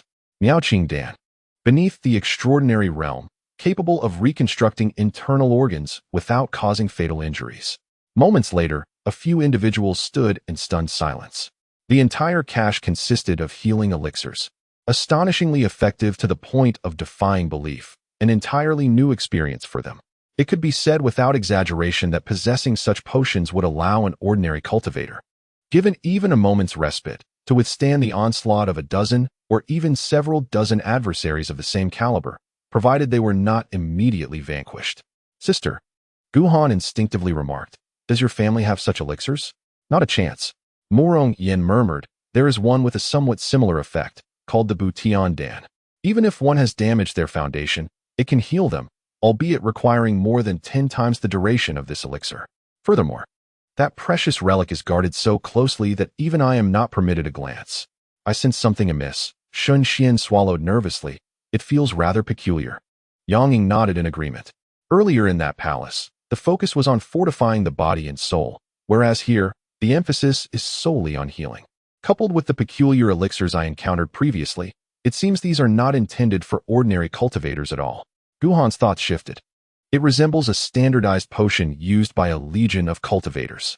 No wonder he thought so. Who among ordinary cultivators would carry such a plethora of singularly effective spiritual medicines? Merely for healing? It defied logic. Although the cultivation world is often tumultuous, the abundance of these elixirs could likely sustain them through numerous life and death battles. Only in times of war, and of an unimaginable scale, would such resources be necessary. For reasons unknown, a sudden heaviness enveloped their hearts. Morong Yen blinked. Should we take these elixirs or not? Take them, Guhan declared resolutely. According to Brother Yang, we cannot predict when this place will next manifest. If we miss such a fortuitous opportunity, where else shall we find it? Take everything. Let not a single bottle remain. We cannot afford to incur such a loss.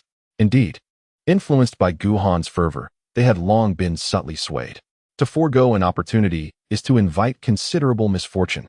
However, Shun Xian furrowed his brow. Though the barrier is on the verge of collapse, it seems it cannot be breached hastily. Guhan scrutinized the situation closely. Although the barrier appears dim and flickering, its true defensive capabilities likely surpass even that of the one within the Yang family's secret realm. Even with my augmented strength, forcing it open would require significant time I presently lack. Wait for me a moment, he murmured, slowly closing his eyes. Here we go again. The others exchanged resigned glances. They had witnessed Guhan in this state more than once, and each time he managed to. All right. Guhan suddenly opened his eyes. I have a plan. Indeed, the others were left speechless. In the realm of consciousness, chaos reigned. Damn it. The shadow fumed, arrogant, reckless, completely unmindful of others. Once there was a reason, but now not a single word is uttered. They take what they want and leave without so much as a thank you. Have they truly mistaken me for a benevolent figure? This is nothing short of audacity. Outside, Guhan has grown accustomed, even numb, to the scorn directed at the shadowy figure. Let them curse. As long as the goods are delivered, all is well. Following the Shadow's instructions, he intertwined his hands in a series of intricate seals, taking nearly half a quarter of an hour to finally manifest the extraordinarily complex method to break the restrictions. Break, he uttered softly. Instantly, a third of his internal cultivation was siphoned away, transforming into a convoluted rune that landed upon the barrier. In the blink of an eye, the barrier began to tremble violently. Bang! Moments later, it appeared that the barrier could no longer withstand the rune's relentless erosion and erupted with a thunderous blast, revealing the vials of elixirs within to the astonished onlookers. With a long sigh of relief, Guhan felt a bit fatigued after such a significant drain on his cultivation. He couldn't help but ponder what the barrier would have looked like at its peak strength. Meanwhile, in another grand hall, Chu Kuang held a silver shuttle in his hand, his complexion slightly pale. Even with our artifact for breaking restrictions, it took nearly an hour to dismantle this barrier. As long as it breaks, that's all that matters. After collecting the elixirs, Wuhan glanced towards the outer chamber. For the next palace, let me take the lead. The three of us can alternate, and our efficiency will surely surpass theirs. The Xiandan Pavilion is familiar territory for them, and they arrived well prepared, with this artifact for breaking barriers being one of their tools. Very well, Chu Kuang nodded. But suddenly, he furrowed his brow. Do you smell that? It seems there's a fragrance in the air. On the other side, the goddess's follower appeared visibly excited. This fragrance is definitely not from an ordinary spirit herb. It seems to be a potent elixir targeting the soul. First, let us collect the elixirs, Xiaoyun said, her fair face glistening with a sheen of sweat, making her even more enchanting. Clearly, breaking the barrier had not been an easy feat for her either. It is likely that the spirit herb is nearby. We must search carefully and find it before the others do. Yes, let us find it. D&'s eyes gleamed with determination. We must acquire that spirit herb, no matter what. Master, a follower inquired, confused. How do you know it's a spirit herb? Others have come here before, but they never found any spirit herbs. Fool. D&' shot him a glare. This fragrance carries vitality. What else could it be but a spirit herb? And where are we? The Xiandan Pavilion. A place for alchemy. If there weren't several medicinal gardens, what kind of Xiandan Pavilion would it be? Just as Guhan and the others were about to enter the next palace, a faint, exotic fragrance wafted through the air. With just a single breath, Guhan felt his soul power surge once more. Originally suppressed at the 6th layer of the divine connection realm, he found himself unexpectedly on the verge of a breakthrough. What a remarkable treasure! His eyes sparkled with excitement. Undoubtedly, it was a valuable find. Just by the fragrance alone, he could ascertain that the quality of this spirit herb surpassed that of the 7-leaf primordial spirit grass. Let us go. We must seek it out swiftly. His purpose for being here was solely for this. He could forego all other elixirs, but anything related to enhancing soul power, be it spirit herbs or spiritual pills, must be secured.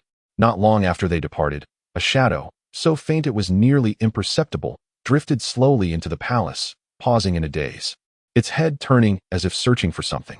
After a brief moment, seemingly having found nothing, it shifted its form and glided in the direction from which Guhan had left. Chapter 230, Semi-Holy Medicine, Soul-Nourishing Lotus. Following the trail of that enticing fragrance, Guhan and his companions continued their search, traversing areas devoid of green stones, instead filled with dust and yellow sand. They speculated that these places were once medicinal gardens. But after countless years of change, the spiritual essence in the soil had long since vanished, rendering any spirit herbs that may have once thrived there impossible to find. Such a pity, Meng Xing lamented. With so many medicinal gardens, there must surely be numerous treasures within. I believe. Guhan's eyes sparkled with hope. The source of that fragrance is the true treasure.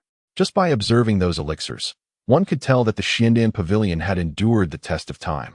Any slightly ordinary spirit herb had long turned to dust. Those that had survived to this day, still retaining such potent medicinal properties, must be of the highest quality. Quickly, with this thought, his speed increased further. What if someone else found it first? Suddenly, mid-sentence, he couldn't help but shudder. What's wrong? The three looked at him curiously. I feel. Guhan's complexion seemed off. It's a bit cold. The trio paused, sensing an inexplicable chill rising from their hearts. It's happening again. This was the second occurrence. Such a sensation could not arise without reason. Previously, it could be dismissed as coincidence, but this time. Brother. A flash of insight struck Meng Xing. Have you been targeted by something unclean? Hiss. The moment she spoke, Guhan suddenly felt as though two eerie eyes were fixated upon him from an unseen place. In a sudden motion, he whipped around, scanning his surroundings. Nothing. Behind him lay only emptiness, yet the feeling of being observed intensified. Sister. His face paled slightly. Such a jest is not to be taken lightly. He felt that at this moment, Meng Xing resembled Mei Yun from the Wild Forest incident. Junior sister. Shen Xian was sweating profusely. Let us refrain from such talk. You're a harbinger of misfortune. Yang Ning shot her a glare. Meng Xing sheepishly scratched her head. I have an unsettling feeling regarding the spectral shadows we previously encountered. Dear sister. The more she spoke, the more a chill crept up Guhan's spine, causing his pace to quicken substantially. Enough. We must hasten and locate that mystical herb first. Moments later, they found themselves deep within the medicinal garden. Before them lay a small pool, approximately a foot wide and 2 feet long. Upon reaching this place, the fragrant aroma enveloped them, so potent it seemed almost tangible. Just a single inhalation propelled Guhan's tightly restrained cultivation to a breakthrough at the 7th level of the divine connection, startling him into suppressing it once more. He was not alone. The other 3 bore expressions of rapture, clearly reaping significant benefits. Strangely, the overwhelming sensation of being watched diminished considerably in the presence of this scent. Suppressing his unease, Guhan glanced at the small pool. Crafted from an unknown material, it was a weathered gray-brown, pockmarked with cracks and flaws. Its bottom parched and coated in dust and sand.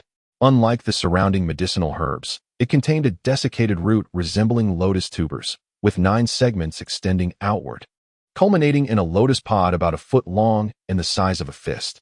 This pod, too, bore 9 orifices, much like the root, withered and lifeless, devoid of vitality. However, within one of those 9 apertures lingered a hint of green vitality. The source of that enchanting fragrance was indeed from here. To be precise, it emanated from the lotus seed nestled within. Gu Han surmised that this single seed possessed far greater efficacy than that of the 7-leaf primordial spirit herb. Just one seed. Yang Ying also sensed the extraordinary nature of this find. If such effects could be derived from it, then this herb, if intact, would be at least of semi-holy grade. Perhaps it even approached the realm of holy medicine. Only such an exceptional treasure could endure in this exceedingly harsh environment while retaining a trace of life. Fortunately, Shen Xian felt a sense of relief that they had discovered such a precious item first. Otherwise, if others had entered. No, Yang Ying shook her head. They must have already arrived. The allure of this opportunity is too great for anyone to resist. Indeed, Gu Han suddenly cast his gaze afar. Moreover, they are already here. What? The others were taken aback, instinctively looking in that direction. After several breaths, dozens of figures emerged within their line of sight, drawing near with remarkable speed. Leading them were none other than Chu Kuang and his companions. Those scoundrels! Mu Rongyan exclaimed in fury. How can their noses be so keen? There is no other option, sighed Yang Ying. The fragrance is far too pronounced. It cannot be concealed, making it nearly impossible to avoid detection. What shall we do now? Shen Xian glanced at Gu Han. Faced with so many adept practitioners of aerial mastery, there is no alternative but to confront them head-on. Brother! Mu Rongyan brandished her hammer. Such a remarkable treasure should not be squandered on these scoundrels. They desire it. Gu Han's expression remained impassive as he tightened his grip on the long sword. It remains to be seen how many lives they are willing to exchange for it. In the blink of an eye, dozens had approached, surrounding the 4 of them. The alluring fragrance stirred a greedy expression among the crowd. Unexpectedly, Chu Kuang fixated on Gu Han. The first to arrive, shockingly, was you. I too did not foresee this. Gu Han's demeanor remained unchanged. The first to seek death, astonishingly, is you lot. Arrogant, seeking demise. Wu Han and his companions' expressions darkened instantly. Heh. Chu Kuang appeared confident in his victory.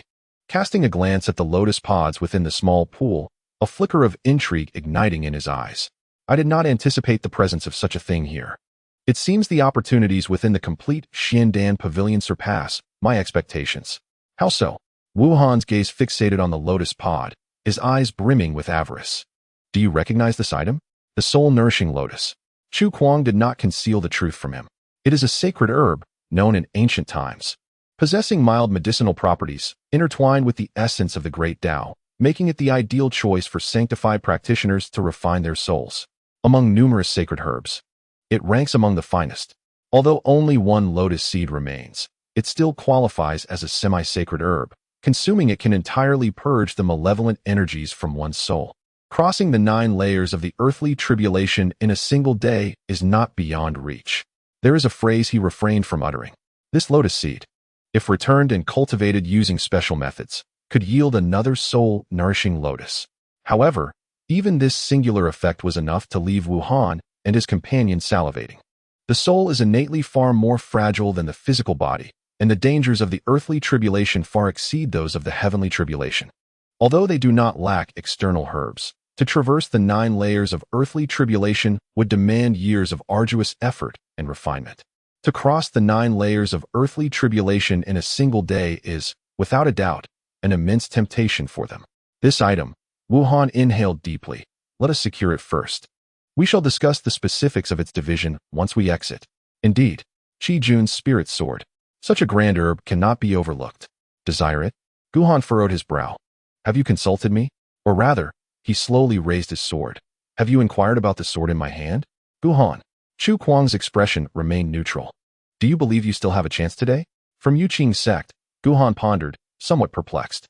In the secret realm, and considering your increasing ineptitude and losses, I am curious as to how you still find the audacity to utter such words. Thick-skinned, I suppose. Mu Rongyan scoffed. He is a reincarnate of the sacred realm, an ancient being who has lived for millennia. Regardless of his cultivation, his audacity is unparalleled. Is that so? Guhan suddenly comprehended. Indeed, the older one gets, the more shameless they become. What? Wuhan and his companion were taken aback, exchanging glances with Chu Kuang. You actually, only at this moment did they realize. Only then did they uncover Chu Kuang's secret, realizing why he possessed knowledge far exceeding their own. He was, in fact, a being of the sacred realm. Two of them. Chu Kuang remained expressionless. This is not the time for discussions about me. We must seize the lotus seeds and eliminate this individual to prevent future calamities. Very well. The two exchanged a knowing glance, understanding the gravity of the situation. Let us attend to the matter at hand. Including their respective followers, there were 9 under Chu Kuang, 7 with Wuhan, and 8 from the Qi army. Boom. In an instant, the energies of the 24 individuals converged, unleashing an overwhelming pressure that bore down upon the 4. Among them, aside from Yuan Gang, the rest were cultivators of the Sky Sovereign Realm, each a prodigy with at least 3 or 4 resonances of the Dao Bell. Merely the aura emanating from them rendered Murong Yin and the others sluggish, nearly gasping for breath. 2 of them. The aura around Chu Kuang surged. Today, at any cost, that individual must be slain here. Fear not. Wuhan chuckled derisively. With so many of us, he cannot escape.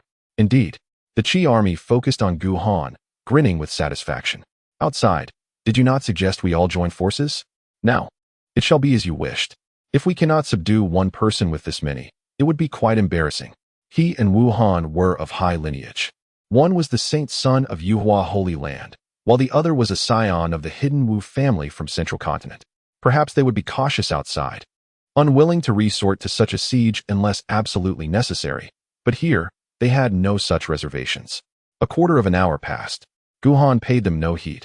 Suddenly speaking up, "Can you hold on?" "No problem." Yang Ying's gaze dimmed. Within the secret realm, he could fight alongside Guhan, assisting him against the Yang and Meng families. But now, merely a month later, he had become a burden. "Brother," Murong Yin brandished her hammer. "Do what you must. Do not worry about us." "Very well." Guhan's aura began to rise. A quarter of an hour. "We must hold on." Boom. As his words fell, his formidable spiritual pressure erupted, momentarily alleviating the burden on Murong Yin and the others. I have always believed Chu Kuang fixed his gaze upon him. You were lying that day. Your spiritual pool is certainly not merely 80 zhang. Heh. Wuhan sneered. Even if it were 100 zhang, what of the dual extremes? You shall still die here today. Is that so? Dust swirled, and yellow sand rose, nearly obscuring Guhan's figure. Yet, the voice laden with murderous intent remained clear. Let us see about that. Boom. As the words left his lips, a sword light, a span of roughly a zhang, suddenly pierced through the yellow sand, enveloped in an overwhelming aura of slaughter, descending upon Wuhan. Chapter 231. A single sword strike that instills fear and astonishment in all. What? Wuhan's pupils constricted. He could hardly believe that Guhan had chosen him as the first target. Yu Ming. However, he is, after all, the scion of a prestigious clan, having summoned the resonant chime of the Dao 6 times, and is certainly not one to seek mere fame or accolades. After a brief moment of astonishment, he regained his composure, letting out a fierce roar. Suddenly, a thick jade light enveloped him, transforming into a peculiar little beast that charged toward the sword light. The Dao's 6 resonances heralded the bestowal of a celestial-level technique, the Jade Clarity art. He held a firm confidence. How could a technique bestowed by the Dao be trivial? Moreover, this creature, named Jade Clarity, possessed many extraordinary attributes, even beyond his full understanding. However, he had evidently overestimated himself and underestimated Guhan. With a soft sound, in the blink of an eye, the little beast emitted a soft grunt, only to be obliterated in an instant, while the sword light's momentum was merely momentarily delayed, continuing its descent upon him. Oh no! A wave of terror washed over Wuhan. He had never anticipated that Guhan's sword would be this formidable. With a resounding crash, the sword light sliced through the layers of jade light surrounding him, sending him hurtling through the air. Spitting blood mid-flight, the phrase "how powerful" flickered through the minds of all present. Just as the crowd stood in stunned silence, a figure abruptly emerged from the smoke, sword in hand, directly targeting Wuhan. "Young master, how dare you?" In an instant, his followers panicked, abandoning their encirclement of Murong Yin and rushing toward Guhan. Guhan's strength surpassed their wildest imaginations. Should Wuhan perish, their own significance would evaporate. Attack! Chu Kuang's expression turned icy. He recognized Guhan's intent, choosing to engage the leader directly, compelling the others to defend, thus concentrating all their firepower upon him alone. Without formidable power and lethal force as a foundation, such an approach was tantamount to courting death. Yet, paradoxically, Guhan possessed both. Boom. Although they were short of Wuhan's 6 followers, the remaining dozen individuals were all at least at the second level of the Void Ascendant's realm. Their overwhelming presence bore down upon them. Only Murong Yin could withstand it to some extent, while Yang Ying and Shun Xian turned pale, blood seeping from the corners of their mouths. Without hesitation, the two retrieved several pills and swallowed them immediately. The condensing jade pill. Non-fatal injuries below the extraordinary realm could be healed in a quarter of an hour. Haha. One individual scoffed. Isn't it a bit late to be consuming pills now? Whoosh. As the words fell, he vanished, revealing his cultivation at the 3rd level of Void Ascendance, wielding a long sword that descended upon Shun Xian.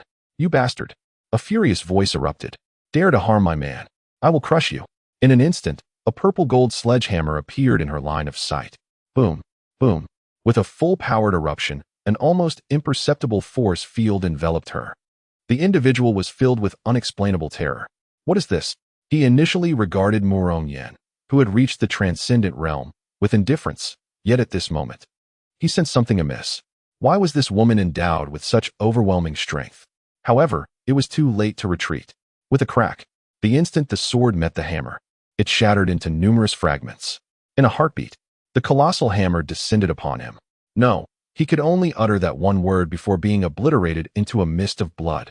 The others, who were poised to act, were instantly paralyzed with shock. What kind of power is this? Little did they know, as the bell tolled 6 times. The gifts of the Tao had significantly refined Murong Yan's giant spirit bloodline.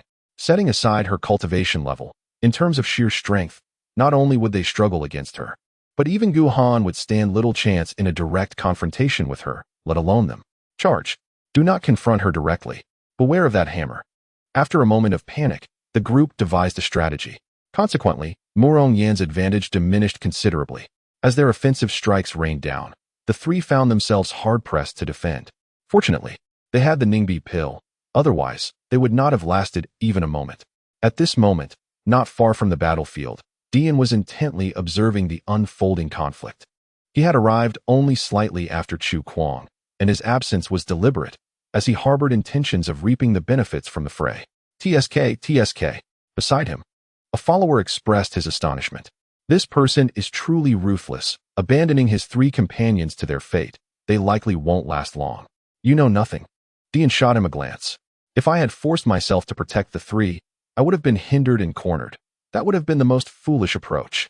The way it is now, he expressed a sense of admiration. This is the most suitable tactic for him, achievable only by someone of his caliber.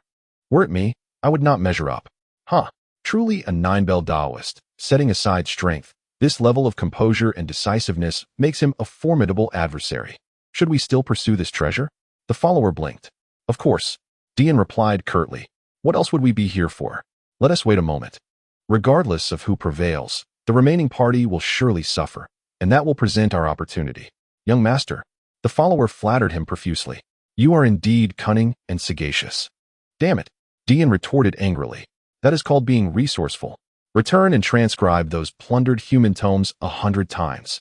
The follower nearly wept in response. Meanwhile, on the other side, the divine maiden was also observing. One of her followers inquired with uncertainty, can he win? I don't know. Xiaoyun shook her head. Whether he can win depends on just how strong he truly is. This person is incredibly formidable. Indeed, even more so than that saint of 10,000 transformations. That saint of 10,000 transformations was merely a pretty face, utterly useless. To think he aspired to win our divine maiden's favor. What a delusion. Upon hearing such remarks, Xiaoyun felt an inexplicable irritation. What good is being formidable if it amounts to nothing? Just at that moment, once more, a harrowing scream pierced the air. It was none other than Wuhan. Faced with Guhan's radiant sword light, he possessed no courage to resist. In desperation, he ascended into the air, attempting to distance himself from Gu Han. However, the brilliance of that sword was both swift and razor-sharp. Unless he chose to flee entirely, there was no way to withstand it. Gu Han seemed fixated upon him, dismissing the onslaughts of others as inconsequential. Save for the formidable jaws of Chu Kuang and the psychic pressure that weighed heavily upon him. Yet, he remained undeterred, evading when possible, and when not, bracing himself with his robe and the healing essence of the Ningbai Dan. From start to finish, his murderous intent and aura were steadfastly locked onto Wu Han. Wu Han's heart was gripped by terror, nearly prompting him to curse aloud. Why? Were there not two others over there? Why was he fixated solely upon me? At this juncture, he had already endured 3 strikes from Gu Han, with 2 of his followers having perished in their attempts to shield him. Despite this, he bore a grievous wound upon his chest, a gash deep enough to expose bone, nearly costing him his life. Kill. Suddenly, a voice imbued with lethal intent resounded. Another sword strike.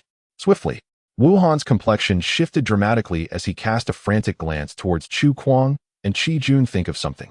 The 2 men wore somber expressions, remaining silent. Had they possessed a solution, they would not have lingered until now. This was a blatant scheme. They were acutely aware of Gu Han's intentions, yet, due to his overwhelming strength, they found themselves utterly powerless, unless they chose to shield Wu Han from the blade. Yet, this strategy appeared rather foolish. You all. Wu Han was nearly beside himself with confusion. I shall not concern myself any longer. With that declaration, he abruptly turned and fled into the distance. He ran. If he did not escape now, he would surely perish here before obtaining the soul-nourishing lotus seed. Young master. The few followers, clearly at their limit, followed suit without hesitation upon witnessing his flight. Chu Kuang's countenance darkened. He wished to call out to Wu Han, but knew he would not turn back. He realized that Gu Han's plan had already borne half fruit. At this moment, besieged by a dozen adversaries, even with the Ningbai Dan in hand, Mu Rongyin and her companions were still spitting blood. Although their injuries were continuously mending, it was evident they could not endure much longer. The disparity in strength was simply too vast. In truth, those who surrounded them were equally astonished. The trio conveyed but one impression to them: indestructibility. Though they appeared gravely wounded and on the brink of death, within mere breaths, their injuries would once again heal. This cycle had repeated several times, and such an extraordinary phenomenon was a first for them. Little did they know of the miraculous properties of the Ningbai Dan. Earlier, they had procured some elixirs, yet those were intended solely for enhancing cultivation, entirely unlike the Ningbai Dan. In ordinary times, perhaps the cultivation-enhancing potions would have been more beneficial. However, at this moment, it was abundantly clear that the healing prowess of the Ningbai Dan held absolute supremacy. Esteemed guests, one individual's expression darkened. We shall exert ourselves to the utmost. They cannot hold out much longer. Just as the words hung in the air, another agonizing scream echoed. Qi Jun. After Wu Han's escape, Gu Han chose not to pursue, but to fixate on Qi Jun.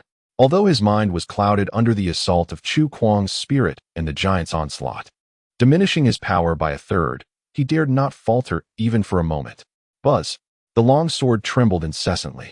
The sword's radiance, interwoven with murderous intent, nearly shattered Qi Jun's very soul. Quickly, assist me. As the sword light approached, he could no longer afford to consider anything else, suppressing the tremor in his heart. A gray light ignited around him. The devouring spirit body. His physique had reached a significant mastery, capable of consuming all entities imbued with spiritual energy, including attacks. Realizing he could not evade, he gritted his teeth and activated the unique trait of his devouring spirit body, drawing the sword light into his very being. Gush! He spat out a mouthful of fresh blood, his complexion instantly turning ashen. Clearly, his devouring spirit body was not yet perfected, far from being able to consume everything, much less this sword light. One strike, severely injured. Another strike, and he would perish. Holy Sun, go assist the Holy Sun. Do not concern yourself with these few. In an instant, Qi Jun's followers fled without a trace, and the pressure on Mu Rongyin and her companions reduced by half, though they still remained at a disadvantage. Their survival time naturally extended. Yet Gu Han did not cast a glance in their direction. He remained fixated on Qi Jun, casually shoving several pills into his mouth. Whether it was Qingbi pill, Imu pill, or Miaoqing pill, they were all the same to him. Die. With murderous intent surging within him, he pivoted the long sword, ready to strike again. Damn it. Qi Jun's expression shifted dramatically. Like Wu Han, he lost all fighting spirit and turned to flee. What of the soul-nourishing lotus? The half-holy medicine. None of it mattered more than his own life. Holy Son. As his followers witnessed his retreat, they too did not linger, hastily following suit. Die. However, the sword light was already poised for action. Gu Han would not relent so easily, descending upon the fleeing crowd. In the realm of sky control, his speed was naturally swift, but no speed could surpass the swiftness of Gu Han's sword light. Ah! A blood-curdling scream arose. The last of the followers, slightly weaker in cultivation, was cleaved in two by the sword light. The corpse fell, showering the ground with a rain of crimson. Ahead, Qi Jun ran even faster. Volume 1, Chapter 232. Gugu Gongzi. There is someone behind you. Is that all? In the distance, a follower of Dian wore a scornful expression. The Holy Son? He runs faster than a rabbit. In my view, another follower shook his head repeatedly. Had they not initially disregarded those three and charged together, they could have worn him down to death. You understand nothing. Dian's tone dripped with mockery. Charged together? You have all witnessed the prowess of this individual. His lethal capabilities and agility are unparalleled. Should we confront him collectively, with no ties or concerns to weigh him down, he would undoubtedly become even more formidable. I fear that under his relentless assault, it would be a remarkable feat if 1/3 of us were to survive. Even so, it is uncertain whether we could defeat him. Young master, one of the followers scratched his head. You speak of him with such reverence that I am beginning to lose confidence. Shall we retreat? Retreat? Nonsense. Dian scoffed. Firstly, even if he were to emerge victorious, he would certainly not do so unscathed. Secondly, I am not greedy. I only require half of what he possesses. The follower opened his mouth, but dared not voice his true thoughts, feeling that Dian's confidence bordered on arrogance. As the enemy forces retreated, Gu Han felt a wave of relief wash over him. With a swift motion, he directed his sword towards Chu Kuang. Now, it is your turn. Throughout this encounter, this man posed the greatest threat to him, and most of Gu Han's injuries were inflicted by Chu Kuang. Gu Han. Chu Kuang's eyes brimmed with resentment. He was acutely aware that his plans for today had completely unraveled. With Wu Han's departure, relying solely on the few followers of the Wan Hua Holy Land, capturing Gu Han had become an insurmountable task. Attack. Gu Han had no intention of hesitating. With a flicker of movement, he closed the distance, and his sword descended with unparalleled brilliance. Swallow the heavens. Chu Kuang gritted his teeth, disregarding his previous injuries as he unleashed a ferocious roar, summoning forth his massive mouth once more. With a soft sound, the colossal mouth was effortlessly shattered by the sword light. In truth, he had been severely wounded by Gu Han's earlier strike, and the force of this attack was far diminished. Although Gu Han's sword light was not as fierce as before, it was still significantly more potent than Chu Kuang's current state. As the sword light approached, a thick aura of battle erupted from Chu Kuang, colliding violently with the sword light. The impact sent him hurtling backwards. However, he was undeniably stronger than Wu Han and the retreating forces. Even mid-air, a formidable divine consciousness surged towards Gu Han. Gu Han let out a muffled groan, his complexion paling as a trickle of blood escaped his mouth and nose. Most of his injuries had stemmed from Chu Kuang, but the diminished power of the massive mouth posed no threat. The true harm came from this divine consciousness attack.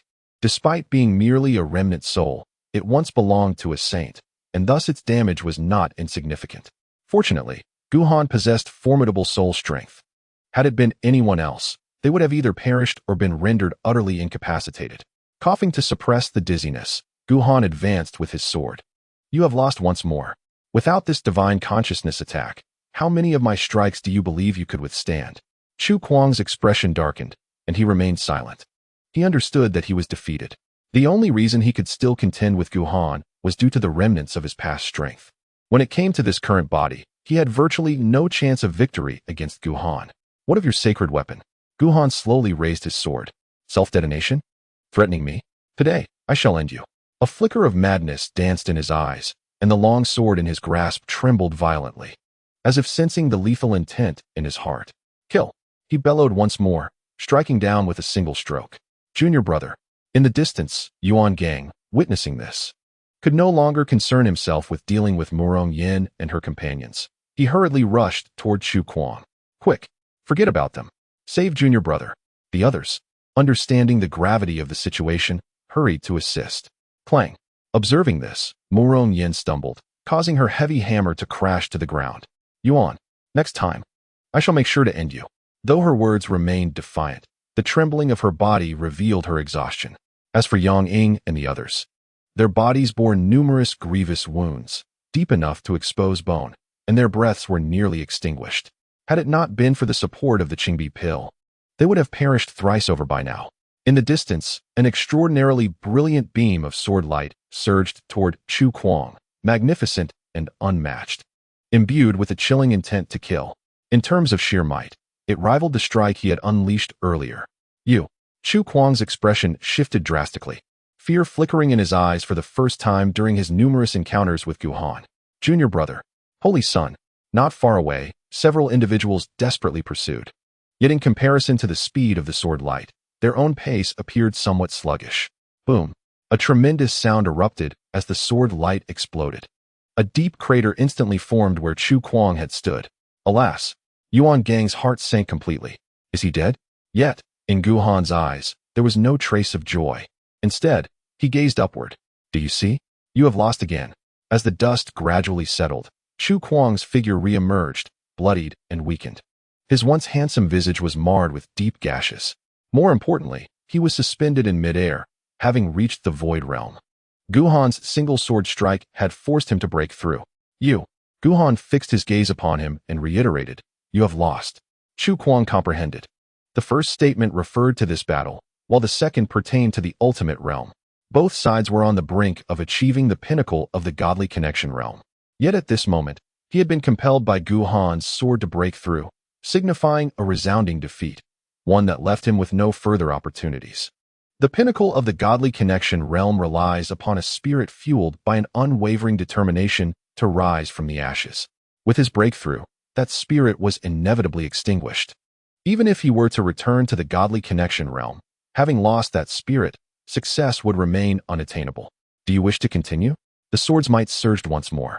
Even if you are in the void realm, I can still slay you. Junior brother, holy son. At this moment, Yuan Gang and the followers arrived. Chu Kuang remained silent, and after a brief moment, he cast a deep glance at Guhan before turning to leave. Despite his breakthrough, he chose retreat. However, his injuries were grievous. And without the healing elixir, Ningbadin, at his disposal, his strength diminished rather than increased, leaving him with no chance against Guhan. His actions seemed to corroborate Guhan's earlier assertion. In living a second life, he feared death more than anyone else. Upon witnessing his departure, Guhan made no attempt to pursue him. With Ningbadin in hand, the wounds on his physical body were nearly negligible. The crux of the matter lay in the significant damage to his soul and consciousness. Perhaps it was only by attaining the pinnacle of the divine connection realm that he could withstand Chu Kuang's mental onslaught. Come forth. He suppressed his thoughts, wiped the blood from his mouth and nose, and gazed expressionlessly into the distance. He had long been aware of Dian and Xiaoming's arrival. He simply chose not to reveal it earlier. Otherwise, with the addition of these two adversaries, safeguarding the soul-nurturing lotus would be uncertain, and preserving his life would be even more precarious, as they were significantly stronger than Wu Han and Qi Jun. Xiaoming remained silent. Her gaze toward Guhan tinged with a hint of resentment. In contrast, the four female followers stared at Guhan with unabashed curiosity. Despite appearing somewhat disheveled, his countenance radiated an aura of dominance, a striking presence that rendered the previous pretty boy who had rung the bell 8 times utterly insignificant. In that moment, the girls silently berated their own blindness for having been captivated by the likes of Chu Kuang. A true paragon like young Master Gu was the embodiment of excellence and grace. Impressively, even Dian, though an opponent, could not help but extol Guhan. The bell rang 9 times, truly deserving of its reputation. Wu Han and his companion's failure to recognize their disparity with you is their greatest folly. Is it? Guhan replied, his expression unyielding. Have you come to such a realization? Dian shook his head. I am not so presumptuous, nor am I foolishly self-deprecating. More importantly, you are injured. His words carried an implicit meaning. Curious, Guhan abruptly posed an unrelated question. You are clearly not in the heavenly tribulation realm. How can you transform? Is it not the case that only after undergoing the heavenly tribulation do beasts gain the ability to take form? Xiaoming looked at him, perplexed. unable to comprehend Guhan's train of thought. They were rivals here to seize something, yet he had the leisure to ask such trivial questions. How audacious! One of Dian's followers erupted in anger. Are you insulting us? Who dares to compare us to mere beasts? Such lowly creatures cannot be equated with our demon clan. Suddenly enlightened, Guhan realized he had mistakenly conflated demon beasts with the demon clan. It seemed the distinction was more nuanced than he had previously thought. Enough! Dian waved his hand dismissively. There is no need for further discourse. We must prioritize the matter at hand. As for the items, give me half, and I will retreat immediately, ensuring no conflict arises between us. Otherwise, do not blame me for taking advantage of your injuries. Young Master Gu, Xiaoming spoke in a calm tone. Destiny presents itself, and naturally, everyone has an opportunity to vie for it. Although our acquaintance is fleeting, I will not relinquish my claim easily. In truth, I am not greedy. Like him, I would be satisfied with merely half. She paused, biting her lip, and, almost as if compelled by some unseen force, added, consider it a compensation for your previous rudeness towards me. Guhan nearly chuckled in exasperation. Is this what you call a lack of greed? You take half, he takes half, and what remains for me? Enough. He shook his head, slowly raising his sword. Ultimately, it is the sword in my hand that must speak. Boom, boom. As he spoke, the dual realms erupted once more. A formidable pressure descended again. Though not at its peak, it still rendered the expressions of both men grave. Excellent. A golden light erupted in Dian's eyes. If that is the case, do not blame me for preying upon an injured individual. Injury? Guhan felt his murderous intent gradually intensify, even with wounds. I am more than capable of dealing with you. Mid-sentence, he suddenly sensed something amiss. The chilling aura that had vanished for so long returned, heavier than before. Yet, the arrow is on the string and must be released. He could no longer afford to hesitate. To deal with you. He waved his sword, preparing to strike once more. Ample. Wait. Suddenly, Dian's expression changed drastically as if he had seen something. His scalp tingled with fear, and although his hair concealed it, a thin sheen of sweat appeared on his brow. Even Zhao Mingyo's previously calm demeanor transformed, revealing a hint of terror. Dian swallowed hard. I believe that battling someone who is injured is a disgrace, unworthy of a hero. As he spoke, he rapidly retreated. Farewell. Once your injuries are healed, I shall return to fight you. Depart? A glimmer of cold light flashed in Guhan's eyes. Did I permit your departure? Whoosh. As the words fell, he stepped forward, intent on pursuing. He felt compelled to instill an unforgettable psychological scar upon Dian. Otherwise, he might return or even side with Chu Kuang against him. To his astonishment, before he could make a move, Dian and his followers were already terrified to the core. Do not come any closer. Their voices trembled with fear. Guhan was taken aback. When did I become so formidable? I haven't even drawn my sword, yet I have frightened them into this state? Even Zhao Mingyu stumbled over her words. Despite being a goddess of vast experience, she had never encountered such a bizarre scene. Gu Gongziyu. Her face paled, her delicate form quivering. There is someone behind you. Volume 1, Chapter 233. What kind of wolfish words are these, Gu Gongzi? Someone. Who? Guhan paused, sensing a familiar resonance in her words. He soon recalled that during his public pursuit by Yu Hua in the capital of Deqi, the same rhetoric had been employed. Then, Yu Hua was deceived, and he fled. Did he think he could trick me? He believed he must not give Dian any opportunity. What a delusion. A follower, eyes wide with terror and voice trembling, exclaimed, Young Master, it seems to be the one I mentioned before, the moving one. Dian was infuriated, nearly ready to curse. At such a moment, still hesitating over whether it was that one. What significance did it hold? In the face of the unknown, the instinctive response of all beings is fear. And cultivators are no exception. As Guhan advanced, Dian's golden fur visibly bristled. You. He retreated repeatedly, his speed escalating. Your surname is Gu, right? Today I, Dian, have been blind and offended you. Let us remain on good terms, but don't come any closer. With a swift motion, Guhan also quickened his pace. Dian could no longer afford to engage in pleasantries, and instantly took to the skies, fleeing with great haste. Hurry, keep up. Young master, wait for us. As he departed, the few followers grew even more frantic, rising into the air to follow him. At that very moment, Guhan's sword descended in an instant. In a flash, an unparalleled beam of sword light surged toward Dian. Break for me. As the sword light approached, Dian let out a fierce roar, and a phantom of a great demon emerged behind him. Two massive hands came together, using sheer physical strength to withstand the sword light. With a cough, he spat out a mouthful of blood. Riding the force of the sword light, his speed increased by a third, and within his gaze directed at Gu Han. There was even a hint of gratitude. Observing several strands of golden fur drifting slowly down, Gu Han's brow furrowed deeply. The resilience of the demon race's physical form exceeded his expectations. The recent strike, though not delivered with full force, would have surely left Wu Han and Qi Jun severely injured, yet Dian had only sustained minor wounds? And what did that final look mean? Was he thanking me for striking him? Shaking his head, suppressing his inner turmoil, Gu Han shifted his gaze to Zhao Mengyu, who was caught in a state of indecision, her body slightly stiff. Rest assured, he said, noticing her trepidation. After a moment's thought, he decided to offer her some comfort. It won't hurt too much. Besides, I am a person who cherishes the fair sex. Despite her current fear, the few female followers behind Zhao Mengyu still displayed a hint of embarrassment on their faces. Young Master Gu, what a brazen statement. However, before Gu Han could take any action, a shout from Murong Yin suddenly pierced through from afar. Behind! Behind!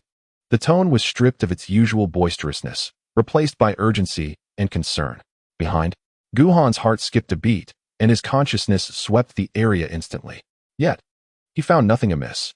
Instinctively, he turned to glance back, only to be rendered momentarily dumbfounded. Just behind him, within a span of 10 feet, a translucent, faint figure hovered silently, motionless. It was one of the many figures he had seen previously in the plaza, mysterious, inexplicable, and tinged with an eerie chill. Although there was only a silhouette, Gu Han instinctively felt that this figure was staring at him intently. The sensation was akin to what Dian experienced. A shiver ran down his spine, and despite having reached the divine realm, sweat instantly drenched his back. Reflexively, he took 2 steps back. To his surprise, the previously motionless figure suddenly glided forward, closing the distance he had retreated, and halted once again. Remarkably, it maintained a distance of precisely 1 yard from him. Witnessing this scene, his scalp prickled anew, and he nearly succumbed to the impulse of striking the figure with his sword. Yet, he quickly recalled that during the earlier encounter in the square, his assaults had no effect on these apparitions, compelling him to refrain from such actions. Stay calm. Stay composed. He admonished himself inwardly. He had witnessed the terror of these shadows firsthand. Not only him, but even the extraordinary beings outside would likely face a grim fate if they inadvertently crossed paths with them. Suddenly, he thought of the spirit seal upon his person, the power of the sacred realm. It might be feasible. However, as soon as this thought emerged, a profound sense of danger surged within him. It seemed that if he were to produce the item, the figure's misfortune was secondary. His own outcome would undoubtedly be dire. Could it be that such formidable power could not be wielded here? Reflecting on how he had forced Chu Kuang into a corner without the other party resorting to sacred weaponry, it was highly probable that this was the reason. Zhao Shen knew. He felt a surge of anxiety and unconsciously inched closer to Zhao Mengyu. Perhaps we should. Don't come any closer, Zhao Mengyu exclaimed in panic. When she first entered, she had perceived these figures as immobile, believing them to be lifeless. Although she remained cautious, she had not given it much thought. But now, observing the figure's demeanor, it was evident that it was something entirely beyond her comprehension, throwing her into utter disarray. Gu Gongzi, take care. As she spoke, she leaped into the air, hastily retreating into the distance. Her posture appeared somewhat stiff, lacking the elegance she usually possessed, instead exuding a sense of frantic escape. Gu Han's expression darkened. He wished to cleave Zhao Mengyu with his sword, dragging her down with him. Yet, he refrained from this enticing idea, knowing it might provoke an unexpected reaction from the figure. She had fled. He attempted to communicate with the shadow. Aren't you going to pursue her? The figure remained utterly still. Who are you? What do you desire? Do we harbor enmity? No matter how he inquired. The figure remained unyielding, and the prospect of its speaking seemed utterly implausible. No words? After much futile dialogue, seeing the figure's persistent indifference, Gu Han's fear gradually dissipated, giving way to a flicker of ire. Then I shall take my leave. With that, he turned to depart. However, sensing his movement, the figure immediately followed suit. Gu Han's body froze. The figure halted as well. He understood now. This shadow was undoubtedly fixated upon him. Brother, are you all right? From a distance, under the astonishing efficacy of the king bidden, Within a short span of time, the injuries of Murong Yin and her companions had nearly healed, leaving only a lingering fatigue in their spirits. However, they were somewhat apprehensive, daring not to approach and only exchanging distant greetings. Guhan remained silent, gritting his teeth. He abruptly departed. "Brother," Murong Yin called out. "Where are you going?" "To find someone," Guhan replied through clenched teeth. "This ordeal cannot befall me alone." Within a dilapidated palace, Chu Kuang and Qi Jun convened once more, their expressions somber, their eyes glinting with a cold light, yet not a word escaped their lips. Nearby, a group of followers bore expressions of despondency, setting aside Chu Kuang and the others. Even these followers, regarded as top-tier talents within the prestigious Yuqing sect, found themselves in a dire situation. 20 or so individuals had encircled a single opponent, yet instead of subduing him, they were repelled one by one, fleeing in disarray, their spirits crushed. The toll of the bell rang 9 times. Is he truly that formidable? This question lingered in the minds of all present. In contrast to the others, Chu Kuang's composure far surpassed that of his companions. He suppressed his inner turmoil and slowly spoke. "Our strategy was lacking, allowing him to exploit our weaknesses." "Strategy?" Wuhan interjected, unable to contain himself. "With so many of us against him, what more could we have planned?" Indeed, Qi Jun's expression darkened. "In this place, we cannot utilize even our trump cards from the sacred realm. Do you intend to attempt another encirclement?" "Calm yourselves." Chu Kuang took a deep breath. "If only you had held your ground at that moment. Are you implying that we are weak?" Wuhan's face darkened. "Huh," Qi Jun scoffed. "Aren't you the one who rang the bell 8 times, a reincarnation of a sage? Yet you still couldn't gain the upper hand against him?" "Reincarnation?" Wuhan shot a glance at Chu Kuang. "It was merely a possession. Such matters can be concealed from others, but not from us." Reduced to a living target by Guhan, nearly slain. This incident is a sore point for us, a deep humiliation. Now that Chu Kuang has exposed this wound, their dissatisfaction grew, and their words became increasingly brusque. "Gentlemen," Chu Kuang repressed the rage swelling within him. "If we descend into infighting, how shall we confront our adversary?" Before he could finish, he seemed to sense something, his expression shifting. Guhan. At this moment, it was not just him. The others also sensed the overwhelming power approaching swiftly from outside. "How dare he?" Wuhan seethed with fury. "We have yet to seek him out. And he dares to." In the midst of the previously somber hall, a sudden brilliance erupted. A beam of radiant sword light, a span of nearly 10 feet, surged forth. "Ah!" A scream pierced the air. One of Qi Jun's followers, unfortunate enough to stand in the path of the sword light, was caught unawares and, with no time to defend himself, was cleaved in two. "Curse him!" The crowd's faces turned ashen, and they swiftly fled the hall. Outside, Guhan stood resolutely with his sword, facing the crowd with a smile that was both enigmatic and unsettling. "Ladies and gentlemen, did you expect to see me so soon again?" As they beheld the scene before them, the rage and fury that had once engulfed their hearts dissipated, replaced by sheer astonishment. What was that? It appeared to be a shadowy figure among the crowd. Wasn't he a mere inanimate object? How could it possibly be here? Accompanying him, they were certain that when they had scanned the surroundings moments before, they had only perceived Guhan, with no trace of that figure at all. In an instant, a cold sweat broke out upon them. Even Chu Kuang felt his pupils constrict and his expression grow grave. Previously, he had assumed that these shadows were merely projections of the past, remnants of the Xiandan pavilion influenced by the power of time. Strange, yet not worthy of concern. However, it was now evident that this was far from the truth. The presence of this figure felt far more eerie and terrifying than before. "Dear friends," Guhan grinned, a hint of menace in his expression, "allow me to introduce you to a friend of mine, whom I believe you ought to meet." In a flash, he became a blur, dashing into the throng with astonishing speed. As he moved, the shadow followed suit. Quickly, Chu Kuang's heart raced with alarm upon seeing the figure closely trailing Guhan. "Get away. You must not let him." Yet, Guhan surged forth with such fervor that, aside from his inability to fly, he was swifter than any of them.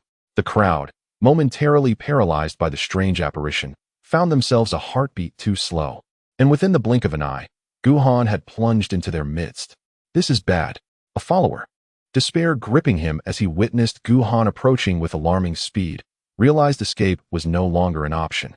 In desperation, he gritted his teeth and drew forth his personal artifact, preparing for a final confrontation with Guhan.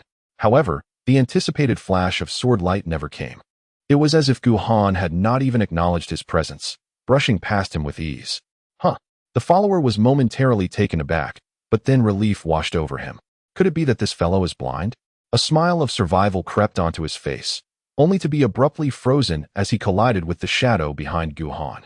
In an instant, his expression turned to one of horror as his consciousness faded away, reduced in less than a heartbeat from a living, breathing cultivator of the third realm to mere dust. He was not alone. In the span of a single breath, Gu Han's form intersected with 6 others, leaving 6 more piles of dust in his wake. Run. Flee. Don't let him get close. The crowd, now thoroughly unnerved by the bizarre spectacle, felt their nerves fray. And in a panic, they ascended into the air, distancing themselves from Gu Han. At that moment, Gu Han's exhilaration eclipsed any fear. This is incredible. If I were to personally deal with these 6, it would surely require considerable time and effort. But now, it is merely a breath, remarkably effortless. In an instant, he felt a certain lightness, perceiving that the shadow before him was not so terrifying after all. It resembled a friend come to assist him. In a flash, the remaining figures were suspended in midair, creating a definitive distance between themselves and him, or rather, from that shadow. Come down. Gu Han expressed his dissatisfaction. I brought friends to introduce to you. Is this how you treat your guests? The crowd was infuriated, nearly bursting into curses. Guests?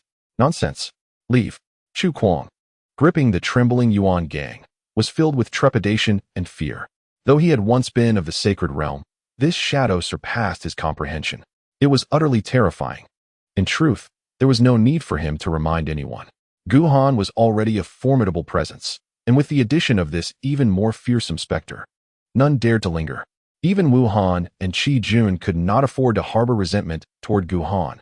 They fled in a frenzy, cursing their own inadequate cultivation and sluggish retreat. Leave. After being besieged by these individuals and pursued by that shadow, Gu Han was seething with rage and would not easily let them go. Stay. Buzz. The long sword trembled lightly. An unmatched beam of sword light flashed, instantly cleaving down the last of the group. Once this deed was accomplished, he still felt unsatisfied. Gritting his teeth, he unleashed his full cultivation and pursued after them. Outside another palace, young master, a follower exclaimed, a mixture of relief and apprehension on his face. Thank goodness. We finally escaped. Hiss. Dian first sighed in relief, then could not help but inhale sharply. Before him lay a visible wound, 3 feet long, continuously oozing blood. Young master, a cautious follower ventured. Did you not say that person was injured? How can he still be so formidable? Dian, the foremost talent of the heavenly demon valley, had drawn the sound of the Dao bell 7 times, receiving the bloodline gift of the heavenly demon. His physical strength was such that even the valley master praised him. Yet he had never anticipated being wounded under Gu Han's sword. How would I know? Dian's expression darkened. Could it be that fellow feigned his injury to Lorasin? Bah, that insidious creature. Little did he know, Gu Han's injuries primarily lay in his soul and spirit. The might of that sword light had not diminished in the slightest, perhaps only slightly misaligned. Humph. Thinking of that shadow, he shuddered internally, feeling a tinge of schadenfreude. That shadow gave off an aura of extreme danger. Now that it was entangled with that being, its fate seemed dire indeed. As he pondered, he suddenly looked up, his brow furrowing deeply. Above him, a multitude of figures frantically fled through the air, soaring directly overhead without casting a glance in his direction. What is happening? He wondered. Perplexed. Young master. The followers suddenly shrieked. Look over there. Run. Following the direction he pointed, Dian's golden fur bristled instantly. In the distance, Gu Han sprinted with remarkable speed, fervently pursuing his target. Behind him, a shadow moved like a specter, maintaining a constant distance of 1 zhang, regardless of Gu Han's pace. Upon seeing Dian, Gu Han flashed a smile, a gesture of greeting. Damn it! Dian exclaimed, cursing vehemently. This is relentless. Don't come any closer. Beside the soul-nourishing lotus, under the astonishing efficacy of the Qingbi pill, Murong Yin and her companions had completely healed from their injuries. Yet, their eyes betrayed no hint of joy, only a profound concern. Sigh. Murong Yin lamented. I wonder how Brother Gu is faring. He should be fine, Yang contemplated. We've witnessed the true power of that entity. If it truly intended harm, it would have acted long ago, not waited until now. Nonetheless, despite his words, The worry in his eyes remained undiminished. Clearly, he too found this reasoning rather tenuous. What shall we do? Morong Yan's face was etched with anxiety. It seems I was right. Brother Gu has truly been ensnared by that thing. Xin Xian looked exasperated. Junior sister, this place is exceedingly strange. It's best you refrain from such remarks in the future. I hope, Yang Ying cast a glance into the distance, that he is safe. At that moment, within the dilapidated palace, Gu Han was engaged in an ongoing dialogue with the shadow in his consciousness. Earlier, he had pursued Chu Kuang and his associates for nearly half an hour. Although he had exerted himself fully and eliminated 3 of them along the way, he knew it was unrealistic to expect he could eradicate them all with his current abilities, so he turned back. After all, the opportunities presented by the Xindian Pavilion were paramount. Despite the brevity of time, he had begun to discern the characteristics of the shadow.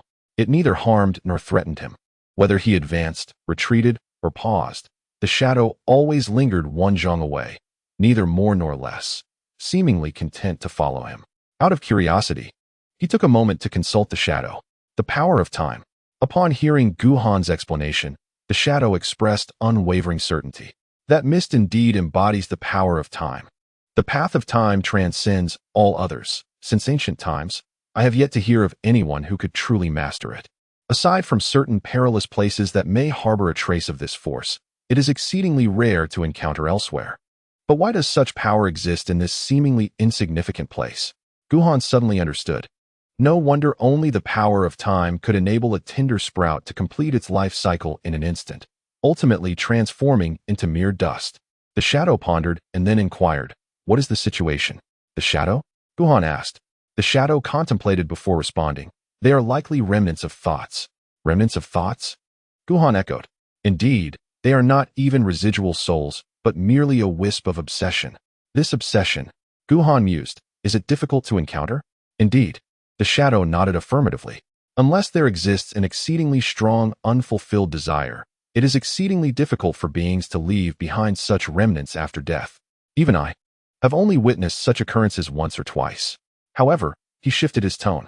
"The path of time is not to be taken lightly. Under the relentless flow of temporal power, even the most stubborn obsessions may dissipate in an instant. Yet these shadows can withstand the onslaught of time's force, even integrating a trace of its essence. Such a phenomenon is unprecedented in my experience. Earlier, you mentioned that contact with it would reduce one to dust, and this is precisely why.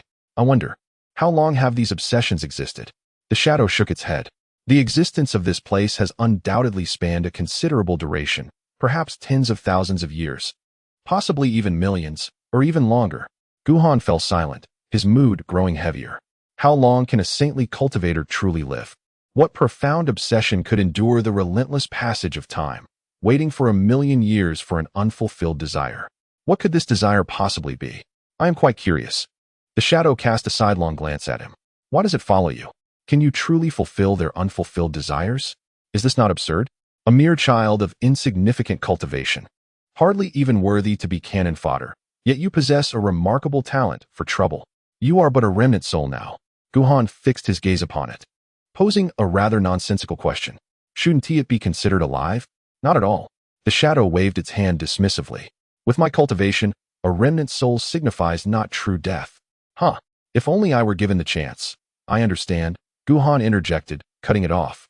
If this remnant soul perishes, then it is indeed true death. What nonsense. Gu Han stared at it, his eyes gleaming with curiosity. If you die, will you leave behind an obsession? This is absurd. The shadow seethed with anger. Who can say for certain? Perhaps we should test it? The shadow fell silent. Gu Han departed, a victorious smile gracing his lips. Alas, after his departure, the shadow remained quiet for a long while, eventually letting out a sigh. 1,000,000 years for a group of pitiful souls. Outside, Gu Han slowly opened his eyes. A mere yard behind him, the figure still hovered silently. Suddenly, Gu Han felt that this apparition was not as terrifying as he had imagined, perhaps even a tad pitiable. What exactly are you waiting for? The figure, of course, remained silent. Gu Han sighed softly, sensing that if the wish remained unfulfilled, this shadow would wait indefinitely. For 1,000,000 years, 10,000,000 years, or even until the very end of the world. Could it be? After staring at it for a while, he suddenly asked impulsively, "Are you waiting for me?" In chapter 235 of the first volume, Gu brother. It moved. This statement elicited no reaction from the figure. Guhan paid it no mind. After all, according to the shadow's words, this obsession is devoid of thoughts and emotions, leaving only a trace of instinct. Aside from that final wish, it naturally will not react to anything else.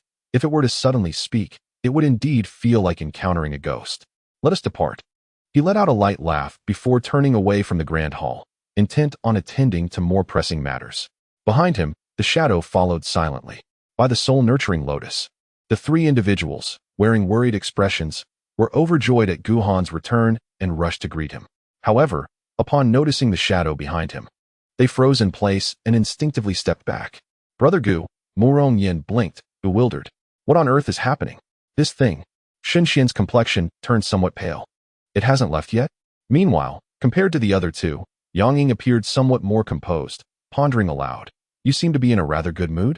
At this moment, Guhan wore a look of relaxed contentment, a stark contrast to his earlier demeanor of being on high alert. Do not be afraid, Guhan said with a hint of amusement. Allow me to introduce a new friend. New friend? The three were utterly taken aback. This thing can have friends? What an eye-opener. Amid their stunned expressions, Guhan proceeded to recount the events that had transpired, though he naturally glossed over the details concerning the shadow. The more they listened, the deeper their silence grew. Obsession. 1,000,000 years. The power of time. They were aware that Guhan harbored secrets, and they believed his words wholeheartedly, leaving them profoundly shaken. A half-step into the extraordinary realm, and a lifespan of merely 1,000 years. 1,000,000 years, what a vast span of time. In truth, Guhan had not disclosed to them that the existence of the Xiandan Pavilion might well exceed 1,000,000 years. Otherwise, they would have found it even more difficult to accept. Noticing that they had yet to regain their composure, Guhan refrained from urging them, and instead approached the soul-nurturing lotus. Within the withered yellow lotus pod, the pale blue lotus seed appeared increasingly extraordinary, its fragrance wafting through the air, growing ever more potent, while his suppressed cultivation showed signs of imminent breakthrough. What a marvelous treasure! His eyes sparkled with excitement. Just as he was about to harvest it, an unexpected shift in his expression occurred. What is this? Earlier, he had been too distracted by Chu Kuang and his companions to observe closely, but now he made a new discovery. At the very end of the soul-nurturing lotus's root, although obscured by dust and sand, a faint translucence was discernible. With a flick of his sleeve, he swept away the debris, revealing the true form of the object beneath, a transparent crystal. Astonishingly, the roots of the soul-nurturing lotus were embedded within this crystal. What he did not notice was that the moment the crystal appeared, the shadow behind him suddenly stirred. Instinctively, he grasped the crystal in his hand, examining it closely. It was palm-sized, rhomboid in shape, and crystal clear, with intricate patterns visible within. Upon a light mental scan, he discovered that within the crystal, there flowed an extraordinarily faint trace of vitality. So that is how it is. He finally comprehended why, within these medicinal gardens, the other spiritual herbs had long since turned to dust, leaving only this soul-nurturing lotus. The likely reason was the vitality provided by this crystal. Otherwise, even a holy herb, devoid of spiritual energy and life force, and without protective restrictions, would hardly survive for such an extended period. It is indeed a precious item. A judgment formed swiftly in his mind. Although he was uncertain of the true nature of this crystal, it certainly had the potential to birth holy herbs, and was undoubtedly not an ordinary object. Without a second thought, he gathered everything into his possession, including the withered lotus pods and roots. A desiccated holy herb is still a holy herb, though it appeared devoid of any medicinal properties. What if it possessed some unforeseen utility? If he were to miss that opportunity, wouldn't it be a source of deep regret? Let us return to the others. Upon seeing them still in a daze, Guhan felt a sense of exasperation. It was time to attend to serious matters. Serious matters? Murong Yin instinctively inquired. What serious matters? Wealth. Guhan gestured toward the palatial structures. A great fortune. He was in urgent need of the soul-nurturing lotus. Yet he had no intention of hoarding it all for himself. With all three of them having reached the realm of divine connection, they were all eager to enhance their soul power, making the soul-nurturing lotus a coveted treasure for them as well. Of course, it was a bit premature to discuss the division of spoils at this stage. After all, they had only just acquired a small portion of the elixirs from the Xiandan Pavilion. The layout of the Xiandan Pavilion was not overly complex. Between the rows of palaces lay wide stone avenues, each measuring about 10 feet across. Despite the passage of countless years, one could still discern the former grandeur of this place. It was impeccably clean, rigorously organized, and uniformly designed, forsaking all extravagance in pursuit of practicality. At this moment, on one of the stone paths, Zhao Mengyu and her companions were diligently searching for those palaces that remained relatively intact. No one was a fool. What Guhan could easily deduce, others could as well. The more intact the palace, the greater the likelihood that the medicinal potency of the elixirs within had been preserved. Divine Lady, a cautious female follower inquired, what was that shadow? I do not know. The memory of that shadow sent shivers down Zhao Mengyu's spine. In any case, that entity felt exceedingly perilous. Shall we abandon that treasure? Let it go. Zhao Mengyu shook her head. Although that entity is alluring, the risks are too great. Not worth risking our lives. Moreover, the Xiandan Pavilion is vast, and there are surely other opportunities awaiting us. If we search diligently, our rewards will be substantial. Humph.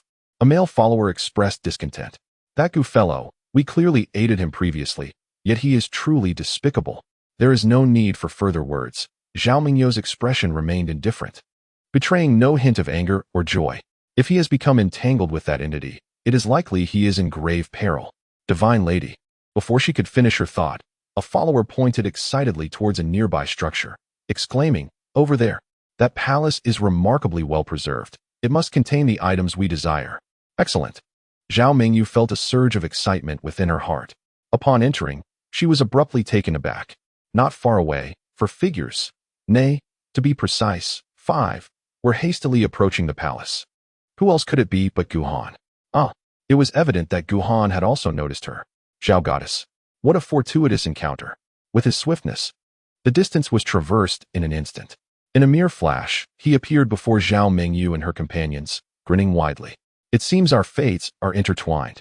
Though he wore a smile, there was a sinister undertone to it. Coupled with the shadowy figure that loomed ominously behind him, the smile took on an unsettling quality. Zhao Mengyu instinctively retreated a couple of steps.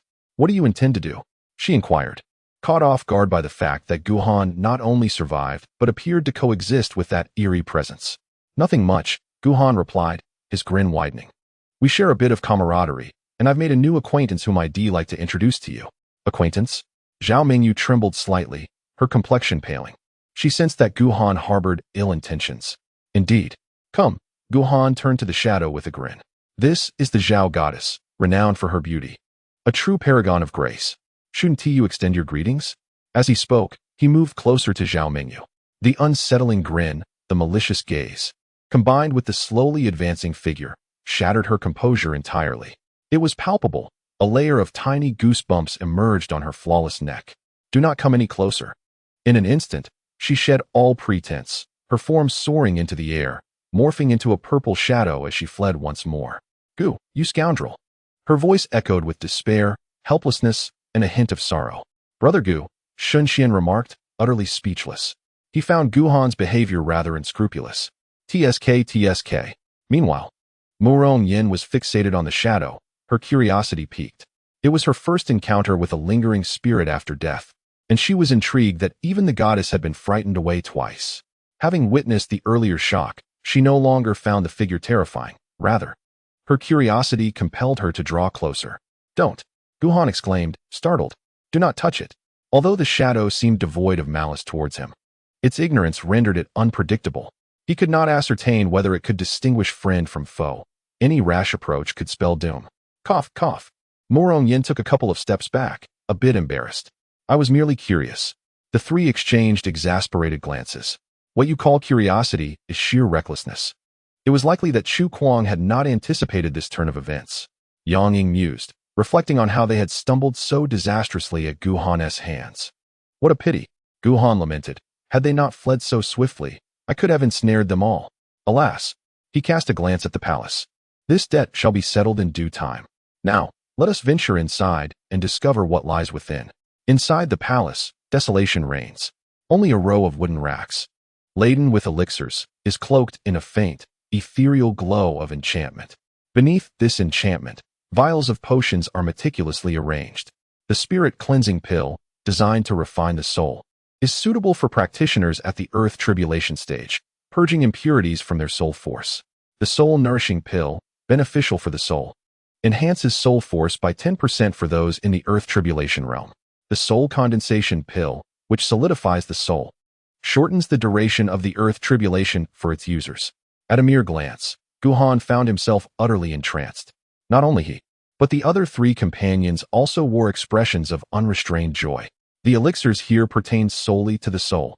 Those at the earth tribulation stage can utilize them, and naturally, so can those at the divine connection stage. More crucially, even Asha can benefit. Wonderful. Murong Yan's smile was radiant. With these elixirs, how many years of toil could she spare? Enhancing soul force is notoriously arduous. Her swift ascendance to the third layer of the divine connection stage was not solely due to her years of accumulation. The divine essence played a significant role. Without the aid of external potions, the journey from the third to the ninth layer would undoubtedly consume an inordinate amount of time. Healing injuries, enhancing soul force, elevating cultivation. Guhan's tone was laden with complexity. How many varieties of elixirs remain unknown within this mystic pill pavilion? After the initial elation, Yang Ying's brow furrowed once more. Breaking this enchantment may prove challenging. This barrier is considerably stronger than the ones they encountered previously. Perfect. Guhan chuckled softly.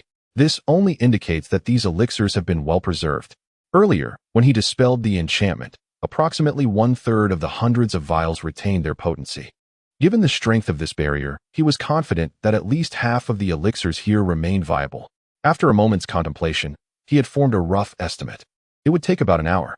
Without further hesitation, he began to execute the barrier-breaking techniques imparted to him by the shadowy figure. His hands moving with such speed they nearly became a blur, forming intricate and complex seals one after another. Brother! Suddenly, Murong Yan's panicked voice broke through. It's moving. It's moving. What? Guhan instinctively turned to look, momentarily struck dumb. The figure that had previously remained utterly unresponsive was now interlacing its hands, crafting complex seals of its own. Guhan swallowed hard. What is it doing? Yang Ying's tone was imbued with an indescribable complexity. It is learning your barrier-breaking technique. The first volume, chapter 236. Want to drink soup? I've taken away the pot. Learning my barrier-breaking technique? It has actually moved? At this moment, Guhan's mind was consumed by these two questions. However, he halted his actions. The shadow, however, did not pause. Indeed, its method of incantation appeared markedly simpler than Guhan's. In a mere moment, it completed its actions, yet showed no intention of stopping, instead repeating its previous movements.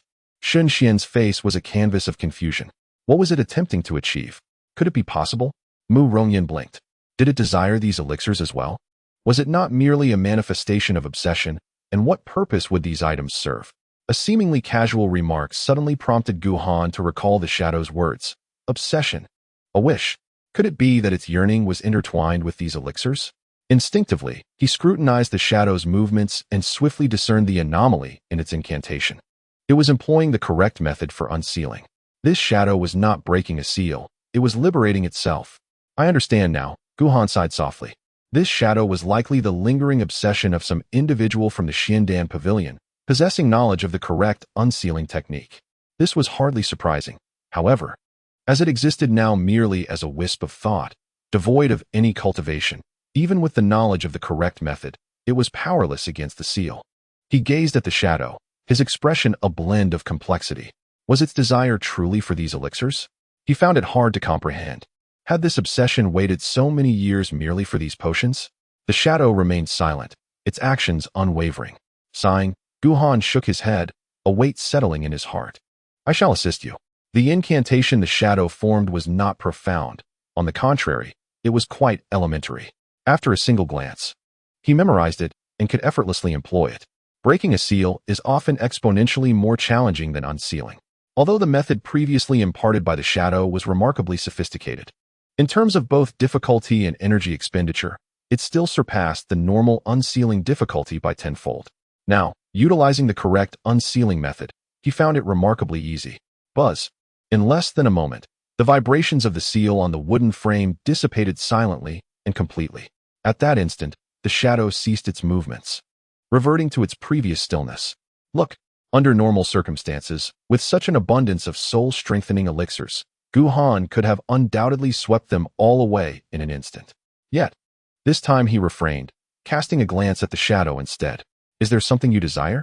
Strangely, the shadow remained utterly still. Could it be? Mu Rongyan's eyes widened. You can't possibly want them all, can you? At least leave us a couple of bottles. My brother has been working hard too. The shadow continued to remain silent. How peculiar. Gu Han furrowed his brow. Could it be that its wish did not pertain to these elixirs? Perhaps Xiaoyun hesitated for a moment. Its actions were merely to assist you in unsealing. Assist me? Gu Han was taken aback. How could that be? It could not possibly possess awareness. Mid-sentence, he abruptly halted. Obsession. Even the once mighty Shadow King had limited understanding of such matters. How could he then? Moreover, the shadow had been following him from the very beginning, undoubtedly harboring secrets that eluded his understanding. Perhaps it was instinctively aiding him, which was entirely plausible. Shaking his head, he dismissed such thoughts and proceeded to store away the remaining potent elixirs, which, as he had surmised, still retained a significant amount of their efficacy. To his astonishment, nearly half of the elixirs remained usable. I shall give it a try. After a moment's contemplation, he took out a somewhat depleted soul-nourishing pill and placed it in his mouth. Immediately, regret washed over him. This pill not only healed all the wounds within his soul, but remarkably enhanced his soul power as well. Had he not exerted every ounce of effort to suppress it, he might have broken through on the spot. It was a close call. Feeling a lingering dread, he dared not consume any more. At this moment, the others shared a sensation of newfound wealth. Elixirs capable of replenishing soul power were undeniably more precious than ordinary ones. Merely presenting a bottle would surely incite a frenzy. And here, they possessed many. Let us go, Gu Han exclaimed, invigorated. This was merely the second grand hall, and surely greater treasures awaited. They must seize these elixirs before others could. Unconsciously, he cast a glance at the shadow, intrigued to discern whether it was genuinely assisting him. Before long, they discovered another grand hall. Body-refining pills, blood-nourishing pills, vitality-enhancing pills. The elixirs here seemed exclusively crafted for body refinement. Aside from cultivators about to face heavenly tribulations, they appeared to be intended for the rare practitioners devoted solely to the physical form. Mu Rongyan beamed with delight. Her path had always leaned towards body cultivation, making these elixirs of profound significance to her. This time, Gu Han deliberately conducted an experiment. He directed Mu Rongyan and the others to take turns attempting to break the restrictions, yet their efforts elicited no response from the shadow. However, once he himself took the helm, the shadow promptly demonstrated the correct method to lift the restrictions. Gu Han was utterly convinced. This shadow was indeed aiding him. It appeared that Xiaoyun was somewhat reflective. The nature of its relationship with him was far more intricate than he had imagined. You are assisting me, Gu Han stated, fixing his gaze on the shadow. But what is it that you desire? After enduring for so many years, even the passage of time cannot erase you. What is it that you await? Clearly, the shadow could not respond. Very well, Gu Han sighed softly, secretly resolving that if the opportunity arose, he would help the shadow fulfill its wish. With the correct method to lift restrictions in hand, their efficiency in collecting elixirs surged significantly. Soon, they reached the third and fourth halls, sweeping through them like a tempest. Bang! In another grand hall, Chu Kuang and his companions exerted themselves to the utmost, employing the forbidden-breaking treasures and techniques they had brought along. It took them a full half-hour to barely shatter the lingering restrictions and retrieve the elixirs within. Having been pursued by Gu Han, they were undoubtedly seething with anger, yet they did not lose sight of their purpose for being there. Elixirs, what they desire most. It is used for body tempering. Qi Jun furrowed his brows. In truth, it holds little significance for us. As the Holy Child, there are certainly plenty of spiritual herbs within the Holy Land capable of refining one's physique. These elixirs, if taken outside, would be exceedingly rare, yet for him, their utility seems somewhat superfluous. No matter. Chu Kuang waved his hand dismissively. You must have noticed. Within this complete Xiandan pavilion, there exists a plethora of elixirs. With a modicum of patience, if we continue our search, our rewards are bound to be substantial. Indeed, Wu Han nodded in agreement. The three of us, working in unison, can break the restrictions at a pace far superior to theirs. This is our greatest advantage, and much of the fortune within the Xiandan pavilion will belong to us. Ultimately, Chu Kuang narrowed his eyes. He is but one individual. He. Qi Jun naturally understood whom he referred to, sneering softly. Perhaps he hasn't even brought the treasures needed to break the restrictions and is still laboring over that barrier. Although we suffered a slight setback at his hands. When it comes to the gains from this Xiandan pavilion, he cannot hope to catch up. There is no time to waste. Chu Kuang did not linger. Our opponent is not him, but rather those other two factions. Humph. Recalling Gu Han's discomfiture, Wu Han's face was filled with delight. Those two factions are hardly a cause for concern. In this expedition to the Xiandan pavilion, we shall ultimately emerge victorious. Moments later, they discovered yet another grand hall. Remarkably well-preserved. Upon entering, the group was momentarily taken aback. Where are the elixirs? Where are the restrictions? What a coincidence! Chu Kuang maintained a calm demeanor. This palace has likely been explored by them already. We shall simply move on to another. The others suddenly understood. The Xiandan pavilion is indeed limited in size. Such a possibility is not without merit. Moments later, empty again. Keep searching. After a while, still nothing. The group began to sense that something was amiss.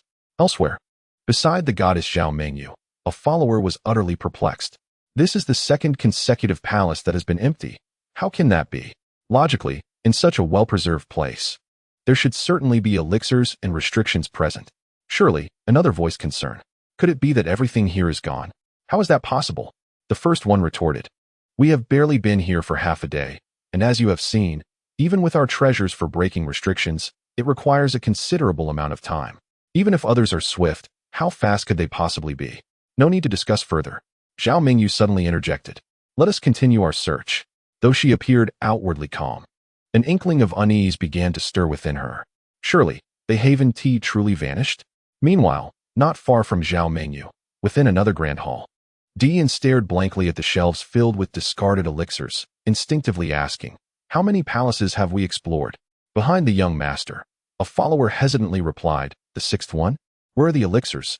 The follower nearly burst into tears. You ask me, but who shall I ask? Where are the elixirs?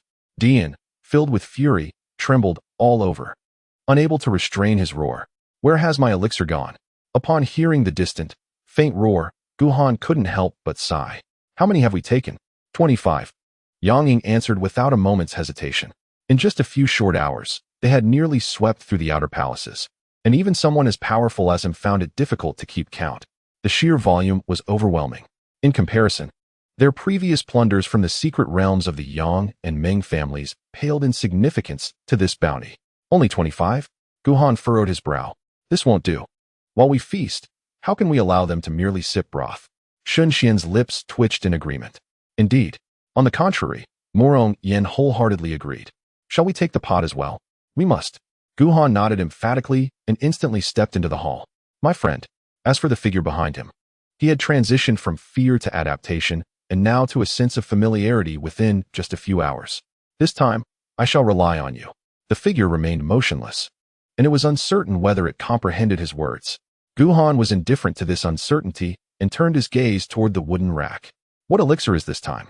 However, as he began to speak, his expression suddenly shifted to one of grave concern. The inscription on the jade vial was unmistakably clear. Endure the agony of marrow extraction to enhance foundational potential. Any ordinary body consuming this will experience progress comparable to a genius within 10 years. A genius consuming this will advance at a rate akin to an extraordinary talent within 10 years. An extraordinary talent consuming this will progress at a rate akin to a prodigy within 10 years. After 10 years, foundational potential will be exhausted, making further advancement impossible for life. On the side of the jade vial, 3 small words stood out with alarming clarity. Marrow extraction pill. The first volume, chapter 237. Consuming this elixir would undoubtedly lead to certain death. What is it? Noticing Gu Han's unusual demeanor, Morong Yen and Shun Xian approached. A mere glance caused them to draw in a sharp breath. What on earth are these elixirs?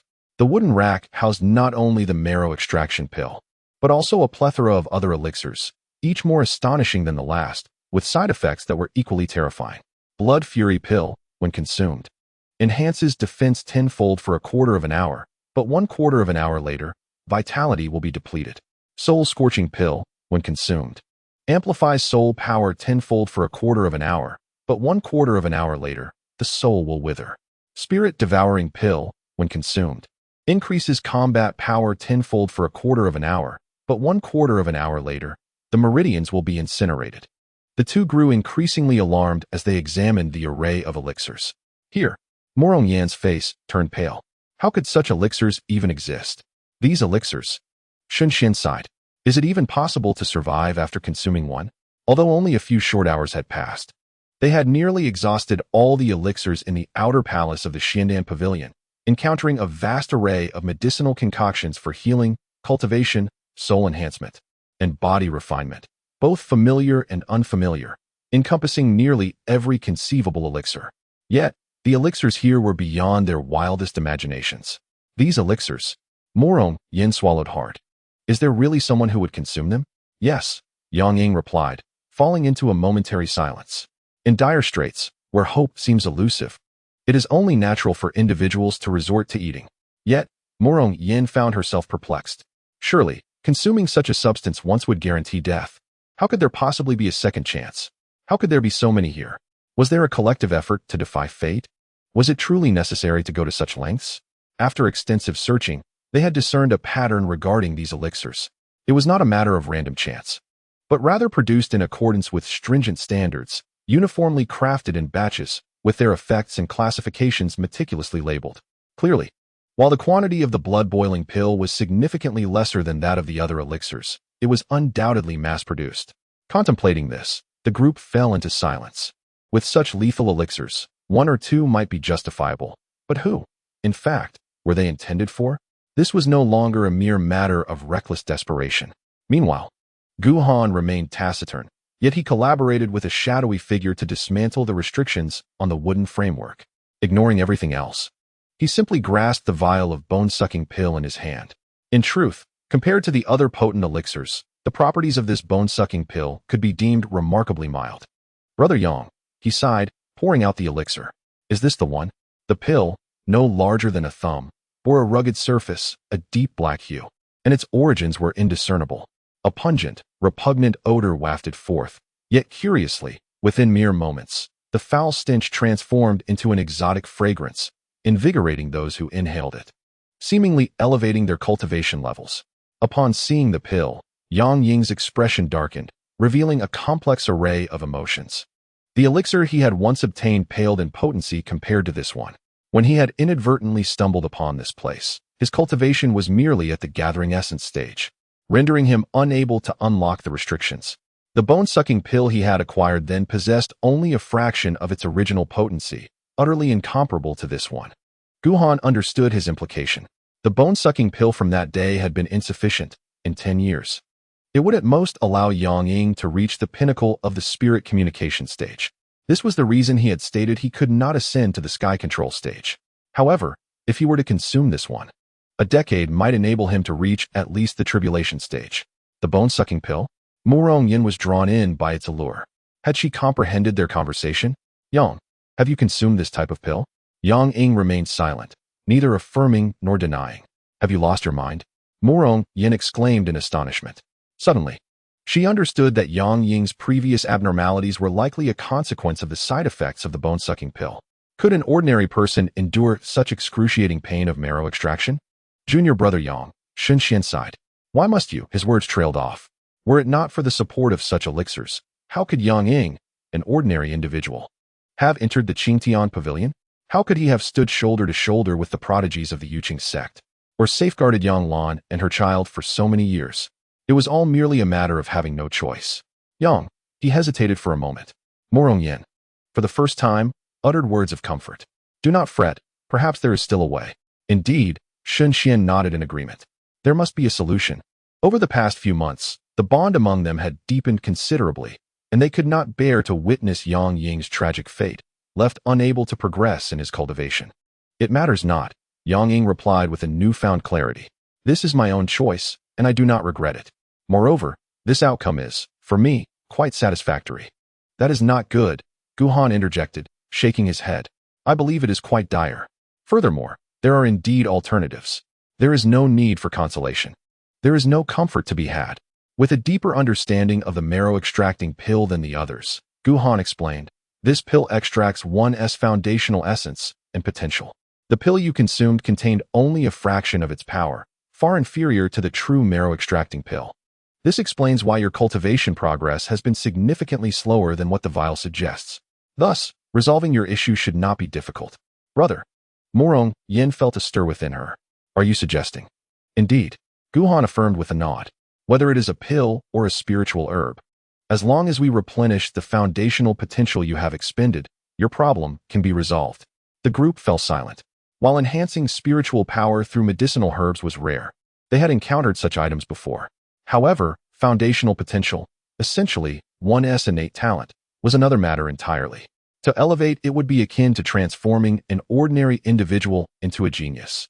The effects of such a herb would be almost miraculous, existing only in legends for them. After all, talent is inherent.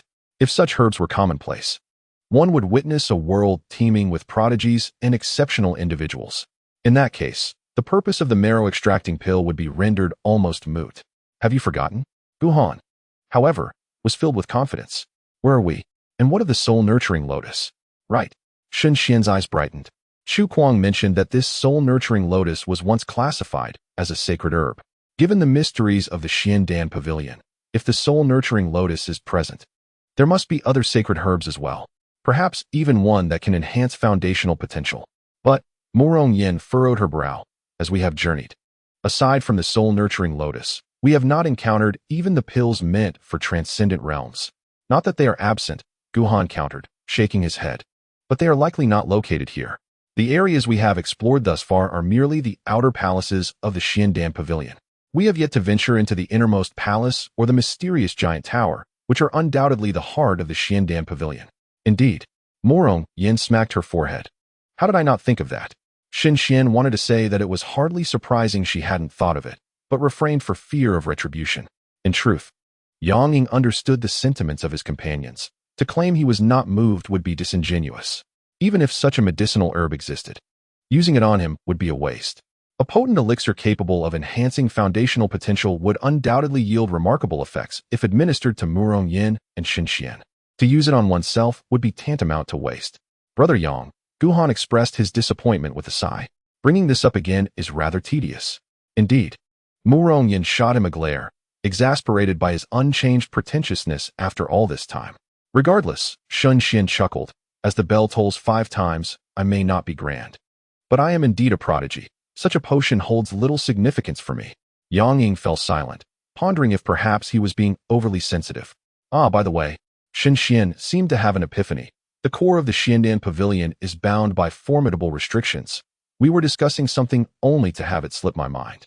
A chuckle escaped him. Guhan gestured toward the shadow behind them. With my friend here, what restriction could possibly hinder us? Within the Xiandan Pavilion, there is no place we cannot access. 2 words, flat traverse. Meng Xing blinked. Brother, weren't we supposed to take the whole pot? No need for that. Guhan waved his hand dramatically. There's barely any broth left. Let them savor the flavor. Exactly. Meng Xing's spirits lifted. The more they taste, the more they crave. Let us go feast on meat. Before departing, Guhan and Yang Ying, seemingly in perfect harmony, swept all the elixirs from the wooden rack into their storage rings. Shen Xian paused. What do you intend to do with these? To profit? Of course, Guhan replied with an air of certainty. Someone will undoubtedly need these. We can sell them. Indeed. Yang Ying nodded in agreement. They must be worth a fortune.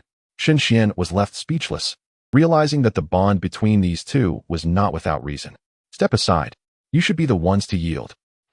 You claim that as if it's true. Just as Guhan and his companions were reveling in their newfound fortune, at the front of a palace, Chu Kuang, Zhao Mingyu, and Dian fortuitously collided. Their eyes ablaze with contention. While it may seem coincidental, it was not entirely so. After an exhaustive search, they discovered that every elixir possessing even the slightest potency had been thoroughly cleaned out from the well-preserved palaces. None remained. Cleaner than a dog's lick. After their arduous search, they simultaneously arrived at this particular palace, which perhaps was the last bastion still harboring elixirs. Naturally, neither side was willing to concede. Although Chu Kuang's faction was numerous, they had suffered significant losses at the hands of Guhan, with their 3 strongest members gravely injured. Thus, facing the other 2 factions without a clear advantage in strength, they remained locked in a standoff, hesitant to engage. Of course, leaving was not an option for them either. You 2 factions. As the other side refused to budge, Dian's temper flared. Do not be too greedy. There are so many palaces here, yet all the benefits have been seized by you. Now, only a meager portion remains. Is it not time for you to relent? In life, one should not be overly greedy. After feasting on meat, should you not allow me a sip of soup? The tone was fierce, yet upon closer listening, a hint of grievance lingered. Xiaoming wore a cold expression, once again embodying the demeanor of the goddess of the Tiansheng Palace. Although such fortunes may belong to whoever seizes them, one ought to leave some room for others. Hoarding all for oneself is hardly a commendable habit. The two of you, Chu Kuang said indifferently, are both astute individuals. Let us not feign ignorance. It seems that all the opportunities here have likely been claimed by your two families. It is already quite generous of us not to demand them back. If you do not leave even this last remnant for us, do not blame us for being impolite. Nonsense. Dian was infuriated, having been struck at a tender point. Since my arrival, I have found but a single palace. A single one? The crowd paused, suddenly realizing something was amiss. Mengyu, Wuhan turned his gaze towards Zhao Mengyu. How many have you found? 2. Wuhan fell silent. He believed Zhao Mengyu's words, and indeed, there was no need for concealment in such matters. To be honest, Qi Jun frowned deeply. Even with the three of us working together, we have only discovered 3 palaces. Dian was so frustrated he nearly spat blood. Indeed, I must be the most unfortunate of all. 3 families, 6 palaces. Zhao Mengyu stated flatly. It is not even 1/5 of the opportunities that should remain here. So who has taken the rest? Surely they cannot have flown away. She spoke half of her thought when a figure suddenly flashed through her mind. Could it be him? Clearly, if she could think of it, so could others. There was no doubt. Chu Kuang narrowed his eyes. It must be him. Is it him? Dian seethed with rage. I must. After speaking for so long, he lacked the courage to voice his desire for revenge. At this moment, the person they spoke of as the culprit, the one who feasted while denying others even a sip of soup, and who sought to take the pot as well, had already arrived before the grand hall at the very center. Chapter 238, The Transformation of Shadows. What a magnificent sight! Upon seeing the palace, Gu Han and the others could not help but express their admiration. This grand hall was nearly tenfold the size of the surrounding palaces. Though in a state of disrepair, it still exuded an air of grandeur, evoking thoughts of its former splendor. Outside the hall, a colossal plaque hung high, weathered by time, with the words Xian Dan faintly visible. Let us enter. Gu Han took a deep breath. There must be a wealth of treasures within. Judging by the scale of the hall, he was certain that it contained elixirs usable by those beyond the extraordinary realm, and perhaps even those of the sacred realm. With such thoughts, he suppressed his awe and stepped into the hall. Then, he was utterly dumbfounded. Where are the elixirs?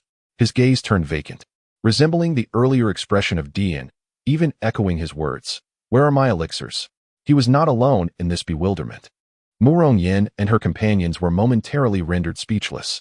Inside the grand hall, it did not appear excessively spacious. At its very center stood a colossal elixir furnace.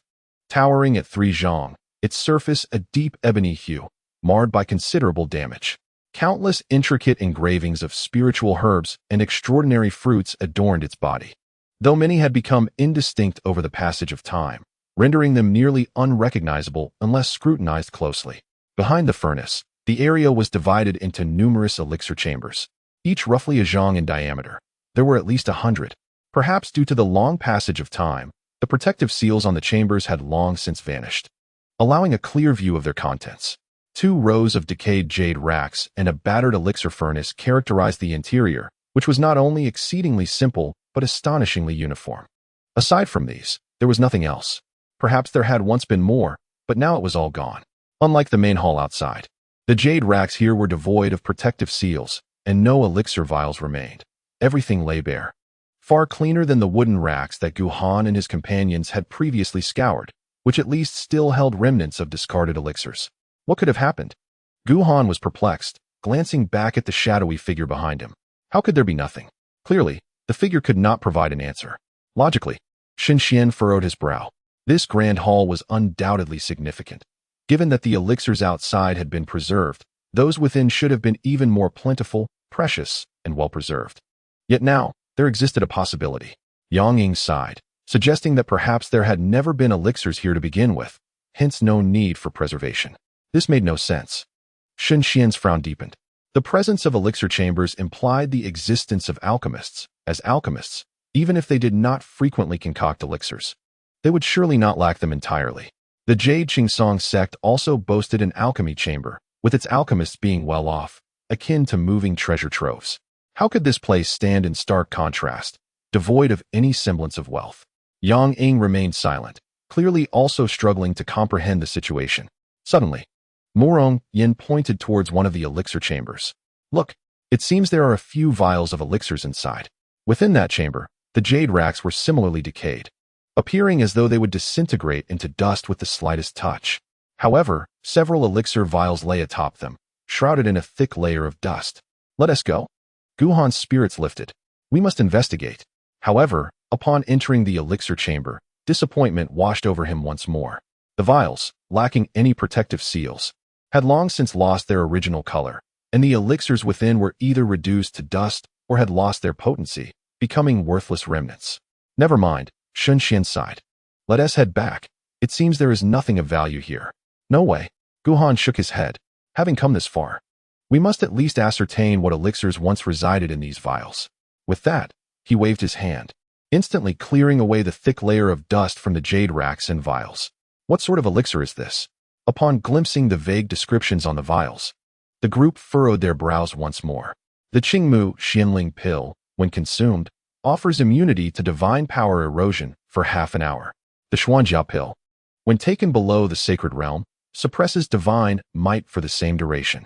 The Wuhua Xianxin pill, intended for those in the sacred realm, provides immunity to divine status and might for 1 hour. What are these divine powers and might? They sound somewhat familiar, thought Murong Yin, scratching her head. Could it be related to the entities within the god-slaying array? Shen Xian's mind stirred. The Supreme Elder mentioned that a divine corpse was sealed within. After the events in the secret realm, the two of them had specifically consulted with Murong Yuan about the god-slaying array and learned some hidden truths. However, Murong Yuan's knowledge was limited, and their understanding of that divine corpse paled in comparison to Guhan's. It was certain. Guhan felt assured that the divine powers and might referenced here were undoubtedly connected to the three-eyed, six-armed giant. After all, as the Shadow had stated, among the myriad races, only that one dared to claim divinity. Could it be that the Xiandan Pavilion is related to the cataclysmic battle from ancient times mentioned by the Shadow? Brother Gu, Shun Xian's voice broke in. Since there are no pills here, let us search elsewhere. Wait a moment, Guhan replied, shaking his head. I sense that there is something significantly peculiar about this place. With that, disregarding the astonished looks of his companions, he waved his sleeve, and spiritual energy surged forth, instantly clearing the dust within the pill chamber. Upon seeing the dust swept away, a somewhat blurred number emerged on the dark, mottled stone wall, leaving the group in stunned silence. 97. What does this signify? Meanwhile, outside the Xiandan Pavilion, before the Grand Palace, the realization of the truth left the crowd's expressions grim. This was utterly greedy. He had taken away nearly all the opportunities. How dare he monopolize everything? He feasted while leaving us with mere scraps. This was excessive. A multitude of followers, indignant, began to berate Guhan. In truth, they were unaware that had it not been for a sudden change of heart, Guhan would have preferred not to leave them even this meager portion. This cannot stand. Wuhan's face darkened. He must not be allowed to take everything. Indeed. Qi Jun nodded. He should be compelled to relinquish at least half, if not 70%, for us. Go.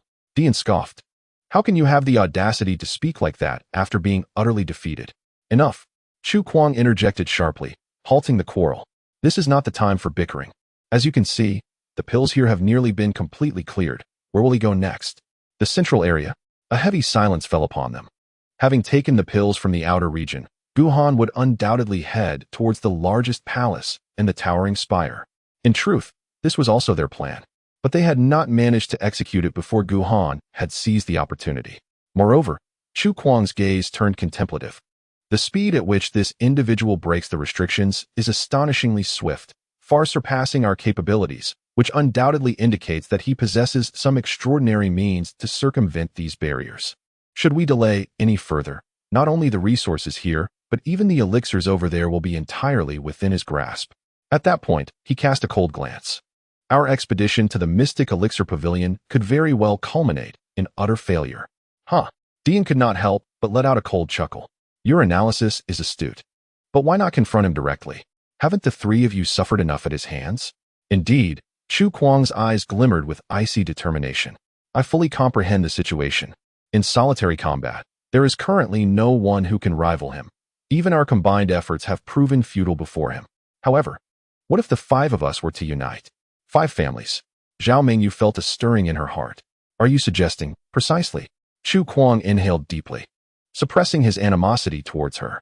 A collaboration among our 5 families to exert pressure on him.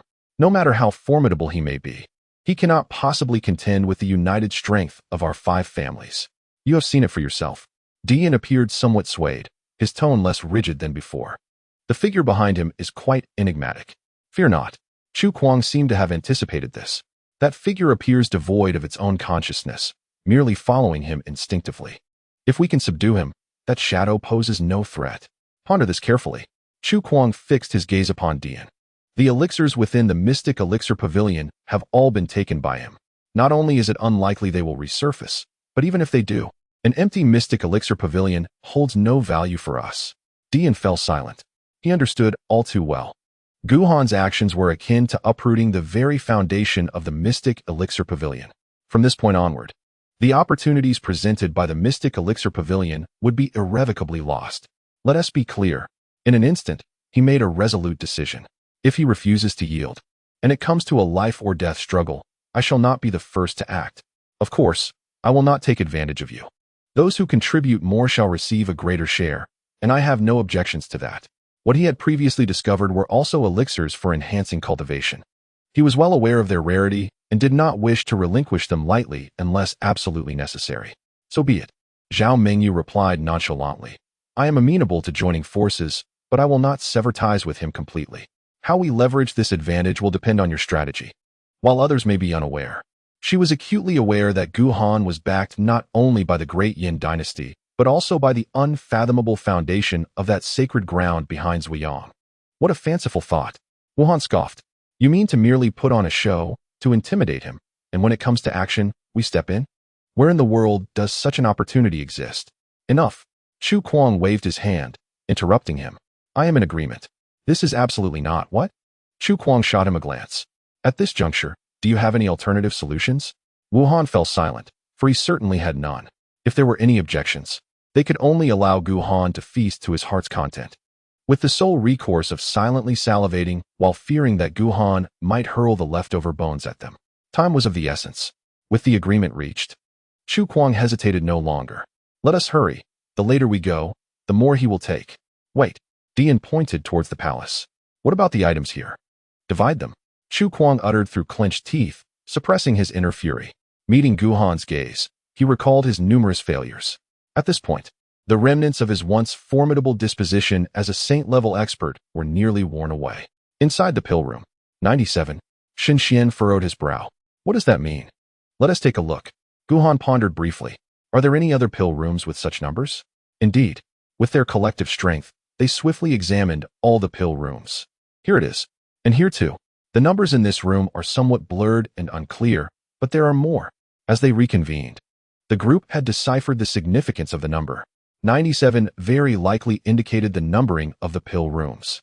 Each pill room existed, with the smallest number being 46 and the largest 157, perfectly corresponding to the 112 pill rooms within this grand hall.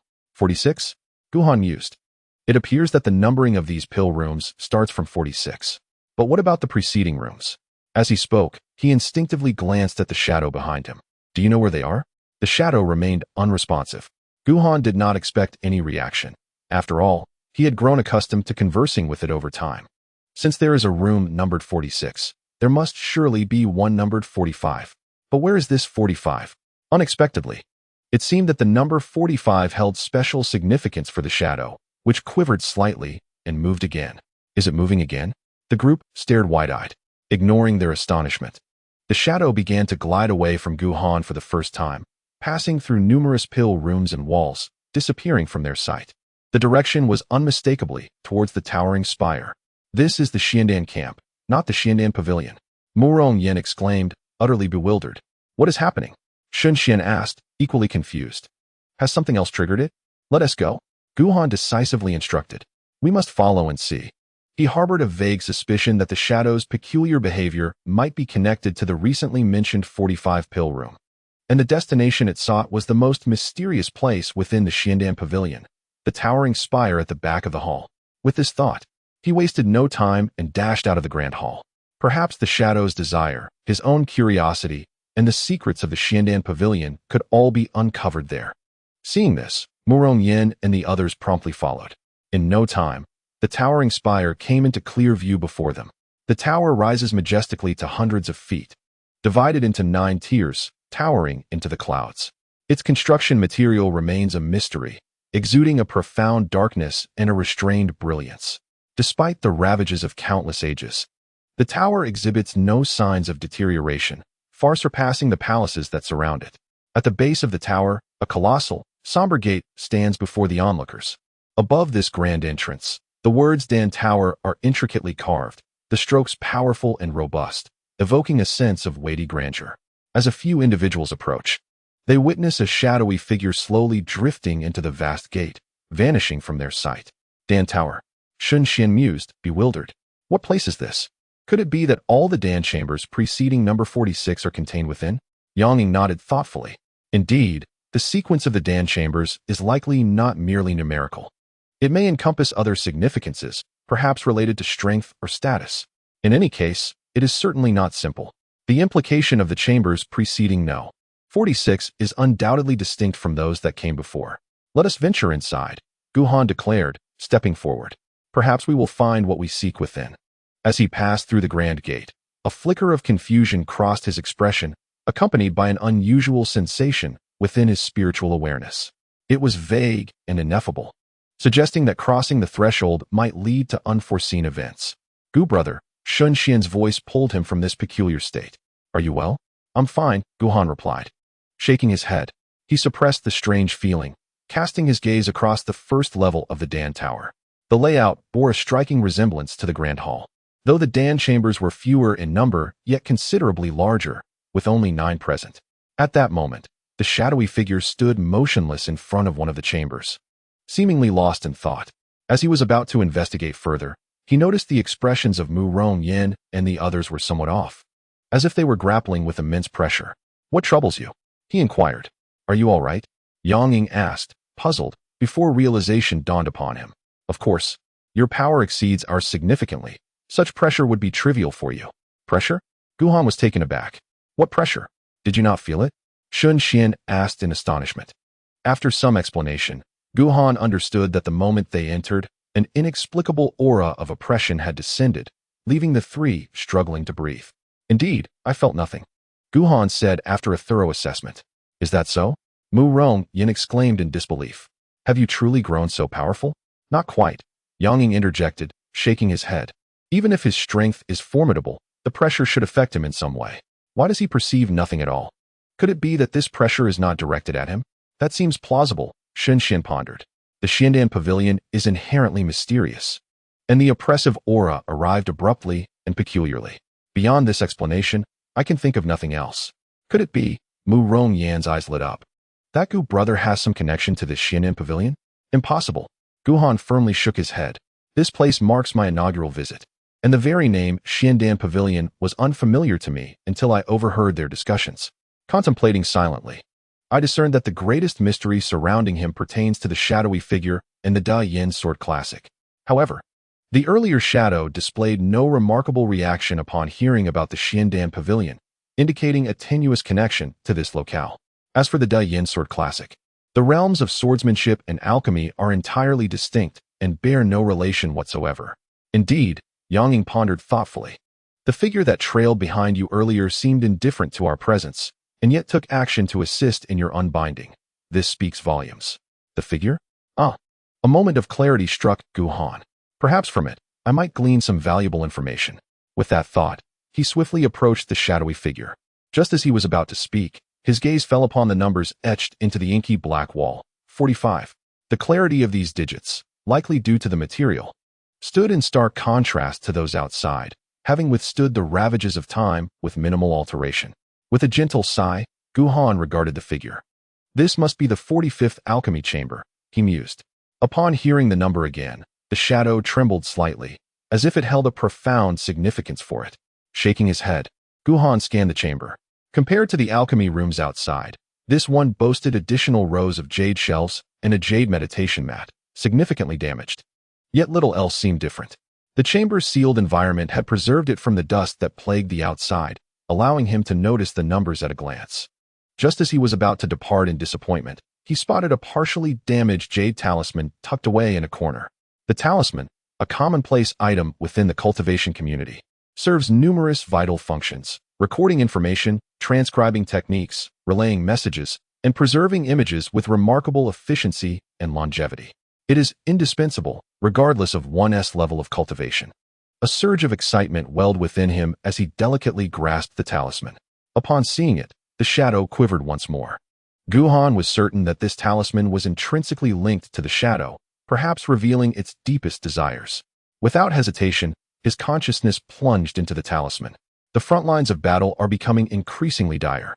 Today, I bid farewell to my kin and my parents, arriving at the Xiandan camp, where I found my master. Xiandan camp? Guhan paused at the first line, perplexed. Is this not the Xiandan pavilion? Why does it now read as Xiandan camp? Suppressing his confusion, he continued reading. Volume 1, Chapter 240. For a millennium, for 10 millennia, even in death, we shall wait eternally. Meeting my master brought me joy and sorrow. He has aged considerably since I last saw him. My talents in alchemy appear to be quite commendable. At the tender age of not yet 30, I have ascended to the rank of the 45th alchemist within the alchemy tower, causing quite a stir. The esteemed elders have proclaimed me a genuine prodigy in the art of alchemy, and they have beseeched my master to send me forth, insisting on preserving the flame of hope. However, my master has resolutely declined. I am acutely aware of the relentless toil that alchemists endure here, laboring day and night to meet the demands of the front lines. The toll is devastating. Those who previously held the rank of 45th alchemist perished from exhaustion. Yet, I harbor no fear and possess no desire to depart. I arrived with the intention of remaining. It seems that the information has suffered a lapse, as if a fragment of the tale has been lost. Today, I concocted 12 batches of elixirs. Though fatigued, I am filled with joy, for my potions may alleviate the suffering of some on the battlefield. Yet, it is insufficient, far too inadequate. The casualties are catastrophic, and the demand for potions is overwhelming. Thus, I shall pour every ounce of my being into alchemy. 3 years, 5 years. I have lost track of how long it has been since I left the alchemy chamber. Today, upon emerging, I noticed many unfamiliar faces. The elders who once cared for me are no longer present, and I surmise they have succumbed to fate. Perhaps I too shall meet the same end. However, before I draw my last breath, I must create enough elixirs. Alarming tidings have reached us from the front lines. Our defenses are crumbling, retreating further with each passing moment. Upon reading this, my heart grows heavy. Today, my master bestowed upon me several new formulas, including the blood fury pill, the marrow extraction pill, the soul devouring pill, the meteor transformation pill, and the god severing pill. I am cognizant of the dire consequences these potions may entail, yet I proceeded to craft numerous doses. I understand that we may indeed be unable to hold our ground. Behind us lie our kin, our families, and our homeland. Should we falter, all shall be lost. Therefore, we must not fail. I can only imagine that those on the front lines who choose to consume these potions share similar thoughts. As I delve deeper into the records, I find the information within the jade tablet dwindling, and the passage of time becomes increasingly vast. Today marks the 10th anniversary of my arrival at the Mystic Alchemy Camp. My foundational cultivation has been nearly obliterated, and I sense that my demise approaches. My relentless efforts in alchemy seem to bear little fruit. Our defenses have retreated to their final bastion, and the ultimate confrontation is imminent. The bad news from the front lines continues to pour in. Like many others, I have grown numb to the act of crafting potions, numb to the act of living, and numb to the acceptance of fate. I find it increasingly difficult to continue reading. Between the lines, I can feel the profound anger and despair that this individual must have experienced. The front lines, war, coupled with the previously observed mass-produced elixirs, a sudden realization dawns upon me. This place must belong to a regiment of cultivators, its true name likely the Mystic Alchemy Camp. The title of the Mystic Alchemy Pavilion is merely a misnomer concocted by those ignorant of the reality within. I finally comprehend why alchemical potions of even slightly higher grade are nowhere to be found. There simply aren't enough. That war must have been extraordinarily brutal. It is likely that even the slightly advanced elixirs were completely consumed, leaving only those that could be mass-produced to survive until now. He sighed softly and continued to read. A considerable amount of information was still missing, leaving only a scant portion, yet from these remnants, he discovered something different. At last, there was good news. I heard that when the front line was on the verge of collapse, a mysterious figure appeared. With his presence, although we still lost many lives, those creatures could not breach our defenses even a single step. He is incredibly powerful. Once again, he has repelled their assault. This marks the 7th time he has thwarted their advance. I feel a renewed sense of hope. Thus, today, for the first time, I ventured out of the Xian Dan camp to secretly meet him. He is quite young and enigmatic. However, no matter how I inquired, he refused to divulge his identity. Yet, upon hearing my name, Dan Shun, he seemed genuinely astonished, as if he recognized me. Dan Shun. Guhan felt a stir within his heart. He glanced at the shadow. Could it be that this is the Dan Shun? At the mention of this name, the figure trembled even more violently, suggesting that his reaction to these 2 words was far greater than to the 45th alchemy room. It truly is you. Guhan's heart surged with certainty. This shadow was likely the lingering obsession left by Dan Shun. Do not worry. He raised the jade talisman in his hand. You have assisted me greatly, and I shall reciprocate. If you have any unfulfilled wishes within this matter, I will do my utmost to help. This time, the shadow seemed to comprehend his words, gradually regaining its composure, tilting its head as if to gaze at him. Guhan continued to read. I am certain that I have never seen him before. Nevertheless, the gaze he directed at me was clearly not that of a first encounter, which was quite perplexing. He also cautioned me not to approach within 10 paces of him. I dared not question it, and complied without hesitation. After all, strong individuals often have peculiar rules. However, upon seeing him, I felt a tinge of disappointment. If my talents were not in alchemy, but in combat, perhaps I could stand shoulder to shoulder with him. Before departing, I could not help but ask him if we could hold our ground. He replied that his aim was never merely to defend. Defense was never his style. He sought an opportunity to counterattack and eliminate the mastermind behind it all. His words instilled great confidence in us. On my way back, my master discovered my absence and scolded me fiercely, although I knew he had secretly met with him as well. At this juncture, a significant portion of information was again missing. Guhan, for the time being, lost the desire to continue reading. 10 paces. He seized upon this key term. Since the shadow began following him, the distance maintained between them was precisely that, 10 paces. Could it be that it mistook him for that mysterious figure? He found himself engulfed in confusion. What commonality could exist between me and that enigmatic individual that would lead it to misidentify me? Suppressing his inner turmoil, he pondered. The divine thought once again rested upon the jade talisman, within which only a scant fragment of information remained. He steeled himself. Perhaps the reason for Dan Shen's lingering obsession lay within this final morsel of knowledge. The decisive battle was upon them. During this period, they had concocted numerous elixirs, all of which had been sent to him, fully aware that, despite his formidable prowess, triumph in this conflict would not come easily. Moreover, he had imparted a crucial message: do not perish. Yet, in truth, life and death had become inconsequential to them. He proclaimed with unwavering certainty that he would prevail. And so they remained here, awaiting his return. For as long as he did not come back, they would wait. 1 day, 1 year, until that moment of glorious victory arrived. Even if it took a millennium or 10,000 years, even if they themselves perished, they would continue to wait. As the information concluded abruptly, the jade talisman seemed to fulfill its purpose, crumbling to dust as it slipped from his fingers. He gazed upon the still figure, seemingly in anticipation of that victorious tidings. Guhan sighed deeply. Ultimately, they had not awaited his return. In the first volume, chapter 241, The Secret Buried for 1,000,000 Years, Guhan understood well that the reason this figure accompanied him was likely due to the discovery of certain similar traits. Its true longing was for the enigmatic person recorded within the jade talisman.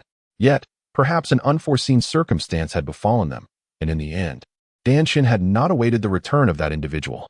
He speculated that the former scenario was more probable, for otherwise, Danshin would not have missed the opportunity to leave behind even the last record. However, after such a lengthy passage of time, it was likely that no one remained who knew whether that person had eventually returned. Perhaps there would never be an answer.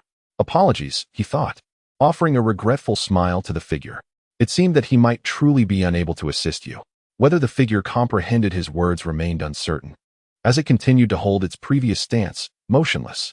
Clearly, regardless of understanding, as long as the person it yearned for did not arrive, it would persist in waiting, even for millions or tens of millions of years. For this was its very purpose of existence. Upon returning to the side of Meng Xing and the others, he noticed that they were sweating subtly beneath the weight of the oppressive aura, indicating that the pressure was undoubtedly considerable. How did it go? Upon his return, Xian inquired eagerly. This matter is rather intricate, Guhan replied, shaking his head. It would be difficult to elucidate in mere words. Moreover, he had already scrutinized this layer and found it devoid of anything substantial. Having thoroughly examined the first level of the alchemy tower, he discovered no elixirs or other jade talismans.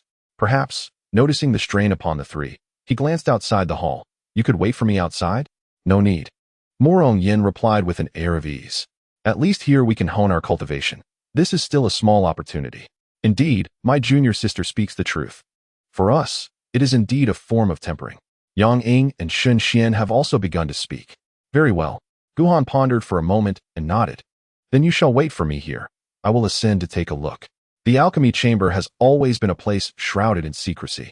During its construction, materials that obstructed divine perception were invariably mixed in. Thus, even with his cultivation reaching the divine connection realm, to ascertain what truly lies within, he must verify it personally. Although Danshin mentioned that the elixirs here had long been depleted, he remained somewhat unconvinced. The alchemy tower comprises 9 levels. Apart from the first, the remaining 8 levels contain 36 alchemy chambers, where jade talismans may still exist. While they may not be recorded as meticulously as Danshin's notes, even fragments of information would suffice for him to deduce much. Observing Guhan effortlessly stride into the second level, several felt a pang of envy. My brother, Meng Xing exclaimed with a wistful expression. In this secret realm, and here as well, such great fortunes and opportunities seem as though they were preordained for him. Perhaps, Xian mused, this is compensation for the lack of rewards after the 10 tolls of the bell? Xian brother. Suddenly, Guhan's discontented voice echoed back. Did we not agree to refrain from mentioning this matter? Xian was rendered speechless, realizing he might have underestimated Guhan's grievances regarding this issue. Yang Ying remained silent, merely observing the unmoving figure, lost in thought. He sensed an added weight upon that figure, something he recognized, something that had once manifested within himself, loneliness, sorrow, an incongruity with everything surrounding him, and a glimmer of despair devoid of any foreseeable future. The second level of the alchemy tower is slightly smaller than the first, containing only 8 alchemy chambers. However, its layout is almost identical to that of the first. Here correspond the alchemy chambers numbered 25 through 36. Upon meticulous searching, although Guhan could not find any elixirs, he discovered a fragmentary jade talisman once more. Yet, it seemed that due to the owner's disposition, this talisman was not as thoroughly documented as Danshin's had been, leaving only 4 segments of information. I am Lin Shan. All my disciples, friends, and beloved kin have perished at the hands of demonic beasts. I yearn for vengeance, yet I am no warrior. Thus, I have joined the Xiandan camp to offer my modest strength in this battle concerning the fate of sentient beings. I have devoted myself to the Xiandan camp for 50 years.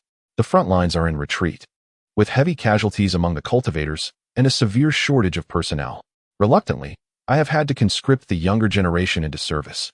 Danshin is impressive, truly remarkable, and those young ones are commendable, alas. Today, Taoist Mo has summoned us to assist him in devising alchemical formulas. The blood fury elixir, soul-devouring elixir, and marrow extraction elixir are among the most nefarious concoctions. We are aware that these substances will lead to ruin, yet there is no recourse. Once these elixirs are unleashed, there is an overwhelming demand at the front. Knowing full well the inevitable death that awaits, they rush towards it. My heart aches profoundly, wishing I could take their place. Today marks the 70th year since I arrived at the Xiandan camp, placing me among the longest-serving individuals here. Recently, I have sensed that my time is drawing near. My days are numbered. Yet, when that person arrived, I glimpsed a flicker of hope. Can he triumph? I have never feared death, but now I find myself reluctant to depart this world so soon. He embodies the hope for us all. Should I fail to witness his victorious return, I shall not rest in peace. It is he once more. Guhan's expression was complex, even through the jade talismans and the passage of countless years. He seemed to grasp the fervent obsession of the alchemist named Lin Shan. Hope, perhaps? He sighed softly, suppressing the weight of his thoughts. By combining the two jade talismans, he had deduced much. This impending great battle would be prolonged and extensive, their adversaries not only comprising the divine clan, but also certain exceedingly troublesome demonic entities. Otherwise, they would not have been driven to such desperation. Most significantly, the war's underlying machinations were no mere coincidence. Dark forces were at play. After all, according to the words inscribed within the Danshun Jade Talisman, that enigmatic figure once intended to confront the mastermind behind it all. It is unclear why, but as if infected by the fervor of Lin Shan and his companions, I find myself caring, despite my lack of connection to the matter, about whether that person ultimately succeeded. Hope, may he succeed. It would provide at least a semblance of closure for these individuals. Having steadied my emotions, I once again ascended towards the third level of the Dan Tower. Yet, within the third level, I found no discoveries. The fourth level yielded no results either. Without hesitation, I proceeded directly to the fifth level. At this juncture, my desire to uncover the truth behind those jade talismans had eclipsed my obsession with the elixirs housed here. Finally, upon reaching the fifth level, I made another discovery. The first volume, Chapter 242, Discovery of the Mastermind. Regrettably, the jade talisman was severely damaged, leaving only fragments of the beginning and end of the information. In the Great Xian era, 100,000 years ago, a strange being descended from beyond the heavens. With an unusual appearance, 3 eyes and 6 arms, claiming to be a divine servant, proclaiming that calamity was imminent, and only those who worshipped the deities could evade disaster. Except for a few with ulterior motives, no one believed him. 100,100 years into the Great Xian era, countless demonic creatures descended from the heavens, exhibiting savage and bloodthirsty natures. The beings of the realm rose in defiance, yet a divine slave instigated chaos from behind the scenes, leaving the cultivators powerless to resist. 100,200 years into the Great Xian era, much of the land was shattered, and cultivators suffered grievous losses, with hardly a living soul remaining. 100,250 years into the Great Xian era, giants descended, claiming to be gods, and the mightiest of the realm battled them, vanishing into the heavens. 100,300 years into the Great Xian era, my family and sect were ravaged by demonic creatures, and my brother and I barely escaped, entering the Xian Dan camp, vowing to avenge our kin. 330 years into the Great Xian era, all my brothers and friends had perished, leaving me the sole survivor. I had despaired, relinquishing any thoughts of vengeance, until he appeared. Like many others, I too have glimpsed a glimmer of hope, the hope for vengeance. Vengeance for my wife and children. Vengeance for my brothers. Vengeance for my dear friends. Today marks the day of reckoning. I have expended the last remnants of my vitality to concoct a final elixir for him. Can victory be attained? Perhaps I shall not witness it, yet I shall remain steadfast in my wait. Guhan fell into a contemplative silence. Unlike Danshun and Lin Shan, this individual had likely perished shortly after the elixir was forged, perhaps never even enduring until the tumultuous events unfolded. Is it hatred? Is it bitterness? Perhaps it is more so a profound sense of regret. He gazed intently at the jade talisman powder cascading from his fingertips, now acutely aware of the identity of the so-called puppet master behind the scenes, the divine clan. Whether they be demonic beings, malevolent spirits, or even those divine servants, they are insignificant. The root cause of this war lies in the ambitions of these so-called deities, who sought to dominate the homeland of Danshun, only to encounter resistance, resulting in their cataclysmic actions. They are the true instigators. Previously, his understanding of this race was limited to mere fragments and whispers, as well as his own observations, leaving him with little emotional resonance. Yet in this moment, having learned of Danshen's tale, a singular thought consumed him. Despicable. It must be avenged. The blatant disregard for life, treating the beings of an entire realm as mere ants to be slaughtered at will, profoundly unsettled him. Your obsession resides here, does it not? His gaze swept across the alchemical chamber, and he envisioned that nameless cultivator, vitality waning, on the brink of death, yet still harboring unyielding resentment and rage in his eyes. Indeed, Given that the man had uttered those words, he must have possessed unwavering confidence in his victory. He would certainly triumph. Moments later, Gu Han's form had vanished from the alchemical chamber, yet his final utterance seemed to reverberate endlessly within. On the 6th level, on the 7th level, Gu Han still gleaned no rewards. He found himself devoid of disappointment. After all these years, even if everyone had left jade talismans back then, it was implausible that they had all been preserved until now. Moreover, having gleaned the general truth of the events that transpired, acquiring further details would merely serve to refine the narrative rather than hold significant meaning. Before long, he ascended to the 8th level. In comparison to the 1st level, this space was considerably smaller, containing merely 2 alchemical chambers, easily surveyed in their entirety at a glance.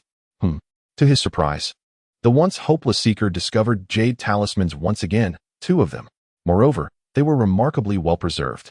Unlike ordinary jade talismans, these 2 were entwined with delicate, golden-hued patterns, indicating their extraordinary nature and explaining their longevity. Could it be that within these talismans lies information of paramount importance? Without hesitation, he summoned his spiritual energy, claiming the 2 talismans in his grasp, and his consciousness delved into their depths. After but a fleeting glance, his expression froze in astonishment. Alchemical formulas. Within these talismans, there resided an entire compendium of alchemical recipes. The congealed emerald pill, the ethereal wood pill, the marvelous clear pill, the azure wood profound spirit pill, the gluttonous spirit profound armor pill, and the Wutu fire profound deity pill not only encompass the elixirs he had previously gathered, but also include those of an extraordinary caliber, surpassing the realms of the transcendent and the sacred. Indeed, the prescriptions of even higher-tier pills, all astonishingly recorded within these 2 jade talismans. There are no less than 20 to 30 varieties. Gu Han was struck with a profound sense of bewilderment, as if he had been unexpectedly bestowed with an immense fortune. The notion of deducing pill prescriptions through elixirs was nearly inconceivable.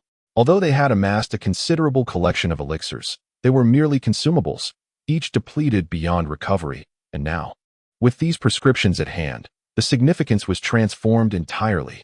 These elixirs could be regenerated. Even if the passage of time had caused most of the spiritual herbs required to vanish, the ability to refine just a few would constitute an unimaginable wealth. He understood well that the alchemists capable of entering the pill tower were indeed amongst the pinnacle of their craft. Any prescription they collaboratively deduced would incite tremendous uproar if it were to be circulated. As his emotions surged, he continued to peruse, only to discover at the conclusion of the jade talismans, a segment of crucial information remained. These prescriptions are the fruits of tireless labor from countless alchemists within the pill tower. Even in death, these prescriptions must endure. The outcome of this battle is uncertain. Should victory be ours, there is no need for further elaboration. In the event of defeat, the 45th alchemist, Dan Shun, is entrusted with this prescription to escape the pill tower, flee the battlefield, and vacate this realm, preserving a fragment of our legacy for all alchemists of the pill tower. The 2nd alchemist, Tu Yuan. The 3rd alchemist, Pan Yin. The 4th alchemist, Wei Qi. The 27th alchemist, Lin Shan. The 28th alchemist, Bai Qing. The 43rd alchemist, Zhang Qing. The 44th alchemist, Hong Tao. The names of these 43 alchemists lined up, though not excessively lengthy. Gu Han read slowly, the initial joy of acquiring the prescriptions dissipating, replaced by a weighty somberness. He understood their intent all too well. In this decisive moment, these alchemists could not bear to see the prodigy Danshan perish here, and fearing he would refuse to escape alone, they bestowed upon him an inescapable burden. Their intentions were commendable. Alas, this jade talisman had yet to reach Dan Shen's hands before calamity struck. Clearly, from the earlier jade talismans, Dan Shen remained oblivious to this predicament. With a soft sigh, he raised his gaze towards the final level of the pill tower. Notably absent from the earlier list, aside from Dan Shen, was one more individual, the alchemist of the Mo surname mentioned in Lin Shan's jade talisman. This person was most likely Dan Shen's master, the foremost alchemist of the pill tower. Upon this realization, he hesitated no longer, his figure flickering as he ascended the shadowy staircase, stepping into the inner sanctum of the 1st level. Volume 1. Chapter 243, The Profound Pill Pavilion. 1st Alchemist, Mo Huiyin, gratitude for your benevolence. As he entered the 1st level, a flicker of bewilderment crossed his eyes again. and that peculiar sensation surged within him, stronger than before. It seemed as though something unforeseen was about to transpire. However, having encountered such occurrences previously, he swiftly regained his composure after merely a few breaths. Upon beholding the scene on the 9th level of the Dan Tower, his heart stirred as if engulfed by a tempest of astonishment. The space here was not expansive. In fact, it was so confined that one could discern every corner with a mere glance, without the need for divine consciousness. Just a few paces ahead stood a singular alchemical chamber, comparable in size to those he had seen before. Yet, the entrance to this chamber appeared shrouded in a veil, obscuring the true nature of what lay within. However, through the veil, he discerned the faint outline of a person inside. A real person, not just the phantoms he had previously observed. He was profoundly shocked. The Dan Tower had existed for at least 1,000,000 years, if not longer. Even the soul-nurturing lotus would have turned to dust without that transparent crystal. Why then? Was there a living person here? Was it possible that this individual was still alive? How could that be? In an instant, countless questions flooded his mind, compelling him to reconsider all his prior conjectures. Enter. Hurry inside. An instinctual urge continuously urged him forward, as if stepping into the alchemical chamber would unveil all his mysteries. And failing to grasp the truth would haunt him for a lifetime. After a moment's hesitation, he could no longer suppress his curiosity and walked toward the chamber. The barrier felt ethereal, akin to gossamer, bestowing upon him a unique sensation, both present and elusive, mysterious and surreal. It bore a subtle resemblance to the layer of mist enveloping the Xiandan camp, yet lacked its imposing and solemn aura. The moment he stepped into the alchemical chamber, Guhan was instantly transfixed. Compared to the other chambers, this one was immaculate and untainted, with rows of jade racks emanating a gentle glow. Scattered atop them were several alchemical vials and a variety of spiritual herbs whose names escaped him. At the center of the chamber stood an ancient and magnificent alchemical furnace, within which the alchemical essence swirled, both real and illusory, resembling clouds at dawn. A yard away from the furnace sat an elderly man, his hair white as snow, back hunched, and frame frail and emaciated, seated in a cross-legged posture with eyes closed. Strangely, neither the jade racks, the alchemical essence, nor the old man moved at all, as if frozen in an absolute state of stillness, resembling a motionless painting. This was the first time Guhan had encountered such an uncanny phenomenon. What could possibly be the cause? Little did he expect that his arrival seemed to disrupt a certain equilibrium. Before he could make a move, everything that had been still suddenly came to life. The old man stirred, his hands moving mechanically, channeling a series of incantations into the alchemical furnace. Within the furnace, the alchemical essence began to stir as well. Amidst the rise and fall, a faint, elusive fragrance wafted from the small orifice of the furnace, indescribable in nature. This was merely from a single inhalation. Guhan's pupils abruptly constricted. The elixir being refined within this alchemical furnace was unmistakably that coveted great medicine capable of enhancing foundational potential, which he had long sought, but could never obtain. What an extraordinary coincidence. Moreover, why was it that while everything else lay in ruin, this place remained in such pristine condition? Could it be the influence of temporal forces? Instinctively, he directed his consciousness to scan the surroundings. However, he soon uncovered an even more horrifying revelation. Within his mind's eye, he perceived that the old man was devoid of life, emanating a strong stench of decay, clearly indicating that he had been dead for quite some time. Yet to the naked eye, he appeared perfectly seated, and aside from a slight weakness in his aura, he bore no semblance of death whatsoever. All of this was profoundly bizarre. Suddenly, as he pondered this enigma, a violent coughing fit interrupted his thoughts. The old man, seemingly having overexerted himself, coughed up several mouthfuls of blood, and with each spurt, his visage grew increasingly frail. "Senior," Guhan could not refrain from speaking. "What has happened to you?" Upon hearing his voice, the old man slowly opened his eyes, which were clouded and muddled, indicating a state of confusion. "It is you." Yet, in an instant, upon recognizing Guhan, the fog of bewilderment dissipated, replaced entirely by an overwhelming joy. "You have returned?" "Returned?" Guhan was momentarily taken aback, but quickly regained his composure. Although some semblance of self-awareness remained, the profound aura of death surrounding the old man, coupled with the haze in his eyes, suggested that his current state was not much better than the shadowy manifestations of obsession he had encountered before. It was evident that he was mistaking Gu Han for that mysterious figure from years past. How is it? The old man seemed anxious, struggling to articulate his words. Did you win? After speaking, he stared blankly at Gu Han, fear, anticipation, and helplessness flickering in his gaze. Gu Han remained silent, torn between the desire to speak the truth and a reluctance to cause distress. He was uncertain of the old man's current state, only aware that he seemed to have been dead for an extended period. The fact that he could still stand there was likely due to his unrelenting obsession, which appeared more potent than that of the previous figures he had encountered. Did we lose? The old man, sensing Gu Han's silence, staggered back a few steps, the aura of death around him surging forth. We lost, didn't we? Instinctively, he glanced at the dim, lifeless jade talismans nearby, and the haze in his eyes deepened. Dead. All dead. Tu Yuan is dead. Pan Yin is dead. Lin Shan is dead. And Dan Shun is dead.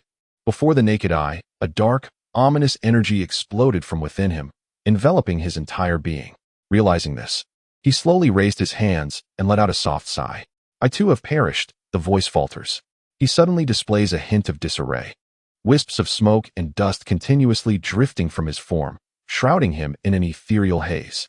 I have triumphed. Gu Han proclaims emphatically. I have conquered. The mastermind behind your tribulations has been vanquished by my hand. Dan Shun, Lin Shan, and that unfortunate alchemist Sang Chun, who met his demise prematurely. And those figures on the square, as well as this elder before me, have awaited this moment for 1,000,000 years, perhaps even longer, only to be met with despair. At this juncture, witnessing the elder's obsession dissipating, he could no longer contain himself. Whether it be deceit or falsehood, these individuals should not, and cannot, depart burdened by hopelessness. His tone resolute, each word resonating with conviction. I have won. Won? The elder's eyes remained tightly shut, his expression increasingly indistinct, rendering him unrecognizable. Yet his tone bears an overwhelming sense of relief. Indeed, we have prevailed. All of it was worth it. With these words, he seemingly expended his final strength to gesture toward the Dan furnace. In a quarter of an hour, the elixir will be complete. As he spoke, his form disintegrated instantaneously, dissolving into dust that gently descended, leaving behind a final utterance that lingered in Gu Han's ears. Xiandan Camp, Number 1 Alchemist, Xiaoyun. I am grateful for your benevolence. Chapter 244. So our senior sister is a princess? My junior brother faces greater pressure, gazing at the remnants of dust upon the ground. A wave of inexplicable sorrow surged within Gu Han's heart. It was only at this moment that he learned the name of the esteemed alchemist of the Dan Tower, Xiaoyun. Do not dwell on the past, yet you have chosen to await here for 1,000,000 years in anguish. Perhaps this conclusion is, in its own way, a form of liberation for you. With a gentle sigh, he suppressed the sorrow within. Suddenly, a charred scent wafted through the air. His countenance shifted. This is bad. The elixir. Previously, he had abruptly entered the alchemy chamber, disrupting the delicate balance, causing the furnace to resume its operation. However, due to Xiaoyun's residual spiritual energy, no mishap occurred. Now, with Xiaoyun gone, the furnace was left unattended, the flames about to extinguish, thus jeopardizing the elixir. At this moment, he stood utterly bewildered. He was proficient in combat, more so than anyone else, but alchemy was an unfamiliar realm for him. He had never studied it. Not only him, but even Xin Xian and the others were also novices. As the acrid scent intensified, beads of sweat began to form on his forehead, and he had no time to ponder why the elixir had encountered such a precarious situation. His mind was solely consumed with thoughts of how to salvage it. This elixir was crucial to Yang Ying's future. Regardless of the circumstances, he must secure it. In his desperation, he failed to notice. With the disappearance of Xiaoyun, the Dan Chamber, along with the Dan Tower and the entire Xiandan camp, became shrouded in an ethereal haze. Outside the Xiandan camp, nearly a day had elapsed since the group entered. The followers either meditated in silence or remained taciturn, lacking the inclination to engage in conversation. Among them, only elderly occasionally exchanged a few words with Zuyang. To think you have ties to the Great Yin dynasty, he remarked. The Great Yin dynasty? Zuyang paused momentarily before recollecting. Ah yes, there is indeed such a dynasty in the south, though I am not well acquainted with it. Not well acquainted? Elderly raised an eyebrow, skeptical of his claim. He assumed Zuyang was simply reluctant to elaborate and chose not to press further. Little did he know, Zuyang genuinely lacked familiarity with the subject. Just as he was about to speak again, he noticed Asha staring blankly into the distance, her eyes unblinking. Elderly instinctively followed her gaze and soon discerned something unusual. The veil of mist that had enveloped the Xiandan camp began to flow once more. And within the haze, the buildings appeared increasingly ethereal and surreal. Is it about to vanish? At this moment, it was not just him. The others also recognized the anomaly. This phenomenon was familiar to them, a precursor to the impending disappearance of the Xiandan camp.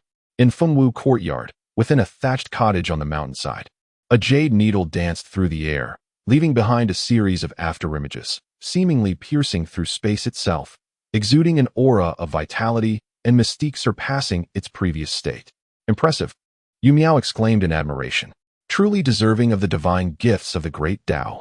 Unbeknownst to her, a crimson figure silently descended beside her, adorned in a flowing red skirt and a wine pouch at her waist. Her face, captivatingly beautiful, bore no flaw, and her presence brought a splash of vibrant color to the otherwise desolate Fengwu Courtyard. Senior sister? Upon seeing the woman, Yu Miao was momentarily taken aback, then overwhelmed with joy. You have finally returned. Indeed, the woman's frosty demeanor melted away, transforming into a gentle smile, radiant beyond the ordinary. I'm back. Jiu Gu. Not far away, the golden-armored youth, who had nearly exhausted himself to keep up, widened his eyes in astonishment. Did you see? My sister smiled. When was the last time she smiled? The young man's comment was met with indifference as he scanned his surroundings with a hint of disdain. So this is Fengwu Courtyard? The youth scratched his head, surprised that the place he had longed for appeared in such a dilapidated state. Ahem. The flowers down the mountain are quite nice, though, Yu Miao offered in a soft defense. It's all the fault of second senior brother. He is too lazy, only knowing how to cook and neglecting everything else. Feeling a bit guilty, she considered Zui Yang's situation and realized she was not much different. Thus, the woman cast a glance at the jade needle, instantly understanding, and took a sip from the wine pouch at her waist. Did you give it to her? Senior sister. Yu Miao replied with a touch of pride. What do you think of my idea? Quite remarkable, isn't it? The woman nodded, not reproaching her for the perceived waste of such a grand gift, but rather expressing admiration. Very well. And what of Zui Yang? He has ventured into the outskirts with the junior disciple. The junior disciple? The woman cast her gaze around and soon spotted a newly constructed thatched hut. Have you found the person? Indeed. Upon mentioning Gu Han, Yu Miao was eager to extol his virtues. He was inadvertently encountered by the second senior brother. Master sister, our junior disciple is quite extraordinary. Is that so? The woman's eyes glimmered. I shall go meet him. With that, she removed her wine flask once more, her garments billowing gracefully as she soared into the air. Master sister, Yu Miao held immense confidence in Gu Han. You shall not be disappointed. Master sister? Junior disciple? The young man was utterly bewildered. Brother Jiu, do you think my sister has secretly established a sect here? A sect? The youth's tone dripped with sarcasm. In this world, could such a dilapidated sect exist? The boy firmly believed this to be true. Not only is it shabby, but it also lacks followers. It's rather dismal. Dilapidated? Yu Miao's expression darkened, a hint of anger surfacing. I have resided here for 10 years, and have come to regard Fengwu Courtyard as my home. I will not allow anyone to speak ill of it. And who are you? What is your relationship with the master sister? The youth was taken aback. Are you unaware of my sister's background? Do I need to know? This one. The boy gestured proudly towards the youth. He is my brother Jiu, the 9th prince of the Dayan dynasty, and also my sister's biological brother, the master sister. I see. Yu Miao's countenance remained unperturbed. Noted. The boy fell silent. He had anticipated that revealing such lineage would astonish Yu Miao, but her lack of reaction left him feeling as if he had struck air, causing discomfort. And you? Yu Miao glanced at him. Which prince are you? I. The youth hesitated. I am not a prince. Then why the arrogance? The boy felt a surge of frustration. Let us go. The youth dismissed Yu Miao, determined to see the so-called remarkable junior disciple who had received such excessive praise. In truth, Yu Miao pondered, your only advantage over him is your slightly higher cultivation. Huh. The youth's eyes gleamed with coldness. Then I am all the more eager to see him. Brother Jiu. As the youth took to the skies, the boy hurried to follow. Wait for me. I wish to see as well. I believe, Yu Miao said leisurely, it would be better for you not to meet him. The boy paused, perplexed. Why? You might feel inferior. The youth nearly tumbled from the air at her words. Watching the two depart, Yu Miao smiled gently and returned to the hut. Master sister. She is actually a princess? Now, the pressure on the junior disciple intensified. Chapter 245. The mysterious pill camp is on the verge of vanishing. Pill Tower. Within the first floor.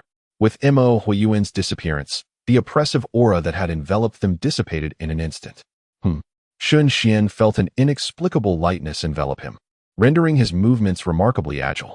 Is it gone? What is happening? Morong Yin appeared perplexed. Could this be a test?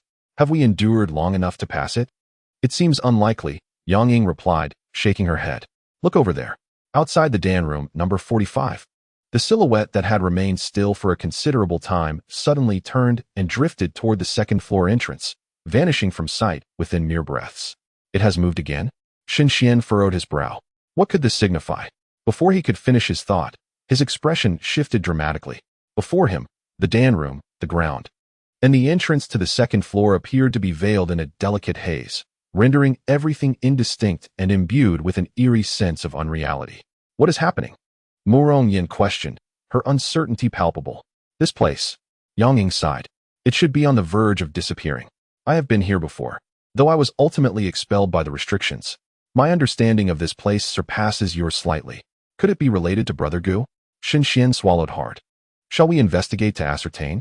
Morong Yin stepped forward toward the second-floor entrance. I would wager that the changes here are 99% connected to my brother. Meanwhile, in room number 1, Gu Han wore a troubled expression when suddenly, a profound intuition compelled him to glance back. To his astonishment, the manifestation of Dan Chen's obsession had returned, gazing momentarily at the Dan furnace before swiftly gesturing with both hands, conjuring a far more intricate and sophisticated set of incantations than those previously employed to lift the restrictions. Of course, Gu Han gasped, elated. Although he lacked the skill to refine pills, someone else did. This figure was none other than Dan Chun, the youngest and most promising alchemist within the Dan Tower, whose expertise in alchemy far surpassed his own novice understanding. Without hesitation, he mimicked the figure's movements, forming the incantations with precision. The figure provided the incantations, while he supplied the spiritual energy. Their synergy was seamless. However, he had evidently overestimated his own cultivation and the tier of the elixir within the furnace. The moment the incantation was completed, an overwhelming suction emanated from the Dan furnace, akin to a whale consuming its prey. In mere breaths, it siphoned off a third of his spiritual energy, while the flickering flame within the furnace, on the verge of extinguishing, stabilized momentarily. Instinctively, he attempted to withdraw, but the flame seemed fiercely dominant, clinging to him tenaciously, relentlessly extracting his spiritual energy and leaving him no opportunity to escape. At this juncture, he faced two choices: to succumb and be drained of his essence, or to endure in hopes of achieving the elixir. Escape? Nonsense. This elixir must, without a doubt, be obtained. Resolute in his decision, he clenched his teeth and retrieved the restorative pills he had previously gathered, continuously feeding them into his mouth. The elixirs from the Xiandan camp, despite some potency being lost, were still significantly more effective than ordinary ones. In an instant, a surge of pure and profound spiritual energy instantly flowed into his body, only to be absorbed and transformed into his own cultivation by his extraordinary meridians. Yet, it was still insufficient. Despite the replenishment from the elixirs, the depletion of his spiritual energy had merely slowed, and sustaining himself for this brief quarter hour seemed utterly hopeless. Once more, his eyes burned with fervor. With a swift motion of his hand, he produced more elixirs and hastily consumed them. Were it anyone else, such reckless behavior could pose a perilous risk, even for those transcended beings whose physiques had been tempered through tribulation, as their meridians could easily rupture. Only he dared to indulge so audaciously in the consumption of elixirs. If divine energy could be absorbed, how much more so could spiritual energy? The extraordinary meridians granted to him upon his rebirth were his greatest assurance. Outside the elixir chamber, witnessing this scene, Morong Yin and her companions stood in stunned silence. Meanwhile, within the grand hall, yet again, it had vanished. How insatiable! Cursed be it! He had once again stolen a march on them. The crowd muttered with discontent, their expressions sour. Naturally, they found themselves with nothing more than the remnants of a meal, having tasted naught but the bottom of the pot. Just like Chu Kuang and his group. Upon arriving at the grand hall, they were elated to discover over 100 elixir chambers, intending to plunder them thoroughly, only to be met with disappointment once more. If the previous palaces appeared as if licked by a dog, this place seemed as though it had been licked 10 times over. There was not even a trace of waste elixir, or even the slightest residue to be found. Unaware of the underlying circumstances, they hastily blamed Gu Han for their misfortune. Short-sightedness. Wu Han's eyes blazed with fury as he fixed his gaze upon Dian and Zhao Mingyu. He had previously stated that they should disregard the elixirs in the palace and focus on acquiring them from him first. Yet they had not heeded his words, and now the treasures had slipped from their grasp. Even united, they had taken considerable time to break through the seals of the palace, arriving a step too late. Dian was not swayed by such reasoning. Spare me your useless words. I proposed a division, and did you not agree? Indeed. Zhao Mingyu's expression remained impassive. Furthermore, I did not see you take fewer than your share during the division of the elixirs. Enough. Chu Kuang rubbed his temples, suppressing the rising ire within him. He should be within that tower now. The opportunities inside were of paramount importance. Should their quarrel continue, it could lead to... Before he could finish his thought, his pupils constricted sharply. What had once been clear before his eyes now appeared shrouded in an overwhelming haze, imparting a sensation of unreality to the group. This was dire. The others were no strangers to such occurrences. The Xiandan Pavilion was on the verge of vanishing. We must go. Without hesitation, Chu Kuang resolved that before it disappeared, they must compel him to relinquish the elixirs. Otherwise, once outside, with the backing of the Flame Emperor, forcing him would prove to be no easy feat. Hurry. The group cast aside their disputes, rushing towards the colossal tower. The complete fortune of the Xiandan Pavilion was unfathomably significant. They had to seize a portion of the benefits from him. The first elixir chamber awaited. As Gu Han continuously ingests the elixirs, his spiritual energy is maintained in a precarious balance, compelling him to focus entirely on the alchemical furnace, to the extent that he remains oblivious to the arrival of Murong Yin and her companions. He is acutely aware that should he falter or his spiritual energy wane, not only would he be rendered a mere husk by the furnace's flames, but the elixir itself would be irretrievably lost. Little does he know that the elixir is on the verge of completion. As long as the flames remain alight, the consumption of spiritual energy diminishes significantly. Despite his limited cultivation, the profound energy from his dual-pole realm, coupled with the peculiarities of his meridians, fortuitously preserves the concoction. Were it anyone else, even the likes of Chu Kuang, equipped with shadowy incantations, would stand no chance of success.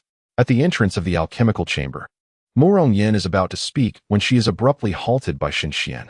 Do not disturb him. His current state is exceptionally delicate and must not be interrupted. The consequences could be dire.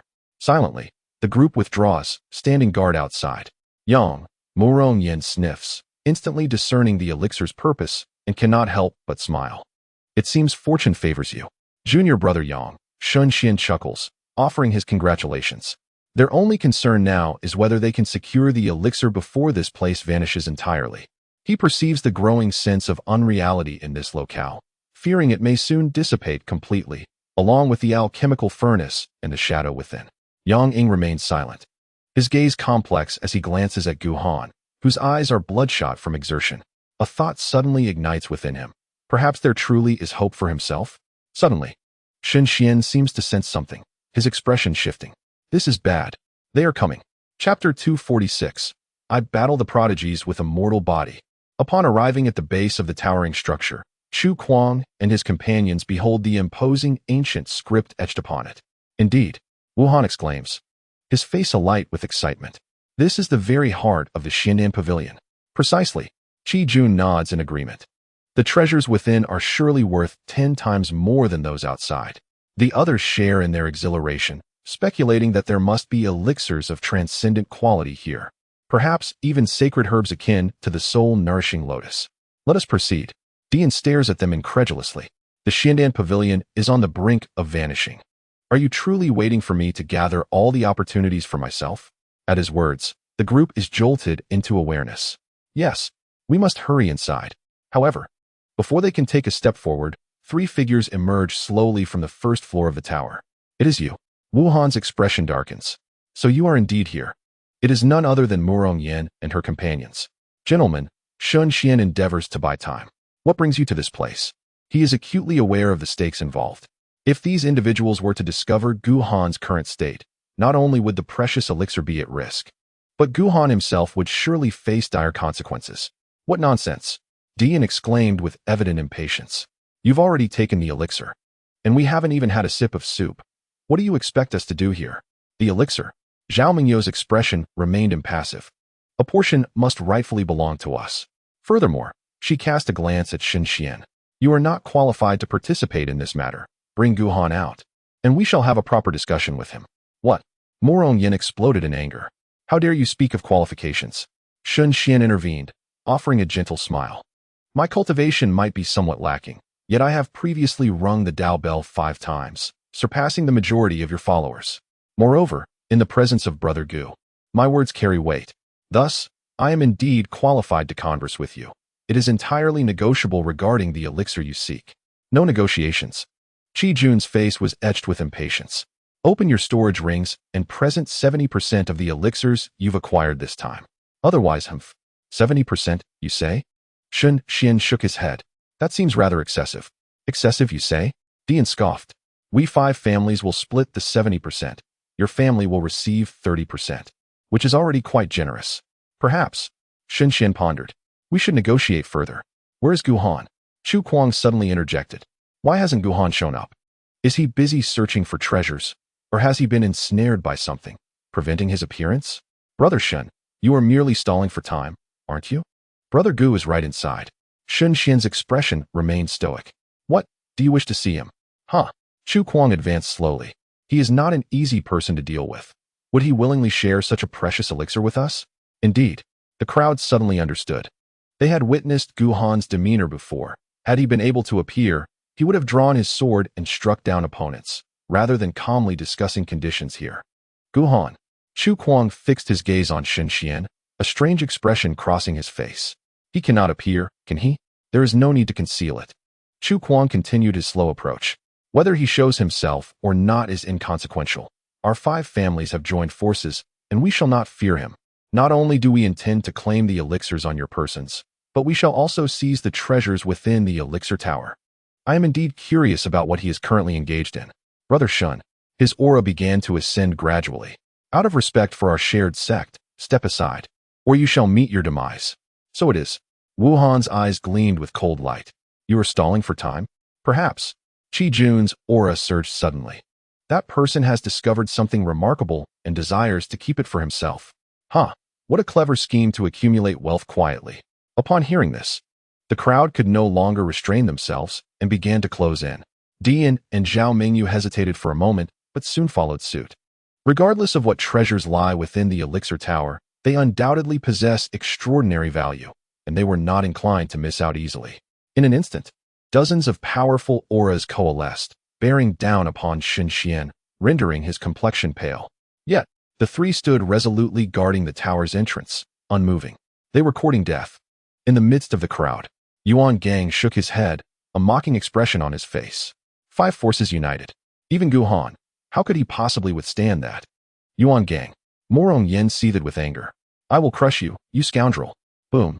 As she spoke, she raised her golden hammer high and swung it fiercely toward Yuan Gang.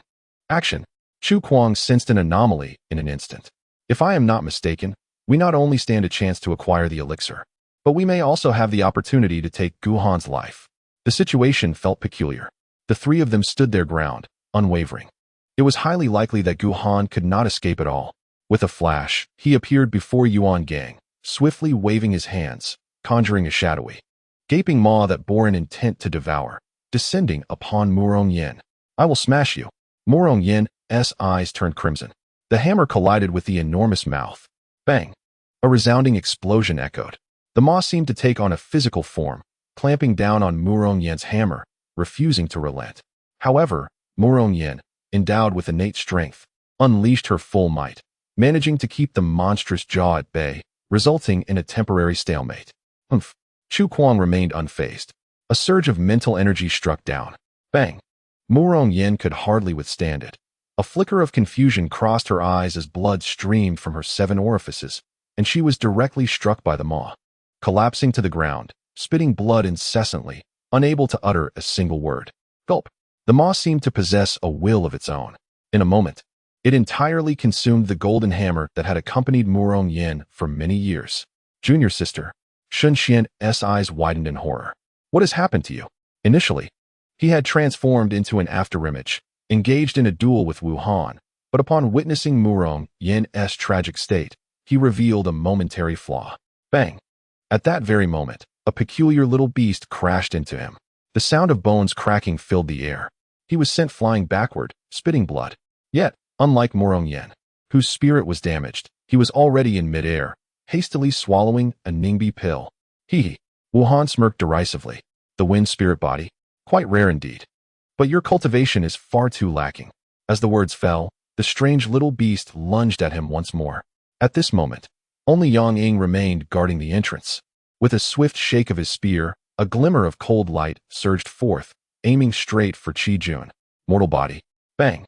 A ghostly light flashed across Qi Jun, his expression disdainful as he effortlessly grasped the spear in his hand. Devour spirit.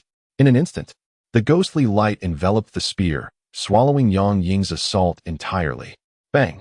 Before Yang Ying could react, Qi Jun waved his hand, unleashing a robust surge of spiritual power that sent Yang Ying flying. A mere mortal body. No match whatsoever. Thus, the entrance to the alchemy tower stood unguarded.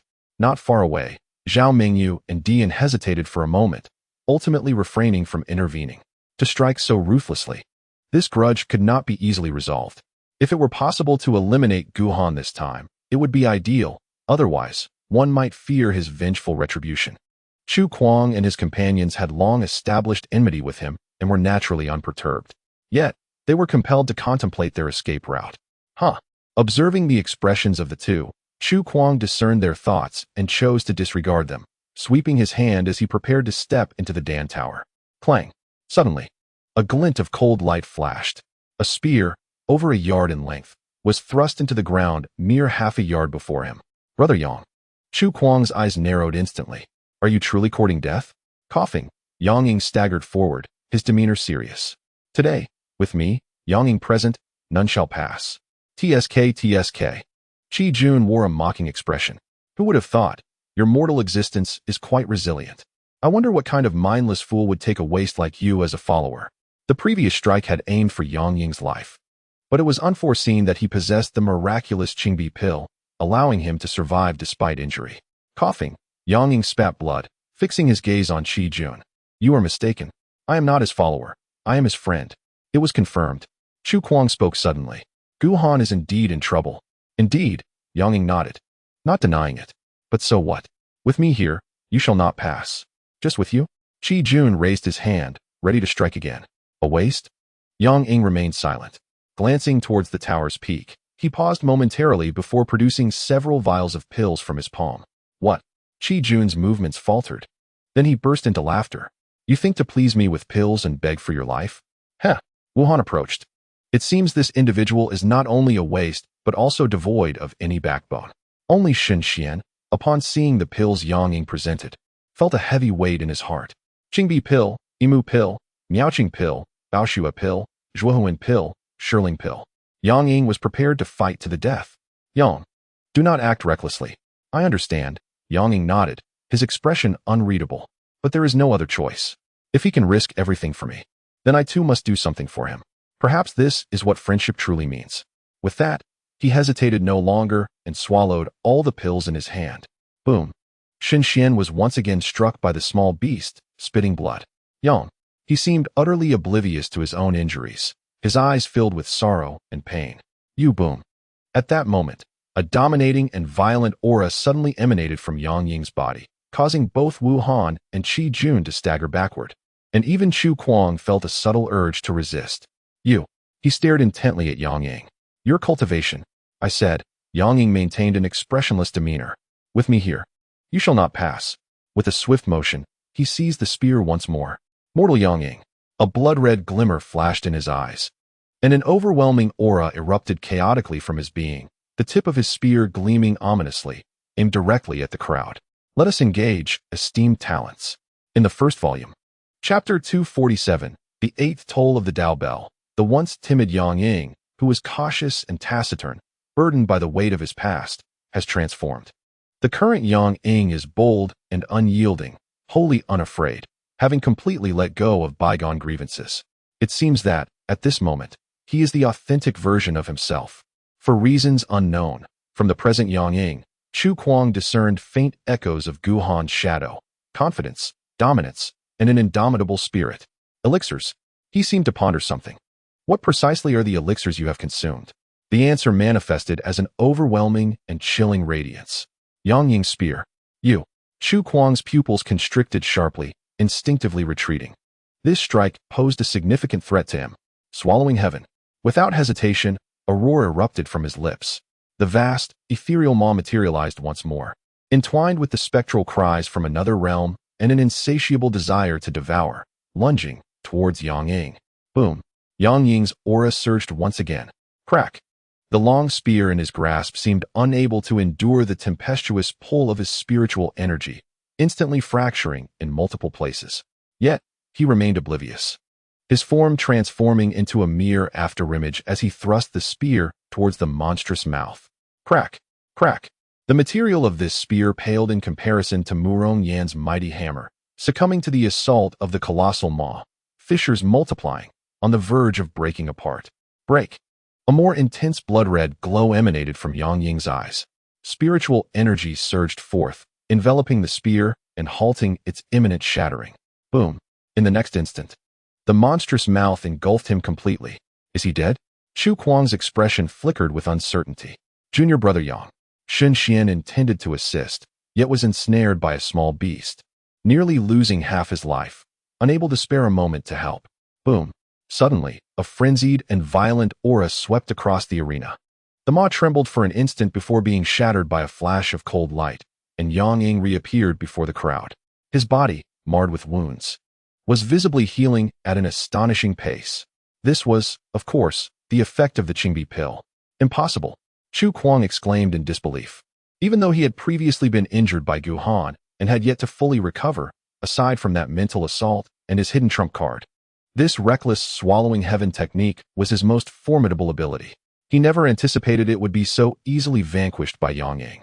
Yang Ying, unfazed by Chu Kuang's words, having shattered the maw, felt his aura intensify further. His form remained in motion, the spear striking like a dragon, cold brilliance surging anew. As the spear tip approached, Chu Kuang could no longer afford to hesitate. His mental assault descended once more as he retreated. However, this mental attack, aside from intensifying the blood-red glow in Yang Ying's eyes, proved utterly ineffective. Whoosh! In the blink of an eye, as the two figures crossed paths, a rhythmic sound echoed, tick-tock. Chu Kuang gazed incredulously at the grievous wound on his chest, deep enough to reveal bone. You have injured me? He pondered the fact that it was Gu Han who had dealt this blow, which he could somewhat accept, for he had deemed Gu Han as his worthy rival. However, Yang Ying, a mere mortal whom he had never regarded highly, had managed to wound him. How could he reconcile this? The eighth toll of the bell resounded. After a prolonged battle, it was Yang Ying who finally spoke, his voice hoarse. A generation's prodigy, yet so easily subdued. Junior brother Yang. Shen Xian could not muster any joy. He understood all too well that Yang Ying was gambling with his very life. Just then, an overwhelming flash of gunlight surged forth, obliterating the small beast that had entangled him for so long. Not far away, Zhao Mengyu and Dian exchanged solemn glances, their expressions grave. At that moment, Yang Ying's strength surpassed their wildest imaginations, even rivaling the earlier might of Gu Han. Little did they know, with a tenfold increase in combat prowess, defense, and soul power, complemented by the effects of Qingbi Dan, Imu Dan, and Miaoqing Dan, Yang Ying had become an invincible force within the span of a mere quarter of an hour. Onward. Wu Han's countenance darkened.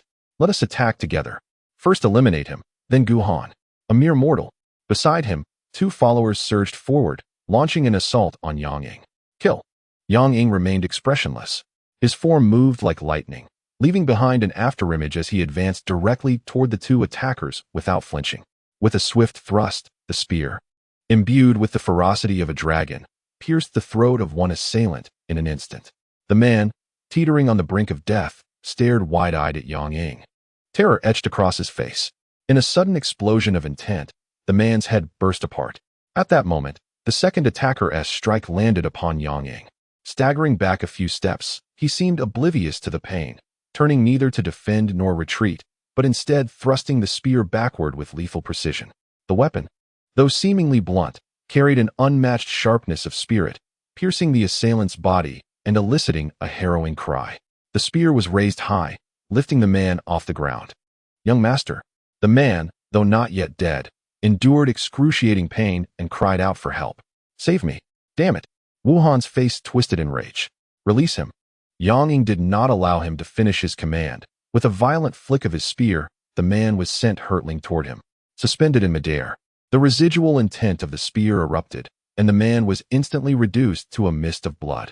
Crimson droplets fell, staining the sky, and Wuhan, caught off guard, found himself splattered with blood as well. "Devour the spirit." Suddenly, a furious shout echoed. Qi Jun seized the moment when Yang Ying revealed a slight vulnerability, darting behind him. A dark luminescence flickered across his palms as he struck Yang Ying.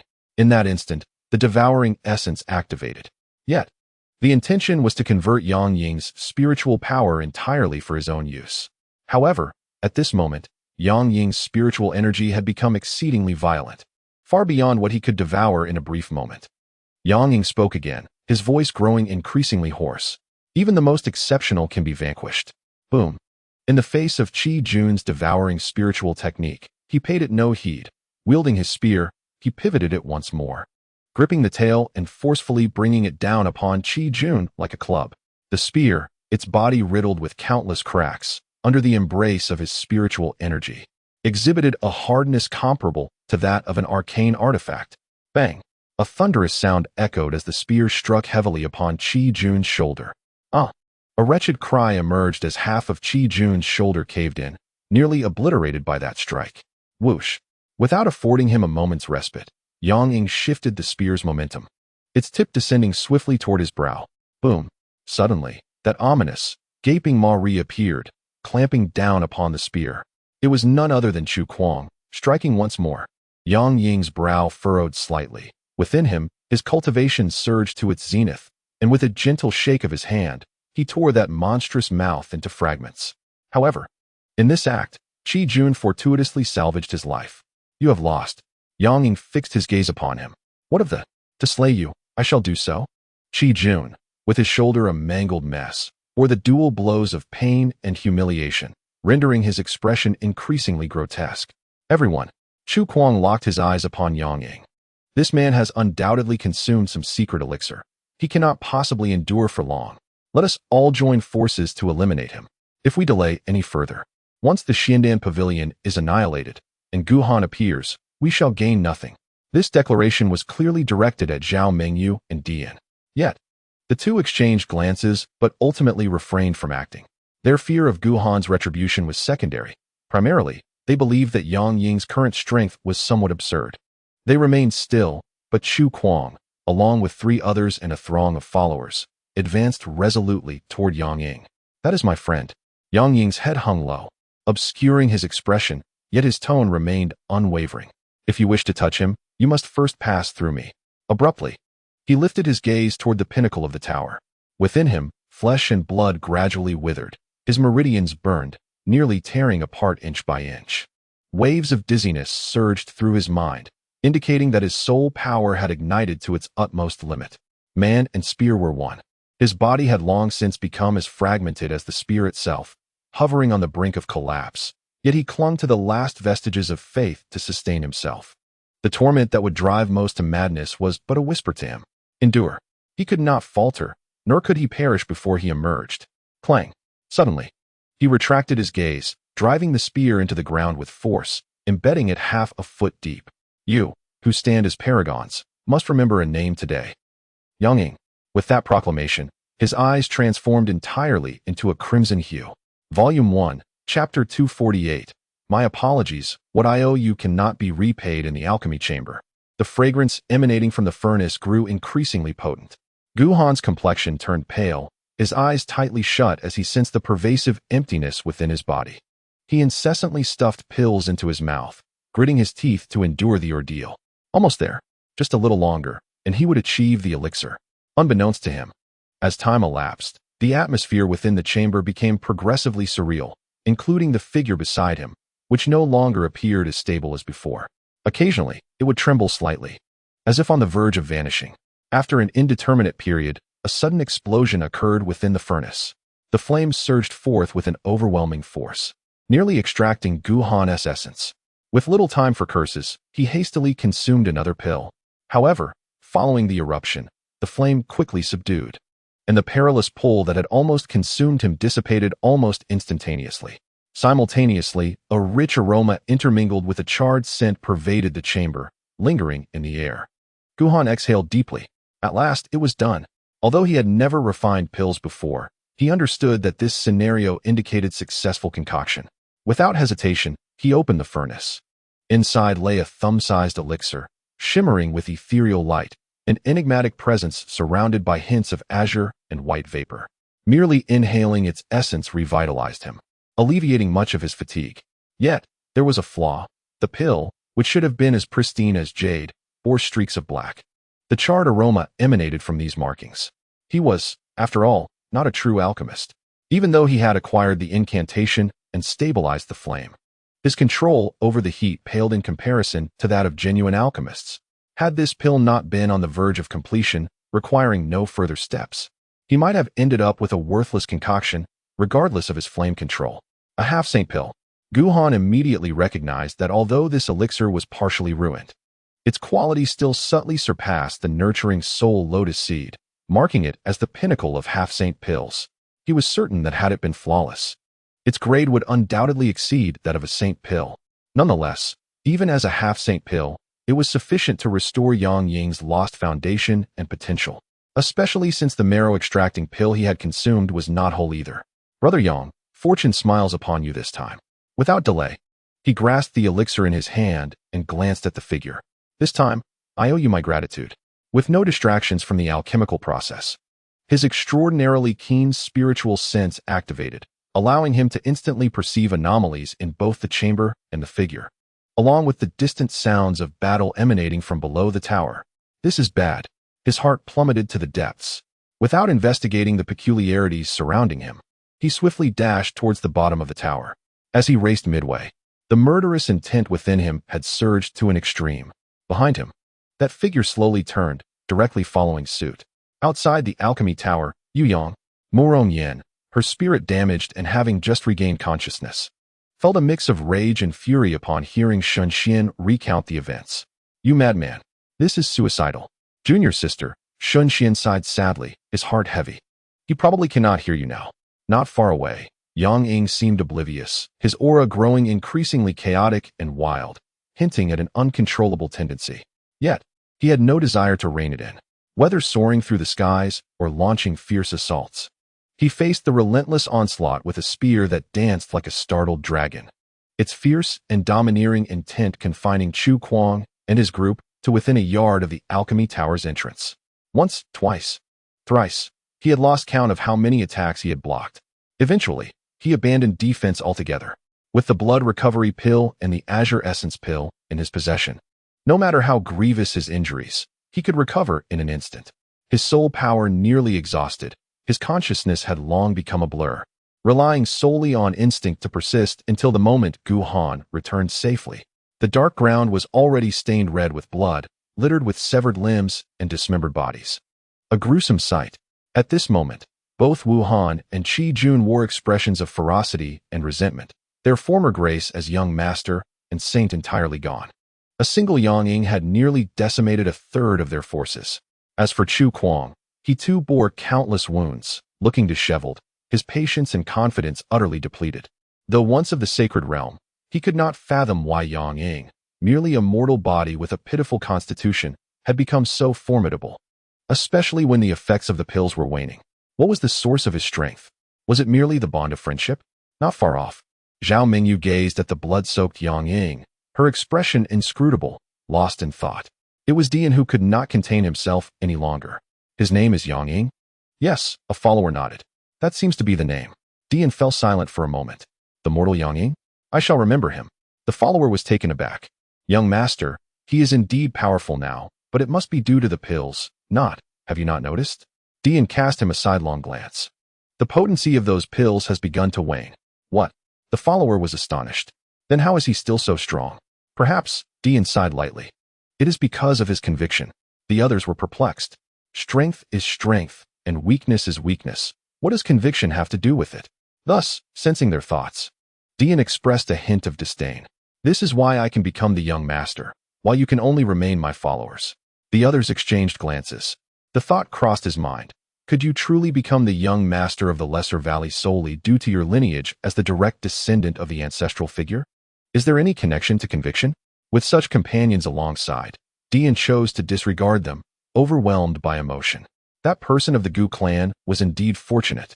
Suddenly, a sharp sound pierced the air. A follower of Chu Kuang was struck violently in the waist by Yang Ying's spear, the overwhelming force erupting instantly, cleaving him in two. Blood sprayed forth, and as his severed body fell, he remained alive momentarily, crying out in agony. This gruesome scene rendered the onlookers momentarily paralyzed, halting their assault. Without awareness, Yang Ying swung his spear, a flash of lethal intent sweeping away the man's life in an instant. Having completed this act, he found himself on the brink of exhaustion, his form swaying precariously, as if he might collapse at any moment. With a clang, his long spear pierced the ground once more as he steadfastly maintained his stance, refusing to retreat even a step. Come and fight. His voice, now hoarse to the extreme, escaped his lips almost instinctively. Beside him, Mu Rongyin gazed at his back. Her eyes bloodshot, fists clenched tightly, unable to utter a single word. Junior sister, Shun Xian momentarily fell silent. Yang, my junior brother, can hardly hold on any longer. Soon, it will be our turn. Mu Rongyan's voice was filled with anguish, must annihilate these scoundrels. Continue. Observing Yang Ying's current condition, Chu Kuang's usual composure and depth transformed into sheer fury. Kill him. He can barely endure. Before the Xindan pavilion vanishes, we must eliminate him, and Gu as well. His words trailed off abruptly. Even Wu Han and Qi Jun, who were prepared to strike again, dared not move. At the entrance of the Dan Tower, a new figure appeared. Gu Han, Brother Gu. Mu Rongyin and Shun Xian's eyes lit up, only to dim once more. Ahead, Yang Ying seemed to sense Gu Han's arrival, a smile gracing his face as the chaotic, violent aura surrounding him visibly diminished. The bloodlust in his eyes gradually faded, restoring a semblance of clarity. You're back? Yes, Gu Han replied after a brief silence, raising his hand. Yang, your predicament can be resolved. As the fragrant aroma wafted through the air, a glint of greed ignited in the eyes of the onlookers. A semi-holy herb, undoubtedly the pinnacle of semi-holy herbs. Moreover, it is a rare elixir capable of enhancing foundational potential. So he had remained hidden to procure this. Chu Kuang inhaled deeply. With this pill, his own potential could surely ascend from the 8th resonance of the Dao Bell to the 9th. Is that so? Yang Ying did not turn around. A fleeting look of regret crossed his features. Unfortunately, I can no longer use it. At this moment, he had lost more than just foundational potential. He had sacrificed blood essence, physical form, meridians, soul, and even longevity. Gu Han remained silent, and the temperature in the air plummeted. I know, Yang Ying spoke again. You are a man of your word, so do not seek revenge for me. It is not worth it. Promise me. All right. That single word echoed with profound significance. It was almost squeezed out from between his teeth. My mother. Yang Ying's eyes suddenly sparkled with life. And my sister, I implore you to take care of her. Very well. Thank you. Gu Han's voice was somewhat hoarse. They are friends. Indeed. Upon hearing the word friends, Yang Ying's gaze shone brighter than ever. To have you as a friend is my fortune. Likewise. I apologize. Yang Ying let out a gentle sigh, the brilliance in her eyes dissipating swiftly. What I owe you remains unpaid. Before he could finish his words, his eyes gently closed, and the mighty weapon in his hand lost its spiritual support, breaking apart piece by piece, scattering fragments across the ground. Yet, his form remained upright as a spear. It seemed that even in death, the unwavering promise engraved deeply within him would not falter. How pretentious! Gu Han spoke softly. However, Yang Ying could no longer hear him. At some unknown moment, the essence transformed from Dan Shan appeared behind him once more, maintaining a distance of 10 feet, its form flickering uncertainly, as if it could vanish from sight at any moment, just like the mysterious Dan camp. Esteemed guests, witnessing this situation, Chu Kuang could no longer restrain himself. This person seems severely drained, not at his peak. We must eliminate him swiftly. No one dared to move. Indeed, no one was capable of moving. A chilling aura, so cold it seemed to freeze their very forms, quietly permeated the arena. This was the intent to kill. In the first volume, Chapter 249, One Step, One Kill. In the realm of consciousness, within the sword prison, the shadow, originally seated in meditation, suddenly opened its eyes wide. What is happening? Such overwhelming killing intent. The once tranquil realm of consciousness was now veiled in a faint crimson hue. Even the sword prison confining him trembled slightly. Killing intent. With his insight, he recognized it immediately. Moreover, compared to the killing intent that emerged when Gu Han comprehended the sword of killing last time, this one was at least 10 times stronger. Threads of crimson nearly solidified into substance. Even the shadow, as a demon lord, felt an undercurrent of fear at this moment. This boy, his brows furrowed deeply. Where did such formidable killing intent come from? Could something have gone awry? Ugh! Before he could finish his thought, he seemed to realize something and erupted in curses. You worthless wretch! Whether he gets into trouble is none of your concern. That little rascal, thick-skinned and dark-hearted, would be better off in trouble. Amidst his grumbling, he closed his eyes once more, intending to continue his meditation on the golden seal. After a brief moment, feeling somewhat restless, he opened his eyes again. Could it truly be that something has gone awry? Outside, everyone distinctly sensed that bone-chilling killing aura, paralyzed with fear, as if any movement would invite a tempest of attacks. The source of this killing intent was none other than Gu Han. Brother. Murong Yan's eyes were red, her fists clenched tightly. We should tend to our wounds first.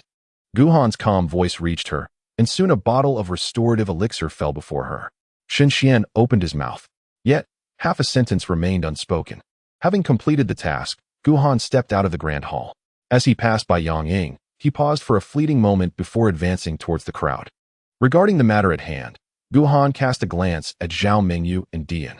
Have you both also taken action? His gaze was tranquil, his tone unremarkable. Yet, both of them understood that beneath this calm exterior lay a tempest of murderous intent. They sensed that, despite Gu Han's considerable exhaustion and his aura being far less formidable than before, he was now far more terrifying than at his peak. Even more so than the shadow looming behind him. Zhao Mingyu's complexion paled slightly. We did not take action. Dian exchanged a glance with Yang Ying and let out a soft sigh. Impressive. Thus, Gu Han chose to disregard them, his gaze sweeping across Chu Kuang and the others. Is it you lot? Why are you all standing there in a daze? Chu Kuang could no longer contain himself. Do not be intimidated by his presence. He is merely putting on a facade of strength. Now is the perfect opportunity to strike. Before he could finish his sentence, a blood-red sword light suddenly illuminated the air, descending upon him. The size of the sword light was far smaller than before, seemingly corroborating Chu Kuang's assertion that Gu Han was not at his peak. Swallow the heavens. Chu Kuang's pupils constricted sharply, and a tremendous battle intent erupted from him. A shadowy, enormous maw manifested behind him, directly confronting the sword light. With a soft sound, the gigantic mouth was cleaved in two with almost no resistance. While the sword light continued unabated, its crimson hue seemingly intensified, colliding directly with the battle aura enveloping Chu Kuang. Impossible. A flicker of panic ignited in Chu Kuang's eyes. How could he be this powerful? Just moments ago, he had been confident in his ability to contend with Gu Han, but now he found himself utterly powerless. With a resounding crash, his battle aura shattered entirely, and he sustained a grievous wound, 3 feet long and deep enough to expose bone.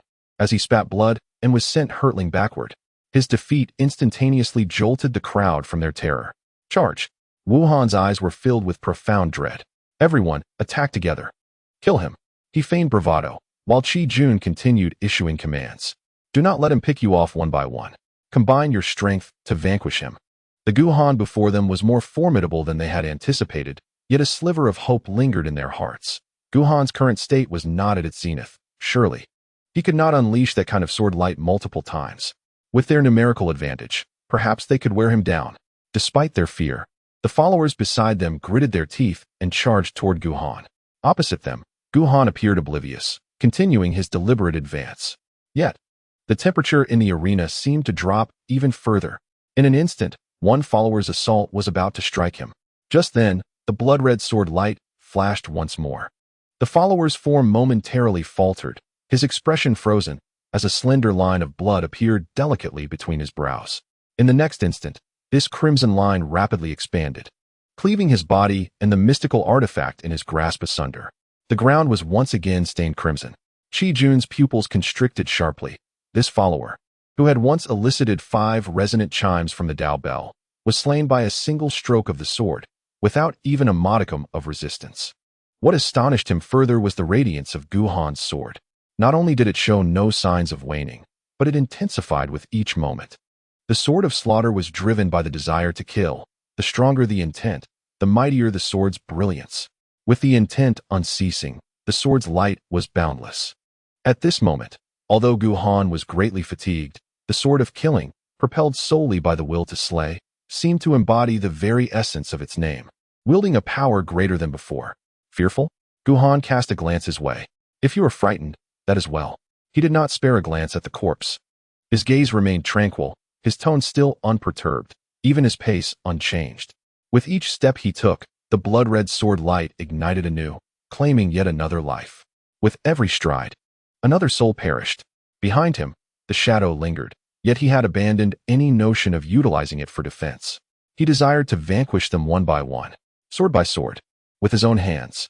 On the ground, dismembered limbs lay scattered, blood pooling together, merging with the previously dried patches, casting an eerie and dark ambience that nearly transformed the area into a veritable battlefield of carnage.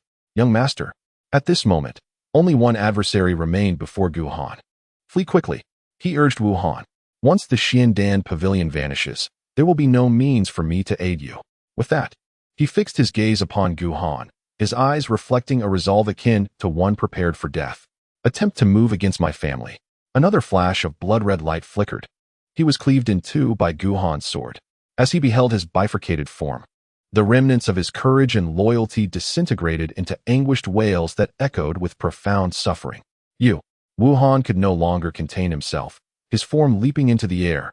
At this juncture, Gu Han was terrifying beyond measure. He was far more fearsome than the previous Xiaoyun, and Wu Han could summon no ounce of defiance, instead opting to flee.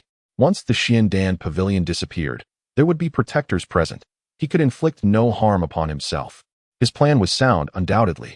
A practitioner of the sky control realm could move with great speed. Alas, compared to the swiftness of Gu Han's sword light, he was still somewhat sluggish. Whoosh! A flash of blood-red brilliance surged forth. Wu Han felt a sharp pain in his body, instinctively lowering his gaze, only to be horrified beyond comprehension. His lower half had already been severed from his body. With a cry of agony, he lost control of his form, plummeting from the sky. Meanwhile, Gu Han continued his advance with unhurried grace, sword in hand, steadily approaching him. The feeling of despair, akin to a slow death, drove him to the brink of madness. I am a scion of the Wu family from Central State. You cannot kill me. Gu Han appeared oblivious, advancing steadily, now only 3 paces away. You dare to slay me. Once you step outside, you shall not live either. The distance dwindled to 1 pace. Is he merely a follower? A worthless mortal?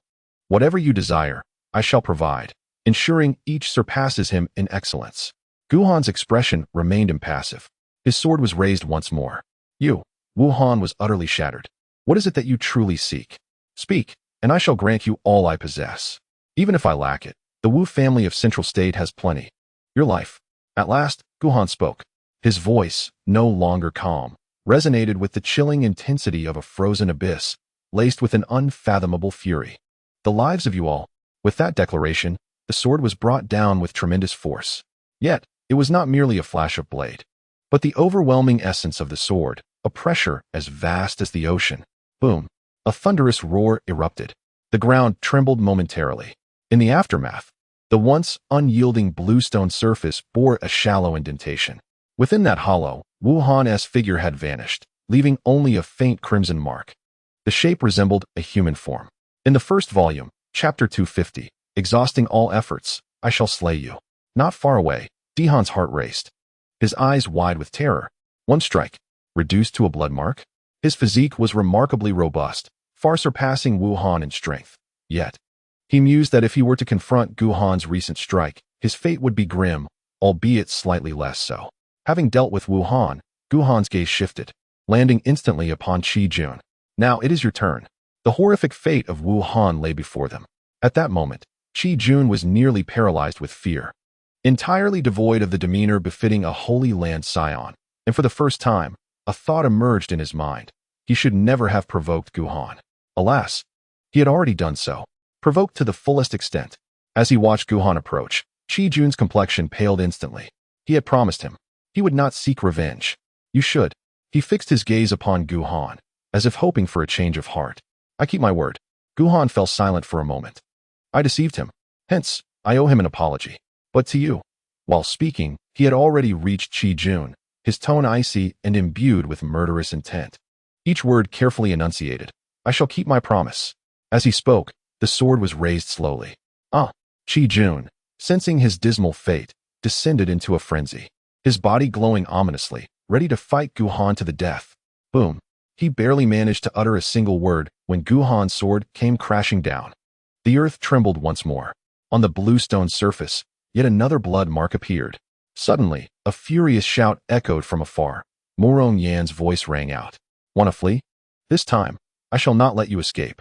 As Yuan Gang witnessed Guhan's ruthless demeanor, he realized the tide had turned against him. The terror that engulfed him surpassed his loyalty to Chu Kuang, prompting him to flee rapidly into the distance.